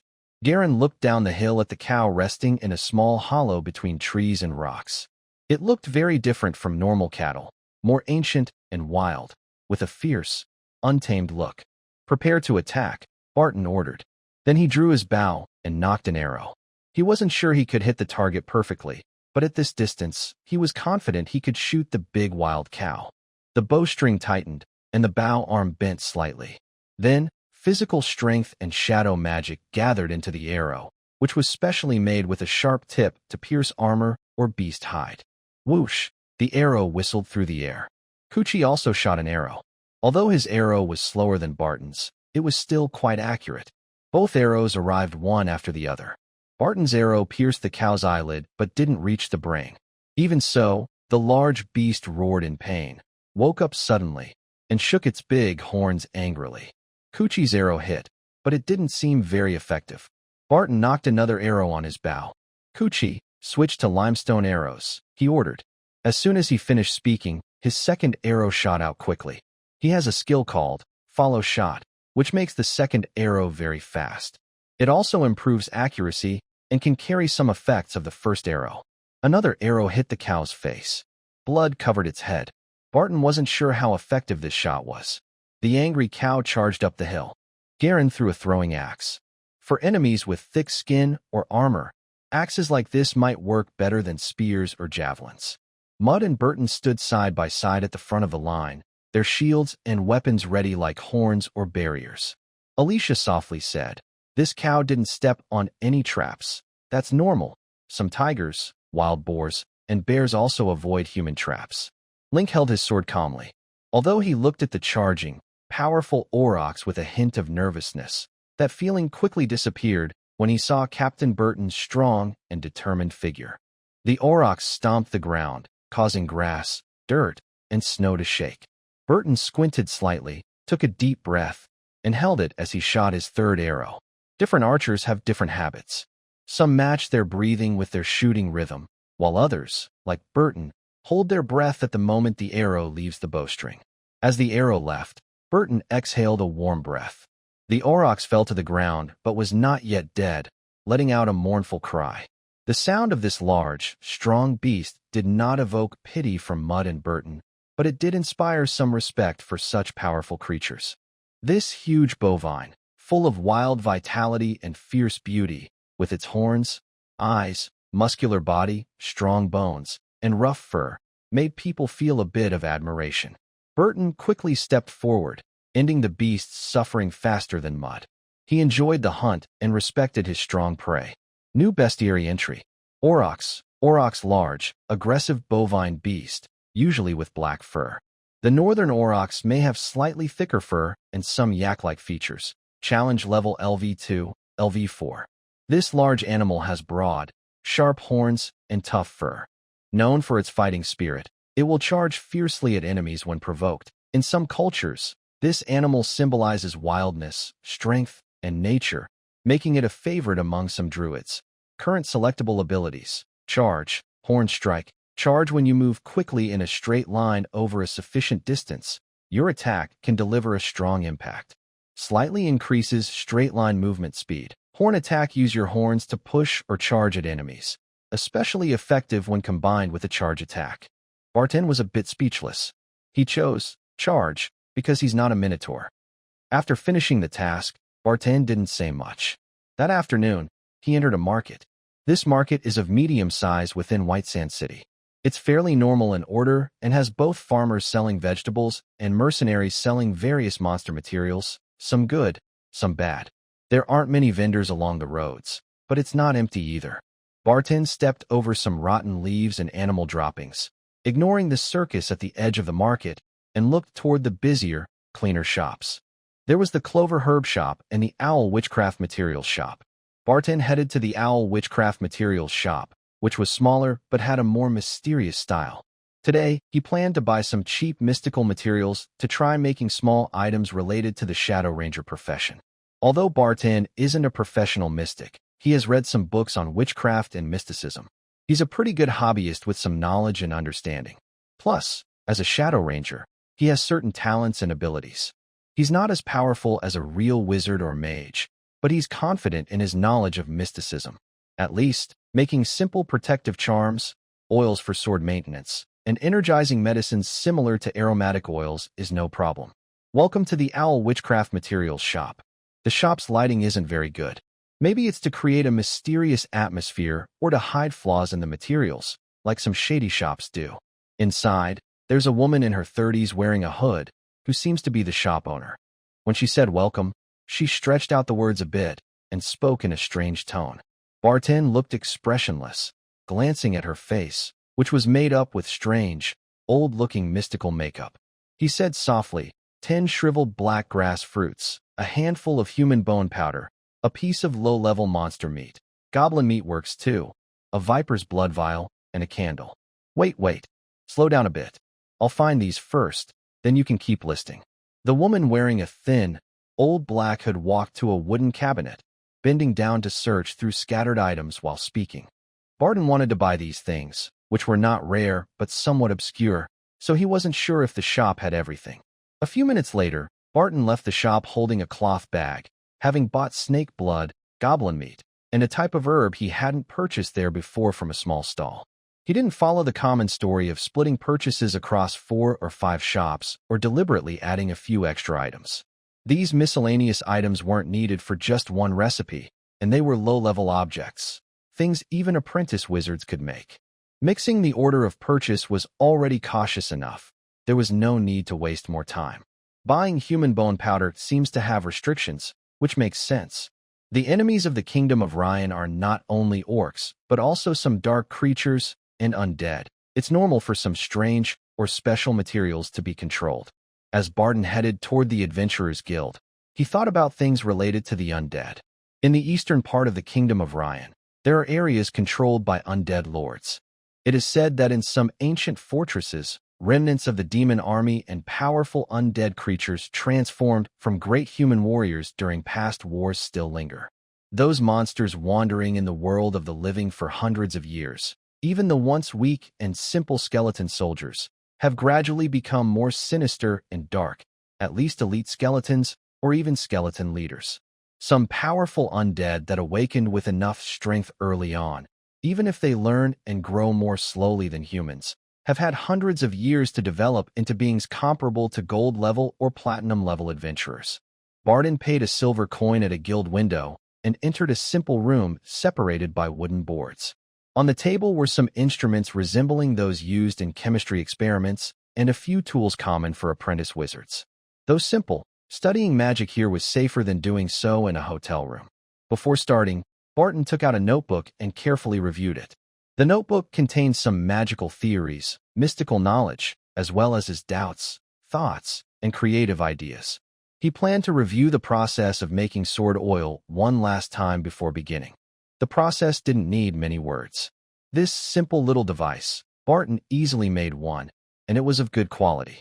Yes, it was only slightly better than ordinary sword oil, with a nicer, lighter smell, slightly improved maintenance effects, less likely to spoil, and it also carried some mysterious, perhaps fake, so-called secret scent. Secret scent. Barton chewed on the phrase, feeling that this sword oil might not be meant for normal weapons. Maybe it was more suitable for maintaining ritual tools, like mystical ritual daggers or special short blades used in magic to cut specific materials. Barton poured the sword oil into a small ceramic bottle and sealed it with a wooden stopper. His experiment wasn't finished yet. Experiment? Yes. Although some methods and materials seemed strange, they reminded him of physics and chemistry experiments from his past life. Of course, in this magical world, Barton knew he shouldn't fully rely on his previous ways of thinking and knowledge. He lit a candle, pinched a small amount of newly made powder, and flicked it into the flame. He wasn't sure what each step did, but he followed through anyway. After observing the candle flame change color, Barton stepped forward a few paces, letting his shadow, cast by the candlelight behind him, fall toward the flame. In the shadow, the part where the candle was brighter than the rest. He took a ceramic bowl with his left hand, placed it slightly above the flame to warm it, and with his right hand, added a spoonful of snake blood. Then, he added several other strange ingredients into the water with the snake blood that hadn't yet mixed evenly. Finally, Barton recited words, ancient, spiritual. The charm of witchcraft, shadow in the light, light in the darkness, breeding mysterious power. Ah, woo, ha. Barton shouted 3 times, his voice quiet but serious and clear. After the shouts, he quickly drew a strange symbol in the air with his right hand. Finally, he held the ceramic bowl with both hands above his head, paused for a few seconds, then blew out the candle, and placed the bowl on the table. When the moonlight and starlight shone, Barton drew the curtains and looked at a clear, water-like porridge of mixed grains and beans he had brewed himself. This is just a basic potion or elixir, not even quite a magic potion. However, it is much safer than some special magic potions or mysterious rituals. Barton learned about this kind of potion from a book he found. A few days ago, he discussed it with Alicia. It's not very strong, but safe enough. Compared to magic mirror divination or secret ceremonies, taking this potion to boost spirituality and inspiration, combined with psychological hints and small mystical tricks, might help achieve a dream of enlightenment. It's a good, low-risk way for beginners to explore mysticism. Although Barton is curious about mysticism and witchcraft, he wouldn't foolishly try dangerous rituals or expensive, hard-to-make magic potions right away. After drinking the potion, Barton falls asleep peacefully. He didn't tell his teammates because this kind of dream usually isn't dangerous. But if he suddenly awakened, it could harm his mind or cause a small illness. According to his mystical knowledge, ordinary people or low-level practitioners usually don't encounter dangerous beings or knowledge in dreams. They mostly get vague hints or blurry premonitions. Darkness and shadows slowly cover everything, but it doesn't feel dangerous. Instead, it makes him feel calm. Barton's mind is a bit fuzzy, but he vaguely remembers that he is dreaming. The flow of magic potion feels like foggy water or steam, or like soft silk threads. In this dim world, Barton feels wrapped in mysterious, spiritual power. Maybe the flow is just an illusion, since the potion isn't very strong. Calling it a magic potion is a stretch.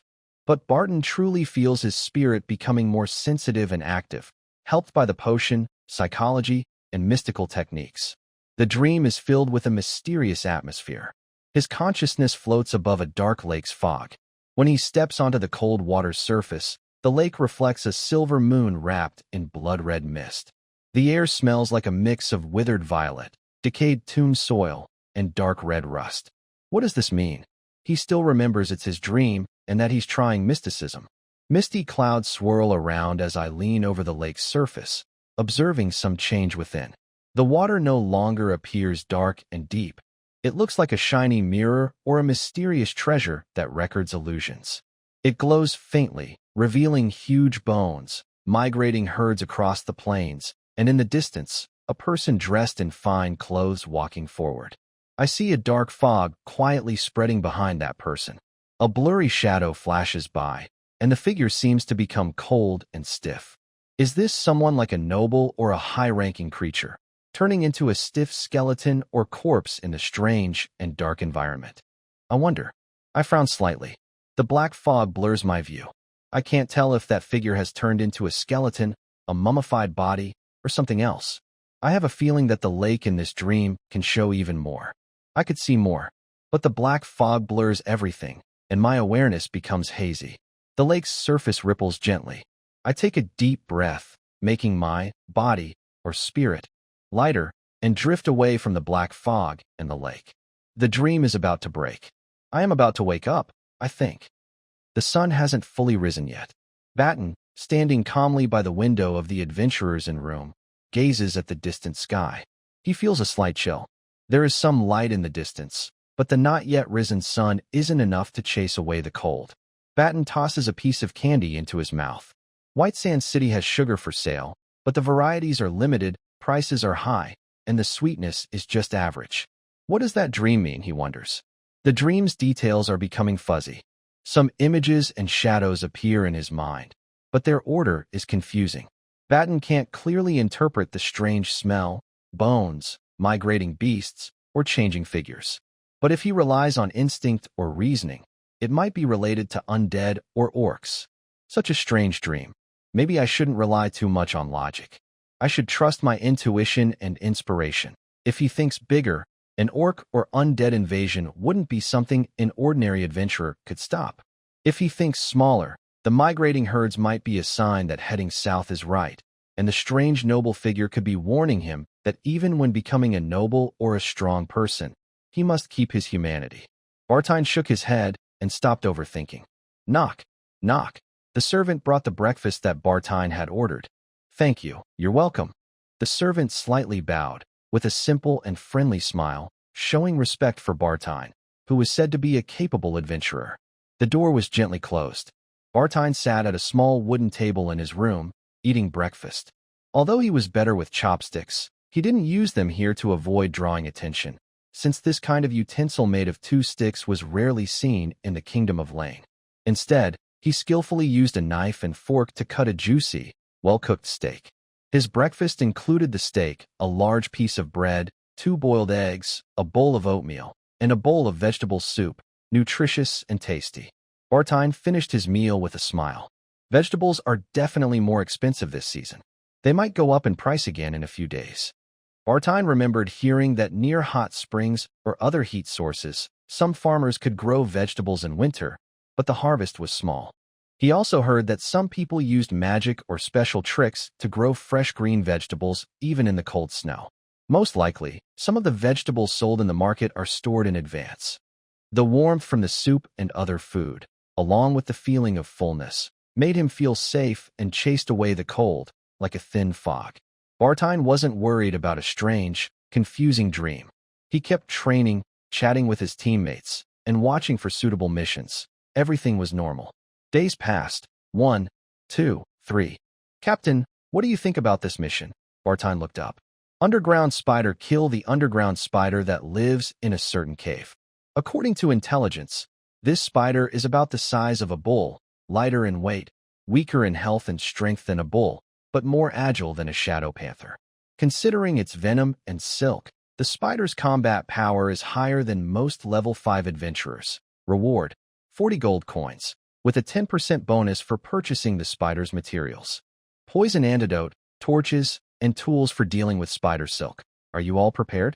Early morning, as Barton was about to leave the gates of White Sand City, he casually asked, "Don't worry, Captain. You've brought everything you need," and Alicia carefully checked it all again. Link's smile was bright and cheerful, a big change from when he first joined the team, when he was shy and inexperienced. Alicia hung a few bottles of medicine at her waist and smiled at Barton. Barton nodded and, with mud, placed 2 long spears on the cart. If you're going far or want to carry more, a donkey cart or ox cart is more convenient. Mud said casually. Garen cheerfully said, "I still prefer using mules to pull carts. Our trading team used to have a shiny black mule that was strong and sturdy, almost as impressive as a knight's horse. It was very powerful, could carry a lot, and was very patient and gentle. That mule was a real treasure. Maybe not as valuable as a war horse, but probably more precious than ordinary horses." Kuchi, carrying a recently replaced hunting bow, scratched his head and said, "Such animals are rare. We have mules in the countryside, but I've never seen one as strong as you described." Garen nodded and agreed. "That's true. The group pushed a wooden cart along the main road toward the area marked on the intelligence report where cave spiders were known to appear. Barton looked at the distant mountain peaks with small white hills, and then at the sparse trees and the yellowed grass covered mostly in snow. Winter is a tough test for both people and animals. Barton heard that in ancient China, firewood, rice, oil, salt, soy sauce, vinegar, and tea were ranked first because, while you wouldn't starve without rice, without firewood, a cold and snowy night could freeze you to death. Today feels colder than yesterday. Garen rubbed his hands and then his face. Kuchi touched his improved armor made from half-ogre leather and cowhide and said, "It's okay. Our leather armor is pretty thick in this weather. If we were wearing the iron armor from stories, it might be even colder." Barton nodded. His chest and some vital parts were protected by metal pieces. Since leaving the inn and walking out of the city gates, they had just started to warm up. It no longer felt as cold as when he first put on his armor, when he could still feel the chill through a few layers of cloth. Mud muttered, "Wolf fur coats are warmer than sheep fur ones. Last time I killed a wild wolf, I should have kept its skin. How did I forget that?" Barton smiled and said, "Let's hurry up.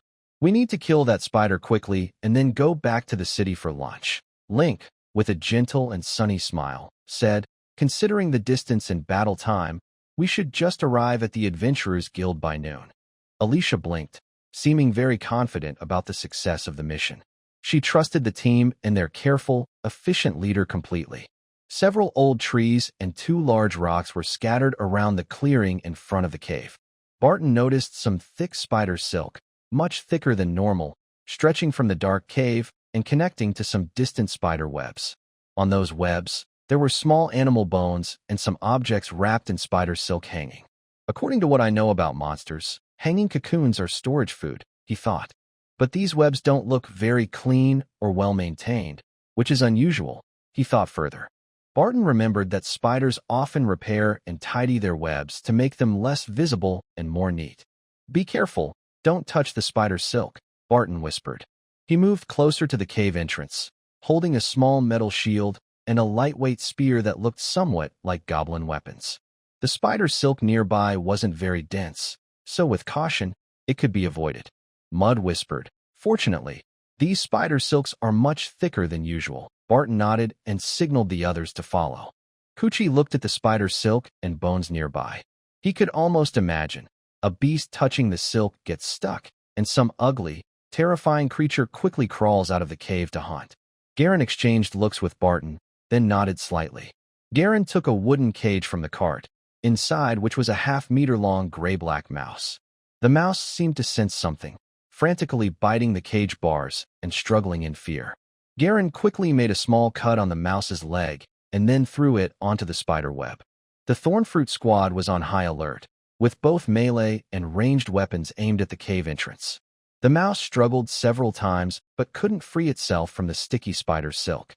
Its movements sent vibrations through the silk into the darkness and shadows deep inside the cave.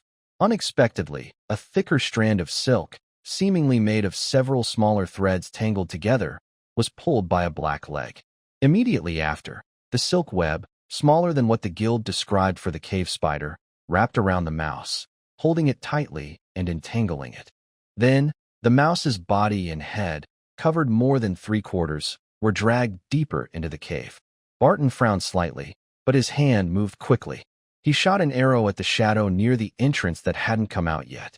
The arrow whistled through the air. Although it didn't use any special powers, it was strong, fast, and accurate, more deadly than many ordinary adventurers' arrows. Thanks to his sharp eyesight, Barton even saw a splash of blood between green and purple bloom in the shadow. Kuchi's arrow followed closely. It wasn't as powerful as Barton's, but it could still cause some disturbance. With luck, it might injure the cave spider slightly. In the dark shadows of the cave, it seemed a large creature was crawling quickly, accompanied by angry hissing sounds. Small venomous spiders dared to raise their front legs and show their fangs to threaten larger animals, but the big spider monster inside the cave was clearly more ferocious and terrifying. "Set it on fire," Barton calmly ordered. Mud and Link immediately threw bags of dry grass, twigs, and other flammable materials toward the cave entrance. Loose ropes fell off, and the debris scattered chaotically. Alicia followed the plan to lure the large spider out of the cave. She poured what looked like an accelerant or fuel, and also threw a torch. Barton knew well that the flames from these materials wouldn't be very effective against a large monster. It's winter now, and the cave spider wasn't as fragile as goblins. Ordinary fire wouldn't cause much damage. Still, he didn't expect a small flame to kill the big spider. The flames burned, heat rose, melting some of the snow. The huge spider roared angrily, its fangs bared and claws waving. This creature also seems to have simple intelligence. It judged that hiding in the nest to be burned by flames was not a good idea. It waved its 8 legs, which had black manes and ring patterns, and quickly rushed out. It instinctively targeted the most threatening opponent, Barton. Barton looked cold and emotionless as he shot another arrow and took 2 steps back. A monster, lighter than a cow but more terrifying in appearance, charged at Barton very quickly. Barton's teammates attacked from the side according to the plan made by their leader. Mud raised his shield and shouted, ready to help Barton defend against the cave spider's frontal attack. Garen had a knife hanging at his waist. He held a spear with both hands and attacked the spider from the side. To deal with this spider, which had long legs and moved quickly, the best equipment was a strong armor that could cut its legs or break its shell. But since they couldn't afford heavy metal armor, using a spear to attack from a distance was a good choice. Link clenched his sword and pushed from another side, but he didn't rush closer to the spider recklessly. Kuchi looked serious, drew his bow, and aimed, with a fierce look that was somewhat similar to Barton. The spider's mouth parts, which looked like tiny antennae or small limbs, moved and made a hissing sound, warning or threatening. When it reached directly in front of Barton, it suddenly raised its 2 front limbs and stabbed toward him from above. Barton squinted slightly. If it had been a wild bull charging, he wouldn't dare face it head-on. But this spider used its 2 sharp, pointed legs to attack.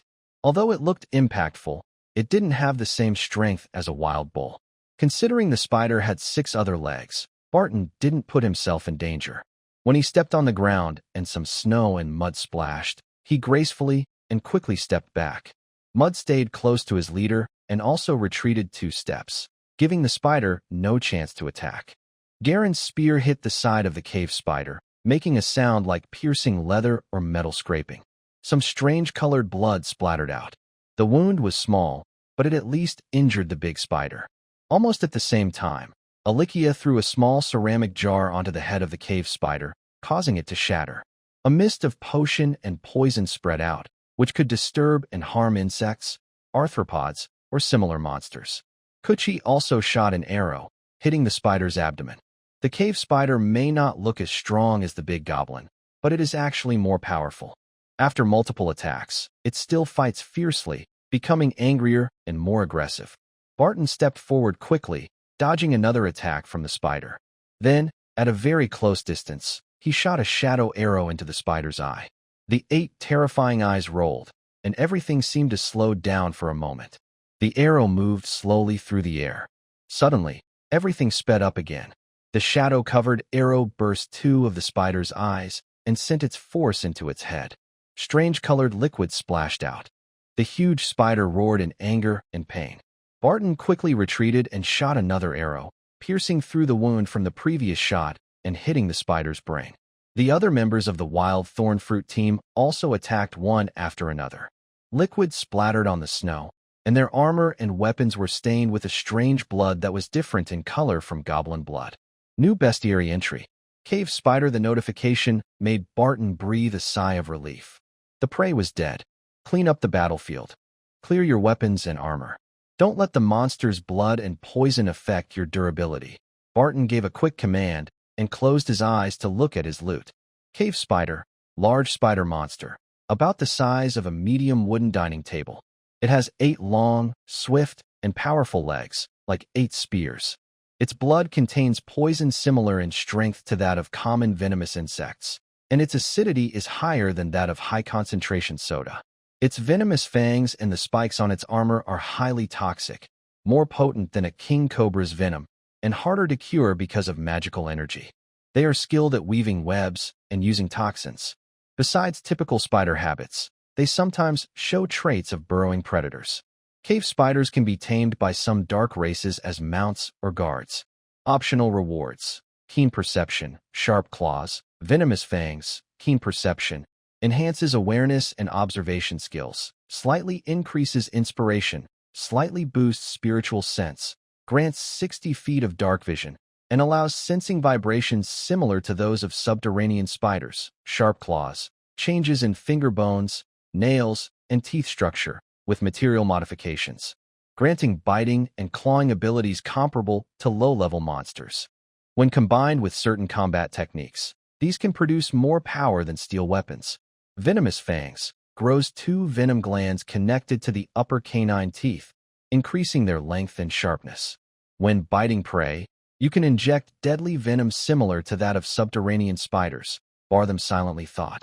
Choose keen perception. You have gained keen perception, Barton opened his eyes, feeling his vision clearer.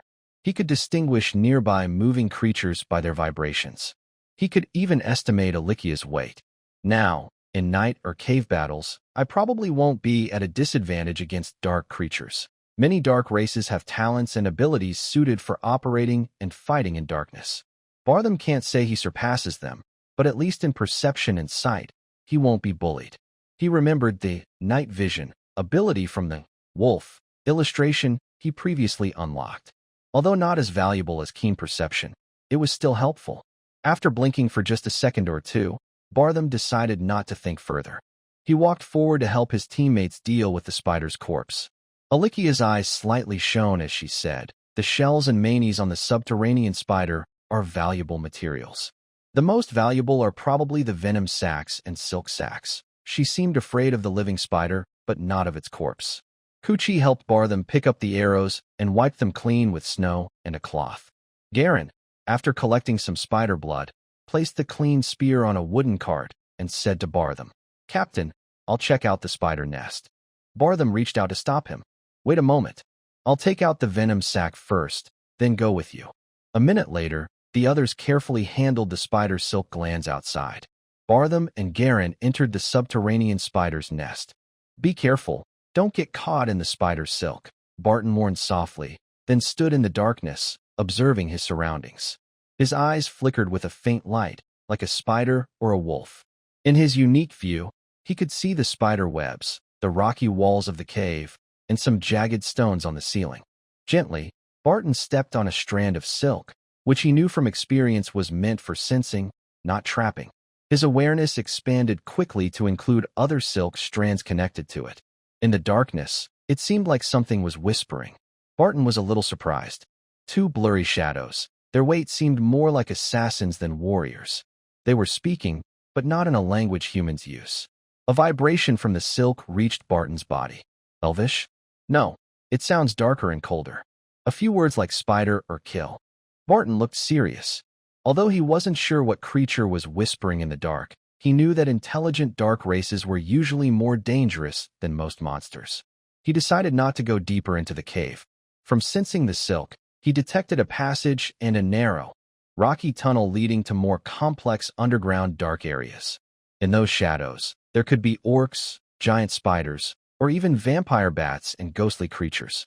Considering the tone of the language just now, and the possibility that the dead guard might have been a cave spider, Barton had a stronger guess. Drow. Drow elves, also called dark elves, live in dark regions, with dark skin and white hair. They have some natural magical abilities, often related to darkness or illusions. Drow are often involved in schemes, with a culture full of dark, cruel beauty. Barton wasn't sure if his guess was right, but he quickly signaled to retreat and deliberately said, "Let's go." There doesn't seem to be much loot in this spider cave. After Barton finished speaking, he casually added, "Last time we killed that half-ogre, we got a few coins. In this cave, there's not even a spider egg worth selling to the material shop." Just as Barton was about to leave the cave and return to the sunlight, an arrow shot from the darkness toward his back. Exclamation point. Barton cursed. He didn't want to fight a battle he might lose. Although he was a bit annoyed, his movements seemed well prepared. In an instant, he dodged the sharp arrow, which had a strange mushroom toxin color. Almost at the same time, an arrow flew from Barton's bow toward the place where the mushroom-poisoned arrow had come from. "What's going on?" Are there enemies in the cave? Kuchi and Link moved their weapons toward Barton. Standing at the cave entrance, Barton made a small gesture to signal his team to retreat with a grim face. He knew he couldn't rush into the cave to fight the dark elves, who were good at fighting in darkness. Barton squinted at the two blurry figures, two shadows, about an inch shorter than the average wood elf, with dark purple or blue-purple skin. One had snow-white hair, the other had light gray-white hair. The one with white hair said two words, sounding a bit like elvish language. The gray-white-haired dark elf seemed to be loading a hand crossbow. Barton noticed a bloodstain on the side of the dark elf with gray-white hair and pointed ears, probably from his previous arrow passing close by. Too bad, I almost hit him. Barton's vision in the dark was probably weaker than that of the dark elf. He didn't want to get too involved. No one knew if the secret passage behind those two dark elves might lead to elite dark elf warriors or a giant spider monster. Following Barton's signal, Mud and Garen quickly threw spears and axes toward the direction where Barton had just shot.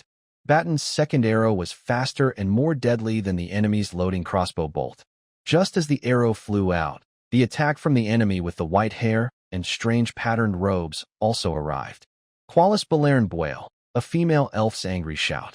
Feeling a surge of fire and dark power, Barton didn't have time to think about what spell it was and quickly rolled away. After he rolled a few meters away, a fireball with an uneven color exploded where he had just been standing. The fireball's color was a mix of bright yellow, dark purple, and black. Its flames were hot, similar to typical fire magic, but it also carried dark energy with a sticky and corrosive feel. As Barton prepared his next arrow, he noticed from the corner of his eye that the flames burned the dry grass to ash, melted the snow quickly, and left scorch marks on the ground.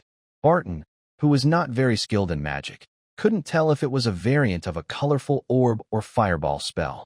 He didn't have time to analyze the enemy's skills during the fight. He kept calm, drew his bow, and shot. The battle was intense, with shadows and fog covering a small area. Low-level spells and tricks flashed, and arrows, crossbow bolts, and thrown spears attacked each other over several rounds. Whoosh! Ugh! Barton smelled blood. New creature unlocked. Drow, dark elf, medium humanoid, neutral evil, dark elf, often found in dark regions, matriarchal society, with several powerful families fighting for control. Drow worship the spider goddess Lolth. Barton didn't have time to read carefully. He quickly skipped the description and claimed his reward. Optional rewards: Fire Spirit Technique, Elf Bloodline, Fire Spirit Technique. A first-level magic that outlines all objects within a 20-foot cube with blue, green, or violet light, making them visible. It also affects living creatures, making it hard for them to turn invisible. Elf Bloodline. Drow have advantage on saving throws against charm effects and are more resistant to spells related to sleep, hypnosis, and dreams. Elf Bloodline. You have gained the Elf Bloodline trait. It's a pity I only managed to kill a warrior armed with a crossbow and dagger, but I didn't take out the mage. Still, Barton wasn't upset about the small reward. He calmly shot another arrow and gestured for his team to retreat. Mewd still wanted to take out the drow spellcaster who was casting flashy fire spells, but since the captain ordered a retreat, he had no choice but to withdraw with the others. Barton also wanted to kill that female's or spellcaster, probably because the reward would be greater than for the unknown level 2 or level 3 warrior. But at this moment, he had a strange feeling of danger, like a spider sensing a huge beast approaching through a slight tremor. Retreat. Fall back. Barton ran while casually shooting an arrow. The team members didn't even have time to worry about the cart or some weapons. Under Barton's strict orders, they quickly withdrew. After running about 2 kilometers and not seeing any pursuers, the Thornfruit squad slowed down a bit. Meanwhile, in the dark part of the cave, some glowing plants faintly shone. Under the shadow of a hood, a gentle yet slightly cruel and dissatisfied female voice sounded. "Oh, my sister, are you saying that a level 5 spellcaster, along with a level 3 guard, was almost wiped out by a low-level adventuring team, even with a subterranean spider helping?" In the shadows, the white-haired elf with pointed ears flickered in the mossy light. His red eyes showed dissatisfaction and a hint of mockery. The white-haired or spellcaster, kneeling on one knee, had an arrow wound bleeding on his arm, and cold sweat covered his forehead. High Priest, the leader of that team, is a level 5 ranger, and he can also cast shadow magic. I suspect he might be a part-time mage or have mixed blood from another race, awakening some magical abilities. His strength, enough. Go back underground. I will assign the task to others here. Remember, because of your carelessness this time, the plan was exposed, increasing the risk. I will think carefully about what punishment to give you. The woman, a dark elf called the Priestess, waved her hand, and 2 female Zor warriors took her sister away. Then she waved again, and 2 figures appeared, a fierce-looking half-orc with slightly purple-black skin, and a dog-headed dragon-blooded sorcerer dressed as a priest. How is the excavation going? It will take another week. The Zor priestess touched her forehead and sighed softly. Then she whispered, this cave is no longer useful. Collapse the passages inside, and then lure some monsters nearby.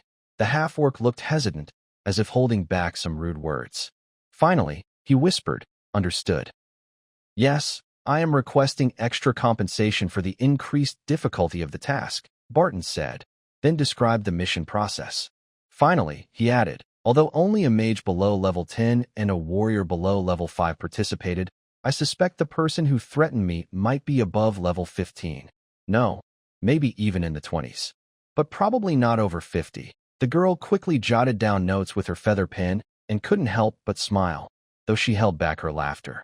While adventurers often exaggerate the difficulty of a task to get higher pay, claiming it's not over 50 levels, you could also say it's under 100 levels, right? All right, we will verify this, they replied. Barton and Mud sat silently on the sofa, while the young female staff member from the guild temporarily left the room. At the end of the mission, Link and Garen were hit by a few small spells and got some injuries. Alicia and Kuchi took them to be treated. A few minutes later, the door opened. A middle-aged man with blonde hair and blue eyes quickly walked to the seat opposite Barton, then waved his hand, using some magic to close the doors and windows. It seemed more like a mystical seal or secrecy rather than just a mage closing a door. Based on his ornate robe, Barton and Mud judged he was a powerful spellcaster. They stood to greet him, and he responded with a perfunctory nod, waving his hand irritably, saying, "Don't worry about these small matters. Tell me again, carefully, how you encountered the Zorals." The middle-aged mage looked into Barton's eyes and said, "I need a detailed description." Barton carefully recounted the details as requested, with Mud occasionally adding some observations from his perspective. An enemy that even a bronze-level ranger feels unable to fight. Shadows, darkness, powerful professionals. Well, it's a bit vague, but understandable. The man casually handed a bronze badge to Barton and said, "Your strength qualifies you to hold this badge, and your achievements are enough. The reward for the increased difficulty will be given later. Also, this mission's details must stay secret. Do not share them." The middle-aged man patted Barton on the shoulder, thought for a moment, and then handed him a handwritten notebook. He said, "This is a common meditation method used by low-level mages, and I also recorded a small trick called the secondary illusion. It's not very valuable, but it might be useful to you. Consider it a small personal gift." Barton sincerely thanked him. The middle-aged mage hurriedly came and went, waving to unlock the room seal before quickly leaving, seeming eager to find someone to discuss something. As he walked away, he muttered, "Remote detection and inspection failed. Divination. Vague, abnormal. Unsettling. Details. No abnormality is also a kind of abnormality." Barton and Mud, who stayed in the room, looked at each other. After a few breaths, Mud spoke. "By the way, boss, I know you hide your strength, but I didn't expect you to hide so much." Barton smiled casually and chatted and joked with Mud for a while. A week later, the task boards on the first and second floors of the guild did not show any missions related to the dark cave with large spider monsters or the drow elves. Still, Barton didn't dare to take on any missions or leave the city. The other members of the Thorny Fruit team also didn't dare to go out. Their leader was at least a successful level 5 ranger who had advanced to the bronze rank, but since he didn't dare to leave the city, they certainly wouldn't. In the tavern, Barton and his team gathered for a meal. The warm atmosphere was very comfortable. The smell of roasted apples, bananas, and meat drifted from the fireplace, and the air was filled with the aroma of several kinds of alcohol. Barton took a big sip of juice, then put the cup back on the table. He leaned slightly against a cushion that seemed filled with bird feathers, lost in thought. In his previous life, he had never been to a bar before he traveled here. But he had seen bars in anime and movies. Whether it's a quiet bar with a melancholic or fresh lighting, or a lively dance bar with a DJ playing rock or other trendy music, none of them matched the magical charm and unique atmosphere of the tavern he was in now. Barton's gaze drifted toward the most fantastical part of the scene, a table where a mixed-blood dwarf and half-elf sat, along with a gnome wanderer and 2 humans. The dwarf seems to be a warrior, while the half-elf appears to be a spellcaster. There are 2 humans, a man and a woman. The man is suspected to be a sorcerer, and the woman has a balanced figure, healthy muscles, and a long sword at her waist. Barton heard that half-elves live longer than humans, but shorter than elves. Some talented half-elves may have advantages from both races. Back in my D&D gaming days, half-elves as rangers or mages were popular characters among players. But in real life, half-elves don't seem to be very welcomed among humans or elves. Yes, even if some open countries or tribes are willing to accept them, they still find it hard to reach the core of power unless they are pure-blood elves or humans. Ordinary people often feel a subtle distance from them. Barton hadn't heard of any discrimination against half-elves in the northern region, but he also hadn't heard of them being welcomed there. Regarding races, Ryan's northern land hates or is indifferent to orcs and undead. Barton heard that in areas closer to undead nobles and lords, humans tend to dislike and hate undead even more. "Captain, how long do we need to rest in the city?" Gallon, with a drop of drink on his lips, asked quietly. Barton answered calmly, "At least another week, and we shouldn't take any missions near that cave." Barton plans to avoid areas where drow might appear in upcoming missions. "Well, even though we lost some things, we brought back the spider silk bag and venom glands," casually said after eating a piece of biscuit.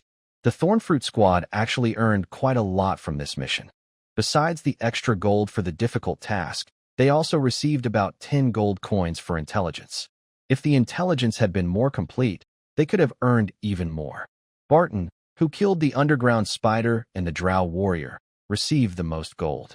He saved his earnings mainly for buying magic potions, mystical materials, and daily needs. After this successful mission, his wallet is even fuller. He has about 70 gold coins, plus some silver and copper coins. It's time to buy a reasonably priced low-level magic item or learn a powerful ranger skill. Recently, Barton visited several shops in the city and chatted with other novice adventurers on the second floor of the guild about powerful combat techniques and popular magic items. If Barton had enough gold coins, he would buy a strong, heavy bow with multiple enchantments. But unfortunately, he doesn't have enough money. A satisfactory bow would probably cost at least 100 gold coins. Also, bows seem to be less common than swords, and there's no news of enchanted bows being sold anywhere in White Sand City. Regarding combat skills, Barton found 2 names in the guild's list of training services for novice adventurers that caught his interest: Fury Combo and Spiral Shot. Fury Combo: wielding your weapon with anger, your agility increases, allowing more consecutive hits. Your rage and strength boost the damage of your strikes. During this skill, your weapon will be covered in a fiery aura, dealing some magical damage and having a knightly fighting spirit attribute. Spiral Shot: when an arrow leaves the bowstring, it gains a special spinning force. The spinning arrow flies slower but hits harder and is more penetrating, increasing damage against armor and breaking through defenses. Both skills are beyond basic low-level techniques. The Enchanted Fury Combo costs 40 gold coins to buy a special, hard-to-reproduce inheritance scroll. It's said that only with a high level of understanding and mastery of the skill, with the help of a mage, can one craft such a scroll. It also takes time and effort, and these scrolls are rare. These special combat techniques, which seem to carry mysterious powers, are hard to explain with words alone. Ordinary training can't teach or pass them down. Barton heard that some advanced skills might have even more mysterious inheritance rituals or special methods. Spiral Shot is several times more expensive than common skills like Precision Shot or Rapid Shot. People in the guild say this skill is more complex and harder to learn. A week of training is usually not enough, and many people spend 2 or 3 times the fee before successfully learning it in a training class. After careful thought, Barton decided to spend his money to learn spiral shot at the guild. He also bought a string of redstone bracelets from a magic item shop. Probably because of Barton's exceptional talent, he finished learning the spiral penetrating shot technique at the end of a week of study without spending more money. That string of stone bracelets looks quite nice. 5 smooth red stones, about the size of quail eggs, are strung together with a colorful thread. Each stone can create a red light shield with the strength of a first-level spell. The shield is good at defending against piercing and slashing damage and can also block or resist normal spells. This is a passive effect, cannot be charged, and is like 5 consumable items. Its price is a bit higher than 5 small bottles of healing potion. My strength is increasing too fast. If I buy a magic armor or a magic sword, I might fall behind the environment again in less than a year. Also, magic items that can be used for a long time are indeed more expensive. This bracelet is pretty good. Although its defense power for a first-level spell is limited, it still adds a lot to Barton's survival ability. It's a good value for the cost. Training room. Barton silently knocks an arrow on his bow, shoots, and keeps shooting, constantly shooting. A dozen arrows gather around the head and heart of a straw. Barton isn't using a battle bow, but a heavy training bow. After shooting a few more arrows, he puts down the bow and thinks silently. When not using full strength, the strength skill can be used without damaging the bow arm or string, but this skill doesn't seem to work well with spiral penetrating shot. Strength emphasizes explosive power, like a wild creature unleashing a powerful, terrifying force due to its feral nature or unique physiology. This doesn't fit well with the technical and special force application of spiral penetrating shot. Actually, strength is better suited for melee heavy weapons. Barton knows that using it with a bow might not be perfectly compatible. He exhales, picks up his battle bow, nocks an arrow, closes one eye, and aims. His field of vision seems to narrow, yet the target appears larger. Barton aims at a wooden target farther away, tied with a piece of goblin meat and a thin piece of scrap iron. He gently places his finger on the trigger, and the arrow shoots out like a fierce bullet from a gun. He precisely hit the spot where the archer wanted to strike. Then, a spiral force erupted, piercing through thin iron sheets, passing through the worthless goblin flesh, and embedding into the wooden board. Very good, Barton said with satisfaction. At this distance, such damage might not be enough against heavily armored targets. But when using arrows with enhanced armor piercing and piercing abilities, it was enough to harm enemies wearing medium armor. After a week of diligent training, Barton led the Thorny Wild Fruit Squad to take on a hunting mission. The target was a distant cave area where they last fought spiders, closer to the outskirts of the city. After completing the mission, they would take on simpler, nearby tasks every now and then. Gradually, time passed, and it was almost the new year. Barton felt a bit sentimental, being alone in a strange land. By the way, I've never figured out the relationship between the lunar calendar and the solar calendar. Without a calendar, I don't even know when the Lunar New Year is, Barton smiled. He didn't have much attachment to festivals like Spring Festival, New Year, or Christmas. Sometimes, he even forgot his own birthday. But occasionally, a sense of loneliness would drift into his heart, like a gray-black fog, not thick but dark and gloomy, carrying a hint of sadness.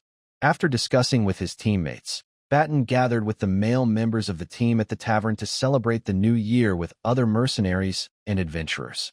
The only woman in the team had already gone back to be with her mother today. Although Alicia had invited the team to her home, Barton and the others declined. In the tavern, an adventurer with grayish-blue hair and a bronze badge around his neck raised his glass loudly. Everyone, drink a glass of beer. Those underage, have milk. Cheers to the new year. To your generosity, handsome gray-haired guy. A new year. Celebrating that we've lived another year, and we still have money to drink. Amid the lively toasts, the tavern waiters moved back and forth, serving wheat beer, milk, and dishes like meatloaf and soup. Da-la-la-la-da-dee-da. Someone hummed a song from their hometown, and occasionally, people tapped tables or clapped to the rhythm. In the joyful music, Barton's eyes temporarily lost their gloom and sadness. He smiled, drank a glass of milk, and didn't mind Mud's teasing. I will naturally drink when I want to, But when I don't want to, very few people can persuade me. Barton smiled as he looked out the window. On the rooftop of the Adventurers Guild, several mages were casting colorful sparks and ball-shaped spells into the sky with their staffs and wands. I heard that fireworks are more common in the capital and the south. Humans and dwarves seem to have gunpowder weapons, but they are less powerful than magic and develop more slowly. Come on, attack me. After the new year, Wild Thorn Fruit relaxed for a few days, then started a training session at Barton's suggestion.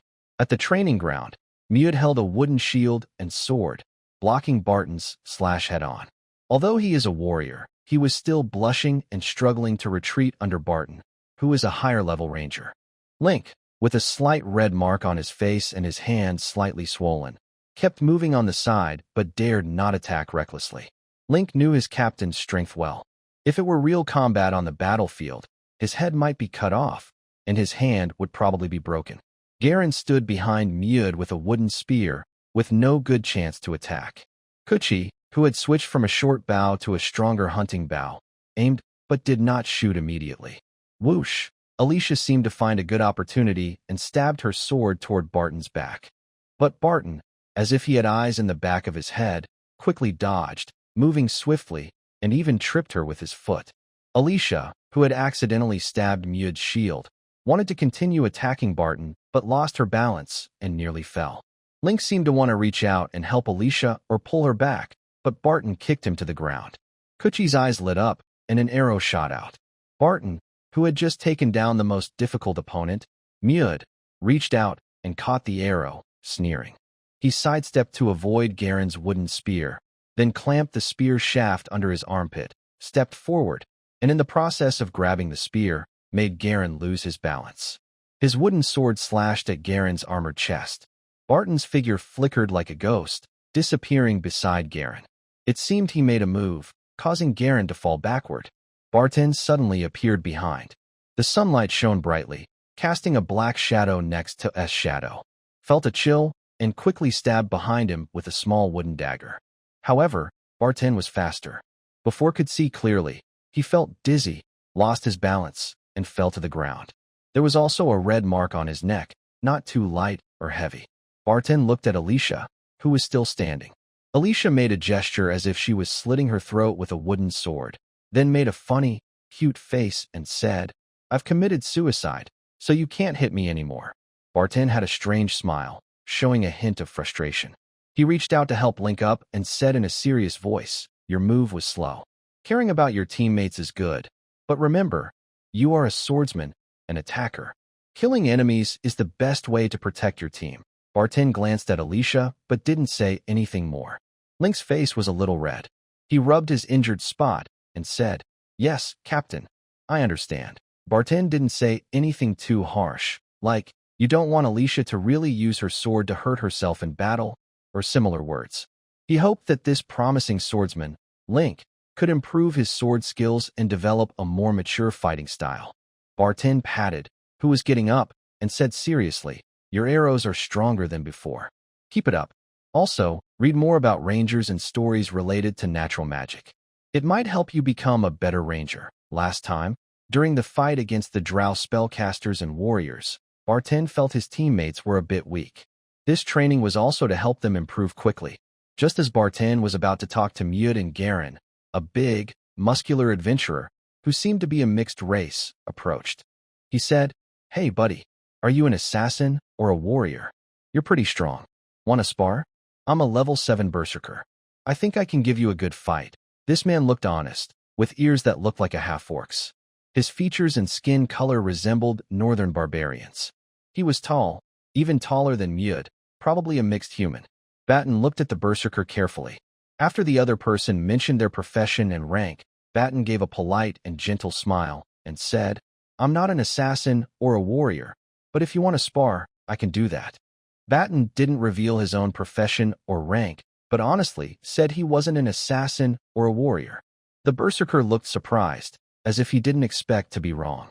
He put the 2 axes on his back on the weapon rack, then picked up a dull iron sword and swung it a few times to test it. He said, "I'll use this iron sword. What about you?" Barton thought for a moment, then took a training short bow. He also hung 3 arrows with lime powder on his belt and grabbed an iron sword similar in style to the berserker's, which was also dull. The berserker raised an eyebrow. Barton stepped back 15 paces and asked, "Ready?" "Ready." As soon as the words left his mouth, the berserker charged forward with big strides, fierce and powerful. Although his iron sword wasn't a two-handed greatsword, his movements made the sword seem even more imposing. Barton's arrows whistled through the air. The first arrow missed, and the second was blocked by the berserker's iron sword. Barton didn't shoot a third arrow. Instead, he held another iron sword in his hand, moved quickly, and avoided a direct attack. The mixed-blood human berserker shouted loudly and swung his iron sword horizontally. Barton frowned slightly, blocked the attack, and tried to counterattack. Their exchanges were very fast. Moody clenched his fists and watched carefully. After a few more exchanges, Barton dodged one attack and skillfully circled around to the berserker's side. His iron sword brushed past the berserker's left shoulder. In a real fight, it would probably just cause a scratch or light injury and wouldn't be too serious. The berserker's strength and physique were probably a bit better than Barton's, but he was less agile. Although Barton's level was lower, he still held his own. After several more exchanges, both of their dull iron swords nearly stabbed each other at the same time. The berserker's sword pierced Barton's abdomen, but since he didn't use full strength and Barton was wearing armor, he felt pain but wasn't injured. Barton's sword stabbed the berserker's chest, also not with full force. The berserker, wearing a cloth armor and a warm fur cloak, rubbed his chest and smiled, saying, "You're pretty strong." "Oh, by the way, I heard in the tavern a few days ago about a ranger who likes killing goblins and is good at close combat. Could that be you?" Barton smiled twice and started talking with the berserker. He didn't expect that he would now have some small fame. His name and stories would sometimes come up in casual talks at the tavern. A few days after sparring with the berserker, Goblin, with the help and training from Barton and Mud, successfully advanced to level 1 warrior. Perhaps after watching the sparring between Barton and the berserker, Mud, the warrior, gained some insight and raised his profession level by 1, reaching level 2. Kuchi, although not yet a professional, described feeling like he was close to becoming a true ranger or hunter. He had some ideas and feelings about how to level up and believed it wouldn't take long. Our team is still limited, but it's not weak in the northern lands. In the northern regions of the Ryan Kingdom, several counts and dukes' territories, as well as some towns belonging to the kingdom, the Iris Flower territory is considered middle tier. The adventurer groups, mercenary battalions, and regular armies inside White Sand City may not be as strong as the border fortress defenses against orc troops, but they are not weak either. Barton remembered that on the map, the Northern Duke's territory was the most remote and bordered the orcs and barbarian tribes the most. Most of the Iris Flower territory was inside the Duke's land, with some areas near the Thorny Forest, close to the mountains, indirectly bordering small orc tribes. In the Adventurers Guild Hall, Barton sat in a corner, flipping through a book called Monster Illustrated Guide. This book provided more detailed descriptions of monsters than the Adventure Guide and recorded more types of monsters. If I plan to head south in spring, I should hunt some local northern monsters and rare creatures from the south first. After all, I might not return to the north for many years. Barton looked at the illustrated guide, where the names Owl Bear, Frost Wolf, White Dragon, and others appeared along with pictures of different monsters. He had originally planned to consider heading south after reaching level 15, but strange dreams, crystal ball divinations, and unsettling omens made him decide to move the plan forward. Spring, I will go south in spring. Thinking this, the shadow of the white-haired elf flashed through his mind. Elves often associate with schemes and are a race driven by strong desires for power. Barton did not want to be bothered by those guys, nor did he want to get involved in some unclear conspiracy. He wasn't sure if the Zorls were digging up ancient ruins, planning to attack human towns from underground, or if they had discovered something in caves near the surface. Whatever the case, Barton refused to get caught up in it. Still not strong enough, Barton clenched his fist. Whether he was touching a hint of a conspiracy or his desire for power triggered something, he felt a shadowy flame slowly burning inside him. Shadow Ranger level increased from LV5 to LV6, Human Shadow Ranger. Agility 1, slight increases in strength and constitution, Minor boosts in mystery and intelligence. Gained 1 random attribute point. 1 agility, learned some skills related to shadow arrow and stealth, and gained a little practical experience with shadow magic. Did I not fully understand a skill this time? Still, this improvement isn't bad. A few days later, Barton led the Thornberry squad to the entrance of an owlbear's den. Owlbears are wild animals found in forests and snowfields. They are stronger and more ferocious than brown bears. Their owl-like heads with sharp beaks can break open skulls or thin armor, and their claws can easily tear apart low-level adventurers. Different individuals vary in strength and size, but most adult owlbears are stronger than saber-toothed tigers or brown bears. "Throw that poisoned fat chicken in," Barton ordered, aiming his bow at the entrance. Mead followed his command, tossing the chicken into the den, then hid downwind behind a large rock, blending into the surroundings. Soon, a cute-looking owl-headed creature peeked out. Barton kept a wary eye on it, fully aware of how fierce it could be. It seemed to notice something. After crushing the chicken with a slap, it roared angrily, turning its head and scanning the area with big eyes. This monster's cry was a mix of low growls and sharp screams, starting with a deep, threatening bear-like growl, then adding the piercing sound of an owl. Barton watched intently, a cold smile on his face, and slowly relaxed his grip. An arrow pierced into the monster's open mouth, accompanied by the howling wind, the sound of the arrow flying through the air, and the tearing of flesh. Then suddenly, the monster's roar became deafening. The roar of the beast abruptly changed, rising to a sharp, screeching sound like an owl.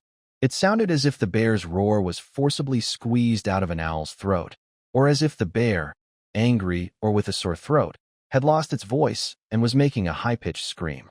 Greya, Escarni. Barton's second arrow hit the monster's large eye, blood pouring out of the socket. Secretly admired that his leader's archery had improved, and quickly shot another arrow, hitting the face of the owlbear. His aim was not as precise as Barton's, but still quite good. At this distance, hitting the monster's mouth or belly might be difficult, but aiming at the head or lower abdomen was easy. Arrows, thrown spears, axes. Although this huge beast was stronger than a regular cow and more handsome than a big goblin, it still fell in the trap set by the wild thornfruit squad. Barton watched the owlbear's beak and claws, then stabbed its neck with a spear, ending the monster's life. The large eyes of the owl-like creature dimmed gradually. Before dying, the monster's sharp, piercing cry was mournful and shrill, but it no longer sounded fierce or powerful, and its voice was not as loud. New bestiary entry, owlbear unlocked. Faster than I expected, Barton spoke, wiping the blood off his spear with a cloth used for maintaining weapons. Mud checked the owlbear to confirm it was dead, then looked up at Barton and said, "Boss, your arrows are more powerful now. If this bear hadn't eaten poison, it would have taken a lot more effort to deal with it." Stood still, staring blankly at his bow and arrow, then looked at the 2 arrows stuck in the mouth and eye socket of the owlbear, seeming to realize something. After a few seconds, he happily said, "I've gained a ranger profession." Just then, a bird flew by, suddenly drew his bow, and shot an arrow. The bird fell to the ground. His aim was even more precise now, and his eyesight, strength, and agility had all improved a little. Barton nodded and said, "Good." Garen pushed a wooden cart and said in a deep voice, "Hurry up and take this bear away. I'm worried the blood will attract other predators." A few people worked together to carry the corpse of the owlbear onto a wooden cart. The cart was sturdy enough. The owlbear was not particularly large among its kind, so they could transport it back to White Sand City. Owlbear temperament: fierce and aggressive, quick to attack without reason. A terrifying predator in the wild. Head resembles an owl, body like a giant bear. It is a large beast with some monster-like features and habits. Current selectable abilities: Sense Advantage, Bear Hug, Owlbear Claws. Sense Advantage combines the senses of both owl and bear, including dark vision, sharp sense of smell, and wider hearing range. Slightly increases skull strength and grants some cold resistance. Bear Hug hugs opponents like the owlbear, using great strength to crush their bones. More effective when the user has size and weight advantage. Owlbear Claws active effect: the illusion of owlbear claws appears, and this attack will be as fierce, heavy, and powerful as a real owlbear's furious claw strike. Using long-handled weapons or ranged attacks will not fully unleash the power of the owlbear claws. Wearing combat claws is recommended. Passive effect.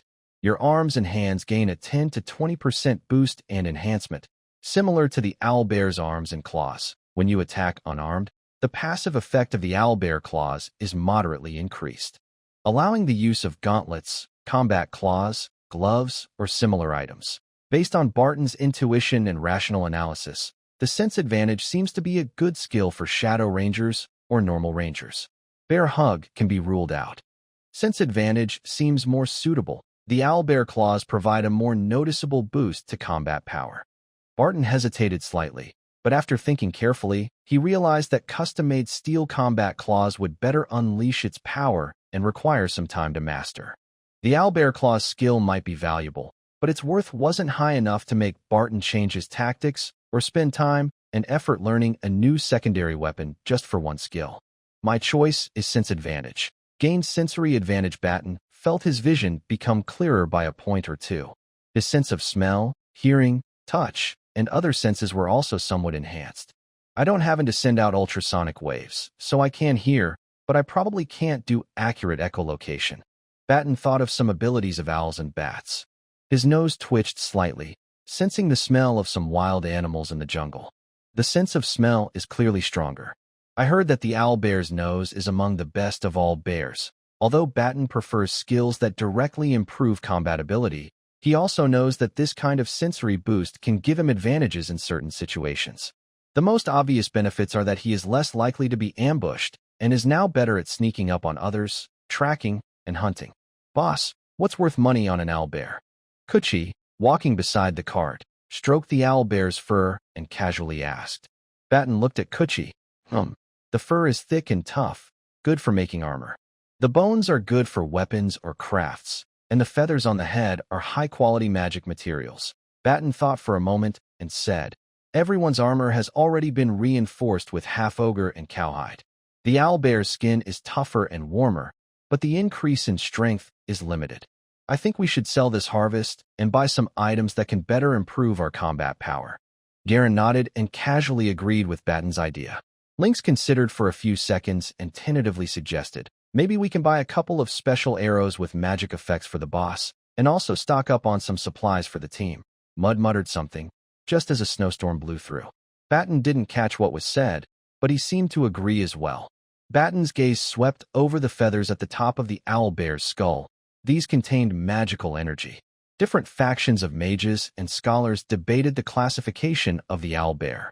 Some thought it was just a beast, others believed it should be categorized as a magical beast or magical creature, and some supported classifying it as a monster. At night, moonlight shone down. Barton fell asleep in the darkness and silence. To his surprise, he had another dream. Not an ordinary one, but a mysterious dream filled with vague hints and subtle revelations. Mist and fog swirl around. He is unsure whether this is a premonition dream or a prophecy dream. In the dim world, shadows and light are blurry. It seems that the smell of gunpowder and sulfur drifts by. Barton watches himself walking on the lake's surface. His spiritual perception is briefly fuzzy, and he shifts to a first-person view. I walk on the lake, and I remember I have been here before. Through the water, I see some scenes. Flags wave on the battlefield, skulls, iron helmets, and bloodstained swords. I can't tell what they symbolize. I see orcs fighting humans. If war is a sign, this prophecy is very direct.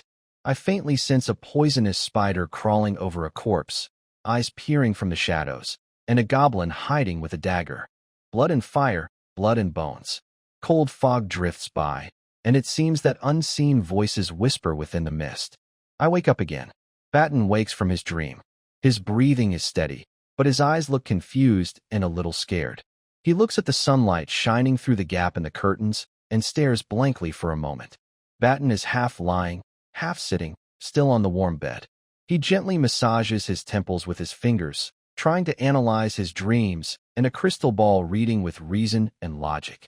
The first dream seems to be about a battle between demon army units and human soldiers. The enemy types seem more diverse than those in the northern border. Barton recalls the dream he had before waking up in his small rural house in Wild Thornberry. The mystical meaning of that dream was not strong, and it didn't trigger any inspiration or spiritual intuition. If he had to guess what that dream might mean, perhaps it was about an ancient legendary war or an ordinary adventurer's fragile situation in a future war. Or maybe it was just because he played too many video games before crossing over. Later, he also dreamed of hunting many monsters and powerful beasts, gaining their strength. Barton can't remember the details of that dream, but he thinks it probably has nothing to do with the recent mysterious dreams involving conspiracies and future revelations. The crystal ball saw red threads, pointed ears, and other things. Barton thinks it's quite possible he will have an elf wife in the future. However, other possible interpretations also seem somewhat believable, such as awakening natural powers, feeling a mysterious call, elves, clues that require careful attention to uncover a conspiracy, hidden gazes or peeks, or spiritual realm reminders to listen carefully. Divination is such a strange thing. One symbol can have so many meanings, like a bunch of stories that might lead to the right answer. Barton gently massaged his temples, slowly closed his eyes, then stopped moving his fingers and relaxed, lying naturally on the bed. The darkness and quiet made his thoughts clearer. He remembered that after drinking a self-made potion to boost his spirituality and magic power, he had a dream that night where he sensed a smell similar to old earth, and the strange figure at the end of the dream seemed to hint at caution around spirits. There also seemed to be the scent of decayed violets and blood. Did he smell rust? Barton was unsure. Should I write down the dream? The idea flashed through his mind, but he rejected it. Although recording it could prevent memory loss or distortion, he didn't want to write down a dream that might involve divination or prophecy. In a world full of mysticism and magic, being careful is the key to survival. The dream I just had, I smelled gunpowder and sulfur. Could it mean war and demons? Barton thought for a few moments, not daring to decide lightly. Poisonous spiders, blood and fire, blood and bones, war between orcs and humans. He suspected that the northern border might see small conflicts or wars in the near future, possibly involving spirits and dark plots. If he dared to be more bold, could it mean the Demon King has returned? Or that a new Demon King is about to be born? After all, in stories, travelers often arrive at the start of turbulent times or just before chaos. Although Barton is a Shadow Ranger, not a hero destined to fight a Demon King, he still liked to make bold guesses. Suddenly, Barton opened his eyes, got out of bed, shook his head a little to wake himself up, and took a few deep breaths.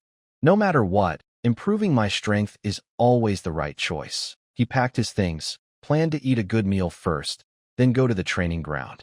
Perhaps it's time to start planning the southern expedition. Should I go to a large city in the central region with plenty of monsters and beast resources, or head to the royal capital? Some time ago, Barton studied the geography and climate of the Ryan Kingdom. The kingdom is located in the northeast part of the continent.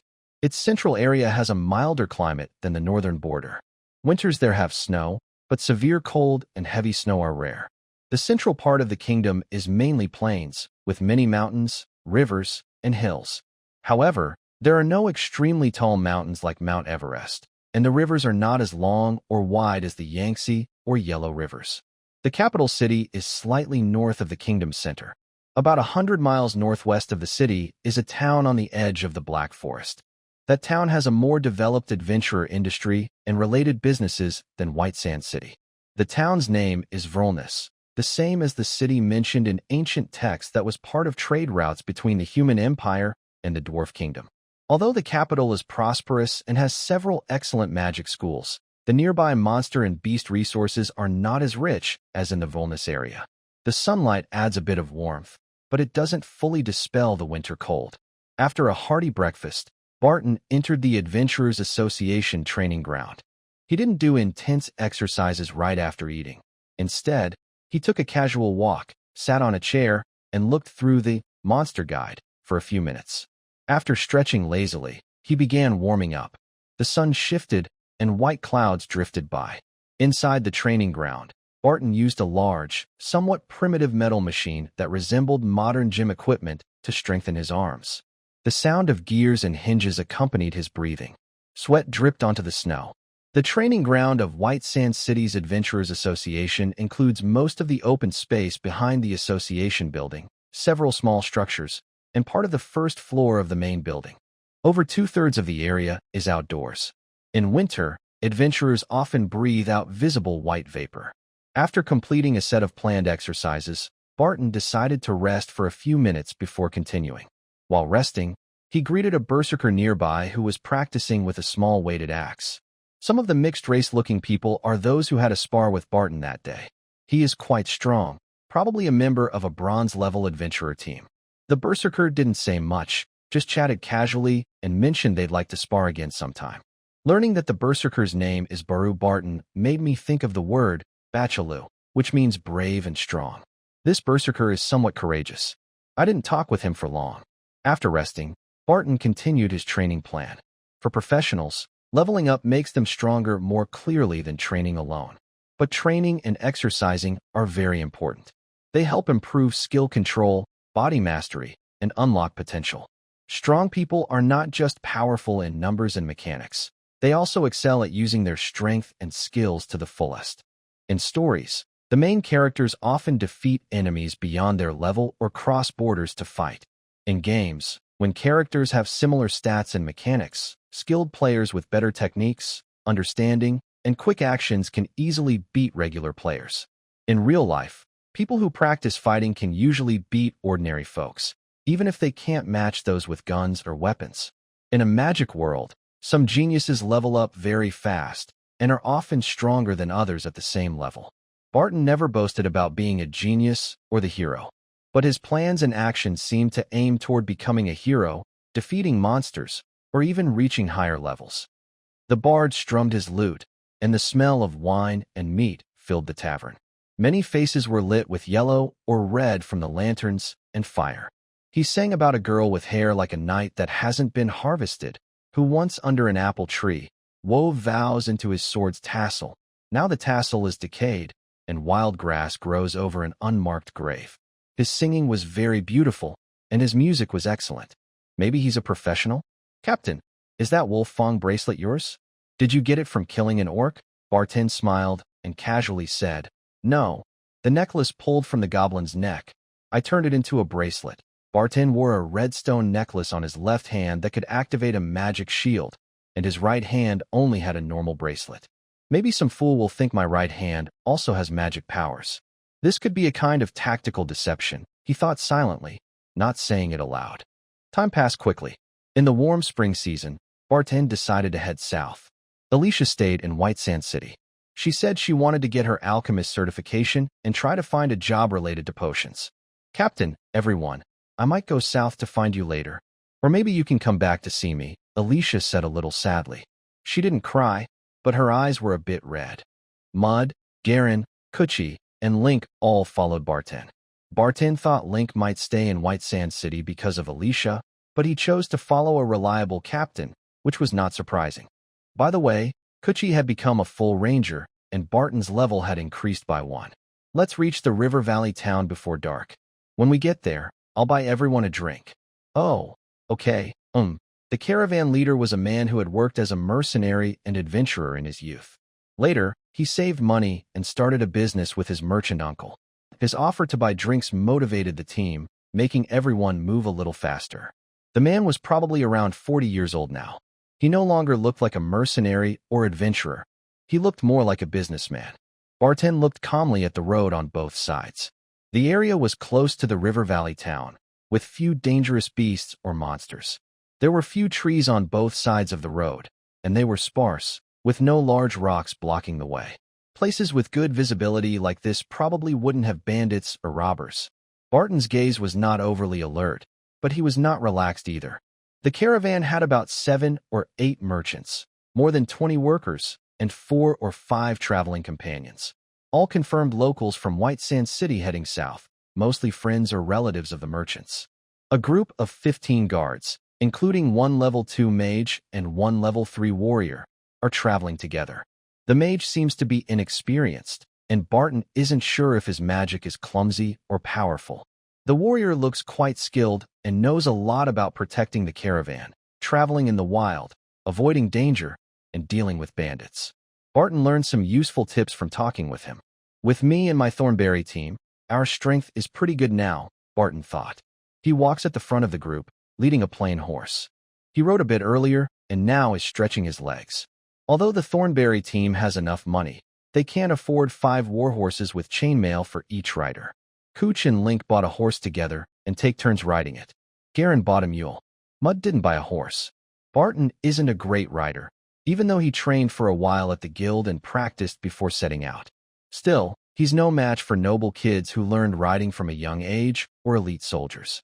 Professional strong bodies and quick learning in related skills help them learn riding faster, but mastering it takes more than a few months.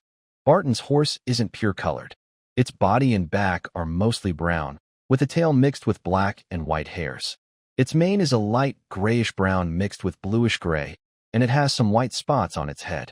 The legs and body are similar in color, with slight differences in brightness and shade.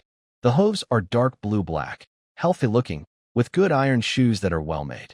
Barton gently strokes his horse and feeds it some fresh grass. This horse is average in strength and intelligence among its kind, with slightly better speed and endurance than normal horses. Barton still has some gold coins in his pouch, but didn't spend much on a warhorse or rare breed.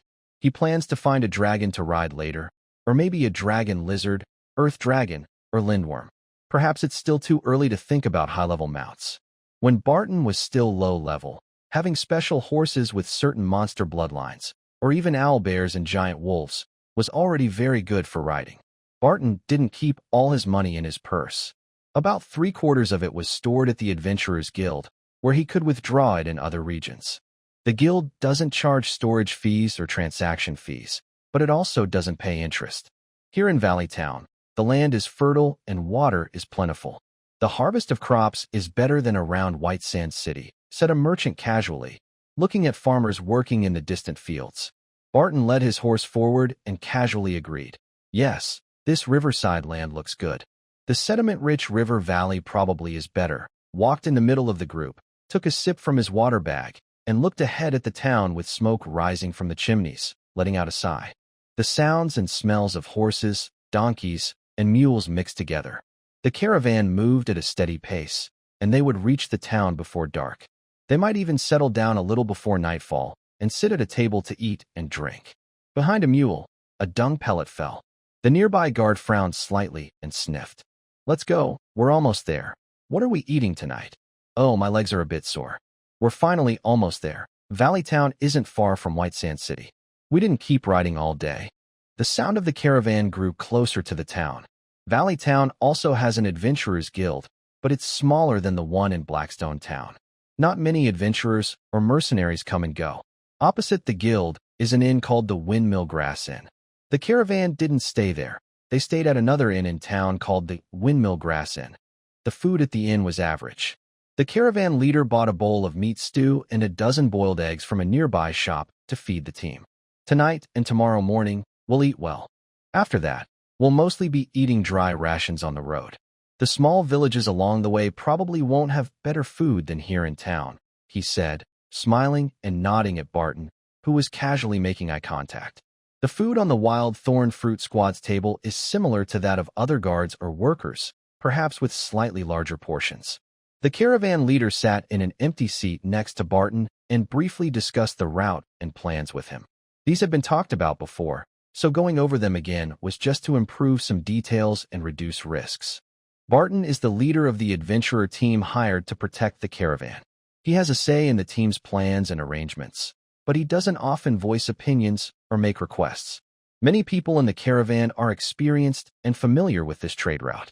Their plans are quite reasonable. Barton doesn't interfere randomly or give advice outside his expertise.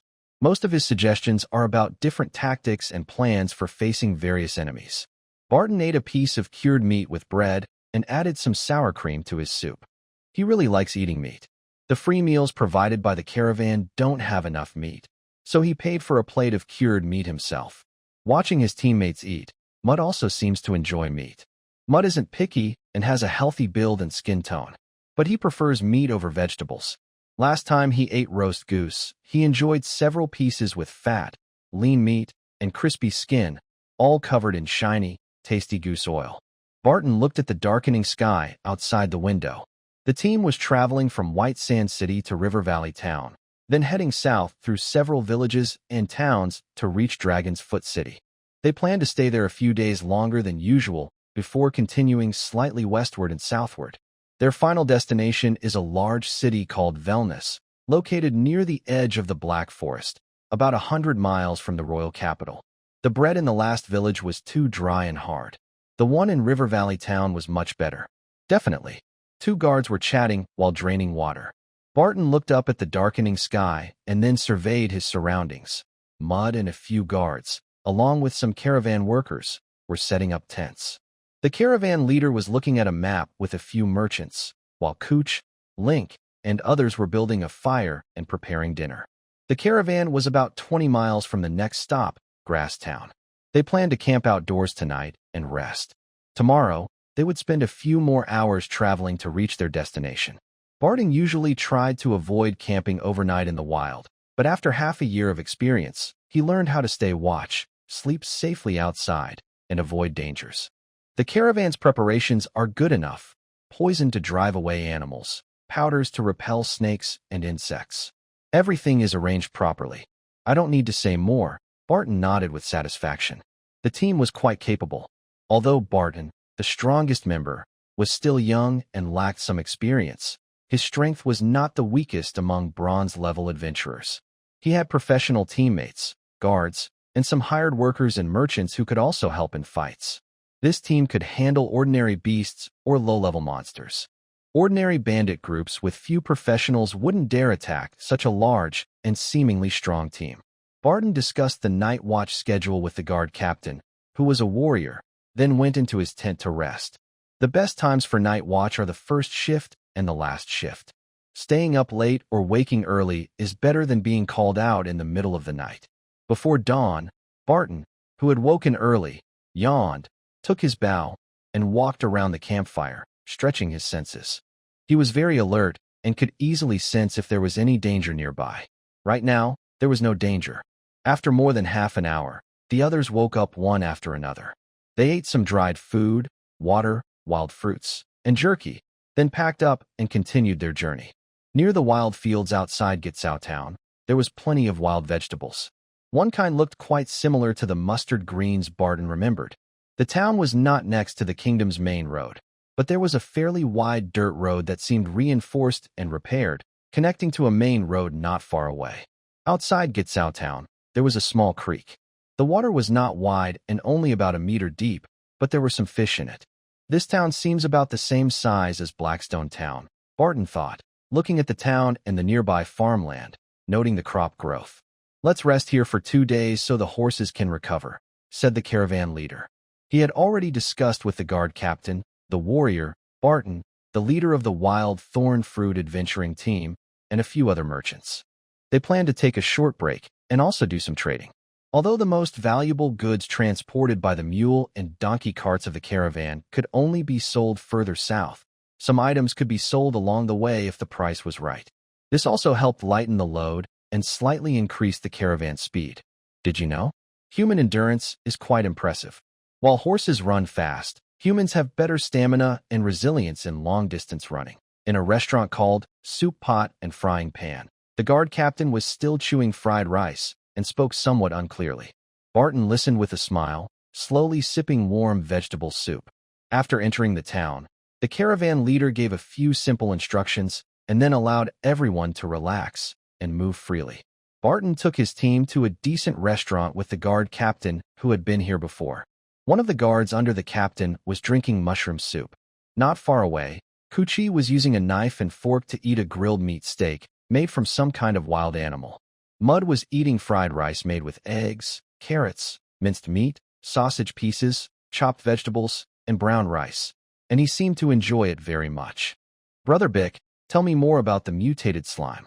We haven't finished the story by the campfire last time," Barton asked Bick, whose name was that of the level 3 warrior. Bick, the longtime guard captain of the caravan, smiled and said, "Sure. Last time, I left off when I just became a proper warrior.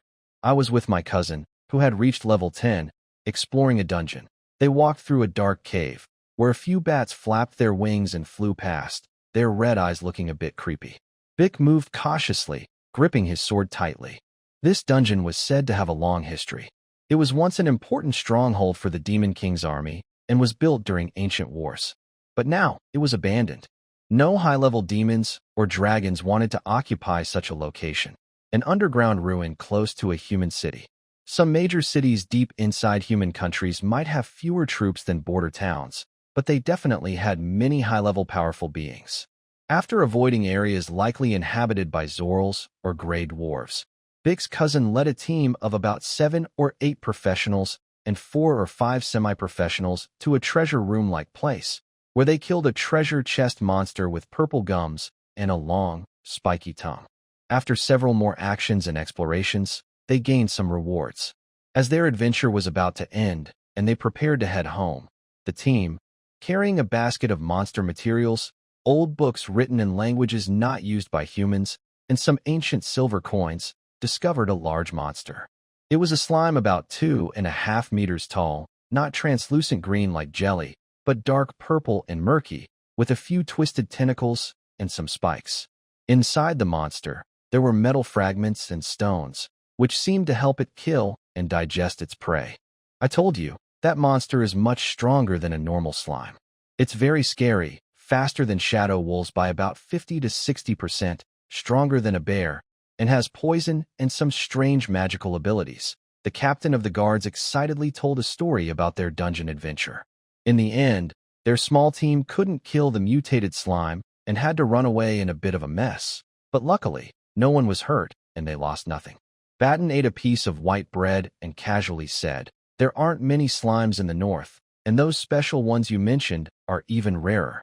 Bick, the captain, nodded and said, "Yes, they are indeed rare, even less common than big goblins." At a nearby table, 2 middle-aged men who looked like locals were drinking cheap, bland beer and talking about strange murder cases and rural monster stories. Not far away, another group of customers was discussing the changing prices of grains. The cold light of the stars and moon shone down. Barton and a few companions, after finishing dinner, were walking home while chatting. By the roadside, a mercenary with a strong smell of alcohol was humming an off-key song. The night when the first leaves fall, he stepped into the tavern, shoulders bathed in broken moonlight. Blood on his armor had dried into a brown star map.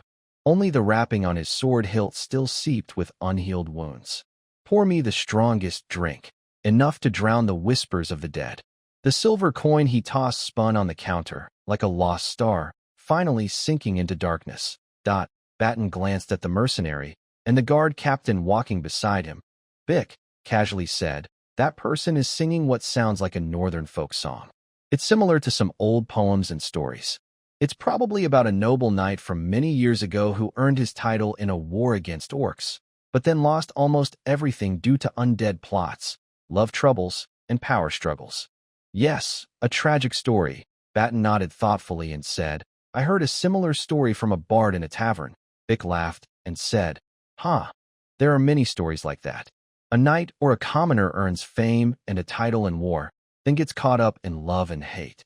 The enemies are usually undead, orcs, demons, and sometimes a few dark nobles working with ghosts or vampires." Bick shrugged and added, "Some stories are made up, others are real, but they're all pretty cliché." Barton looked up at the moon and remembered a saying, "There is nothing new under the sun." Now, it was night, and the moonlight shone down. At the street corner, some farmers and their children were heading home, chatting about food and clothes. Sometimes, a mother would scold or gently reprimand her muddy child. Someone mentioned that a few days ago, a missing person's body was found, with signs of beast attacks on the remains. "All right, we're at the inn. Your room is upstairs, right?" "I'll stay downstairs." Barton nodded and said, "Good night." Sweet dreams. May the Lady of Darkness grant us peaceful sleep." Barton hadn't studied much about the world's faiths and religions yet. It seemed that the Lady of Darkness, mentioned by Bick, was probably a goddess related to night and dreams. Barton remembered that the most powerful church worshipped the light and divine power.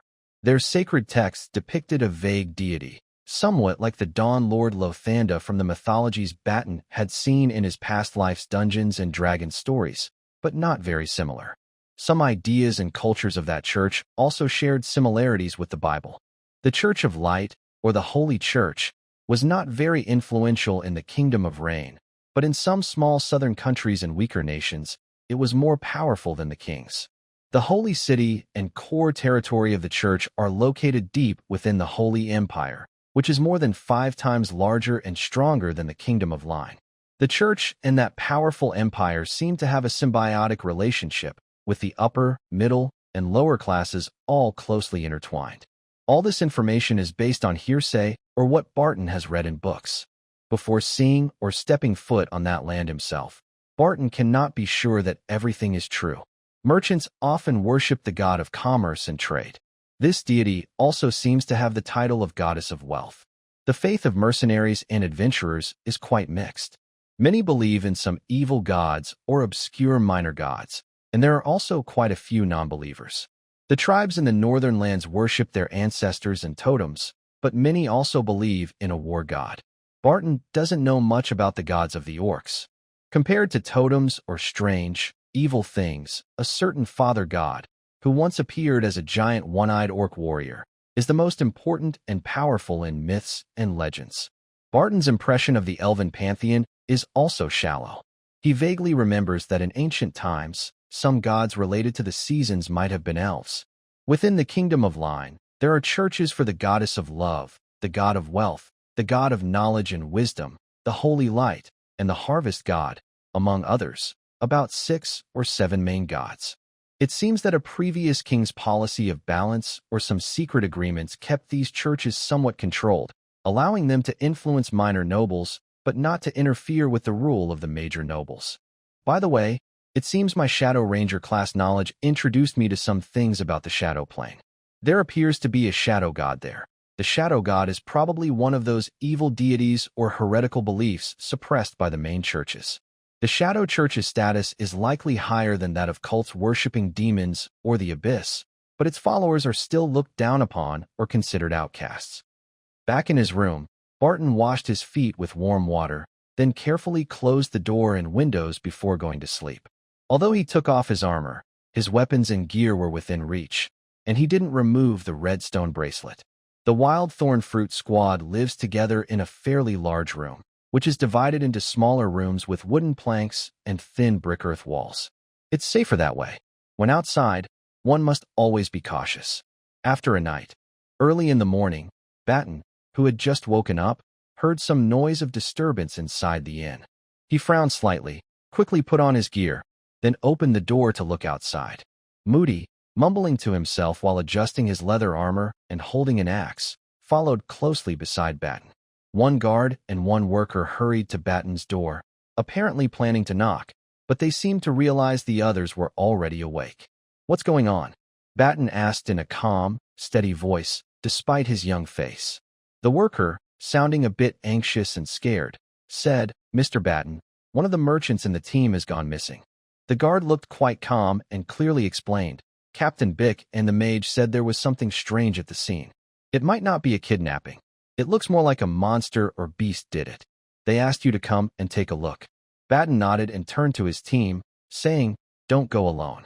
You guys quickly get dressed and come with me. Lock the doors and windows before you go out." After that, Barton followed the guard to the 3rd floor, telling the workers to stay and wait for the others to get ready. Moody kept close behind Barton. The missing person was a merchant in his 30s with dark green hair and olive-colored eyes. He had a private room, but guards and workers were nearby in the rooms next to and across from his. "There seems to be a strange smell." "Strange smell?" Captain Bick, the guard leader, sniffed and didn't detect any suspicious odor in the room where the person disappeared. Barton's face was calm, with a hint of curiosity and thoughtfulness in his eyes. He walked past a mage who was fiddling with a compass used to detect evil energy, then moved a few steps to the window. "Was the window open from the start?" One guard answered, "Yes, it was already open when we arrived." The captain said there were no signs of damage to the window.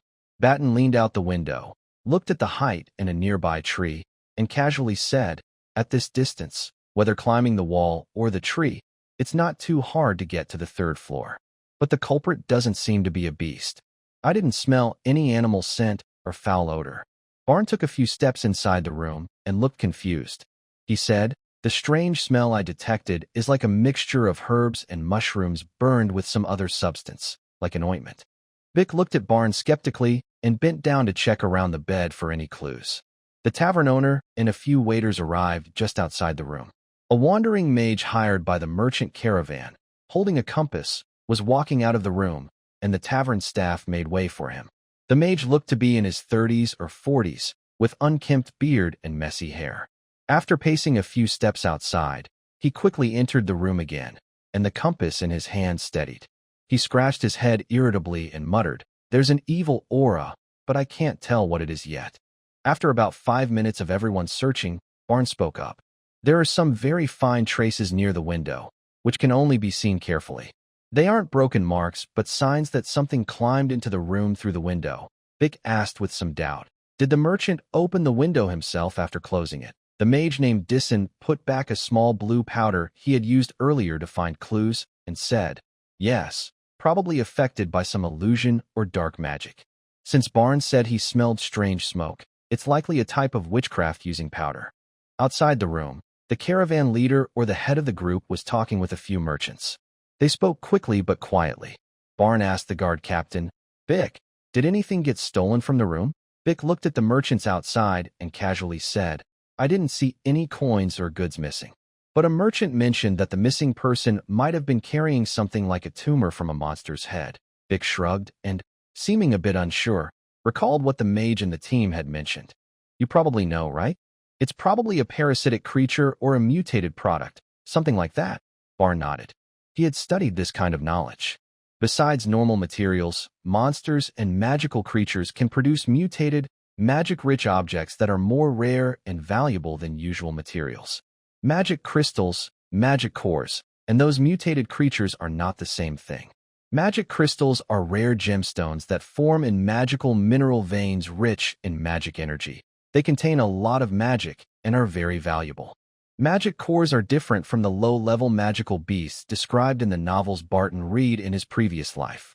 They are likely special organs that many races skilled in magic might develop inside their bodies. Different races and individuals may have magic cores with various properties, shapes, functions, and qualities.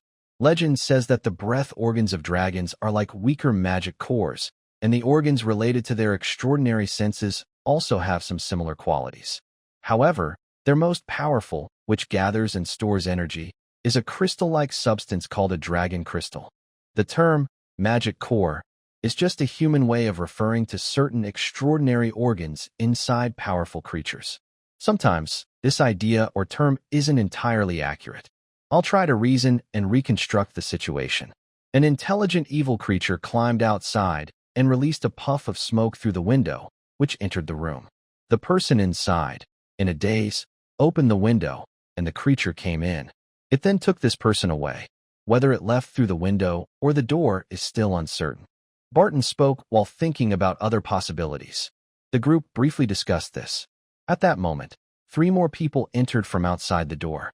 The leader was dressed as a sheriff, about 40 years old, with brown hair and a small mustache. He had a hooked nose and triangular eyes, giving him a somewhat cold and sinister look. The sheriff's assistant spoke up. "This is our boss, Pete Kaywell, the sheriff of Grasstown." Barton and the mage nodded briefly and introduced themselves.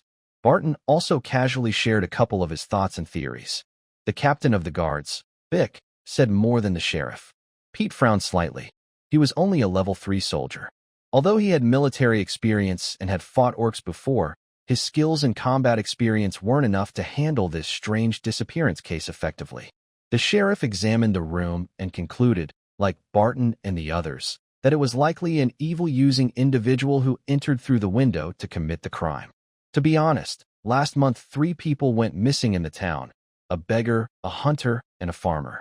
The hunter's body was found, showing signs of a large beast. Some adventurers have already tried to hunt that beast. Sheriff Pete paused slightly before continuing. "I thought the other 2 were also eaten by the beast, but now it seems more likely they were killed by the person responsible for this case." Pete frowned, touching his chin as if he was thinking deeply. After a few seconds of silence, Pete left the room, apparently to speak with the leader or captain of the trading team. A minute later, a man named Dacro, who used to be an adventurer and mercenary, entered the room and said, "Our plan stays the same. We will stay in town for 2 to 4 days, but we need to be more careful to stay safe." After a few words, the wizard casually said, "It would be best to eliminate that person or the intelligent monster before we leave. I worry it might attack us on the road. Also, since that person or monster took the mutation, there might be more similar things in its nest.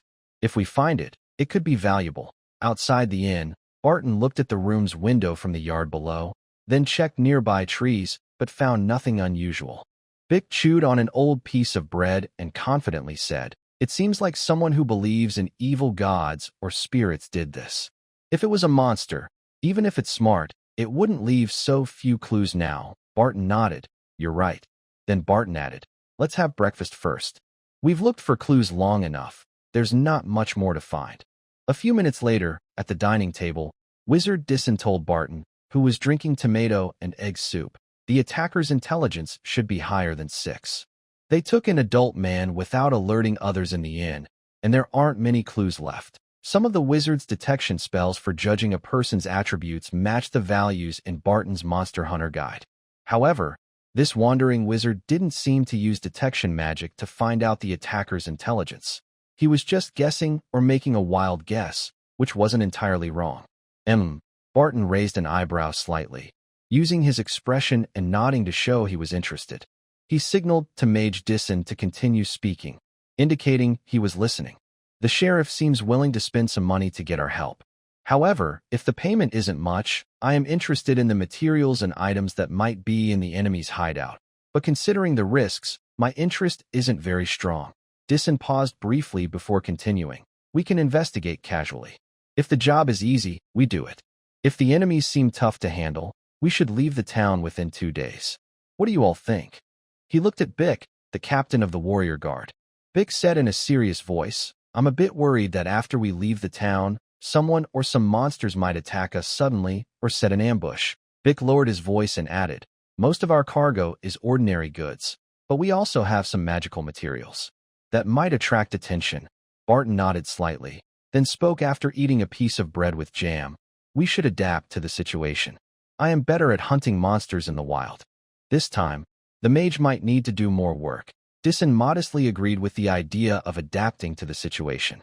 Bick said, "No matter what the enemies are, since they only dare to attack sneakily and need strange ointments or smoke to cast spells, they probably aren't very strong.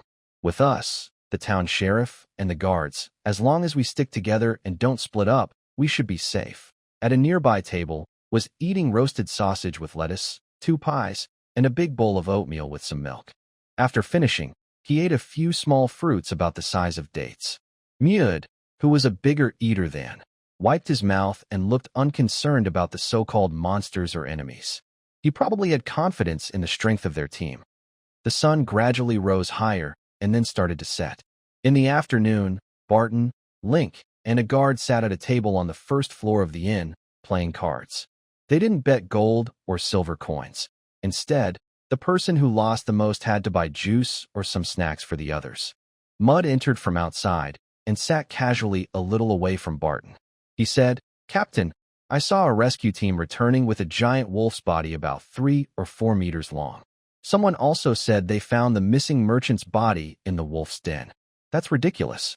Do they think throwing the body into the beast's den will make everything okay?" Barton raised an eyebrow, quickly finished his card game, and stood up. He said, "Let's go take a look." The plan to use wild animals to hide the body or to blame the animals for the death was too simple and even a bit foolish. But typical medieval superstitions and schemes are probably not as clever as detective stories, which is normal. Barton, armed with a bow and sword, and a few team members went outside. Just then, the caravan leader, Dacro, was there. 2 workers placed a makeshift stretcher with the body on the ground. The body was missing its left arm. The right arm had bite marks from a large beast, the face was bloody, and the right ear was gone. Dixon looked unhappy and said, "There are faint traces of dark magic on the body, but too little to tell what kind of magic affected it." We can't tell how strong the caster was from this. Bick, who had already checked the body, shrugged and said he found nothing unusual. The sheriff with a hooked nose, who had just arrived, said coldly, "It definitely wasn't a beast dragging him out of the room. The creature is strong but not smart or quick enough, and it lacks the dark magic or witchcraft." He looked at the crowd watching and didn't say much more. People were talking about it, mentioning dark creatures like werewolves and vampires. Barton examined the wounds on the body, squinting as if he saw something important. After a few minutes, the sheriff, the merchant leader, the wizard Dixon, Bick, and Barton gathered in a room at the inn, with a few people guarding outside. "That ear was cut off with a jagged short blade," Barton said confidently, sitting in a chair. Dixon looked unsurprised and said calmly, "That's quite normal. Some evil rituals use human blood and flesh as offerings. Ears, fingers, internal organs are quite common. Some rituals or sacrifices also involve live victims, not just placing body parts on altars." Trader Dacro nervously rubbed his fingers. Sheriff Pete looked a bit grim, as if thinking. He paused, then took a sip of water. Bick muttered, "That reminds me of the story of the Black Forest Witch. Some evil spirits in northern woods seem to have similar legends." The sheriff cleared his throat and asked, "What do you think?" "The town mayor is willing to pay 50 silver coins for your help. If you catch the troublemaker, you'll get another 70 coins. Or if you're willing to take on the official task, the town can post a request with the Adventurers Guild. The reward will be higher, but you'll need to wait a few more days to catch the creature and get paid." Barton, Bick, Dixon, and Dacro looked at each other and agreed to help the sheriff with the case, but they didn't plan to accept the official task. They were outsiders, busy with trading, and didn't want to stay in the town too long. The caravan members had lost one person. They were willing to seek revenge or find out the truth, but they wouldn't stay in the town for more than a week over this. Barton only had a rough idea of what Dacro and the others were transporting. No dangerous or illegal items, mostly animal hides, herbs, and some magical beast materials or other items with magical energy. The sunset gradually disappeared beyond the horizon, and the moon rose higher, glowing softly. The lights in the inn were brighter than last night. In the yard, 2 big dogs chewed on bones, meat scraps, and leftover food. Barton went to sleep early, carefully checking the doors and windows before bed, and asked the sheriff about the night patrols and security. He knew that ordinary guards, soldiers, or watchmen, even in groups of 3 or 5, would find it hard to deal with villains who might use some evil supernatural power. But Barton couldn't stay awake all night guarding, could he? As he drifted into sleep, Barton saw the dark lake again. He was walking on the surface of the water, or perhaps floating or flying low over it. In the misty haze, it seemed as if something was whispering softly. Barton felt that the language was very old, but a few words sounded similar to the common words for, black, and mirror. The lake's surface rippled slightly, then returned to calm. Barton's mind was not very clear, and his thoughts were a bit slow. He felt he had missed some shadows and clues on the shore. He rubbed his hair and exhaled a cold breath. The illusions or reflections in the lake began to change. Barton vaguely remembered that it had been months since he entered such a strange dream. Dark fog drifted through the shadowy woods, and skeletal hands reached out from graves. Skeleton spiders crawled under the ruins. A shadowy figure in a black robe slowly approached a noble house. A cold chill lingered, and frost covered the windowsills. Suddenly, the lights and flickering torches interrupted the strange dream. Barton sat up quickly, drawing his bow and rushing to the window. What surprised him was that the room was still dark. No one lit a lamp or a torch. Are those lights part of the dream? He wondered. Barton sharply sensed a smell of blood. His hunting instincts and strength awakened, like a wolf or an owlbear. "Boss, what's wrong?" Cookie asked, rubbing his eyes. Though still sleepy, he quickly put on his leather armor, grabbed his bow and dagger. Mud moved faster than Cookie and Link. He didn't speak, but already held a spear and axe, standing at another window, carefully squinting outside. Barton watched the source of the blood smell. His eyes turned beast-like. He drew his bow, guided by instinct. He sensed there was a corpse and something dangerous and repulsive nearby.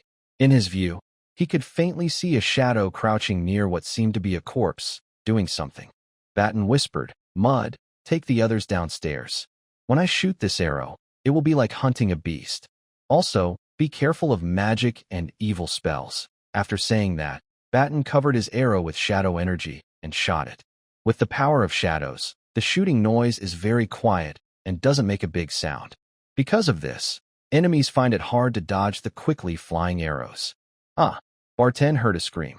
The lights in a room of the inn suddenly turned on. It seems the guard captain and the rogue mage were alert. Amidst the noise and shouting, Mud and Bick rushed out of the inn with many people. Barton was faster than them. He jumped out of the window, skillfully used a tree to land on the ground, and quickly ran to the street.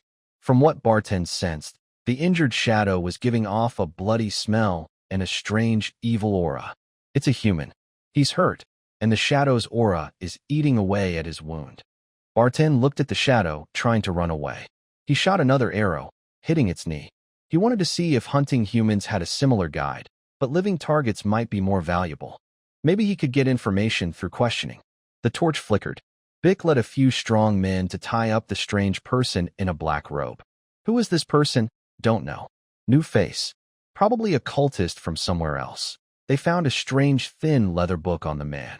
It gave off a weird feeling and strange aura. Based on the mage Disson's advice, they wrapped it tightly with rough cloth and ropes, tying it carefully. There's a small church of the Holy Light in town. We'll ask the priest how to handle this thing when morning comes. Barton frowned slightly.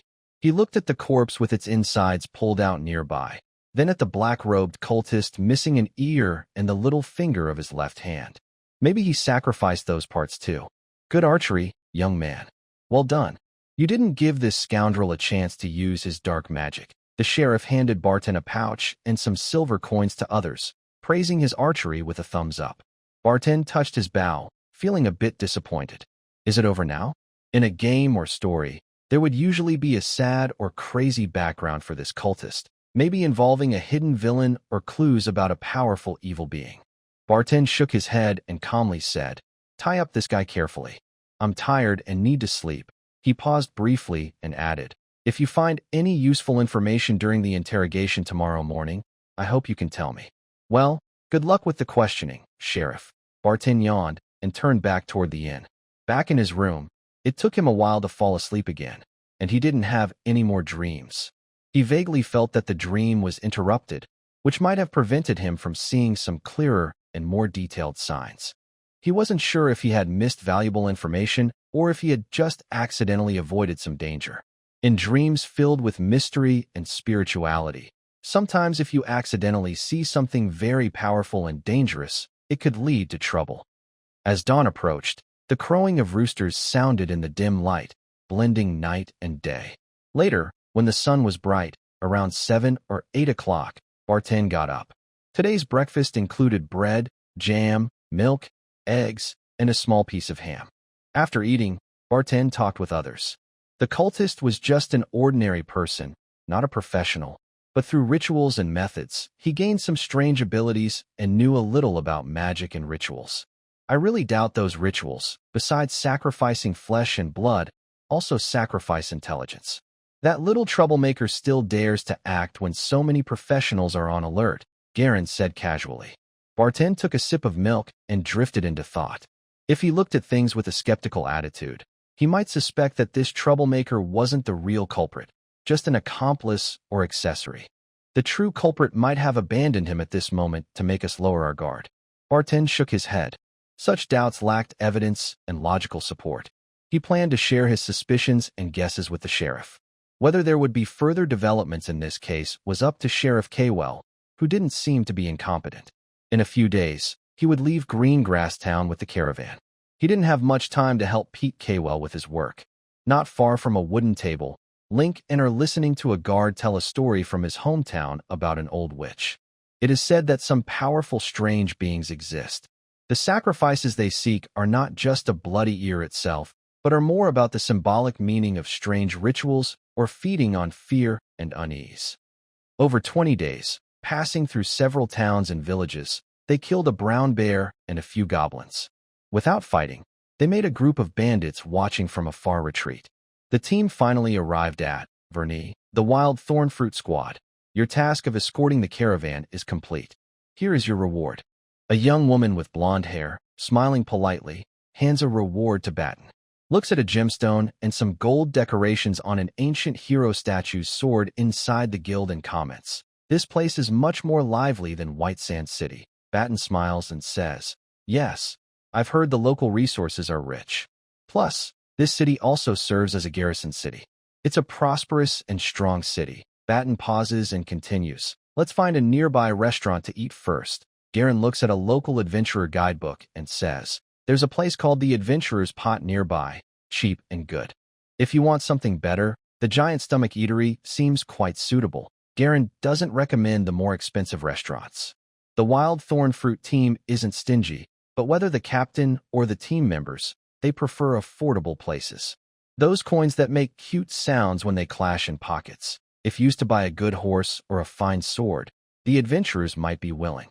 But if they spend money on pretty, tasty food that doesn't help improve their skills, they might feel a bit regretful. "Let's go to the Giant Stomach." The name of this eatery is quite interesting, Barton says casually with a smile. A few minutes later, Barton, Mud, and two others arrive outside the Giant Stomach Eatery. The place is quite large, with 4 connected 2-story buildings. In the middle, there's a courtyard, decorated like a busy street stall from Barton's past life. It looks good. The menu is very rich. Galen looked through a menu that had many local specialties as well as dishes from other places. Although the menu at the Giant Stomach Eatery did not include fancy high-end dishes or expensive top-quality wines, the variety of food was quite rich. There were more options than what you usually find at small restaurants or inns. Barton glanced at other diners' tables. The portions seemed decent, maybe not very fancy, but the aroma and color made the food look very appetizing. Barton then looked back at the menu. After a few seconds of thinking, he said, "I'll have the beef stew with potatoes and a fruit salad." He casually handed the menu to, looked it over briefly, and said, "I want to order a black pudding." Mood looked at another menu but said nothing for now. Barton turned to Mood's side, where Link was also looking at the same menu. Link looked up and asked the waiter, "Which dishes sell the best?" The waiter smiled and said, "Stew, roast goose, a special black forest juice, black pepper steak, and smoked spider leg are quite popular." Heard about the black forest? There is a special fruit about the size of an apple with a thin outer shell similar to a mangosteen. It contains magic and is a rare magical fruit with a unique taste. This restaurant doesn't have real black forest fruits, but a chef who tasted the fruit mixed other fruits and plant juices to create a similar flavor, calling it imitation black forest juice. Link first ruled out the spider leg. Although he heard the meat was tender and safe after careful preparation, he didn't want to eat it. "1 bottle of the flavored juice, please." It seemed like Link was planning to pour the juice into cups for everyone to taste before deciding whether to order more. Galen casually said, "1 pineapple fried rice, and a few different kinds of pies. Some greens and mushroom soup." Mood also made his choice. He said, "I'll have the stew." "It looks good." 1 pumpkin toast and a bowl of rice, Barton added. The main dishes were still a bit limited, but if anyone wanted more, they could order later. Before the food arrived, Barton looked through the Velness City Adventure Guide. No one in the team had bought a copy, but Barton bought one, and Galen bought one too, so they could take turns reading or borrowing it. Verney is located just 100 miles southwest of the royal capital's suburbs. To the north lies the Black Forest, but it is not directly adjacent to the true Black Forest. The surrounding ordinary forests are dense, old woods, but they lack strong, dark magic and other powerful energies. Around this large city, there are rivers, hills, and villages spread across different areas. Further away, in a wilderness area almost touching the Black Forest, there is even a dungeon. This dungeon is a real one, owned by a powerful master, not just ruins or underground remnants. It is said that the previous king once sent armies along with platinum-level adventurers to try to conquer the dungeon, but they failed. In recent years, the dungeon has been quite peaceful, allowing adventurers to explore freely. However, it is also seen as a source of food or resources, like a spider web in the dark waiting for insects. Food is soon served on the table. The stew contains corn, beast claws, pork ribs, sliced sausage, small dried fish, a mushroom similar to white jade but smaller, potatoes, wild vegetables, and some curry-like sauce. Barton cannot list everything. Mud, smelling the aroma, said, "This smells pretty good." The wild thorn fruit squad members eat happily, their faces showing satisfaction. Verney has a milder climate than the northern lands. It is in the heart of the kingdom, where large groups of orcs or undead do not appear. The nearby Black Forest and dungeon provide fertile ground for the thriving adventurer industry. The prices in Verney are a bit higher than in White Sand City, but not as extreme as in the royal capital. Barton is very pleased with this place. After discussing with his team, he decides to stay here for a longer period. He has a plan to grow stronger by constantly hunting and unlocking new entries in his monster encyclopedia. The variety of monsters in the dungeon and Black Forest will be a key foundation for his plan. The first 1 or 2 years of unlocking new entries in the encyclopedia will be the fastest way to grow stronger. Before reaching a high level, I won't be able to face the powerful beings deep inside the Black Forest or the dungeon. There might be a bottleneck.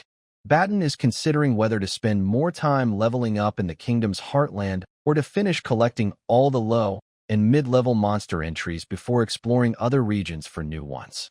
I need some time to think about it. In the morning light, Barton, an adventurer, left the House of Adventurers and headed straight to the Adventurers Guild. On the street, farmers carrying baskets and workers pushing carts could be seen. Most shops along the road were already open. Many adventurers, like Barton, were walking toward the guild building. In front of the Verney Guild branch, there were 2 statues, one of a tall knight in fancy armor, and another of a wise-looking mage with long hair, a long beard, and a flowing robe. Across from the Adventurers Guild, there was a slightly smaller building, which was the Mercenaries Guild. Barton had heard that the Mercenaries Guild was not as large as the Adventurers Guild, but it was still stronger than organizations like the Assassins Guild or Thieves Guild. The Mercenaries Guild building was simple and practical, unlike the Guild Hall of the Adventurers Guild, which used lots of transparent glass, shiny white bricks, and gold and silver decorations. The Mercenaries Guild had a plain, sturdy look. Its heavy wooden doors, reinforced with copper nails, resembled tavern doors, but were stronger and taller. A half-orc, dressed in chainmail and clearly more human-like, carried a large axe on his back. The axe faintly shimmered with a faint red magical glow. A group of sturdy dwarves walked together, armed with hammers, axes, and short swords. 3 elegant elves, all handsome but proud, entered the guild hall. One wore a robe, another carried a long bow, and the third was dressed in fine elven armor with a flexible dagger at his waist. A powerful adventurer, wearing a gold badge on his chest, rode a lion-tiger beast, attracting everyone's attention. A mysterious explorer wearing a mask hurried into the guild. The crowd momentarily blocked his view, and he disappeared quickly. "Let's go inside," Barton said. After glancing at a statue of what was said to be an epic hero, Barton led his team into the larger, more impressive Verney Guild Hall. If the White Sand City Guild was like a medieval bureaucratic office with some anime and game-style elements, then the Verney Guild Hall felt grander and more spacious. Although wellness has some features that resemble human impressions, it feels more organized and orderly. This is probably because Wellness's association was founded to resist the surrounding Black Forest and underground dungeons, and it has always maintained some cooperation with the great nobles and local armies. The main garrison of the Ryan Kingdom in the south is mainly to guard against human nations that are allies and fighting against other races. The northern garrison is stronger because it needs to deal with orcs and barbarians, and sometimes undead creatures appear in remote areas.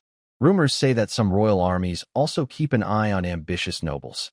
Beyond the western border of the Ryan Kingdom, most of the land is wilderness and deserts. Further west, land becomes scarcer, and travelers can look out over the vast ocean, which has some islands and isolated islets. Although there are some races, small countries, and tribes in those areas, they don't need to station many troops for border defense. On the eastern and southeastern borders of the Ryan Kingdom, there are coastlines and eerie territories haunted by undead. The number of troops stationed there is less than in the northern regions. Barton doesn't know the specific details or intelligence about the Ryan Kingdom's army, but he has a vague impression. The outer areas are tight, the middle areas are loose, and the innermost areas are tight again. The border armies are strong and numerous, with a higher proportion of veteran soldiers who have fought against orcs or undead. Most of the major cities and noble territories in the middle have relaxed defenses, except for some nearby areas with powerful monsters or abandoned underground dungeons. The royal capital's army may not be as large as the border forces, but it is definitely not small, well-equipped, and staffed with high-level combatants. Well, since we are not very familiar with the surrounding environment yet, our first mission shouldn't be too far from the city, and it should be relatively simple. Barton and his team discussed the details of accepting the task. After a few minutes, Barton chose a suitable mission. Collect 10 slime mucus samples. White porcelain level. These monsters often appear in suburban grasslands. Reward, 10% above market purchase price. Huh. Boss, you're already a bronze-level adventurer. Barton dismissed this casually and said, "So what if I'm a bronze? Have you guys fought slimes before?" "I haven't, so finding something new is kind of exciting, isn't it?" "Yeah, that makes sense." Within half an hour, Barton and his team arrived at a grassy area on the edge of a sparse suburban forest. There were about a dozen slimes on the grass, mostly green, bluish-green, or light green. One was yellow, and another was pink, but all these slimes had weak auras.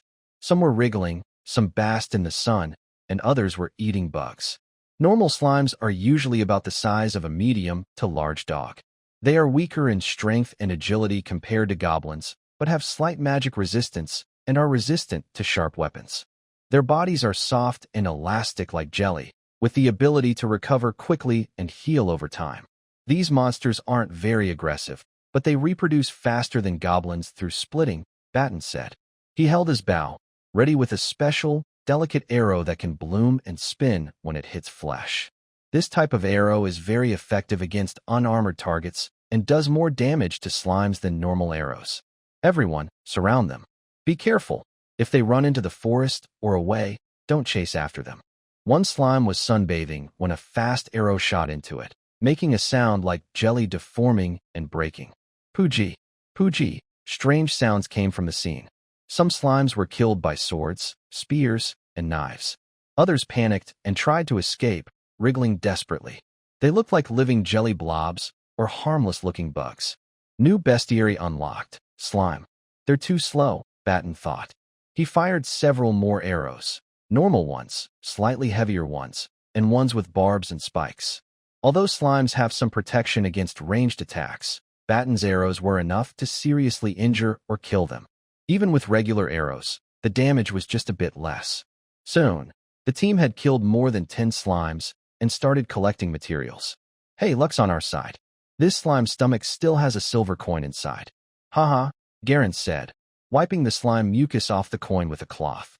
Barton stood still, as if on alert, watching the battlefield where the fight had just ended, occasionally observing his surroundings. Slime low-level monster. One of the 3 common beginner monsters along with giant rats and goblins that adventurers often defeat. Slimes have weaker combat power and intelligence than goblins. However, sometimes, powerful, mutated, or special slimes appear. Current optional rewards. Slime's magical attribute. Self-healing ability. Flexibility. Slime's magical attribute grants magical affinity and resistance equivalent to that of a slime. Self-healing ability slightly increases wound healing speed and blood production. The body's recovery efficiency and self-healing ability improve a little. Some cells become more active and vital, and a very few cells can produce a secretion that contains magic to help the body grow and heal wounds. Flexibility. You cannot transform like a slime into a liquid, but you can have flexibility comparable to a noble girl who has practiced dance and etiquette since childhood. Barton thought for a moment and finally chose self-healing ability. Good. I've hunted a new type of monster again. As spring was about to end and summer was approaching, Barton had unlocked a few more monster entries in his bestiary after the slime. Most of these low-level monsters only offer passive talents or small attribute boosts. Barton didn't have many choices, but he believed that gradually getting stronger was enough. Recently, that mutated giant spider with rare black spots and a pair of pincers gave me 2 abilities, poisoning and web technique. I wonder how today's fearsome bird will be. Barton looked at the monster hunter bestiary. Fearsome bird. Its speed and agility surpass those of an ostrich. Its size seems slightly larger than a wild wolf, but its weight is a bit lighter.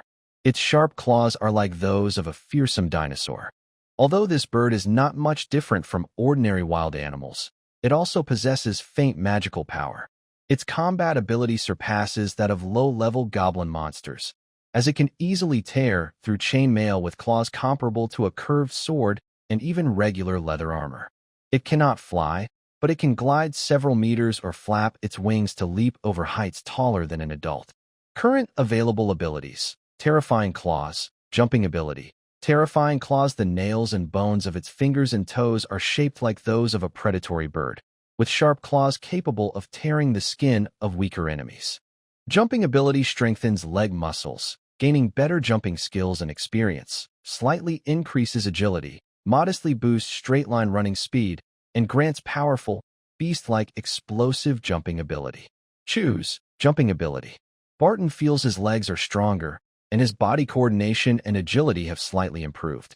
He moves his feet, tiptoes a few times, and although he hasn't jumped yet, he feels the jumping ability has indeed changed. This bird's meat is one of the few edible, non-toxic, and tasty monster meats. Boss, the guild task requires one, and we've caught two today. The fatter one can be taken to a restaurant to have someone cook a big meal. What do you think? Miud points to the two carcasses of the predatory birds on the ground. Barton smiles and says, "All right, I'm actually curious about what this bird, mentioned in the monster guide for its delicious meat, tastes like." Barton often looks through the monster guide he bought months ago. Although it doesn't detail some powerful, rare, or special monsters very well, the knowledge it contains is worth its price. Galen helps process the carcasses and says, "Since we're going to indulge in such a fancy meal, we need a good cook. We'd rather spend an extra silver coin than waste this bird's meat." That night, at a slightly more upscale restaurant than Giant's Appetite, the Wild Thorn Fruit Squad enjoyed their feast as they wished. Everyone's face was full of smiles, and they didn't talk much, probably busy eating and drinking. The meat of the predatory bird was somewhat like a goose, with hints of dove and eagle, and the leg meat resembled ostrich leg meat. Different individual terror bird feathers may have different colors. The most common colors are gray-brown, earth yellow, and grass green. During the courtship season, the male's feathers may become more beautiful. Hey, that day, the tip of that terror bird's wings smelled really good. Ha, Mud, it's been 2 days, and you're still reminiscing, Garen teased. Mud clicked his tongue and said dreamily, "When our adventure team gets stronger, we can try bear meat and snow wolf meat. Maybe they'll taste even better." Barton joked, "When we're strong enough, we can try roasted dragon meat or dragon egg fried rice." As for other monsters, chimera meat might be poisonous, but maybe it can be eaten after some preparation. Demon meat definitely can't be eaten unless you want to become half-demon. Kuchi and Link also laughed and started talking about strange but edible foods. However, they didn't dare to think as big as Barton. They mentioned foods a couple of levels below dragon meat, seeming more realistic. Barton looked at the quest board in the hall. There are more quests around this city, but there are also many adventurers. The Velnus Adventurers Guild Hall is larger than the one in White Sand City. It has 2 big quest boards on each side, and the windows inside the hall can be used to check quests or ask staff for advice or recommendations. The Wild Thorn Fruit team, after several adventures and some learning and training, has increased their professional levels by 1 or 2 levels. By the way, Barton is now level 8, skilled in precise shooting, perception, and forest walking, which are common ranger skills. Barton still prefers quests that don't take too long or require complicated investigations. He prefers hunting monsters or magical beasts and tends to be cautious. The reward for hunting trolls is high, but it's not suitable for me. Trolls are larger than ogres. Although they are not as strong as giants and are dumber than ogres, they are still not easy for Barton to deal with. Especially, the forest areas where trolls appear, as described in the quest, are not suitable for Barton's bow and arrow. Of course, complex environments can be good hunting grounds for rangers, but the trees blocking the view will reduce the effective range of the bow. Mud and Gulluin were discussing the 2 special goblin subtypes, frost goblins and flame goblins, mentioned in the monster guide. Link and Kuji quietly looked over the task board, reading the mission details. Barton's eyes flicked over the names of tasks like defeat the wolf pack, hunt the unknown beast, and eliminate the bandits, then settled on transport supplies. Transport supplies white porcelain level coordinate a supply team to carry food and grass to the adventurer camp outside the dungeon. Reward: 9 silver coins per professional, for silver coins per non-professional, including meals and basic supplies during the journey. The task itself wasn't the main focus. Barton just wanted to visit the legendary dungeon. The adventurer camp was not far from the dungeon, and many quests related to the dungeon could be accepted there. Are you interested in exploring the dungeon? Barton asked his team. Goblin blinked and replied, Before I went to Vernius, I heard about the dungeon. If it's just the surface or the outer underground areas, our team should be safe. Kuji, curious, said, I wonder how different the real dungeon is from the stories. Barton remembered that the nearby dungeon in the Black Forest was called Dark Maze. This was just the human name for that dark maze. To learn its true name, one might need to look at ancient texts written in demon language. Barton learned from the adventure guide that the dungeon near Vernius was not too far away. On the surface, there was an abandoned castle. Through some passages inside the castle, one could reach the shallow outer parts of the dungeon. If they didn't go deep inside, the most likely monsters they'd encounter were slimes, goblins, fungi creatures, and vampire bats. Barton was particularly interested in fungi creatures. He hadn't fought one before and hadn't unlocked its entry in the monster guide. Fungi creatures, as the name suggests, are mushroom-like monsters. Adult fungi are roughly as strong and agile as a semi-professional human, with slightly better health. Some fungi can use toxins and basic magic. In the monster guide, it is mentioned that in some areas, people who call mushrooms sun are called tan people. It is unclear whether this is a typo or a dialect difference. Half an hour later, the wild thorn fruit team and the food transport team left the city gate together. Barton rode on his horse, watching the team, and quietly thought about how strong the enemies would have to be, like bandits or goblins, to pose a serious threat. There were 2 ox carts, a mule-drawn wagon, 2 horses pulling a food supply cart, 7 or 8 workers or helpers carrying short swords or daggers for self-defense. For ordinary soldiers, a leader wearing light armor and holding a spear, who looked like a low-level warrior, and an older retired soldier who seemed to be working as a guard. With the wild thorn fruit team, this group was enough to handle common bandits, robbers, or wild animals. People say that besides these small regular transport teams, the city also sends out large-scale convoys every now and then. These larger groups use many more carts and people, 10 times or more, and often include several adventurers or mercenaries stronger than Barton. Before setting out, these large teams also communicate with the local army, exchange information about road conditions and monster activity to reduce risks. Some transport associations also arrange elite scout teams to explore ahead and set up guards near the camp. It sounds quite serious and professional, like preparing for war, doesn't it? After all, inside that underground city, there are estimated to be thousands of cave dwellers, several large monsters of high level, many ogres, orcs, and half-orcs. Plus, the complex ecosystem centered around the underground city is home to about 10,000 goblins and tan people, along with many wild animals, low-level monsters, and other small creatures. If the mysterious ruler of that underground city plans to start a war, they could quickly gather an army stronger than 3,000 or 4,000 human soldiers. Such a threat means both the army and adventurers should stay very cautious and alert.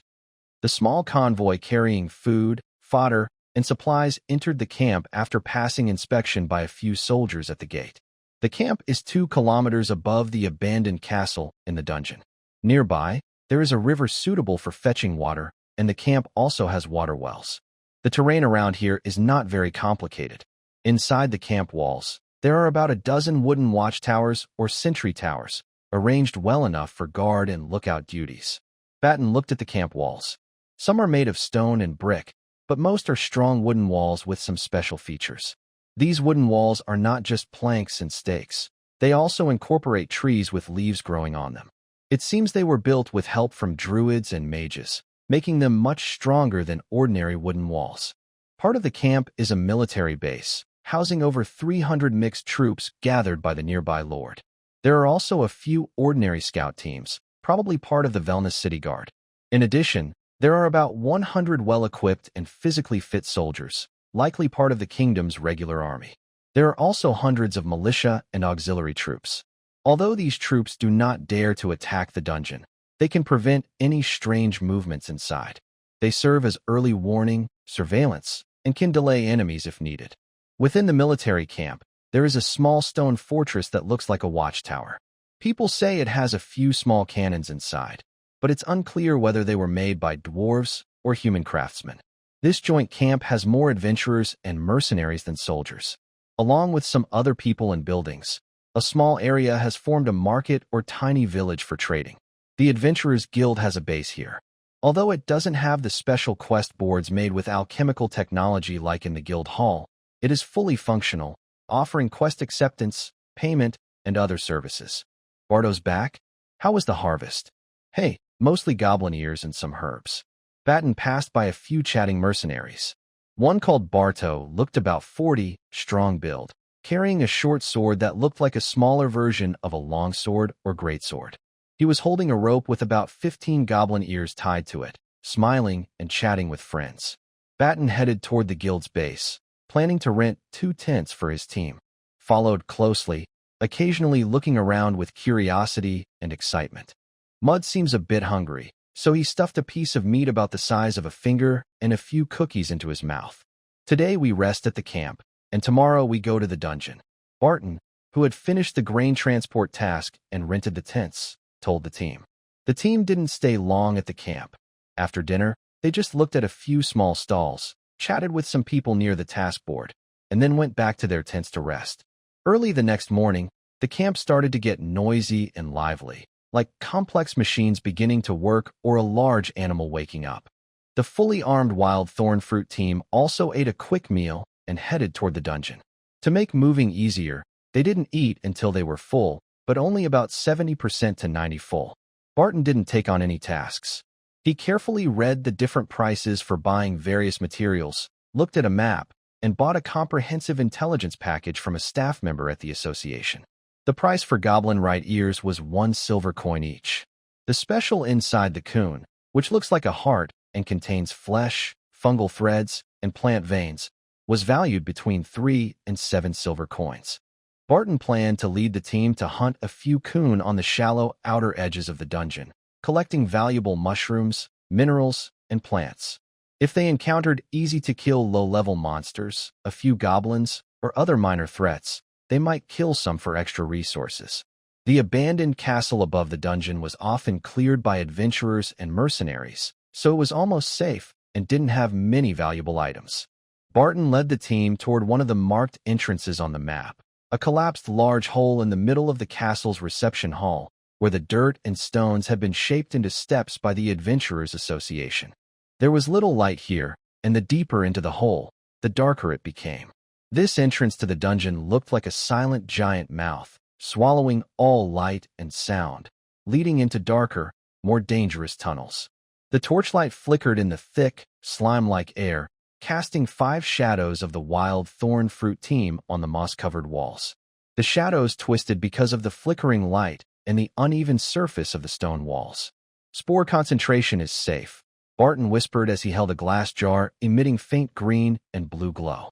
The jar contained a special mixture of potion, a floating charm, and tiny white crystal particles. These were important for testing the air for spores and other dangers. The shadowy ranger, knowledgeable in magic, carried a few bottles of potion and a handmade talisman, looking well prepared. Leading the group, Mud clenched his sword. His leather armor, reinforced with metal plates, made unsettling sounds as he stepped on the wet ground. A brave, strong man with barbarian blood, who had explored the northern lands before, was now leading the team into the dungeon. "Something is coming," Barton whispered, alert, while drawing his bow.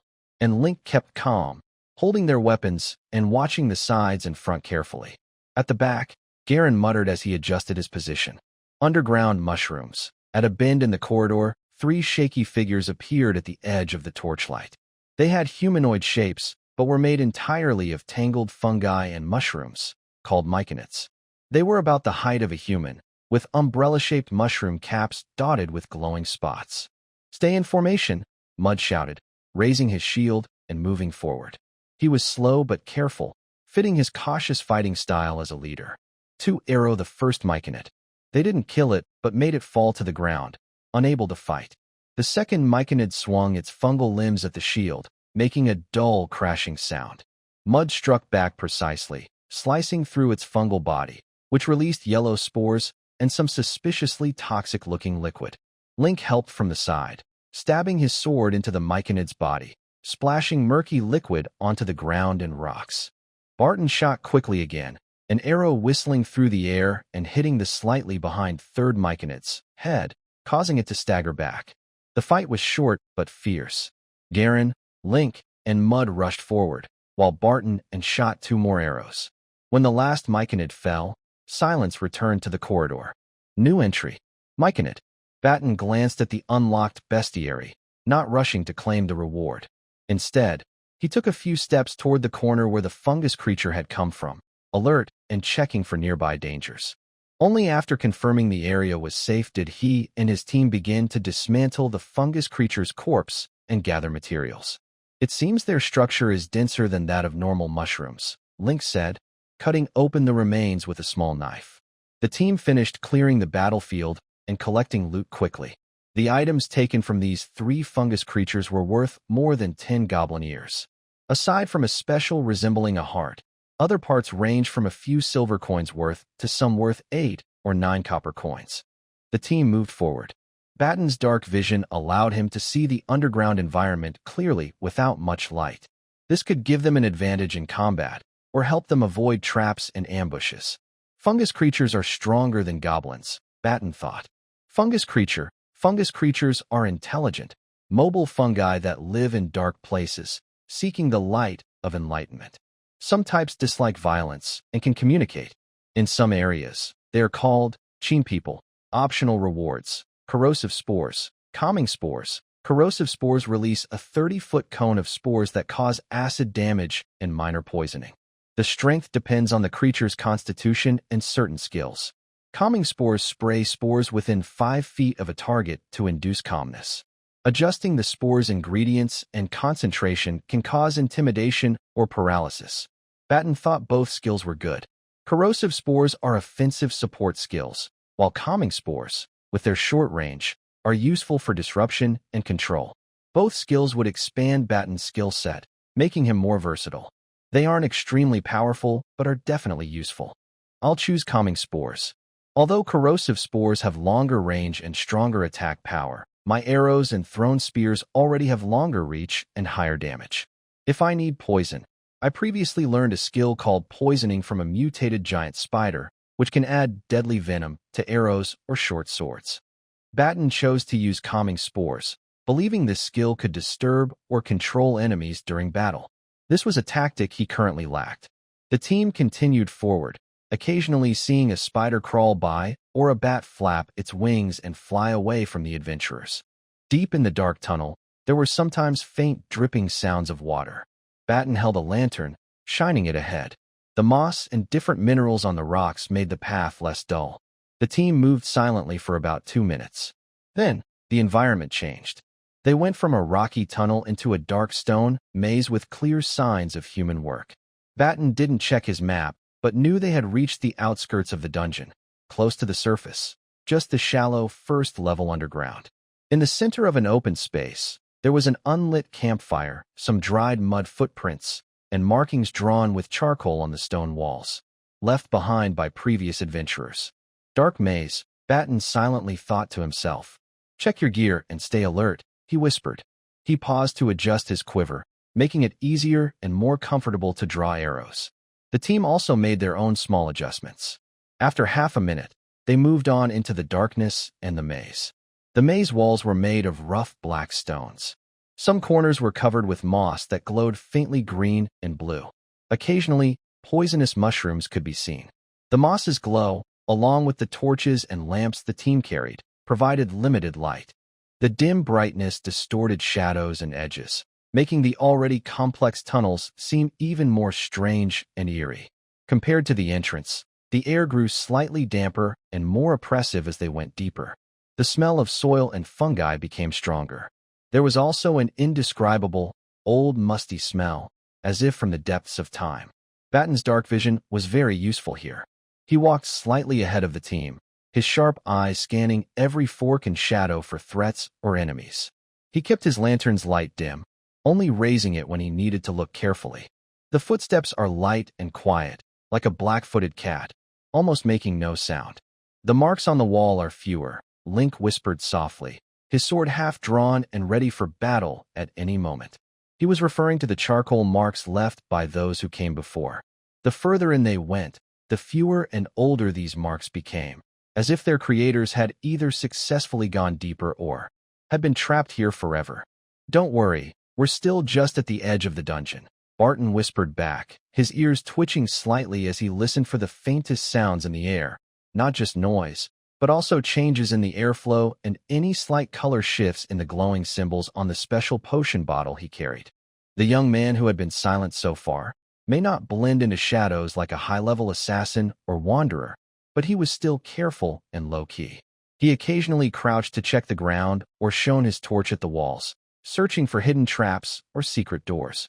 His movements were precise and efficient. Once a young hunter from the northern forest, he now showed some qualities of a skilled ranger. Suddenly, Barton raised his hand and clenched his fist. The team instantly stopped, all sounds cut off, leaving only the crackling of the torch and their pounding hearts. There's something ahead. It's not alive. Barton's voice was serious. The spore concentration has slightly increased, but there are no other abnormalities. They carefully turned a corner, arrows nocked, swords drawn. Barton used his body to block most of the lantern's light, letting only a small amount shine forward. The scene before them made the experienced mud frown. The passage widened here into an irregular stone chamber.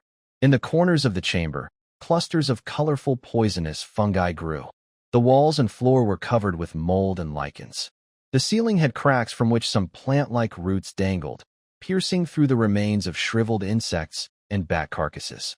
A patch of fungus mat, about a few feet across, lay in the center of the room. It seemed alive, gently writhing. On the fungus mat, several bodies lay. They had human shapes, but had merged with the fungus. Mycelium penetrated their tattered leather armor and clothing, winding beneath their skin like twisted blood vessels. Their eyes and mouths sprouted tiny, colorful mushrooms, and some mycelium emitted faint light. The most disturbing part was that one of the corpses seemed to twitch its finger unconsciously, as if playing a silent, desperate dirge, or perhaps sending a silent cry for help even after death, like a horror story. May the goddess be with us. Gallon swallowed hard and clenched his knife. Be careful, don't get too close, and avoid inhaling the spores drifting in the air, Barton warned. The faint glow in his medicine bottle shifted to a warning orange-red. As they tried to go around this unsettling area through a narrow side passage, suddenly something changed. The corpses suddenly opened their eyes, if they could still be called eyes, just two white glowing spheres covered in fungal filaments. They stood up stiffly in unnatural, rigid postures, with joints making a creaking sound. At the same time, mushrooms around them spat out spores, and some cracks in the stone tiles oozed a cloudy liquid. Number 4, suspected toxic, showing features of both reanimated corpses and fungus creatures. Barton squinted slightly, shooting a series of arrows infused with some magical power. These parasitic creatures move slowly, but are very strong, Mud shouted as he staggered back after barely blocking a few attacks with his shield. He then forcefully rammed his shield into one of the parasitic beings, knocking it off balance. Gallon and Link also used their skills, working together from the sides. Cooch's arrows quickly shot toward a newly appeared fungus creature on the side of the battlefield. The arrows sank deep into its fungal body but failed to stop its advance. Link skillfully dodged the strange, zombie-like parasitic attacks, then swung his sword, creating a flash of cold light, like a precise sword technique. This strike cut off one of its fungus-covered arms, which sprayed foul-smelling pus. After firing the first arrow, Barton realized that the shadow magic seemed less effective against these creatures than against beasts and monsters. His next shots used other powers instead of shadow energy. The arrows whistled through the air. One parasitic creature, spinning rapidly in a strange trajectory, was pierced through its fungal shell and into its body, releasing a destructive burst like an explosion. It lost some vitality, but was not completely killed, and still posed a threat. Barton cursed softly, his sharp eyes like a wolf or eagle. He shot a few more arrows at other targets, then slung his bow on his back. With his left hand holding a sword and his right hand a spear, he quickly moved to the side of Mud to attack the enemy with close combat methods more effective than arrows, working together with his teammates. The fight lasted a few more seconds, and more than half of the enemies were dead or wounded.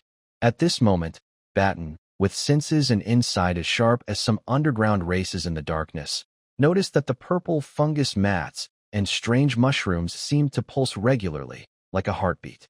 This pulsing seemed to give the monsters some extra strength and made their movements more coordinated. "Gallon, cover me." "Suppress the big one on the right," Barton ordered quickly. He took a quick step forward, dodging a slow claw from a parasitic creature. Then suddenly his spear into the monster's chest. Barton loosened his right hand and moved swiftly. Swords and blades flashed, fungi threads and poison splashed through the air.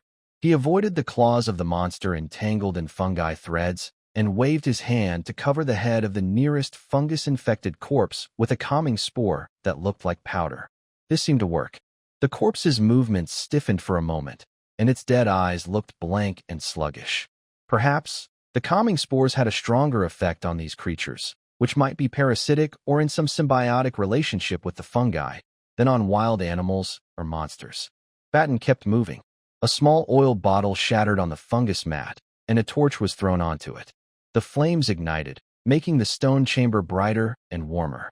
In that instant, all the fungi people and parasitic creatures slowed down and became confused.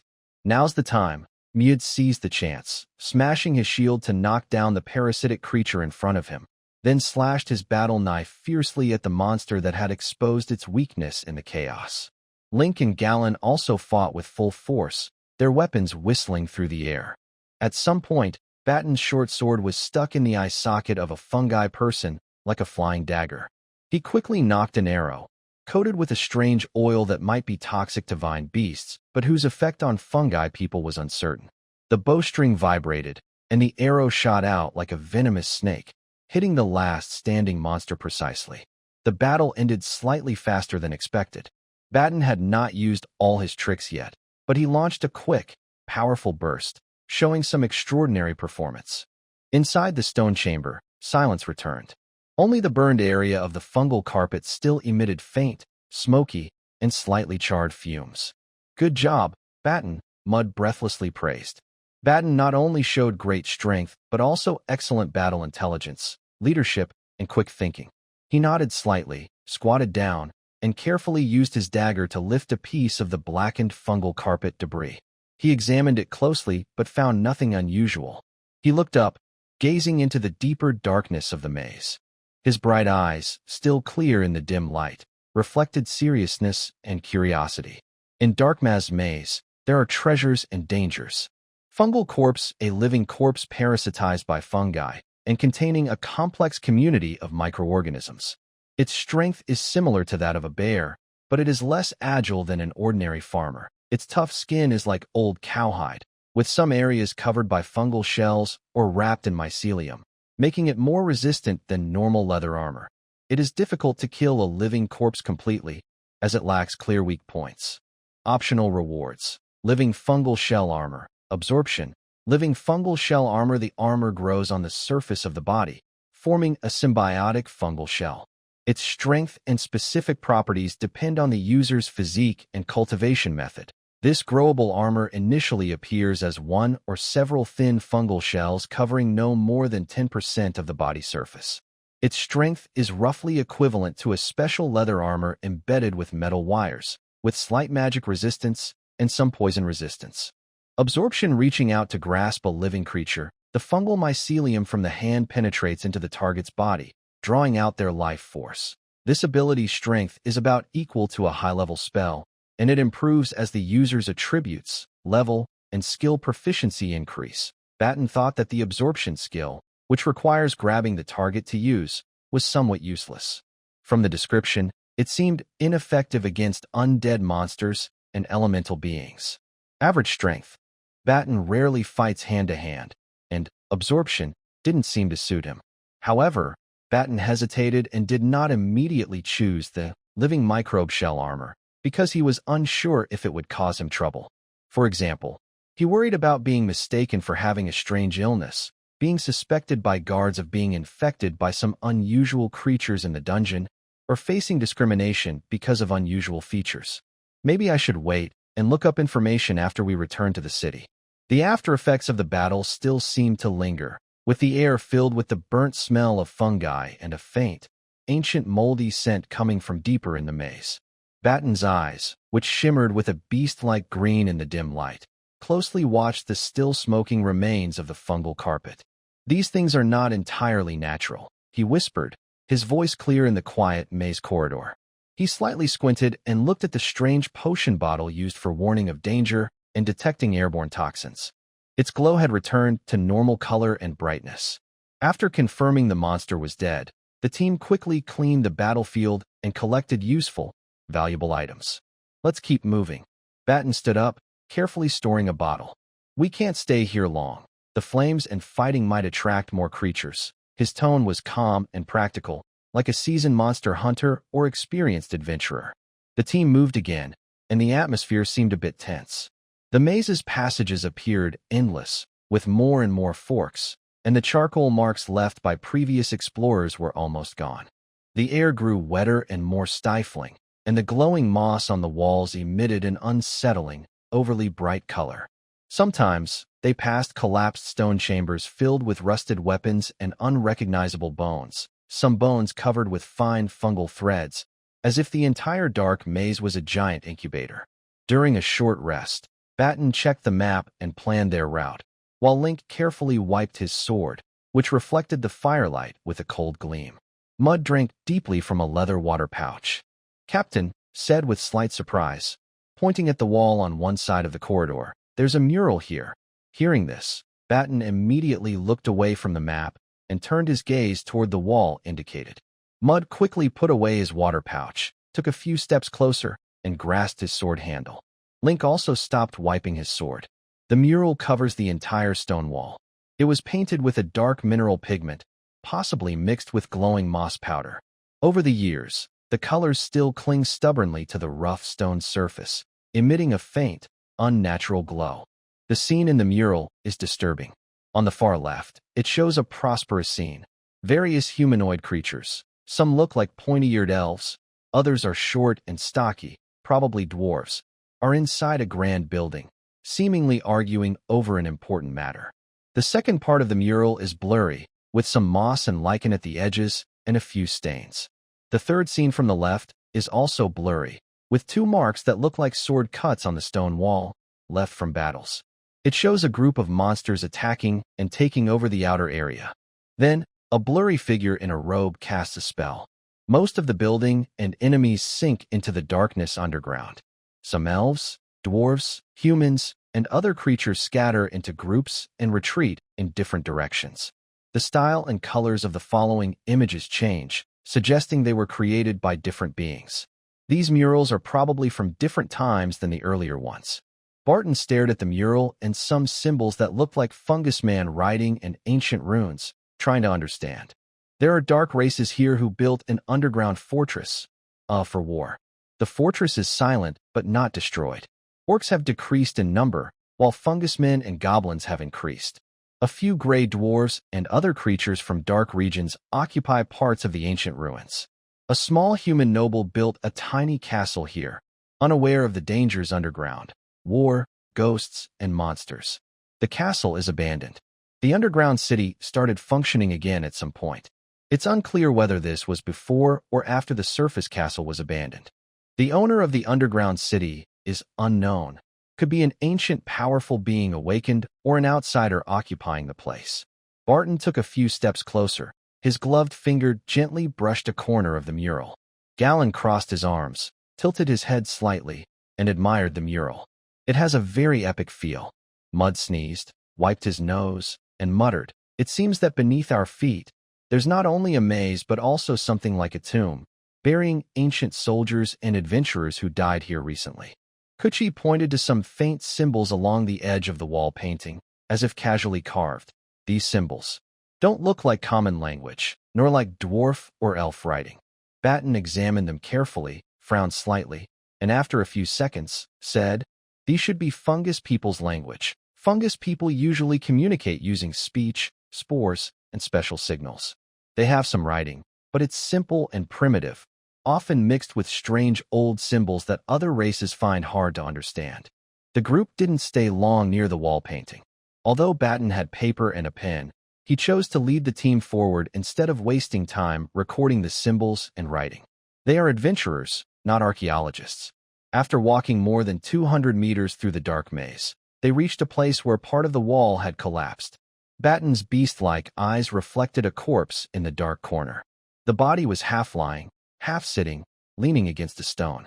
It seemed to have been attacked by a powerful force before death, with broken limbs, some bones almost shattered, and the skull crooked. Barton made a warning gesture, his nose twitching slightly. He held a light spear in his right hand and looked at a potion bottle in his left, which contained floating symbols and crystal particles. No danger for now. The others also noticed the corpse. Silently, they surveyed the area.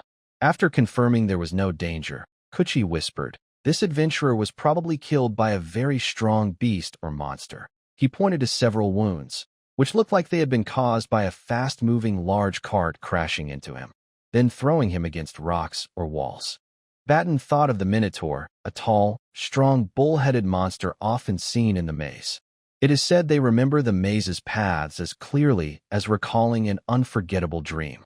It could also be an ogre or a warrior orc with a level above 5 who knows how to charge, but that's less likely than a Minotaur. The corpse was just an ordinary body, with no signs of reanimation and no traps like crossbows or nets nearby. "There's a bag here, probably dropped by the adventurer," Mud said as he poked at it with his knife. "It's a small bag of minerals. Inside the bag were a few good-looking pieces of malachite, 2 types of crystals that Barton didn't recognize, a small piece of uncertain gold or clear white quartz, and a few magical minerals." Barton put away the short sword and the half-hand sword from the dead adventurer, and also took the black iron badge from the body and put it in his pocket. Since they had limited space, they didn't take the damaged leather armor the adventurer was wearing. They also tried to pick up only light, small, and valuable items. "That's enough for now. Do you think we should head back the way we came?" Barton asked, chewing on a small piece of candy and stretching his shoulders and ankles. Mud looked like he wanted to explore a little longer, since they still had plenty of energy and supplies. But he didn't say anything. Garen casually said, "If the captain wants to leave, then let's go. I remember an old saying from when I traveled with a trading caravan. A raven's greedy beak will tear its own throat." Nodded after sealing his water pouch, and Link agreed with a couple of words. Mud chewed his biscuit and shrugged, saying, "Then let's go." They quickly and efficiently retraced their steps. Halfway back, Barton suddenly raised his hand to signal a stop in silence. The members of the Thornberry team had been adventuring and training together for a long time. They were very familiar with the hand signals, tactics, and plans they practiced regularly. When Barton made the gesture, everyone quietly held their weapons, ready to fight, but made no sound. They even slowed their breathing, becoming gentle and cautious. Barton felt a sense of trust and harmony within his team. Using his sharp senses, he detected a monster wandering in the middle of a nearby path. This smell is somewhat like an ox, but it carries a dark aura, as if it's filled with anger and brimming with wild, violent power. Could it be a minotaur? A bull-headed demon wielding a giant axe? Barton hid behind the wall and did not rush out around the corner. Based on his sense of smell and intuition, he believed that the monster's strength might be much greater than that of the owl bear he had previously killed. After thinking for half a second, Barton made a gesture to retreat. Then, the adventuring team carefully and quietly moved back. After cautiously retreating a short distance, Barton whispered, "There is a monster ahead that is slightly larger than an owl bear. Let's go around here and take another path back." Barton took out a map and pointed to a side branch trail. Taking this small path to retreat is quite safe. Although it requires walking a bit further and the path is narrower, according to the map, this area is just the edge of the goblin activity zone. There isn't much danger, and they might occasionally encounter some low-level monsters, ordinary wild animals, or 2 or 3 goblins. The team was lucky. On the way back, they didn't encounter any monsters. They even collected a rare fungus on a stone wall, worth about 5 silver coins. The team moved quickly. They soon took the small trail back to the place where they entered the Blackstone wall maze. They followed the familiar path back, walking up some simple earthen stone steps to the abandoned castle grounds. A black crawler crawled from a corner and quickly disappeared in the shadowy stones. As the sun's angle shifted slightly, Barton and the others returned to the camp with their loot from exploring the maze. They sold the treasures, and each of the 5 members gained some silver coins. Barton lay in his tent resting, his mind occasionally drifting back to the battles of the day. He understood that gaining combat experience was important for improving himself. Shadow Arrow seems to work only moderately well against fungi and zombies. Barton's Shadow Shot involved attaching shadow energy to his arrows. This attack was good for sneak attacks and ambushes, especially effective against small or medium enemies with low armor, such as wild animals, monsters, or humans. Most undead creatures had some resistance to shadow and frost energies, so Shadow Shot's ability to corrode flesh and weaken life force against humans or orcs was limited. It could interfere with the magic inside undead creatures, but the effect was not very noticeable. Barton remembers that in the Monster Guide, it is recorded that undead creatures are controlled or restrained by holy light or divine powers. Low-level undead have little resistance to fire, and some types dislike high temperatures and sunlight. Certain fire magic can kill low-level undead, though it may not be as effective as holy spells and magic within sacred domains. However, it is probably stronger than shadow or ice spells. Different undead have different traits. Liches are resistant to fire, poison, lightning, and many other forces. Zombies and skeletons have no resistance to fire, but fire is probably not their main weakness. Barton is considering whether to add some methods to fight undead into his skill system. When he was in White Sand City, he avoided missions involving cemeteries, zombies, or ghouls because he lacked effective skills to counter undead. As his strength grows, he will face more diverse enemies. He must develop a well-rounded set of skills to keep winning. Within half a year, learn a skill to deal with undead or acquire one through the Demon Hunter Guide. Barton added this to his mental plan. A slightly higher priority, closer to the present, is that he still has a reward he hasn't claimed yet. A strange zombie with mold and fungi growing on its body. Should he choose living fungus shell armor or absorb? Barton really wants to pick armor, since the absorb skill requires close contact, touching or grabbing the enemy to use it, which seems inconvenient. Both skills have strengths and weaknesses. It's hard to objectively judge which is better because they are different types. But since someone will judge, personal preferences and choices will influence the decision. Absorb is also quite good, as a special way to recover. But Barton prefers wearing gauntlets or gloves. Even if he's in close combat with enemies where bows and throwing spears aren't suitable, he favors spear or sword fighting. He personally prefers to improve his armor and resistance, especially protecting his heart and lower abdomen. After returning to the city, I will look up information and buy some similar skills from the guild. If this ability isn't considered a monster trait, I can choose it. Barton remembered vaguely that some crazy wizards had even studied transplanting monster organs into humans. Creating biological armor or living shells shouldn't be a big problem. However, more research and consideration are needed before making a decision. After a night's rest, the next morning, Barton and his teammates lined up in front of large pots and barrels in the camp, just like other mercenaries or adventurers. The breakfast provided by the camp's official forces was simple and plain in taste, but the portions and price were satisfactory.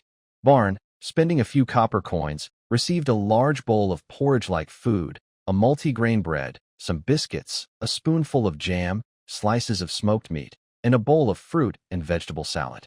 If they wanted a more filling meal, there seemed to be some wooden cabins offering more options, with different dishes costing from a few dozen copper coins to a few silver coins. The Wild Thorn Fruit Squad had stayed at the front camp of the Dark Maze Dungeon in Dockmass for a week, completing several small quests. The second time they entered the Dark Maze, their gains were about 90% more than the first time, but they encountered fewer monsters, and those they met were not dangerous. When they first entered, they ran into some ordinary goblins, and on the way back, they encountered 2 giant spiders. Barton did not go into the dungeon a third time. The adventure team needed to return to town to rest. People need rest, and equipment needs maintenance. The Black Forest and the dungeon attracted many adventurers. Many gained treasures, wealth, or other valuable items, but more people lost their lives to monsters and wild beasts. Barton understood one truth: greed and desire can motivate a person to improve, but wise people do not let them blind their judgment. In Verny, on the first floor of the Adventurers Guild Inn, Barton and others were having lunch, occasionally discussing team composition, tactics, or which quests to take and which ones were more profitable. Barton used his fork to pick up a piece of fatty and lean pork, enjoying the delicious food seriously. He already had a plan in mind regarding the number of team members and tactical needs. Currently, the Wild Thorn Fruit Squad has 5 members. Barton and are both rangers. Barton, the strongest, is not just an archer. There is a difference between shadow rangers and normal rangers. Plus, with the power gained from the Demon Hunter Bestiary, his melee and spellcasting abilities are sufficient among low-level adventurers. Mud, Goblin, and Link are all melee fighters. Mud is the strongest, Link is skilled with swords and very quick, and Goblin is better at living in business but is average in combat. According to Barton's plan, the adventure team should have about 10 members in a year or 2. They still need a priest, a mage, or a wizard. For the remaining 3 spots, they could recruit a heavily armored knight who is strong in both mounted and foot combat, or an experienced mercenary with good overall skills who can fight both humans and monsters. They might also consider a charming holy warrior, a dragonborn fighter, an elf druid, or an orc berserker. Finding a real priest with a proper class level is very hard. Most are training in temples, churches, or monasteries. Among adventurers, priests are even rarer than mages. Bart and his team have learned some basic first aid and emergency treatment, but it's not enough. Ointments, bandages, and healing potions can help replace some functions of low-level priests or divine magic users, but only partially. It's better to recruit a true priest. The smell of food fills the air. Barton stops thinking too much and focuses on eating a piece of roasted meat with his fork and knife. He chews carefully, and the juicy meat makes him feel satisfied, bringing a slight smile to his face and a twinkle to his eyes. Suddenly, comes over carrying 2 steaming wooden cups. He places one near Barton and sits down across from him. Try this. It's made from ground beans mixed with milk, cooked together. The chef learned the recipe from a relative in the capital, he says, taking a big sip. Wow, this drink smells pretty good. Barton picks up his cup and takes a sip. A slightly bitter liquid slides down his throat, followed by a faint sweet aftertaste and warmth. It's quite nice. He nods and says, the flavor is interesting. He's not sure if it's more like soy milk or hot cocoa, but it's good either way. I think so too, laughs. Then he changes the subject. Big brother, I think I heard you mumbling about priests and mages. Are you thinking about the team's composition? Yeah. Barton dips a piece of bread into the remaining meat juice on the plate. We can't rely only on potions and bandages forever. Last time, Link was cut by a goblin's rusty knife and had a fever for 2 days. If only there had been someone who knew healing spells or cure wounds at that time. He wouldn't have felt so bad. Who wouldn't want that? Kuchi sighed and looked around the inn's hall. But look at all these people here. Some with axes, others with daggers. How many are wearing holy symbols or carrying spellbooks? Occasionally, you'll see a druid claiming to communicate with nature, but most of them are just amateurs. Truly powerful ones are rare, he casually shrugged. We'll find one eventually. Barton wasn't too worried. Maybe next time we go to Deepwater City, we can visit the Temple of the God of Knowledge. Perhaps there are young monks willing to practice their skills. Or, he paused, with a teasing tone, maybe we'll have a chance encounter with a lost silver-haired elven mage girl. She might need a team for a quest or want to join us on adventures. Kuchi laughed happily. I hope that mage is also good at cooking. Mewd once roasted a lizard and almost set the camp tent on fire. Barton smiled and looked away. On the other side, sturdy Mewd was talking with the bartender about a pair of shiny, well-polished ram horns hanging on the wall. Link sat quietly by the window, sipping vegetable soup. Galen, who had finished eating, had left temporarily, probably to look after the horses and livestock in the stables behind the inn. The team rested in Verny City for a few days. While shopping at the market, Galen and Link bought some novels and hero biographies. Barton planned to read them after they finished. During this time, Mewd added some metal parts to strengthen his leather armor and shield. His chainmail shoulder guards and breastplate looked good. Did you hear that fighting started in the south about half a month ago? Really? In the south of the kingdom, or even further south? You know what I mean, inside or outside the borders? It seems to be in the north of the Holy Empire, southwest of the Kingdom of Rain. Several noble families from a few duchies, marquises, counts, and some tribes of different races are involved. The scale of the war isn't very large. Your information is outdated. The battle has already ended. It seems it was over a gold mine and some magical mineral veins. Now, they are starting negotiations, discussions, and secret shady deals. Barton and the others walked toward the Adventurers Guild Hall. They passed by 7 or 8 middle-aged mercenaries who were talking about foreign news. Barton enters the guild hall and heads straight to the area where they check or accept quests. Exploring ruins, searching for missing people, large wild animals wandering around villages. Nightmares roaming near the Black Forest, caravan work, buying dragon blood. Barton's sharp eyes flicker as he quickly scans through many quests and information. In the end, he chooses his target. Hunting saber-toothed tiger black iron level report from the northwest village. Traces of saber-toothed tiger activity. Less threatening than a giant bear, but more than a brown bear. Reward: 8 gold and 15 silver. After accepting the quest, the team plans their hunt carefully, adjusting equipment, tools, and supplies. Saber-toothed tigers are not weak prey. They are top predators in the food chain. Compared to monsters like earth dragons or chimeras, they are not very strong, but they are still a serious threat to villages and villagers. To hunt such a beast, you need courage, patience, wisdom, and most importantly, strength. Barton believes he is strong enough to kill a saber-toothed tiger. A few days ago, after some research, he covered his abdomen and left chest with living spore shell armor. With this armor, his defense is enough to handle most wild animals and low-level monsters. The adventuring team arrives at the creekside grassland with tiger footprints just before dawn the next day. Following the plan, Barton works with 2 hunters from the village to set traps. They also spend a little money to buy a rabbit, a live chicken, and some goblin meat as bait. As the sun rises higher, the few people hiding in the shade of the windward trees still have no new clues or results. Maybe saber-toothed tigers don't like goblin meat, Mud lightly jokes with a smile. Barton exhaled and looked at the wild rabbits and poultry inside a simple wooden enclosure. If there was only 1 rabbit and 1 chicken, the bait might not be attractive enough. Additionally, would skilled hunting cats find anomalies more easily than ogres? Could they see through the hunter's traps? Galen sat on a stone, relaxed, moving his shoulders a little, then said calmly, if it were a sheep or a pig, it might be easier to lure out a big cat, but they cost a bit more. Barton didn't reply. He walked a few steps, sat on a tree stump, closed his eyes, and rested for a while. Not far away, Link and whispered about the rewards of different missions. Missions usually pay less than hunting missions of the same level because hunting monsters almost always involves fighting. In contrast, escorting a caravan might go smoothly without trouble.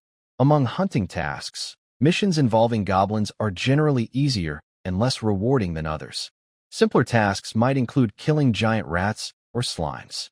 Tasks like hunting wild boars, driving away wolves, or hunting brown bears are not very difficult and might be better for new adventurers than clearing goblins. However, similar difficulty tasks don't always pay the same. The reward can vary due to different reasons, including fluctuating pay and different loot. The original ox and saber-toothed tiger had similar challenge levels, but if a saber-toothed tiger appeared near a village, the bounty would likely be higher because it's more dangerous and aggressive, frightening people and livestock more. Hunting shadow panthers, a low-level monster, might be as difficult as fighting a small group of low-level goblin soldiers, 12 goblins. Still, most adventurers prefer hunting shadow panthers because their pelts are valuable. Galen moved his hands and feet, then casually said, "Last time we hunted that original ox, we got 7 gold coins." He paused slightly before continuing. The saber-toothed tiger pays a bit more. I think it's not only because it's scarier, but also because big cities like Vernius offer higher bounties than northern towns. Suddenly, a dark shadow flashed across Barton's view. The blurry shadow flickered near the bait and then disappeared. Barton's face changed. His expression turned cold and serious as he grabbed his bow, ready for battle, making a gesture to prepare for combat. Whoosh! Clang! A few sounds prompted the team to quickly form a battle formation, faster and more skilled than when they hunted the original cattle before. They moved with strength and a commanding presence, showing the aura of elite adventurers and warriors. In their view, a section of the wooden fence was broken and collapsed. The rabbit had already escaped through a gap in the wood, running very fast, so fast it seemed driven by fear, desperately trying to escape. The chicken was snatched away. To prevent the bait from alerting suspicious predators, Barton did not poison the chicken and rabbit this time. Instead, he added a small amount of a tasteless, colorless weak poison he prepared himself and injected some spider venom into the goblin meat, which already had a strange smell. Cooch spoke softly, almost a whisper. "What was that?" "I didn't see where it was." The other team members remained silent, not answering. It seemed they hadn't seen or couldn't clearly identify what had moved. Barton swallowed hard, his lips suddenly feeling dry. It definitely wasn't a saber-toothed tiger. That thing isn't fast enough. According to the monster guide, even a strong saber-toothed tiger would be a few levels higher than the original cattle, but its speed and agility would still be within normal limits. While excellent among beasts of the same level, it wouldn't be so fast that Barton couldn't see its movement or silhouette clearly. Barton felt somewhat relieved that his ambush spot was a good distance from the trap and was sheltered by rocks and trees, giving him a slight advantage. That creature's speed was too fast. Its true strength was unknown. If it suddenly attacked, Barton's small, increasingly elite team might suffer heavy losses or even be wiped out entirely. Retreat. Barton made a tactical hand gesture without making a sound. No fight without certainty. No hunting unfamiliar prey. The team quickly withdrew, with several members maintaining roughly the same speed. They kept their formation as tight as possible, ready to defend against any pursuing enemies and counterattack if needed. Barton squinted slightly. The dark shadow he saw earlier was slightly smaller than a saber-toothed tiger. It was probably dark-colored, maybe gray-black or iron-black. It was very fast. Barton couldn't identify what kind of beast or monster it was based on this clue alone. The team moved back more than 200 meters. Suddenly, Barton felt a slight chill in his neck. He looked toward the direction that made him feel cold, but there was nothing in the shadows of the trees. The unease quickly disappeared. Whatever it was, it had probably left for now. Barton wasn't sure why it left. Maybe it was afraid of the adventurer team, or didn't want to get hurt hunting them. Or perhaps it found humans with their tough shells and few bones unappetizing. After walking a while toward the village, Barton told the team to rest on a safe, open grassy area with a good view. They also discussed their future hunting plans. The claw marks and droppings we found earlier are definitely from a saber-toothed tiger. But that strange monster is too dangerous. Garen frowned. Link drank some water and put his water bag back on his waist. Next to him, chewed dried fruit seriously and said, "Normally, that big beast's territory should only be next to the saber-toothed tiger's range. If we change where we hunt the saber-toothed tiger, we probably won't run into it. Because large predators need a lot of food, their territories are usually big and don't overlap much with others." Barton was silent for a few seconds, then spoke slowly. "If that beast's diet includes saber-toothed tigers, its territory might be bigger than we think." He paused slightly before adding, "It's not very likely, but we need to be more careful and cautious in our future hunts." Barton didn't give up on hunting. Whether hunting wild animals in nature or completing adventurer tasks, there are always risks. Most of the time, the risks can't be completely eliminated, but as long as they are small enough, action is possible. There are many powerful monsters deep in the Black Forest and underground dungeons, but as long as the rewards are worth it, adventurers still dare to try. Barton was a cautious hunter. He was only trying to hunt the saber-toothed tiger in the nearby wilderness. This place was still some distance from the edge of the Black Forest. Even if a small incident happened now, the risk of this hunt was still acceptable. A few minutes later, the team returned to the village and rested at the chief's house. The sun, rising high, cast warm sunlight, then gradually lowered after reaching its peak. By the wooden table, Barton and a few others are having lunch with the village chief and the best hunter in the village. They are also discussing the local geography and the range of monster activity. The hunter is not sure what kind of monsters are nearby that could be as elusive as Barton described. Although he feels a bit disappointed for not finding any clues, this is normal. Ordinary hunters probably wouldn't be able to spot such monsters. The hunting mission will not be canceled, but we need to change the hunting area, Barton said calmly, setting down his wooden spoon with a steady voice. After lunch and rest, the team, along with the hunter, chose a new suitable place for hunting. It's a small hill with lush green grass nearby, and about a dozen sheep are grazing there. Barton thought to himself, these wild sheep are perfect natural bait. A few people looking for a good ambush spot watch the sheep. They look a bit like yellow sheep from the northern plains, but also have some features of sheep and goats. Compared to farm animals, these wild beasts are leaner and more agile. A gentle breeze blows across the fields, carrying the fresh scent of spring grass. Barton looked at the sheep eating grass and suddenly felt like having a whole roasted sheep. Even though the spices around Verny are cheaper than in northern cities, they are still precious. Maybe some inexpensive herbs, plants, and fruits could be used as substitutes, but the flavor would probably be different from when seasoned properly.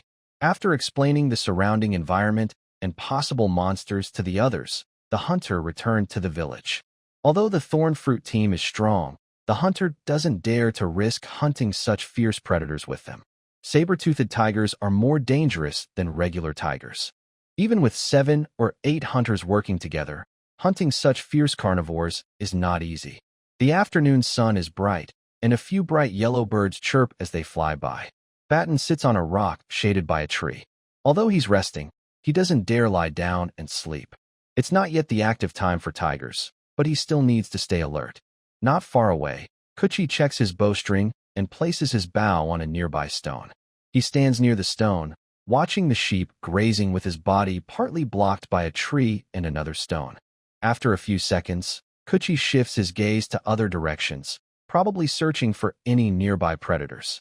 At dusk, the setting sun painted the sky orange, and the grass on the hillside was edged with gold.